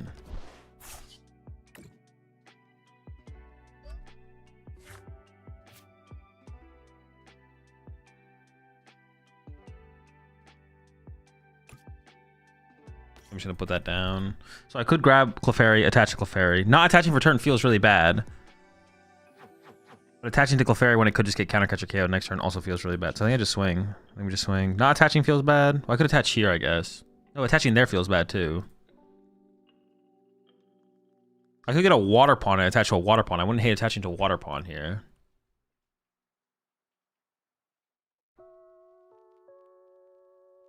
But then I don't have the out to Clefairy in hand. Not attaching though feels so bad. Alright, maybe I'm getting ahead of myself with this play though. Getting Clefairy just feels not good here. But not attaching feels really bad. Let's do this. I'm okay with this. I'm gonna hold the E-switch though. I mean, I still need a lot to make the fairy play happen anyways. Oh, I didn't really check my prize cards there at all. I definitely should have checked my prize cards.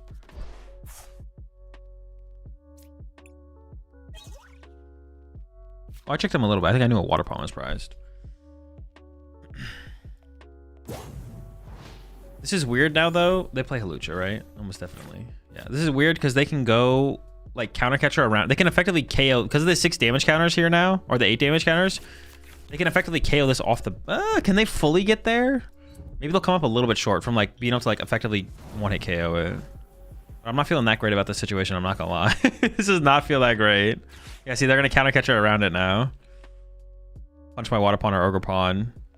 They can put 6 here and then put 6 here and then Halucha it.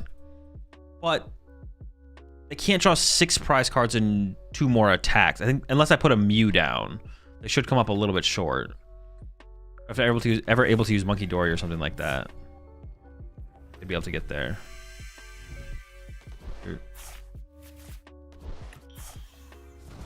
Another reason I like putting the water pawn down here is because I can just go into Sob. Potentially. Just having the water pawn set up means if I can just find boss, then I can just Sob and then like reset up and then go from there.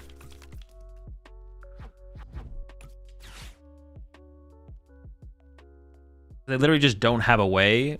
If I Sob their Fez, they literally just don't have a way to move it. They have to attach it 3 times and attack with it. But they do play 9 energy, so it's like not ridiculous for them to do that. Oh, they have Monkey Dory though. They would shoot the Monkey Dory the damage over. Okay, that'd be bad then. It's not even that good to Sob. It would allow me to slow the game down until I set up and found my out, I guess. Oh, that's annoying. Okay, that is annoying. All right, this is not looking great. I'm not gonna lie. And also not taking a knockout here, so maybe I should have just held the nest ball, to be honest. The more I think about it, the more I think I should have just held the nest ball. Not attaching for turn feels so bad, but it probably wasn't worth this. I kind of just want to research. Research and hope we get there.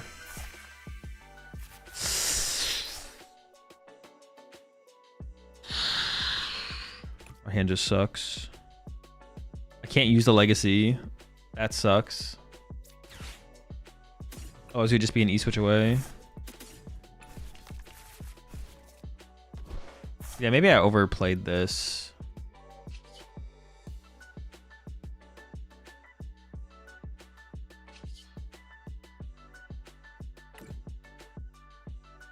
Yeah, maybe I overvalued that. I don't even know what I can get here at this point. Mew, water pawns in the discard pile. I mean, it looks like I maybe would have whiffed anyways. Oh, I can get Fez. What am I doing? I can get Fez. I can get Fez still. Hold up. Well, they didn't take a knockout. Fez didn't do anything. Dude, this is so bad. Okay. Do I want to use another energy there anyways, though? Not really. All right, I'm just going to do this and pray they mess up. I think my only out is for them to mess up off of Iron Bundle. I need some way for me to gain time. But even then, I don't know if that's enough. Anytime a Iron Bundle might not be enough either, though, to be honest. Okay, well now I just don't have an out. I could get a 2 prize kills. I could kill active plus 3P or something. That would actually be fine. Well, I don't know if that would be enough. No, that's probably still not enough. Oh, I don't know. Draw me one more card. Let me see something. Play this. Card Ursaluna. Back Mew. Dude. Oh my.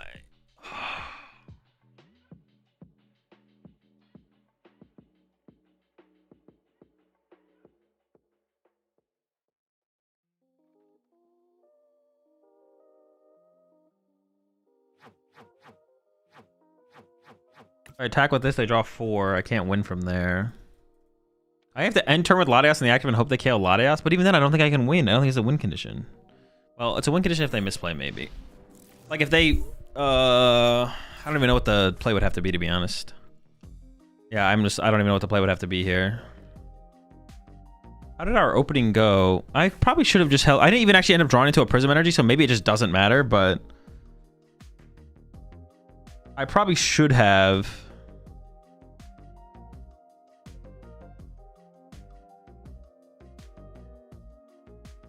What should I have done? There should have been something different. Maybe I should just bench the Mew. That would have been fine. More draw power on board to work with immediately. There was something else. I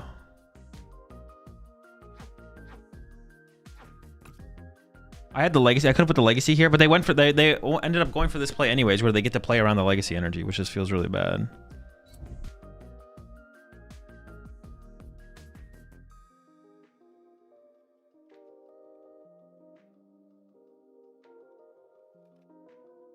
Maybe I can beat them with Iono here, though. No, maybe that's possible. Just Iono low. We'll see how many. I mean, they're only gonna draw. They're gonna take one knockout though. Well, maybe I don't know. Yeah, maybe Iono gives me the game somehow. I can make a comeback through Iono. Iono Clefairy knockout, and they can't recover from it. Maybe they draw really poorly off it. Possible. It is possible. I mean, none. Okay, well now they bench lock themselves out of Monkey Dory.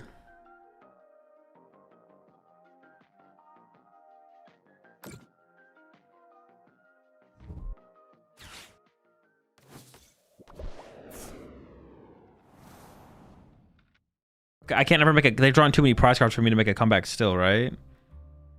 They're leaving my Latios in play with.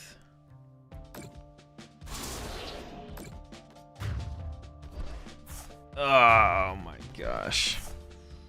Maybe I have to. Okay. They don't play Turo.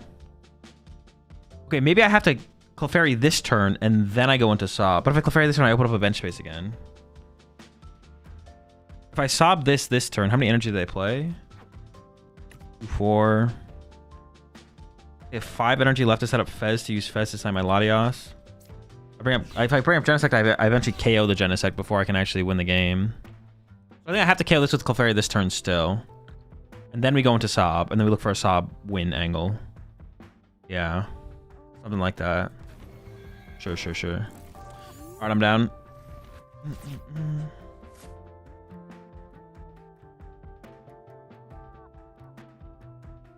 I'm really low on grass energy. What do I have in my hand? I got the Prism. So it would be nice to draw into my guy, Michael Ferry here. Let's see. Nope.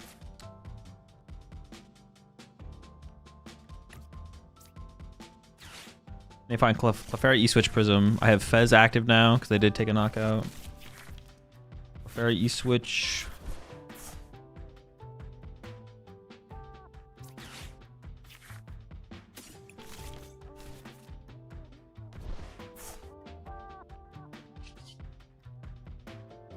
Prism one time.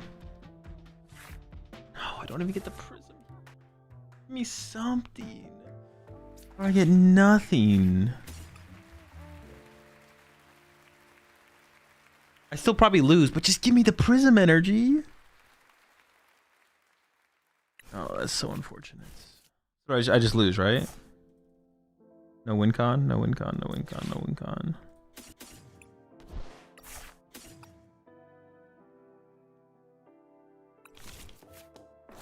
I'm down so many cards now without an Iono. Maybe I had one prize. I didn't have one prize. Because if I go into like a Sob play, I would need a ton of turns to make it work. I mean, I would have played less cards there at the end. All right, we concede.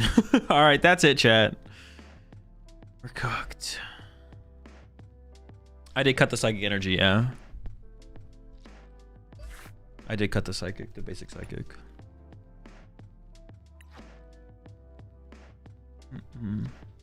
Well, we tried. Did not get there. Okay, so play Paldean Tauros. Do E-Switch 3 cards. Or can play Moth Accelerate itself. Play Vitality Band. No, you never play Vitality Band. You would just play the Tauros. You don't need to double E-Switch to the Tauros. You can just bench it and build it up. The Tauros would be is the counter for sure. was tough. Did you misclick when you nest the bundle? No, I meant to get the bundle and hope they misplayed there because I was in such a bad spot. I was just hoping they. That's literally what I said as I did it. Just hope they misplay. When I used the bundle to buy myself some time somehow. You say Pawn's deck is mid? I mean, yeah, it's not great. I mean, it's not like great. It's like fine. And here, Chi-Yu for Crust. I don't even know what the Entei does. In this deck or a different deck? I would probably play the Tauros. Yeah, I would just play the Tauros. I think the Tauros is the way to go for sure. Blood Moon the only Mon in the deck that has more than 210 HP? Yeah, just the Blood Moon. I think the mistake was not holding Nest. Yeah, I think I should have probably just held the Nest. I probably should have just held the Nest to have the immediate response to be able to play through that. I should have just held the Nest. I really want to get an attachment down for turn. Because with an attachment felt really bad, but I should have just held it for sure. I should have just held the Nest. Definitely. Yeah. It wouldn't have changed the outcome of the game, unfortunately, in the long run, because I whiffed the Prism anyways. But definitely was a mistake. Think the people you play against in these tourneys stream snipe you? I don't know. I don't care. I don't care, nor do I think about it. I'm looking to have to sack both masks turn 1. Yeah, having to get rid of both masks felt really, really bad. Because then we just have no threat of the Master of the Water Pond. It takes away like our whole line.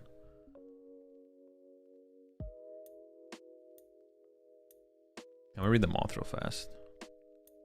Iron Moth actually might be a good one too. Does it one-hit KO though? Oh, it doesn't one-hit KO though. That's you need to be able to. I mean, if you're gonna play a fire Pokemon, you want to one-hit KO. The Tauros is still the best play for sure. How do you handle the tilt on a tournament after losing a round because of a misplay? I don't know, just go play the next round usually. This is why the Vitality Band. Yeah, but you don't want to play Vitality Band. Vitality Band's terrible in the deck. The Tauros is just a better play. We don't have to like bench Tauros and fully set it up in one turn. We don't have to be able to do that.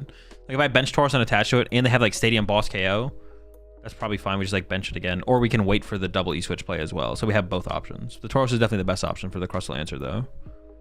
You can just bench it and start to build it up. And you'll probably get there before they find Boss plus Stadium, or you can Boss KO their Crustal before they Boss KO your Tauros, or you can go bench double E-switch knockout as well. Yeah, but Tauros can be bossed as you accelerate it. Moth knocks out with weakness. But the Moth doesn't one hit.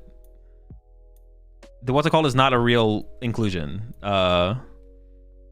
Playing Vitality Band is not a real inclusion at all. There's Ho, but his attacking is... No, Tauros is definitely the best answer for sure. Tauros is the best out of all these. And even building up towards that, as long as you don't have like the Fighting Ogre pawns on your bench, you have so much time to find the double E-switch play as well. It's not even that hard to wait for that if you need to. But you're also just like faster than them in terms of aggression. Like if we bench Tauros and start, we can bench Tauros and start building up at the same rate that they can. Iron Crown plus Iron Moth. No, we're not just adding a bunch of bad cards. Just one card. Tauros.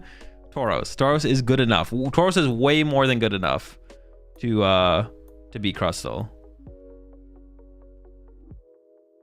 You can play anything else that gives extra damage. I just think Vitality Band for simplicity. No, one card. We don't only ever play one card. Tauros will give us a very good. Trust me, Tauros would give us a very good Crustal matchup. We don't need more than a single Tauros. A single Tauros is more than enough to give us a very good Crustal matchup. Lowest amount of tools you'd play with Arven. With 4 Arven. I mean 0 potentially. YouTube chat is pissing me off. Everyone's trying to be the enlightened tech. All right, let's play. I want to play a game or two more of Porygon before I head off, but I will be heading off soon here. Getting Dango with the 1 prizer is good too. I mean, it doesn't really matter because the Dango matchup is already so good. It doesn't, like, who cares? It's not okay. That's like a perfect example of it doesn't matter because that's not. We don't need a reason. We don't need a better Dango matchup. Our Dango matchup is already good enough. That's a good example of like that should not be a reason why you would play a card. If we already have like an auto win matchup, it doesn't matter. Actually, I'm not sure about this. I was gonna go with a 3rd candy. Maybe something like 3 candy, 3 of these, 3 of these, 3 Night Stretcher. I don't know, just some combination of those things. All I know is we need a lot of Night Stretcher. That's it. Then the other ones we need a certain number of. 4 Arven plus 0 Tool is bad because Petrol exists? Oh, sure, yeah, I guess. I guess if you're gonna play 4 Arven with 0 Tools, you should just be playing Petrol, right?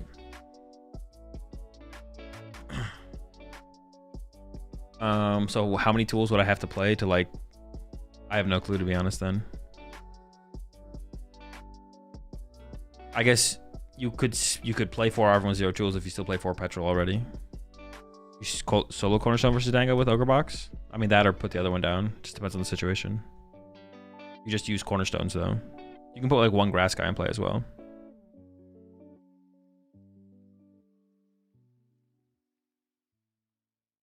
Everything is just situational. Centiskorch smokes Crustle with Cape and one-shots Gholdengo as well. Yeah, but we don't need a way to be Gholdengo in this deck. For other decks, maybe that's okay. I can't even name another deck that could actually play Centiskorch. We can't even play Centiskorch. We don't even play Luminous Energy. We can't even play Centiskorch.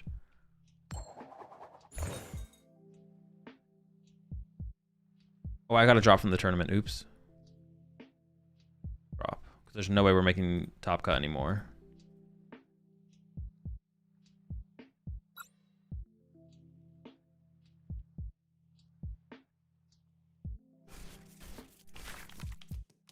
I also forgot to put the deck list in the Discord. I'll do that after the game. I actually kind of want to cut. We'll see. There's something I want to cut in here, though.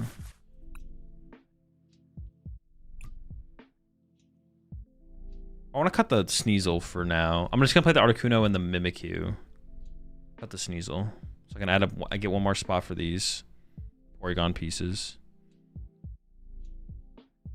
Honestly, 4 Night Treasure is always better than playing more of the other Pokemon anyways, because the Night Treasure gets the Pokemon. The question is just how many rare candy should we play? 2 to 3 rare candy. Probably don't want 4. Nice. That's a big save. Okay. Actually, that's huge.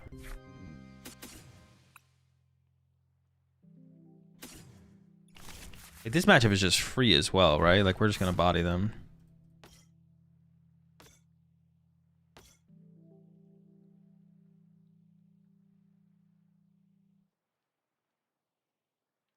You can play Jamming Tower or Tool Scrapper with the Iron Moth. Yeah, but we don't want to do 2. I'm not gonna repeat myself anymore.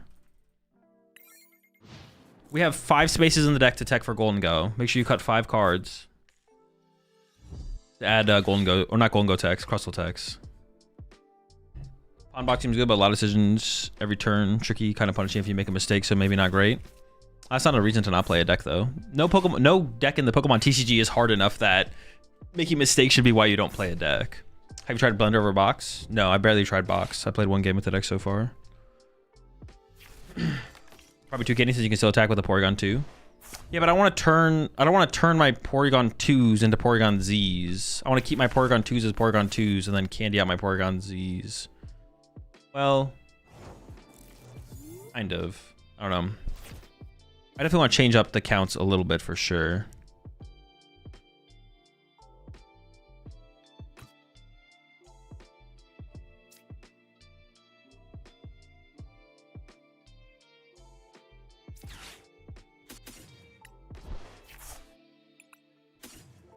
Yeah, I definitely want to change up the counts a little bit.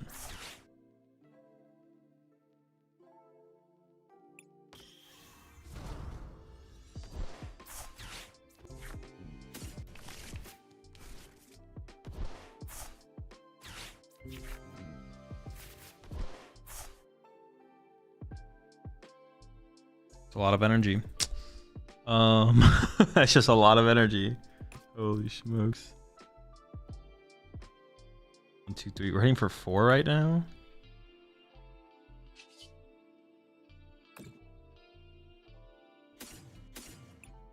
Five, 6.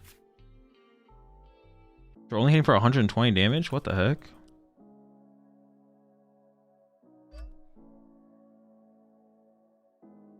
That's fine. We'll make it work. But listen, Discord. Yeah, I will after this game. I forgot to do it beforehand.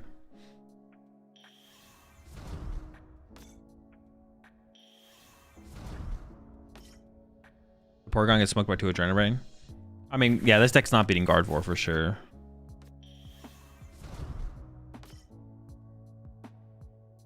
Any good card to add to Saraledge to deal with Crustle? No clue. I mean, there might be an Armoroosh you could just play.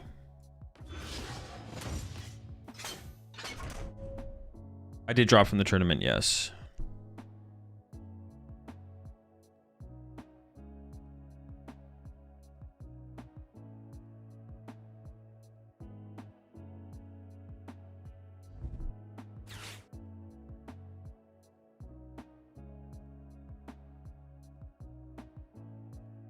What the heck?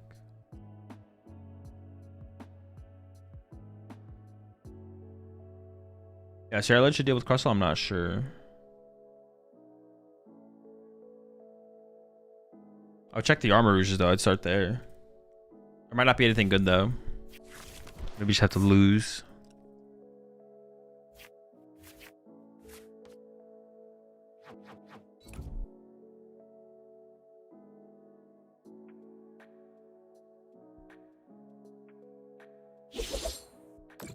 Yeah, I definitely feel like we want 4 Night Treacher in here. Are we running Ogerpon in the next tournament? I don't know. I haven't thought that far ahead.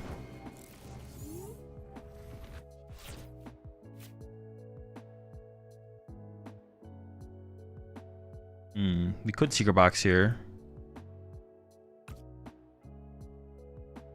Losing 2 Ultra Balls does not feel good. But actually, I don't have to get rid of 2 Ultra Balls. I could do this actually. That's fine. Grab Ariana.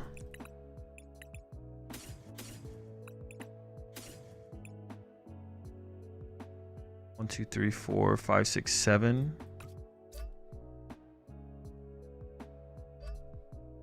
We're not hitting that hard yet. That's fine though. We'll make this work.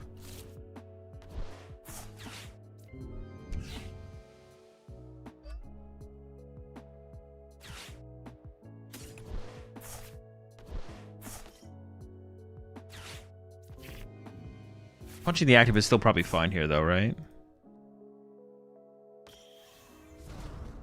I should draw with this first.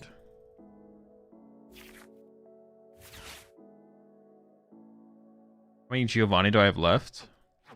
2. How much am I hitting for here? 160? I was hoping for a little bit more than that. Alright, let me do this. Actually, I should have probably got a... whatever that's called. Did I even use that? Reconstitute? I don't know if I did. Oh, I haven't even used Reconstitute yet. Oh, I just trolled. Alright, well now I'm not going to commit any further. Wait. Oh, I could have actually got there? No, I'm still coming up a one. Oh, if I put the Brave Bangle on it, I actually had it. Alright, we'll just come up one short here. That's fine. If I put the Brave Bangle on my active, I actually could have one hit KO'd this turn. Oh, that's so bad. We actually had him. That's what we wanted. We were there. We were so close.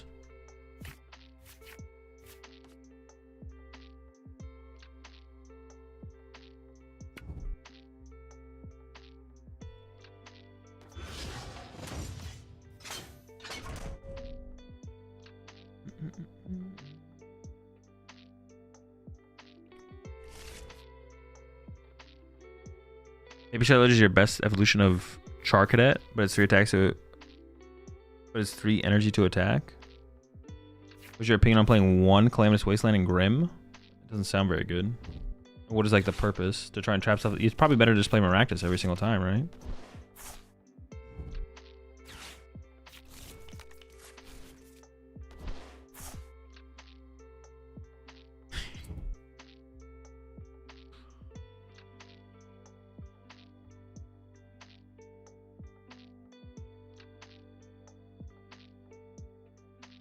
Yeah, Calamitous Wasteland doesn't sound very good. I don't know what the purpose is. I don't know. Yeah, I don't know what you're trying to accomplish with that.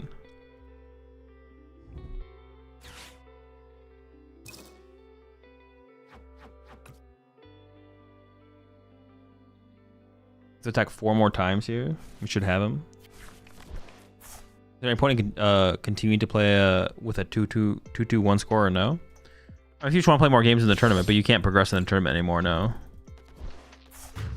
No more tournament progression is possible. If you're just trying to play games. Always just play games.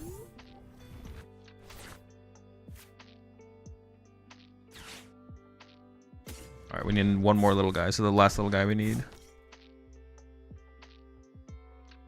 Dude, I don't even want to count my supporters. I just want to treat you and it to tell me. Oh shoot, we're not even there yet. We'll get there though, we'll get there.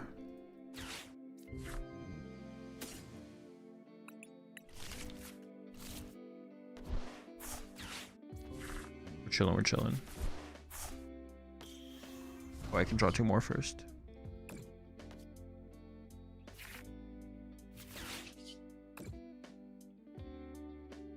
I could get rid of a stadium here instead. They play like no stadiums, right? Yeah, I'd rather have the supporters probably left in the deck. Alright, we're cooking now. Wait, I'm actually running out of attackers though. Maybe we're not cooking. Hold up, hold up, hold up. No, we should be fine. We should be fine.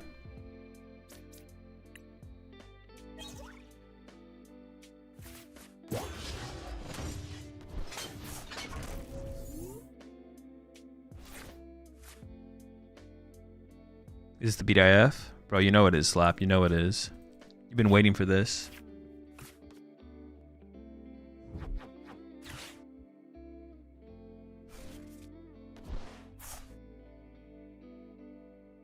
I had a buffalo chicken wrap for dinner. How would you rate this, Azul? That Azul?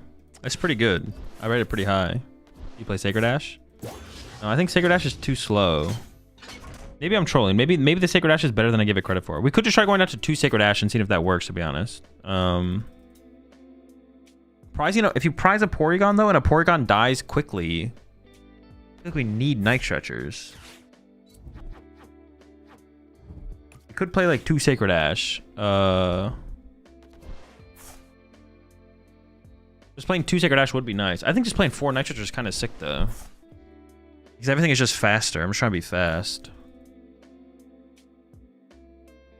Sacred Ash is just kind of slow. What happened with the tournament? I dropped.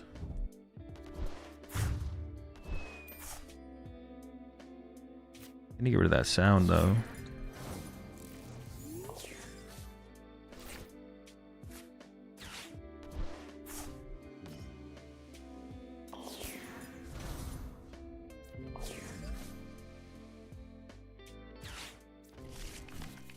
I could have actually used this before I did that, to be honest, because there was like 2 dead cards in hand.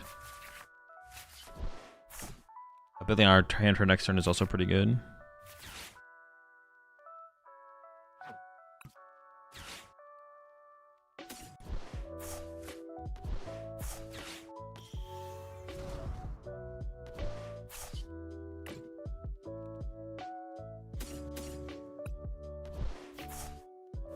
Oh, I gotta cut that guy from the deck as well.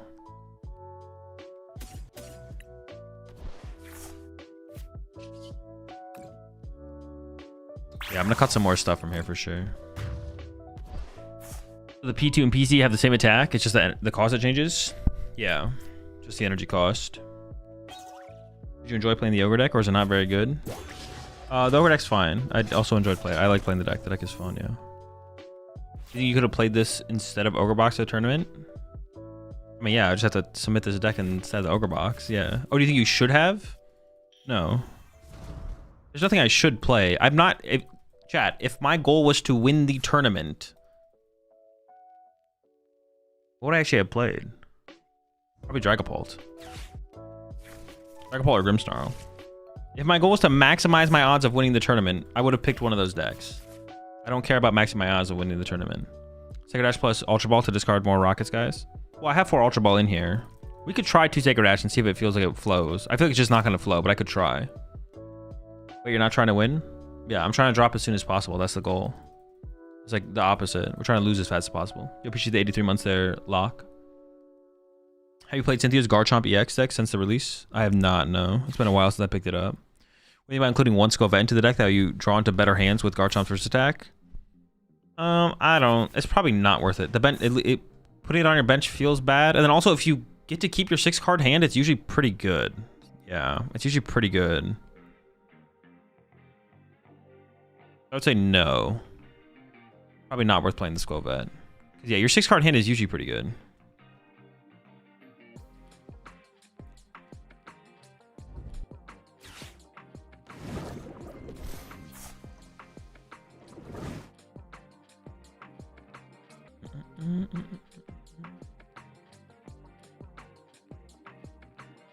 This deck actually is pretty sick. Now that you have Ignition Energy, without Ignition Energy, this deck sucks. But with Ignition Energy, this deck is actually kind of sick.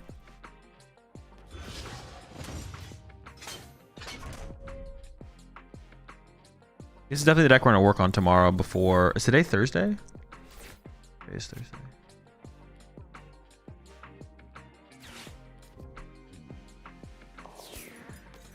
Yeah, this is the deck we're going to work on tomorrow before the... Oh, is Doom doing a tournament tomorrow? I don't know if Doom's doing a tournament tomorrow. Yo, appreciate 24 months there, Sweeney. Oh, I see why you... I forget who asked it. I'm only playing in one tournament today. The tournament command just shows 2 tournaments. Unless... 24. Do you run Bangle? There's one Bangle. Yeah, there's one Bangle.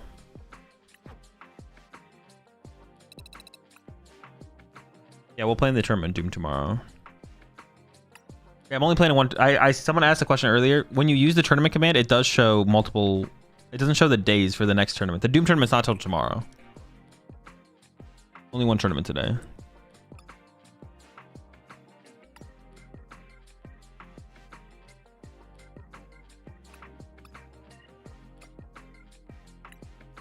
I mean, I could try 2 Sacred Ash. So, like, if we just prize one of the little guys, that sounds like so...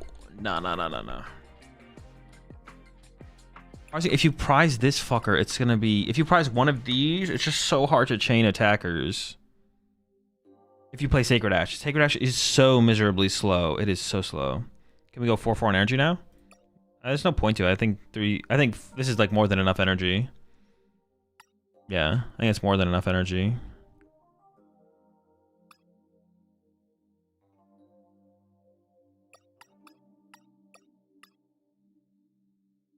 Perhaps armor box tomorrow? Yeah, I'd probably be down. Yeah, I got you.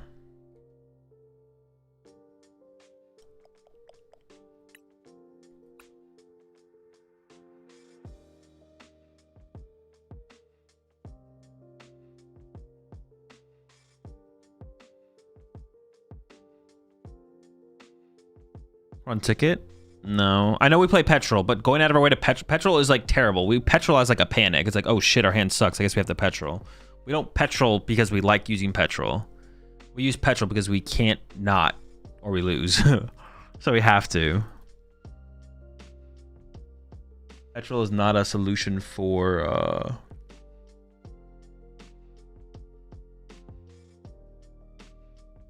situations. You appreciate the 3 months there, Poke Ninja.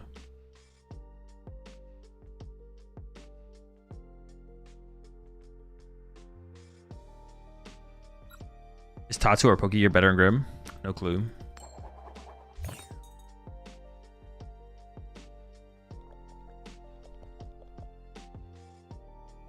We play Petrol for plus 80 damage.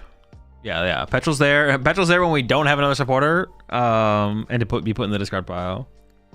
That's it.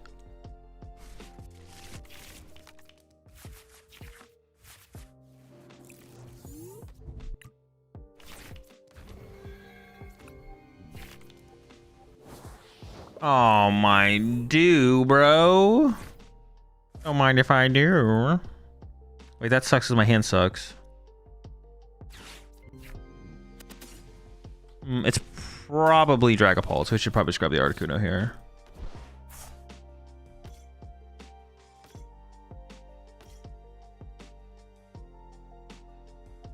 Man, do I ever end up getting stuck here until they take a KO? That is miserable. Nah, we top decking every time. Porygon's swinging, bro. Look at him. He's ready to go. Top deck Ariana one time, please.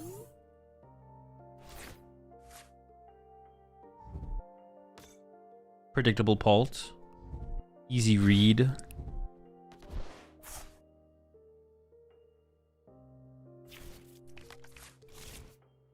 Bro, how did I not have like one other supporter in my hand? This deck plays a billion supporters. I'll take a Petrol, bro. I'll take a Petrol. Or a receiver. Well, no, receiver doesn't work anymore. Like, how did I not have a receiver in my... Oh, no, not the Dusknoir build. Alright, Dusknoir might be tough, to be honest. If we're not gonna get aggressive, we're probably losing this one. You were talking wings earlier today. I was just wondering what the BDIF is. Best dressing in format, ranch and blue cheese. Oh, chill.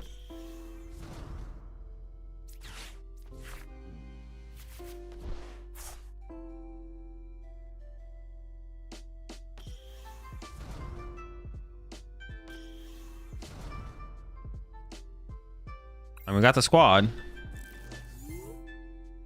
Ranch blue cheese up there, battling it out, but gotta be some rogue dressings out there. For wings specifically, I don't think so. It's just ranch or blue cheese. I don't think anything else comes close. Murkrow helps if you don't have any supporters.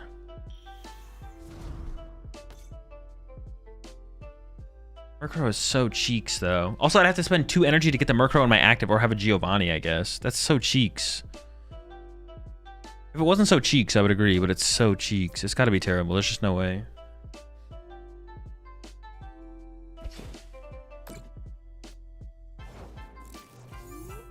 There's not even a good supporter to top deck here.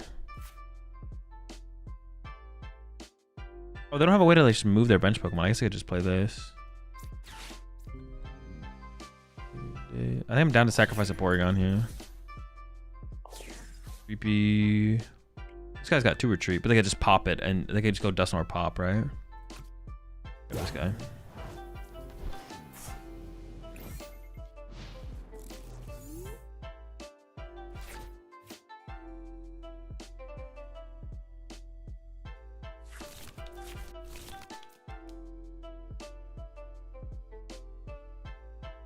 Would you say is the GOAT of the PTCG? Probably Tord. Bro, I just want to attack, man. Get me out of here. We need like a Proton for evolutions. That's what we need. Maybe that make the Porygon deck too good.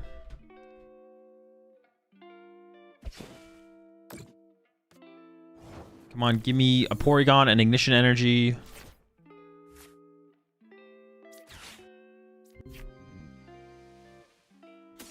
Honestly, I just want a Porygon here. That's all I need is a big Porygon.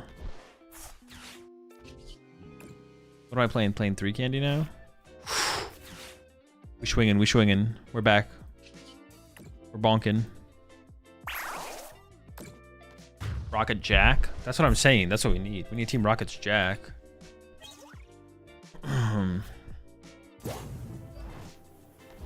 What is the chance that I actually one-hit KO this thing this turn? It's ridiculously low, right? Like maybe the best play is just go Mimikyu, Punch, KO Duskull. That's probably the best play. We'll see what they do though.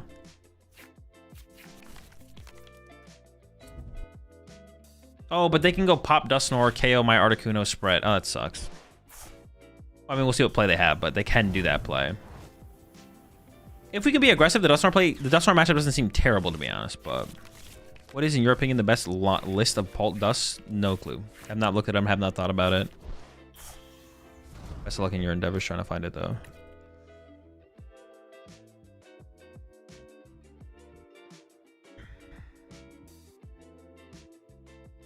Also, what is the funniest deck that's meta that is in the format right now? The funniest deck that is meta? Oh, none of them are very funny. I mean, if you go a little bit outside the meta, like Ogerpon box, Armarouge box, are kind of cool. Wait, do you mean funniest or funnest? Like most enjoyable? Or like when you look at it as an archetype, it just makes you laugh. I assume you just mean funnest.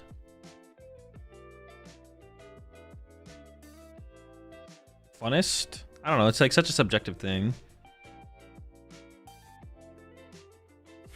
Like all the the meta decks for me currently right now, none of them I don't enjoy any of them either way. The funniest meta deck, no clue. Funnest meta deck, also kind of no clue. None of them stand out to me personally right now, to be honest. What deck makes you giggle, you know? What one's like it's got you cheesing? Wait, they can do that? Oh, it only protects basics? Dude, I'm getting scammed over here. What? I forgot that. Bro, step it up, bro. You're pathetic. What the heck?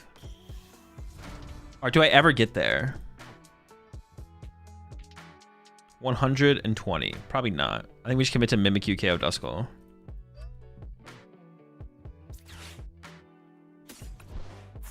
See, Sacred Ash just seems so slow. Yeah, the Quad Nitro's got to be the move in here. And then from there, we just got to figure out the lines of what else we want to put in here.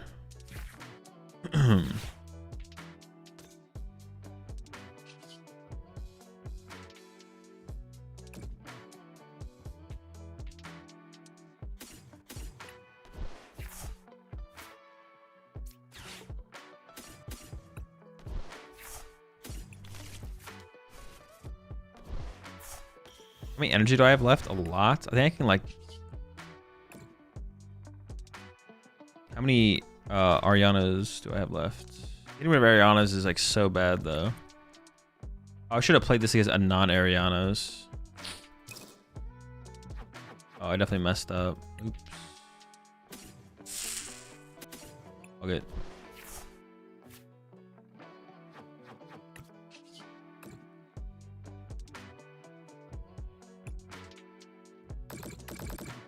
Should I have just gone all out? How many did I end up with there? 3, 5, 10? Nah. Not even close. So what is the deck of all time? It's out there for sure. Raging Ball's not funny. Actually, that guy's kind of an asshole. He stole my bike. If your dudes as regular Porygons might be better in this matchup. Well, no. Because we can always just evolve the ones they spread to. It's definitely correct to like level them up because we need to get to our Porygon Zs. Maybe like, situationally, yes. Situationally, yes. But like in the situation we had, we definitely should just like beef them all up and get going. Beef up the squad. I maybe overextended a little bit with all that energy discarding. I'm not gonna lie, the energy discarding was maybe a little bit aggressive, just a wee bit. But hopefully we can recover and just be fine. Just a tad aggressive with that, to be honest. Maybe. I'm not gonna say I was being too aggressive there for sure, but I maybe was. Will they be diving here? Okay, I'm feeling okay about our situation here. I mean, just knock this thing out, right? Like, now let me find an energy first, though. Hold up.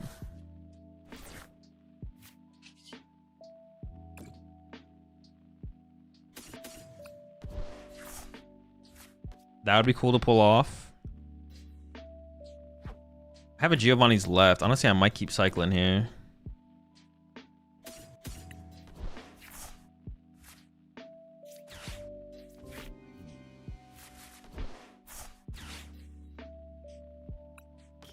I gotta draw 2 first. Hold up. The squad's kind of out here.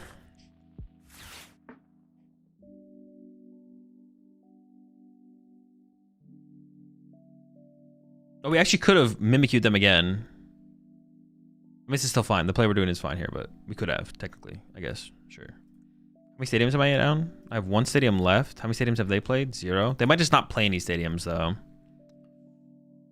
much are we hitting for? What do we have left in here?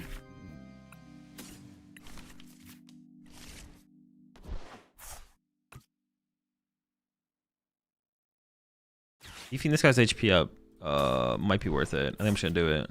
Wait, do I have any ignitions left? We're chilling.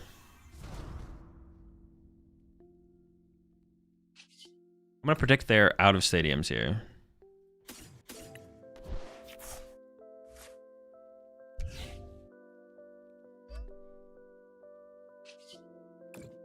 Punching.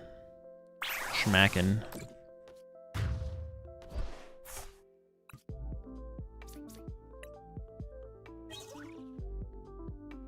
Well, I'm like 1. Maybe I need to get like 1 more in the discard pile there, to be honest. Yeah, it's gonna get weird. KO. Oh, this guy's living. Okay, hold up. Maybe we're fine. We draw 2 prize cards, 3 at max if they pop this guy. I should have discarded 1 more energy though, for sure, or 1 more supporter. I should have played this to have gotten the other proton out of the deck, photon out of the deck, whatever. Yeah, because I'm gonna get Iono to 1 here.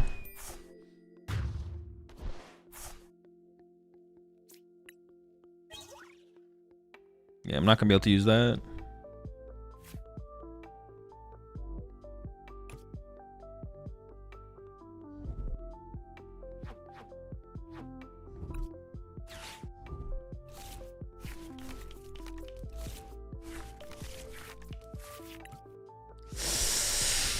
Oh boy.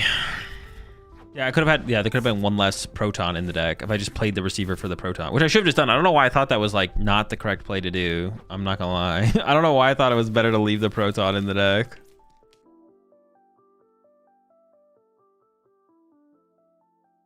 I mean, maybe it works out, we'll see.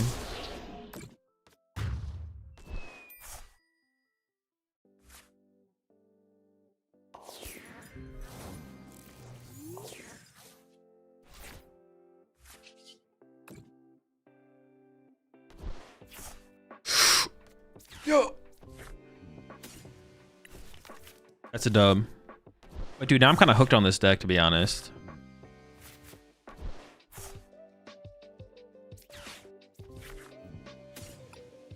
Oh my gosh, I had 1 energy left? What the heck?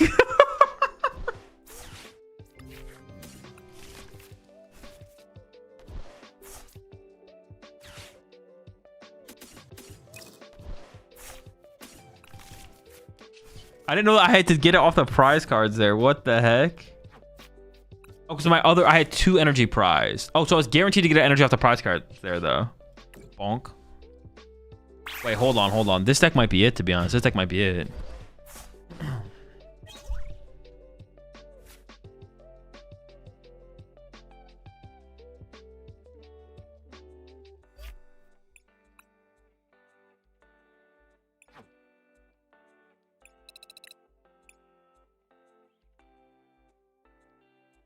All right, we gotta...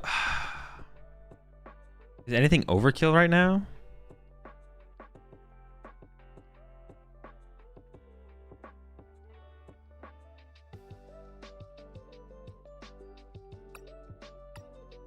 I could play a second Brave Bangle. Nah.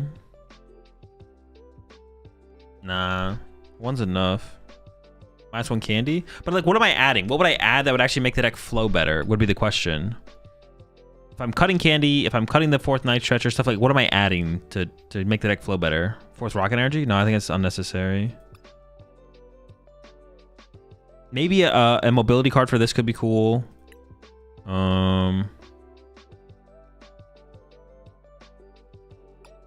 Research.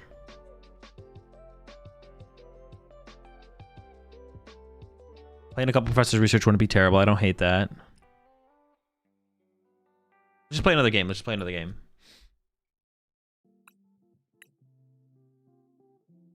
Play another game. The Nitrochers feel super good. I could not see Sacred Ash being good enough, to be honest. I could not see Sacred Ash being good enough. Pokegear. I think I'd rather play Researchers before Pokegears. Although I guess Pokegears does help us find Proton, Photon turn 1 and Ariana turn 2. So maybe the Pokegear. You might be right.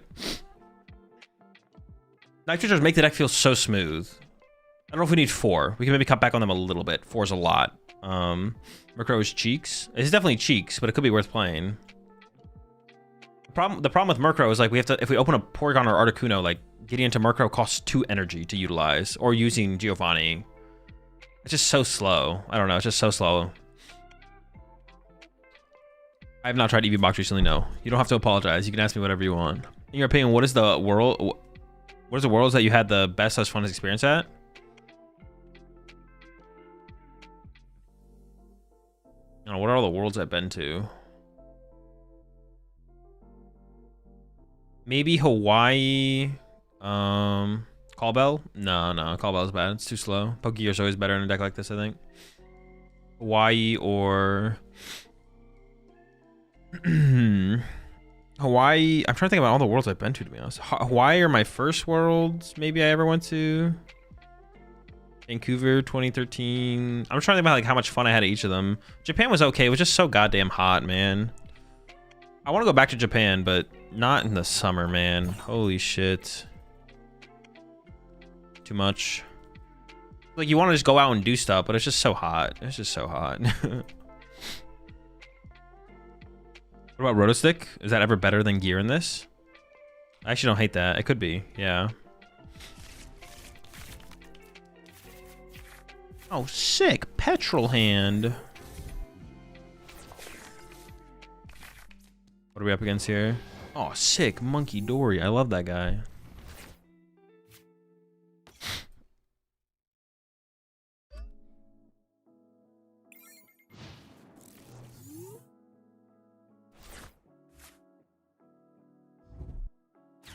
I'm only doing 60 damage against this Monkey Door. Oh my, cool, bro. You're playing a broken deck. This is not fun.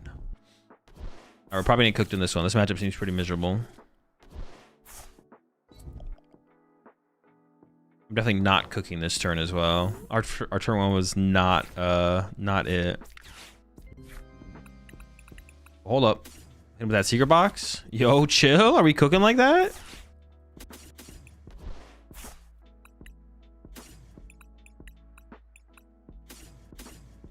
Item.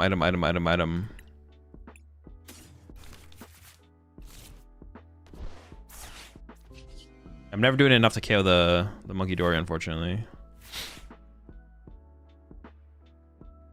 Oh, wait. I am. Wait, 80, 100, 120? You're done, buddy. Actually, this is still good. On the next turn. Petrol is probably the worst. Holy shit. I'm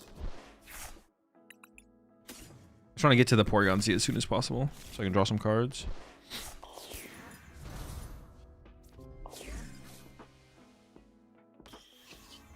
If they have Candy Guard this turn, they're cheating.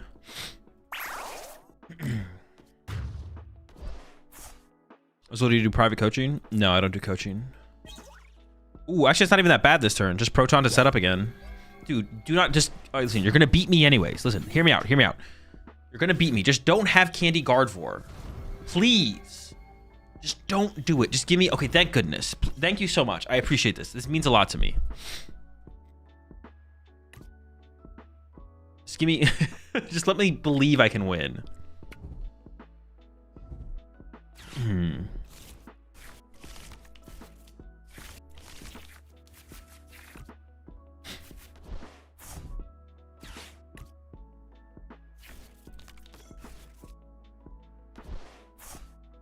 The sand's not very good, I'm not gonna lie. We're short. Yeah, it's like almost good. It's like not quite though. We can draw a lot of cards this turn. We can definitely get the KO this turn. And they do have Fez on the bench. Holy shit, chill. They're still going. Stop playing cards. We could just go KO this into Gus KO though to win the game. That'd be kind of insane, but so if we want to reach for that, we definitely need to like Transceiver here.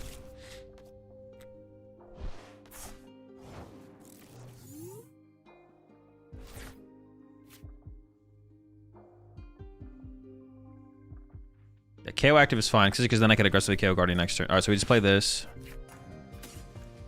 I would like to play the Search for Little Guys card here, but I need to find energy. I need to keep attacking, keep the pressure on, I feel like. All right, energy found. Very good. +2. Little guys? Dude, where's the squad, man? Where's the little squad?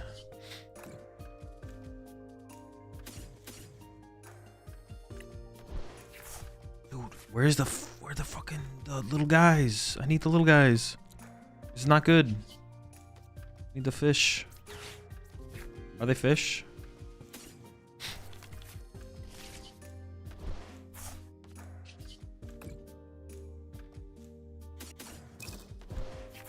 Dude, those are not the little guys. Oh my goodness. All right, we're cooking though. Bonk.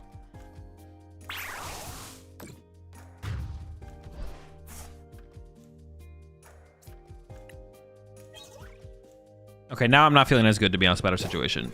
I'm traveling visiting family and I intend to play Owl Bolt at a challenge tomorrow, and I forgot my Mew, which I added in the replacement. Replacement of Mew? I mean, honestly, there's nothing great. Mew's just kind of good. I mean, just more I don't know, maybe another Night Stretcher or something. There is no real replacement for Mew, to be honest. But yeah, maybe like a Night Stretcher. That could be okay, I guess. Our hand kind of sucks, I'm not gonna lie. I would be down with just Proton Punch this turn, though. If we can get Proton Punch, I'm okay with that. We actually are hitting for like 220 right now. We're kind of punching here.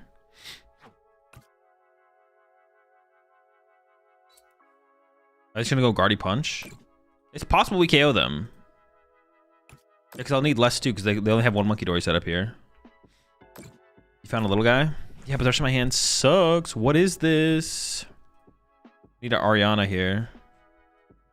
Ariana or bust. The chance I get an Ariana here is so low, though. Watching the active is so bad as well.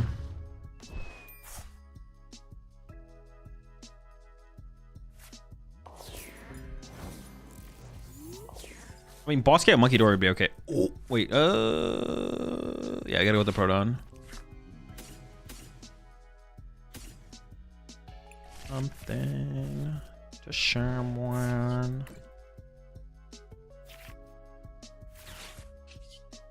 I should just punching the active here, which is fine. Shoot, they're gonna start to feed off my little guys, though.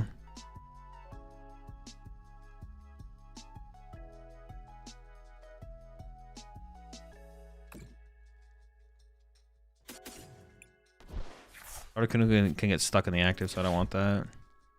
Little squad. Swarm, swarm.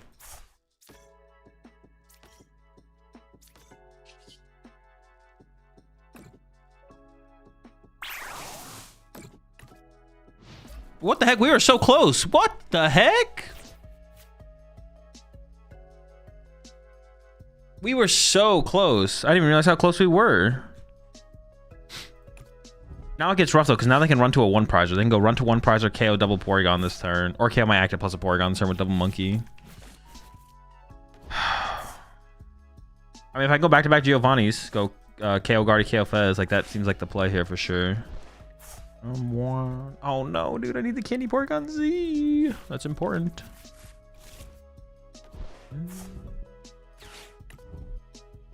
Yeah, it's not looking good. I'm not gonna lie, it's not looking good.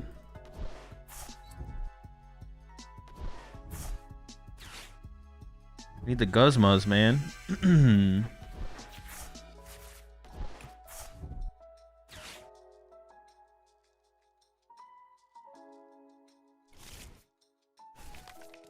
the fact that these things have 60 HP is very annoying. The Monkey Dory being able to pick them off is very annoying. 70 HP would be so nice. And if we just had an Ariana that turn, we just reached for the one hit. Maybe I shouldn't have played the Proton. I guess I could have actually just gone for the Reconstitute first and then hope that worked out, to be honest. That might have been the better play. I maybe messed that up.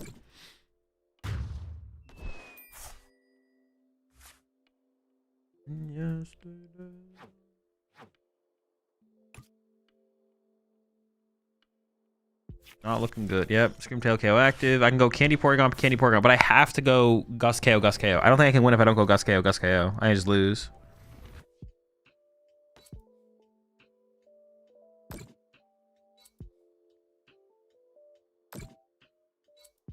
feel like leaving damage on board is bad since they can monkey it back, plus you're not far at all from getting KO'd. I don't think it really matters there. I think they'd be able to build up enough damage anyways. I guess if I had realized how close I was to KOing it, maybe I wouldn't have punched them, to be honest. That's fair. I think it actually changes the outcome of the situation, but that is reasonable.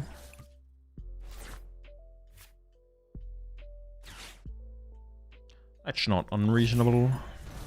Alright, well I have to get... I also have to protect this guy as well, so we just have to go all in.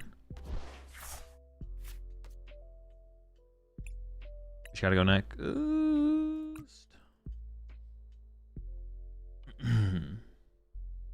Dude, I'm just never lucky, man. Alright. I think we maybe are a little bit overkill. What should I cut, though? Like if we could... But what would I add? Actually, the question is, what would I add? If I cut line, Porygon line, what do I even add? Think it'd be good to pair Jellicent with Dragapult? No.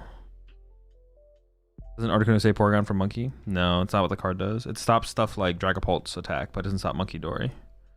What can I take into my Hydrapple EX deck to help with the Gholdengo matchup?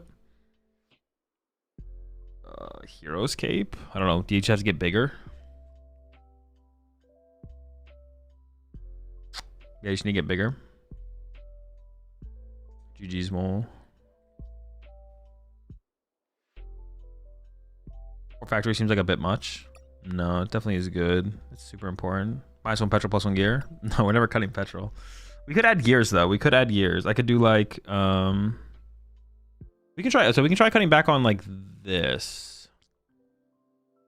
Would I ever cut one of these as well? I don't think so. I think 3 of these is really, really good. Does anything stop monkey spread? No. Turn 1 proton is super important though. So I'm down to like, let's try this. Let's try that.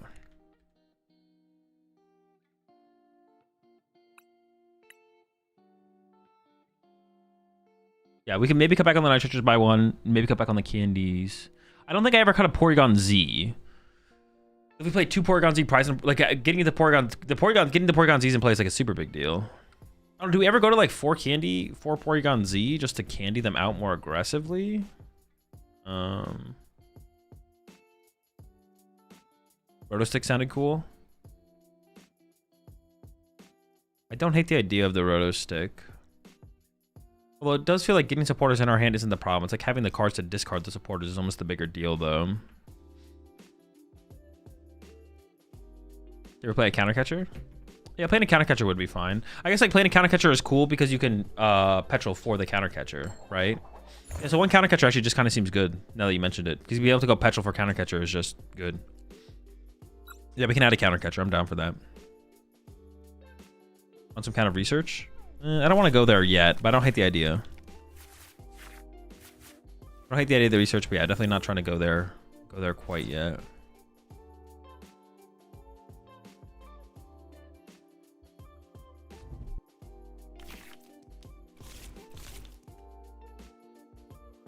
Three, bro? Are you kidding me? It makes sense. My deck doesn't have that many cards.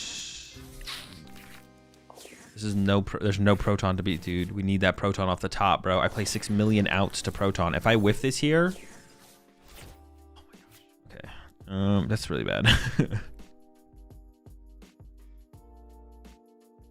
Probably Charizard, so we have time.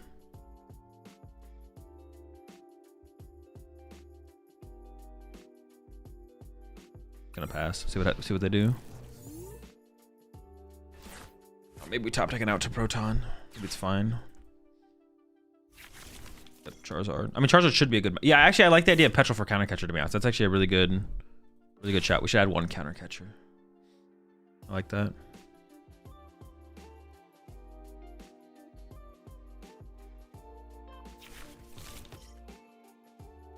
Did we come to the conclusion that OgerBox sucks? No, we came to the conclusion that you suck. That's about it, though. What do you think?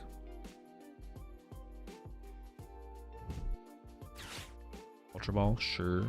I guess a Mimikyu is also good to just have like a pivot card on the board.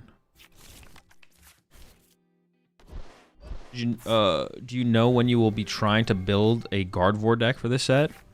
I played a little bit of Jellicent earlier, but it was pretty boring, to be honest. It was just kind of boring.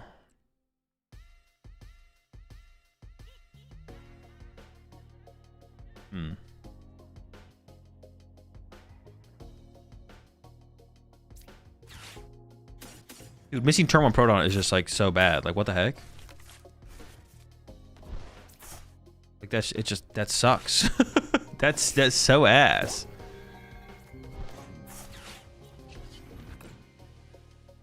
Why are we out here missing protons? We start hacking? What does it say? No, what the heck? Dude, this sucks. Help. This deck does not function without turn 1 Proton. That's really bad.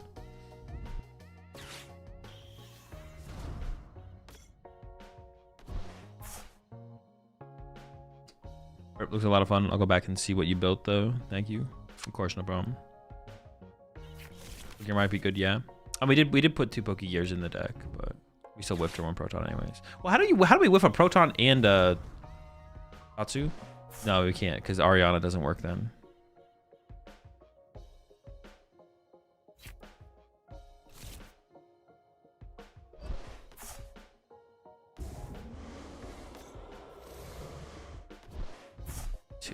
That's actually really good for me. I appreciate that. Dude, why would you do that?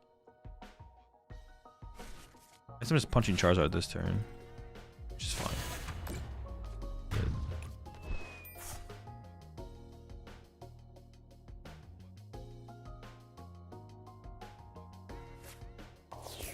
Artisan's good for us. Okay, very winnable game. Very winnable game. Just gotta lock in and win.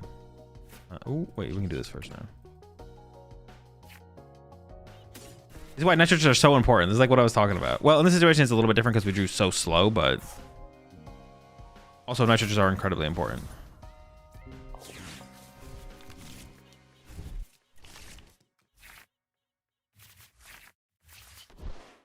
Draw 2.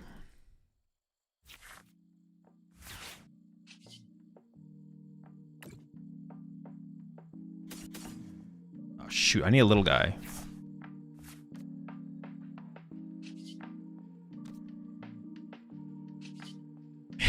Well, you see, the thing is, help. I'm pretty cooked.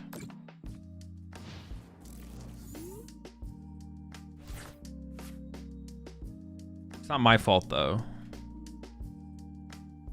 That's not my fault. It is your fault. You did this.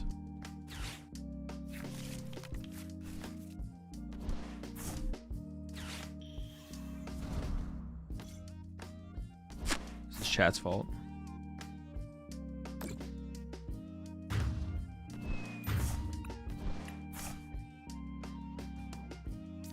I'll take this one.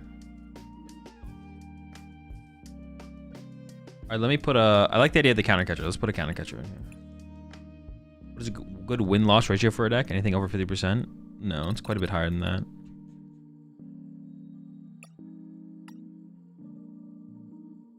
A good win-loss ratio is probably like, I don't know, 65 plus at least. Maybe 70.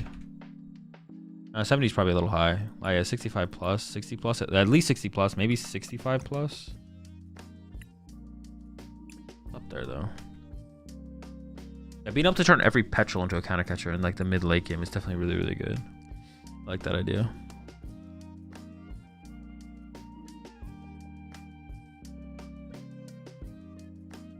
Need more mons? No, if anything, we play more nitrators. We don't need any more Pokemon though. Ignition really makes his deck better. Yeah, but that's not like a that's not a question. It just does become better because the card is good in the deck. Whenever there's a card that you could play or would play or do play in a deck, the deck by default becomes better. When a new set comes out and there's a card that you would, could, or whatever called add, the deck by default becomes better. There's like nothing to figure out as far as that goes. The question is the deck, how good is the deck is the question. And obviously this deck is not competitive, but yeah. Why would Ancient Box not just be better than this? I don't know. Both decks are bad. I don't know. I'm not trying to compare. I'm not trying to find the best deck between Porygon and Ancient Box. Who knows? I have no clue why it would be better or worse. Neither deck is competitive. I'm not trying to find the best one prize deck that discards a lot of cards. I'm just trying to make Porygon as good as it can be. I played this with 1/1 Meowth Persian for an early attacker, and it was working pretty well versus stuff like Draga. Oh, what does that thing do? Hold up, you might be cooking with that. Let's see.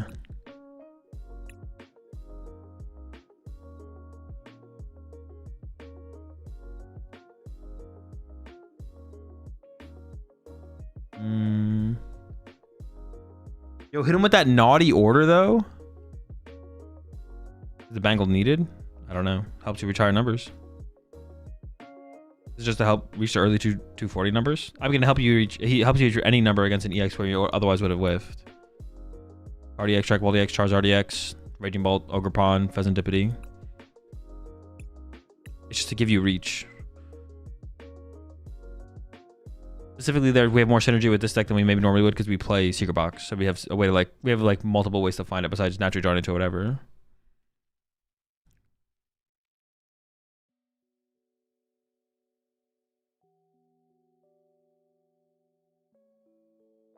We're trying to get our ducks in a row. Exactly. We're just ducking.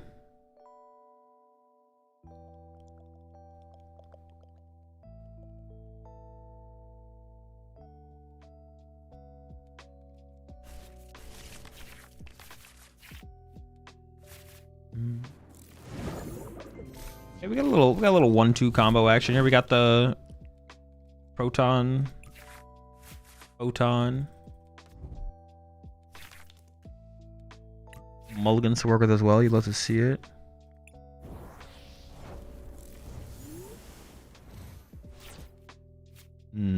Okay.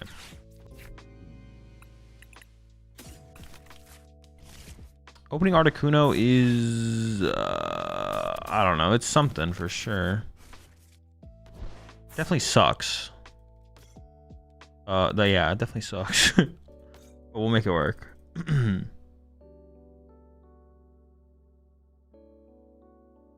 we just pass from here. That's fine.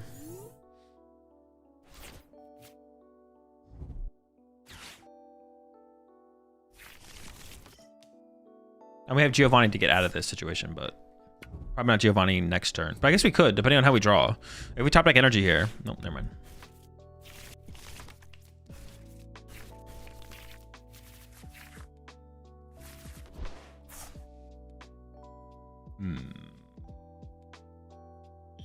I mean, this hand is considerably worse than the last one.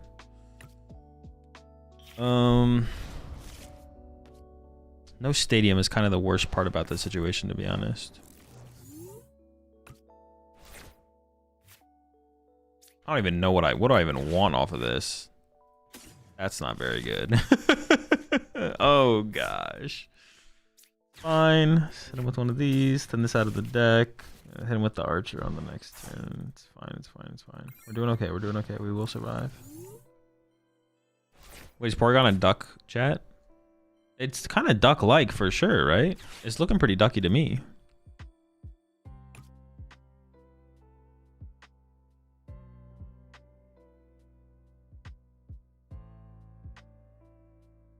I think 4-3-3 makes, like, I think that just feels kind of good. And the question from there, I think, is just how many rare candy do we play? We currently have 2, but going up to 3 wouldn't be bad.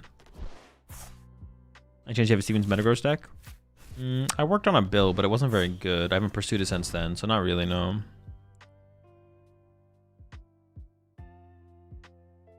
Articuno can't block Wellspring? No, it cannot, unfortunately. It just basically stops Dragapult. That's about it. The only thing it stops is Dragapult.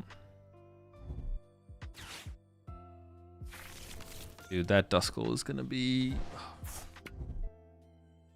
Oh, dude, they're just gonna chill as well. Alright, this is really bad. Oh, this is so bad. Oh my gosh. What can I even draw this turn? Or Ariana, I guess. Ariana's pretty cool, but... Nice, another Proton. My favorite card. Dude, this one's cooked. I need them to play the game and they're just not doing anything. It is technically still winnable though, to be honest. We haven't completely lost yet, but we've progressed our deck so little up to this point. Yeah. We're gonna find the Gholdengo deck list you talked about in Uncommon Energy. I'm not sure what list I talked about, but I have one in my Discord that I played with earlier. Oh, I guess I can punch them with Mimikyu, right? I can go Mimikyu punch Charizard. That's kind of chill.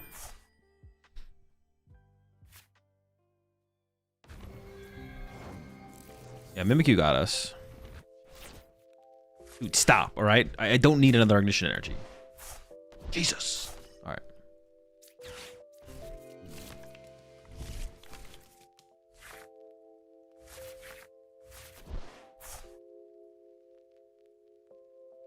I'm doing 80 damage.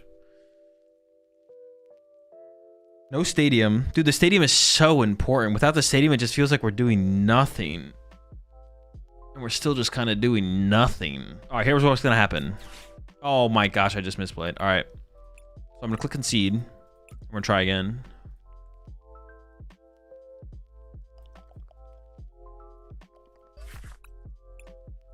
Honestly, opening Articuno is so bad I want to cut it, but we're not going to cut it. We definitely keep it. That's fine. Kill Clops. Yeah, that's what I was going to do until I forgot to play the Transceiver first. I've been trying to make Metagross work for a while. It's so fun how the Pokemon having such a strong ability feels so weak. Maybe it doesn't have a partner right now. I don't think it's just lack of partner. I think it's like also metagame as well. Because like a lot of things can one-hit KO you. And then the stuff that doesn't want to KO you, it's not like you just auto win that either. So it's probably waiting for like the metagame to be more narrow in its favor. But like more partners in the future would definitely help it as well for sure. What can Dragon Ball do to consistently win against Ball? Because I keep losing to my friend and I want to try to beat him. Play better. If you're playing a good list already, all you can do is play better. Maractus is good as well if you don't have Maractus in there, but play better is usually going to be the go-to thing that you're doing poorly, or that can be fixed. You're definitely just not playing as well as you can, so that's like the number one thing you should focus on. That's like another thing as well is like another thing with that as well is like the solution is not like you don't want the solution to be. What do I mean to say? You don't want the solution to be. The solution isn't. The solution is. Oh, but do. Very cool, man. Very cool. All right, we have the whole squad. We are definitely up against. What's it called though? So I'm gonna do that.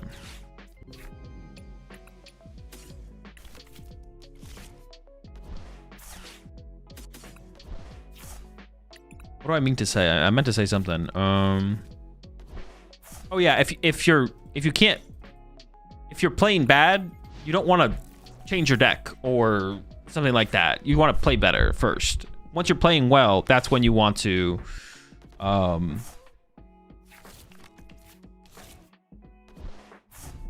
yeah, play better is kind of the answer.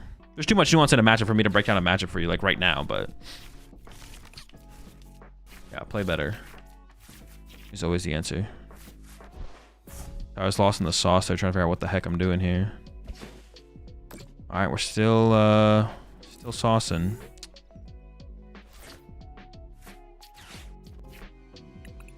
Play better, stop throwing.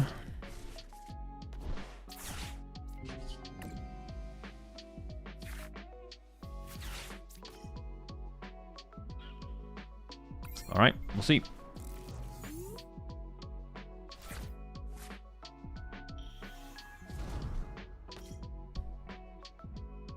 Is the best place to get black ball and white flare bulk? Like actual bulk or singles?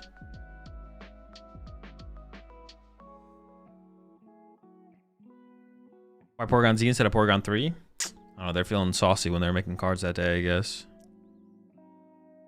Maybe it means something.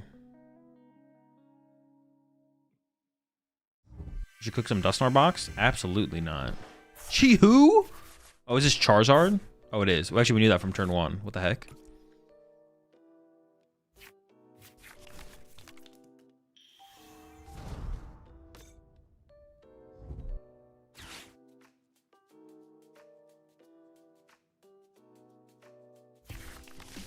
Okay, this is a very winnable matchup. Some would call it a free matchup, a free dub. I mean, we're having like a slow build up here, but we have plenty of time.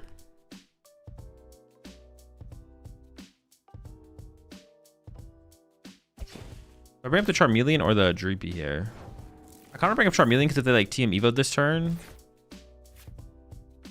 I could play this and draw 3 cards total, or I could play this and draw 2 cards. This is like more disruptive. All right, I'm bringing up the Charmander.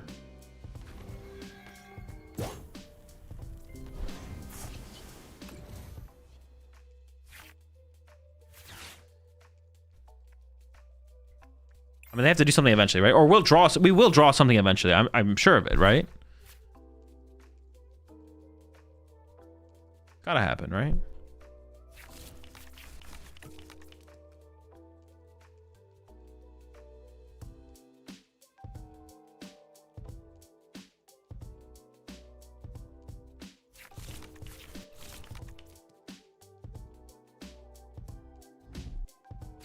Surely this isn't the end.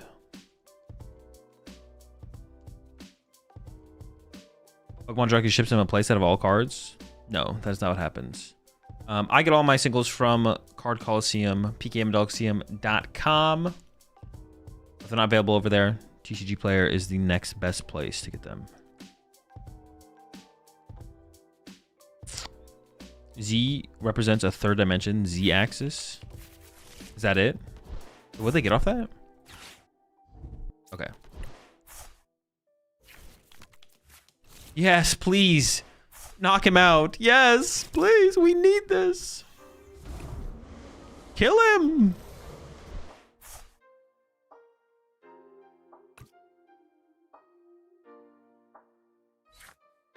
Free us.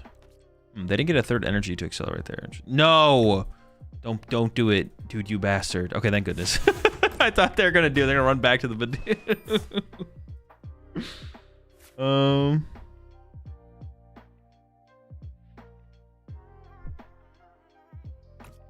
I could reach for the knockout this turn. It's pretty unlikely. I think I counter catcher KO this off the bench is probably the better play to reach to go for.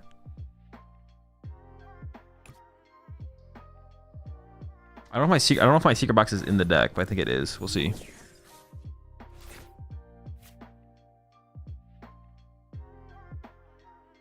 Oh, but I don't want a secret box. I want to draw with Ariana, right?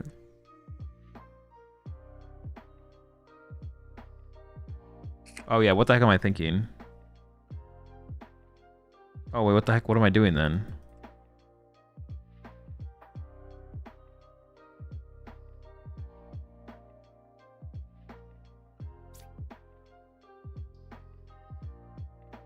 Like, what am I doing here, actually? Am I just gonna play this instead? Maybe I do this, grab Proton.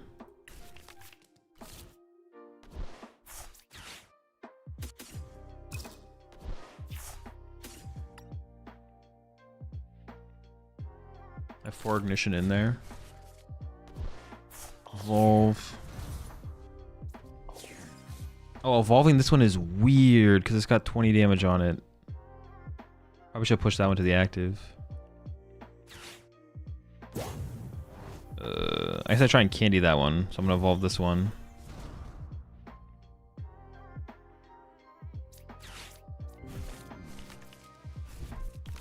Ignition me one time. Nope. +2. Alright. Feels bad, man. Yeah, it feels bad. Alright, game's not over or anything like that. Still very winnable, still very winnable. Not trying to stress out here. We're chilling, we're chilling.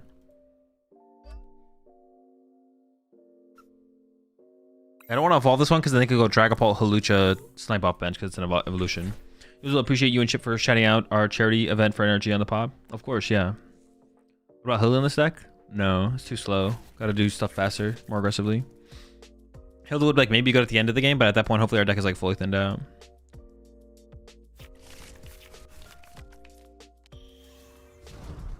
I think the new mushroom Pokemon has potential with Brute. I have no clue what Pokemon you're talking about. Is there a way to play Greninja with the new Ignition energy?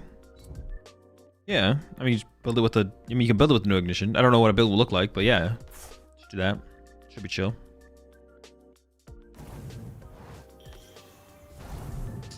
All right, here we go. Oh, they're going that cool. Yeah, all right, all right, all right. Have you tried the item lock that got top 4 in the late night? No. All right, this is still fine. This is still manageable. It's feeling less and less manageable as this game progresses, but I promise you, this is very manageable. We're managing over here. Okay, turn late. Love to see that. Yep, perfect. Love it. That's optimal. That's ideal.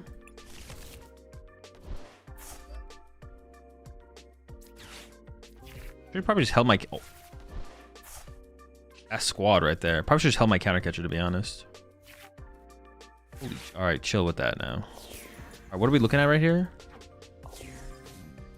100, 180. We're just not KOing this thing. That's just not happening. All right.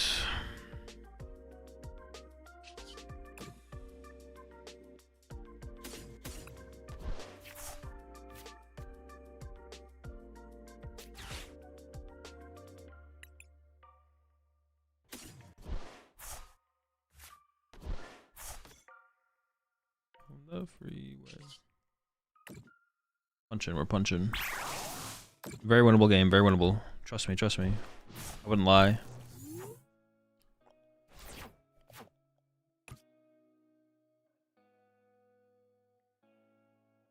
Mimikyu goes crazy here.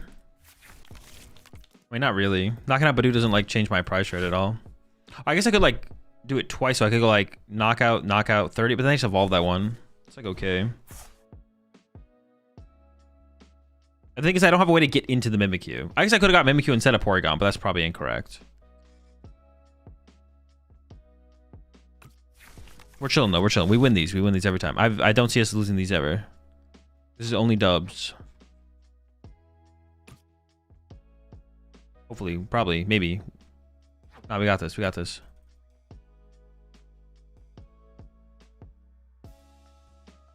Maybe get the Zard low key. Well, I guess we could have gotten Mimikyu KO 6. I mean, that's just so far away. At the end of the game, Mimikyu KO the Zard could be a play. It is possible. I believe. I think.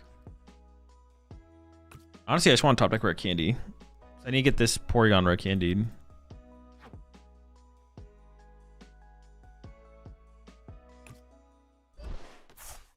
Okay, we love to see that.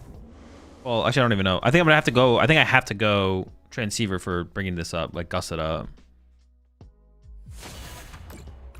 For Giovanni, I think I have to Giovanni this, which is fine. Taking the Dragon Pulse off the board is definitely just like the play. Their damage is better, so. That's insane.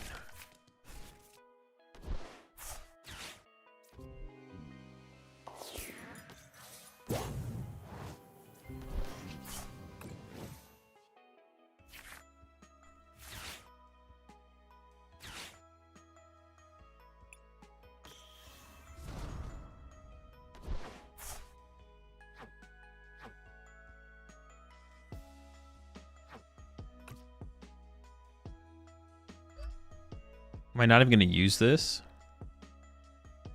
So I play like they don't have a single stadium. Do they even play jamming anymore? I don't even know if they play jamming tower anymore, to be honest. I could get rid of both these. So I have a candy left, right? I have a candy left. What are we swinging for with this guy? 220. I have a candy left and a Night Stretcher left. For another Porygon 2. Wait, they only have 3 prize cards left. 1, 2, 3. Oh, okay. They just kind of kill my whole squad from here. Oh, I have to go back-to-back knockouts, right?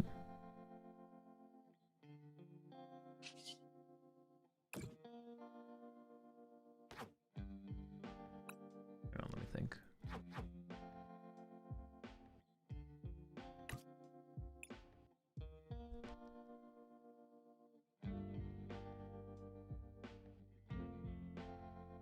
I'm almost like tempted to get rid of this Ariana. Seems incorrect though. We have 3 prize cards left. Okay.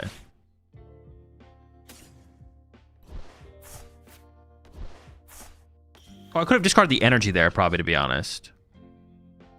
Yeah, I probably could have discarded the energy there and kept a stadium just in case.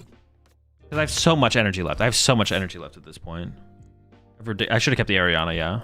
Ariana. All right, we got another one though. That's good. Oh, I did keep it. I should have kept the stadium just in case. That's what I should have done. They might play Artisan. They could, yeah. I definitely should have held the stadium. I definitely should have held one for sure. I'm just gonna reach for the Zard knockout here. Seems okay. Ooh. Let's go. I kept that. Hopefully they just don't play stadiums, but. Dude, it has to be. I don't see myself getting there if it's not an Ariana. Help. I mean, maybe we could get there without it. What are we doing? 100, 220?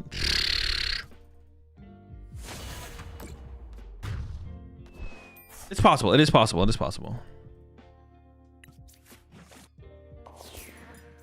Ariana top deck would be very nice, though. I'm saying. Okay. I could try and draw into Ariana here. I probably should just play the Archer. I don't know, though. We're doing it, though.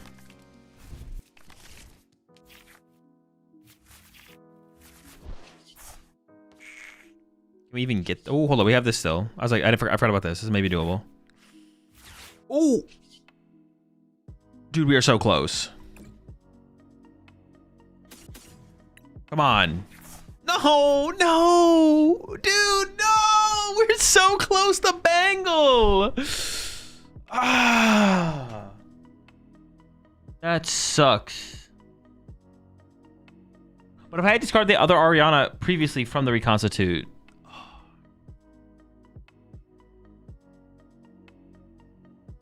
Can they ever not set up another attacker? 5-2. It is it's so unlikely they whiff though.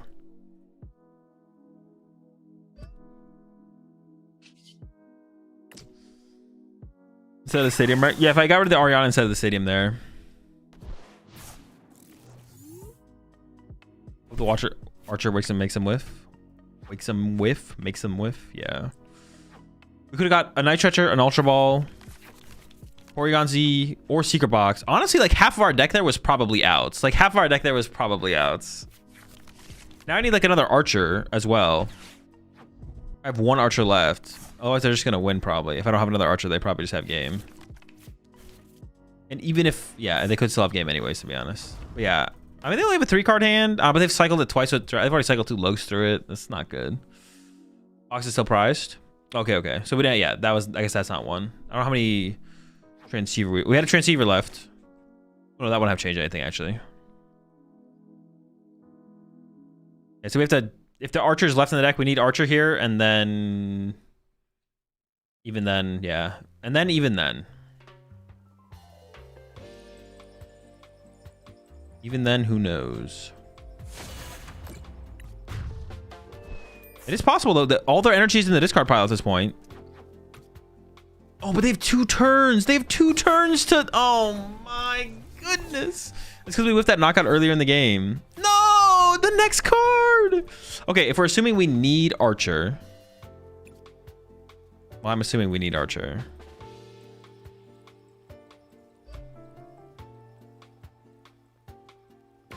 Oh shoot, I've overplayed, haven't I? Okay. Oh, I don't have a duck. Dude, I thought I had a big duck. See, this is why you gotta check your prize cards. We were duckless the whole time, dude. No ducks. All right, I'm gonna play one more game and I'll head off for the day. Where are the goddamn ducks? Dude, this is one of those decks that is like, oh, dude, it feels like we're so close to the deck like feeling good, but then it's like we're not quite there. I think the focus needs to be more consistency though. Like we need to try and get like a couple more Pokegears in here, like 1 or 2 more Pokegears, because we just need that Proton into Ariana setup. I'll play this deck tomorrow. Yeah, probably start the stream. Appreciate 12 months there, Remako. Missed that earlier. Where the fan order for setup? We can't. We have Proton. We have Proton is our setup. We can't put fan order in play anyways because it would mess up our Ariana. Just not good. I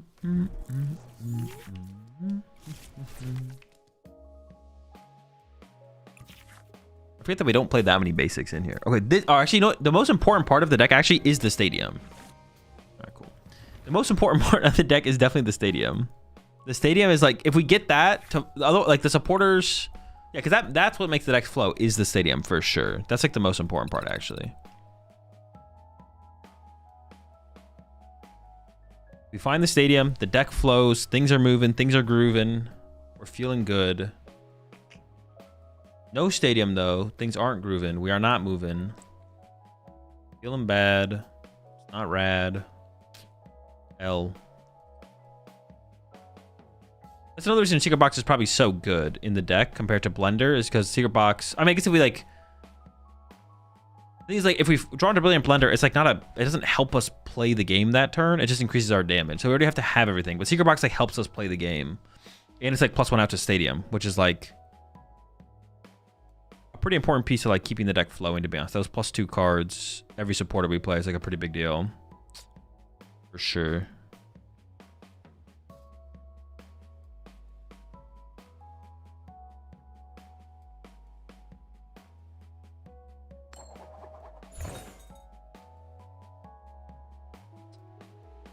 Yes.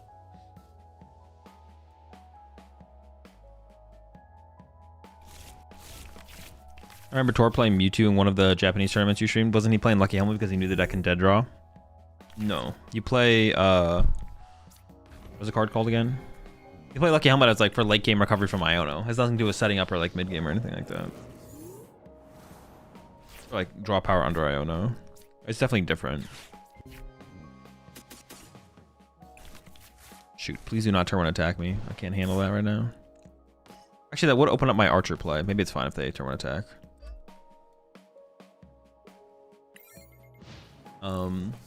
But this deck, I don't know. This deck probably doesn't have like late game consistency problems. It just has early game, early mid game, setting up, playing the game kind of situations. Oh, is it OgerBox? Oh, dude, we are gonna get railed by Water Pawn. Oh, come on, bro. Come on. You don't have to do this to me. You don't have to do this to me. Just pass. Just don't. Prize for double Water Pawn. Prize double Water Pawn. Please, please, please.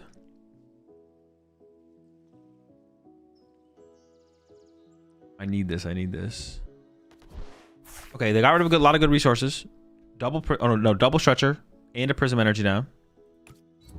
They're definitely not turn one attacking here. No turn one attack. Honestly, the Water Pawn is gonna be tough, but just no turn one attack would be nice. I'm not gonna lie.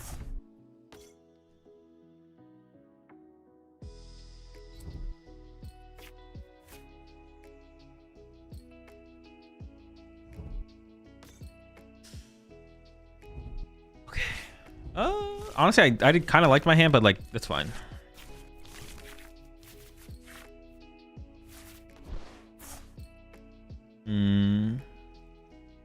We're missing. I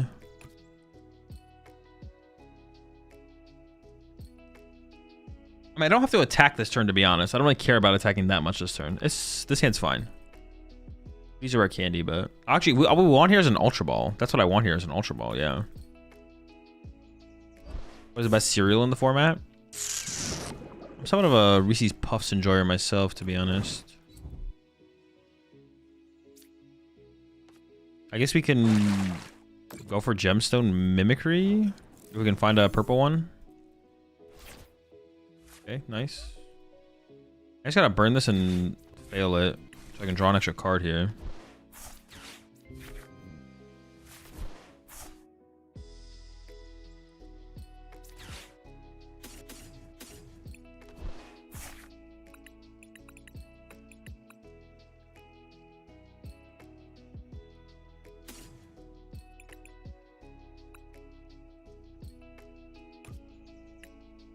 Candy.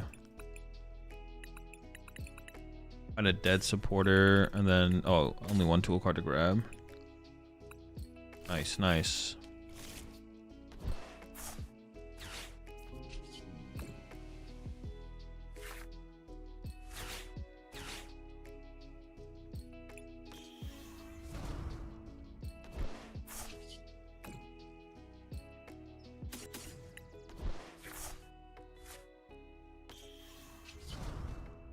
I think we kill the Iron Bundle here as well, right? Yeah, because then the Legacy Energy doesn't actually like make a big difference here. Ooh, all right, hold up. Hey, let's sob this guy back. I ain't sobbing here, but we are cooking here.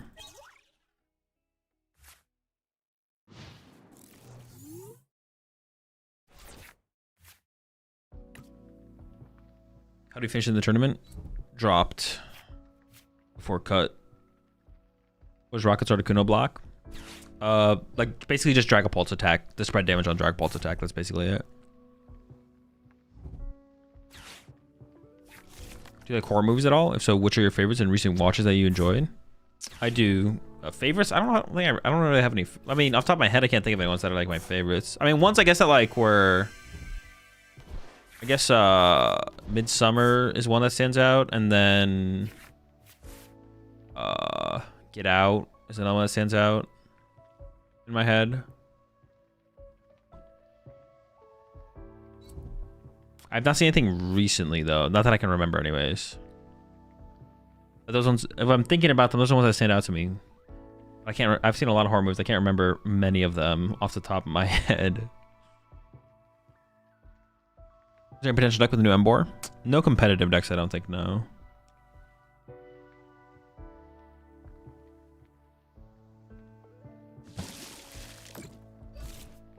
Oh yeah, the Articuno only protects from basic Pokemon as well. I didn't mention that, but it only protects from basic for basic Pokemon.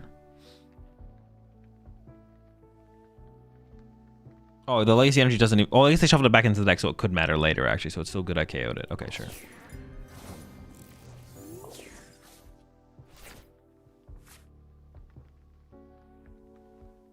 Honestly, I'm kind of down to just Archer them here, but I need to get the little guy.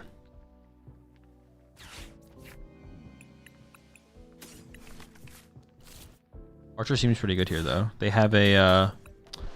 they got a hand over there. And I maybe should have got rid of this and kept the other Ultra Ball in the deck. That's actually maybe a misplay here. How much are we swinging for? I probably should have just got rid of this and kept the other Ultra Ball in the deck. That's probably higher value. Because I'm definitely going to be able to get to like 220 on the next turn or something like that.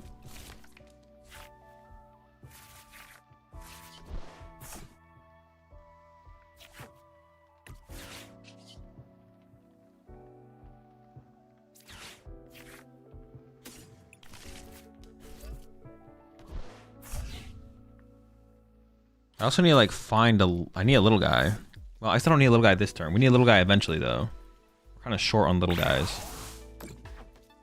I think I did prize one though, right? We need to find some Night Stretchers at this point now though. Okay, we found a little guy. For a second I got scared that they could Water Pond to win the game, but they can't do that.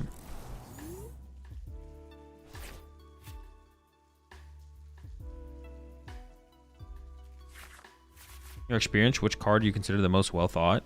I don't know. It's not something I don't think about card design or anything like that very often, or basically at all. Very often, I guess I should say.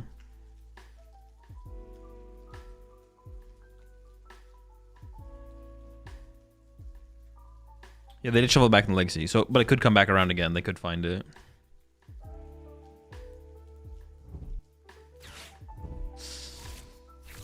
We'll see. Could dead draw off this. We should be fine though. Nice, we're chilling.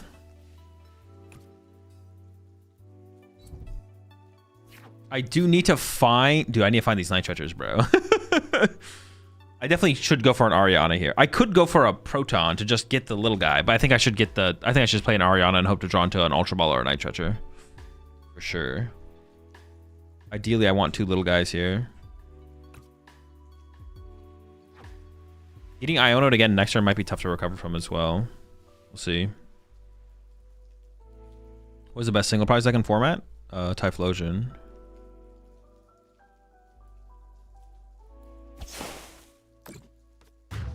Weird question, but if you could bring back one rotated card, I have no clue. I don't really care, to be honest.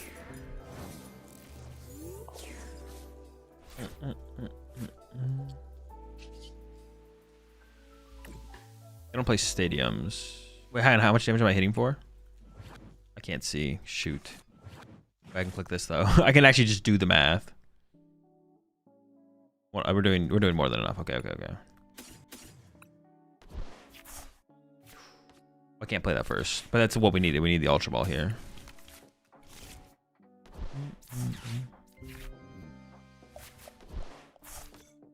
Oh, I should have drawn first.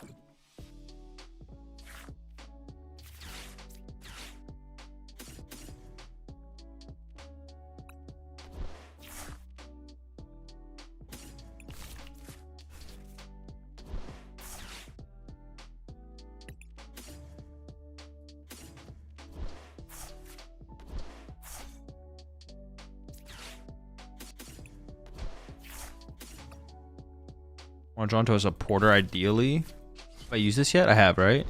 Yeah. Only 3 US regionals is criminal. There's gonna be a lot more. There's gonna be a lot more. That's not all of them, Hawk. There's probably gonna be around 9 US regionals. They actually already... Oh, US specifically. Yeah, I was gonna say, I was talking about US Canada. I mean, flying to Toronto, depending on where you live, is like the same thing as flying to other places in America. It's like the same thing. There's 4 USS Canada regionals now. I believe Toronto got announced. And then there's gonna be probably gonna be like 9. There's gonna be like 5 more. Okay, I wouldn't stress it.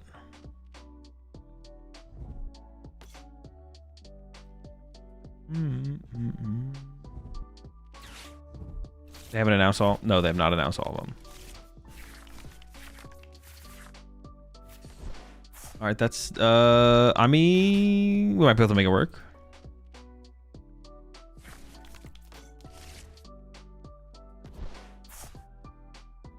Yeah, there's gonna be more Hawk. Don't worry about it. There'll probably be around 9 at least. My prediction is they're probably gonna do 9 again, like they did last year. But yeah, they've not announced them all yet. More to come.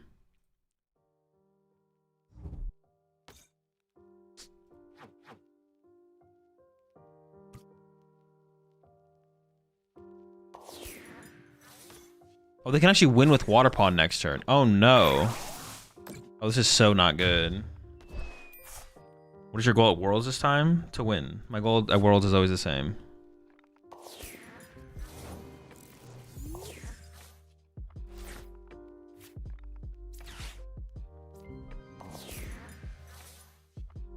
It doesn't matter at all. His free retreat. Oh, just resetting Ursaluna. Well, I don't have a choice. I can't not reset the Ursaluna here.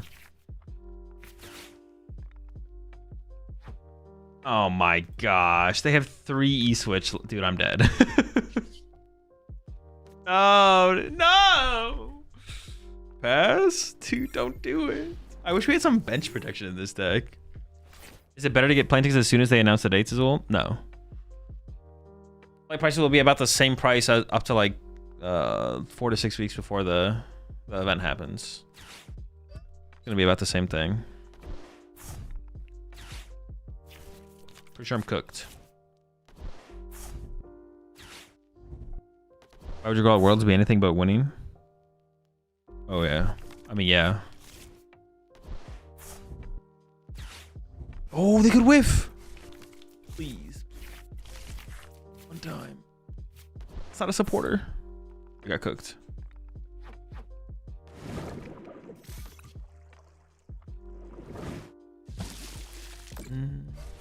I used to sell plane tickets. Can I confirm that's true? There's no way you used to sell plane tickets, Frosty. Yeah, we see the prime sub there. On illusions. Welcome to the right back. Here's the prime sub there. The ginger beard man. Welcome to the right back. All right, I still want to work on this deck more tomorrow. I did. No, you didn't. Yeah, plane tickets are about the same until like probably at like around a month, maybe a little bit more than a month before the flight actually happens. If you like try and book a flight the same week, it's gonna be more expensive. But if you try and book like 3 weeks away, sometimes actually plane tickets are cheaper a week away. But I wouldn't wait to try and bet on that. That's like only when like a plane when a flight has like barely sold out, then the tickets might be really cheap like the week leading up to the flight. But you shouldn't bet on that. You should always try and book your flight around like a month and a half out, something like that. I worked my ass off at a travel agency for 5 years. But I can't take you seriously, Frosty. All you do is troll. I can't take you seriously. For all I know, this is you just putting on an act, bro. You just put on your travel agency hat to meme in chat. You did this, though. This is not me. This is not me being bad faith. You can only troll so much and also be a travel agent. You can't do both. You can't troll a lot and be a travel agent. It's not how it works. It's literally in the law. All right, chat. That's gonna do it for me for today. I'll probably start. Honestly, this deck's pretty sick. I'll probably start the stream by playing some more of this deck. Dude, maybe do that 4th Night Stretcher, man.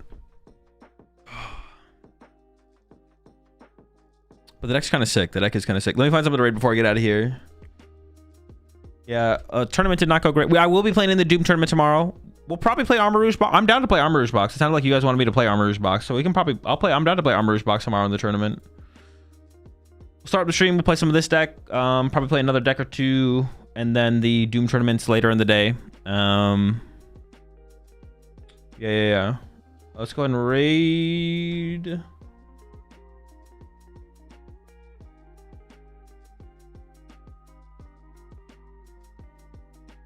I'm going to raid AA before I head off. Is there a way to see people's decks from the tournament?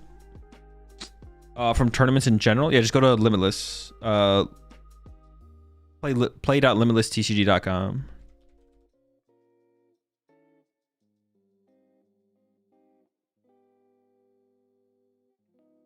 All right, chat. Yeah, have a good one. See you tomorrow. Tournament, Doom tournament. Play some Porygon. Probably play something else when I start up the stream tomorrow. I'll probably start by playing on the Smurf tomorrow, to be honest. I meant the online ones. No, that's the ones I meant as well, Ace Combat. Go to play.limitlesstcg.com. Not limitlesstcg.com.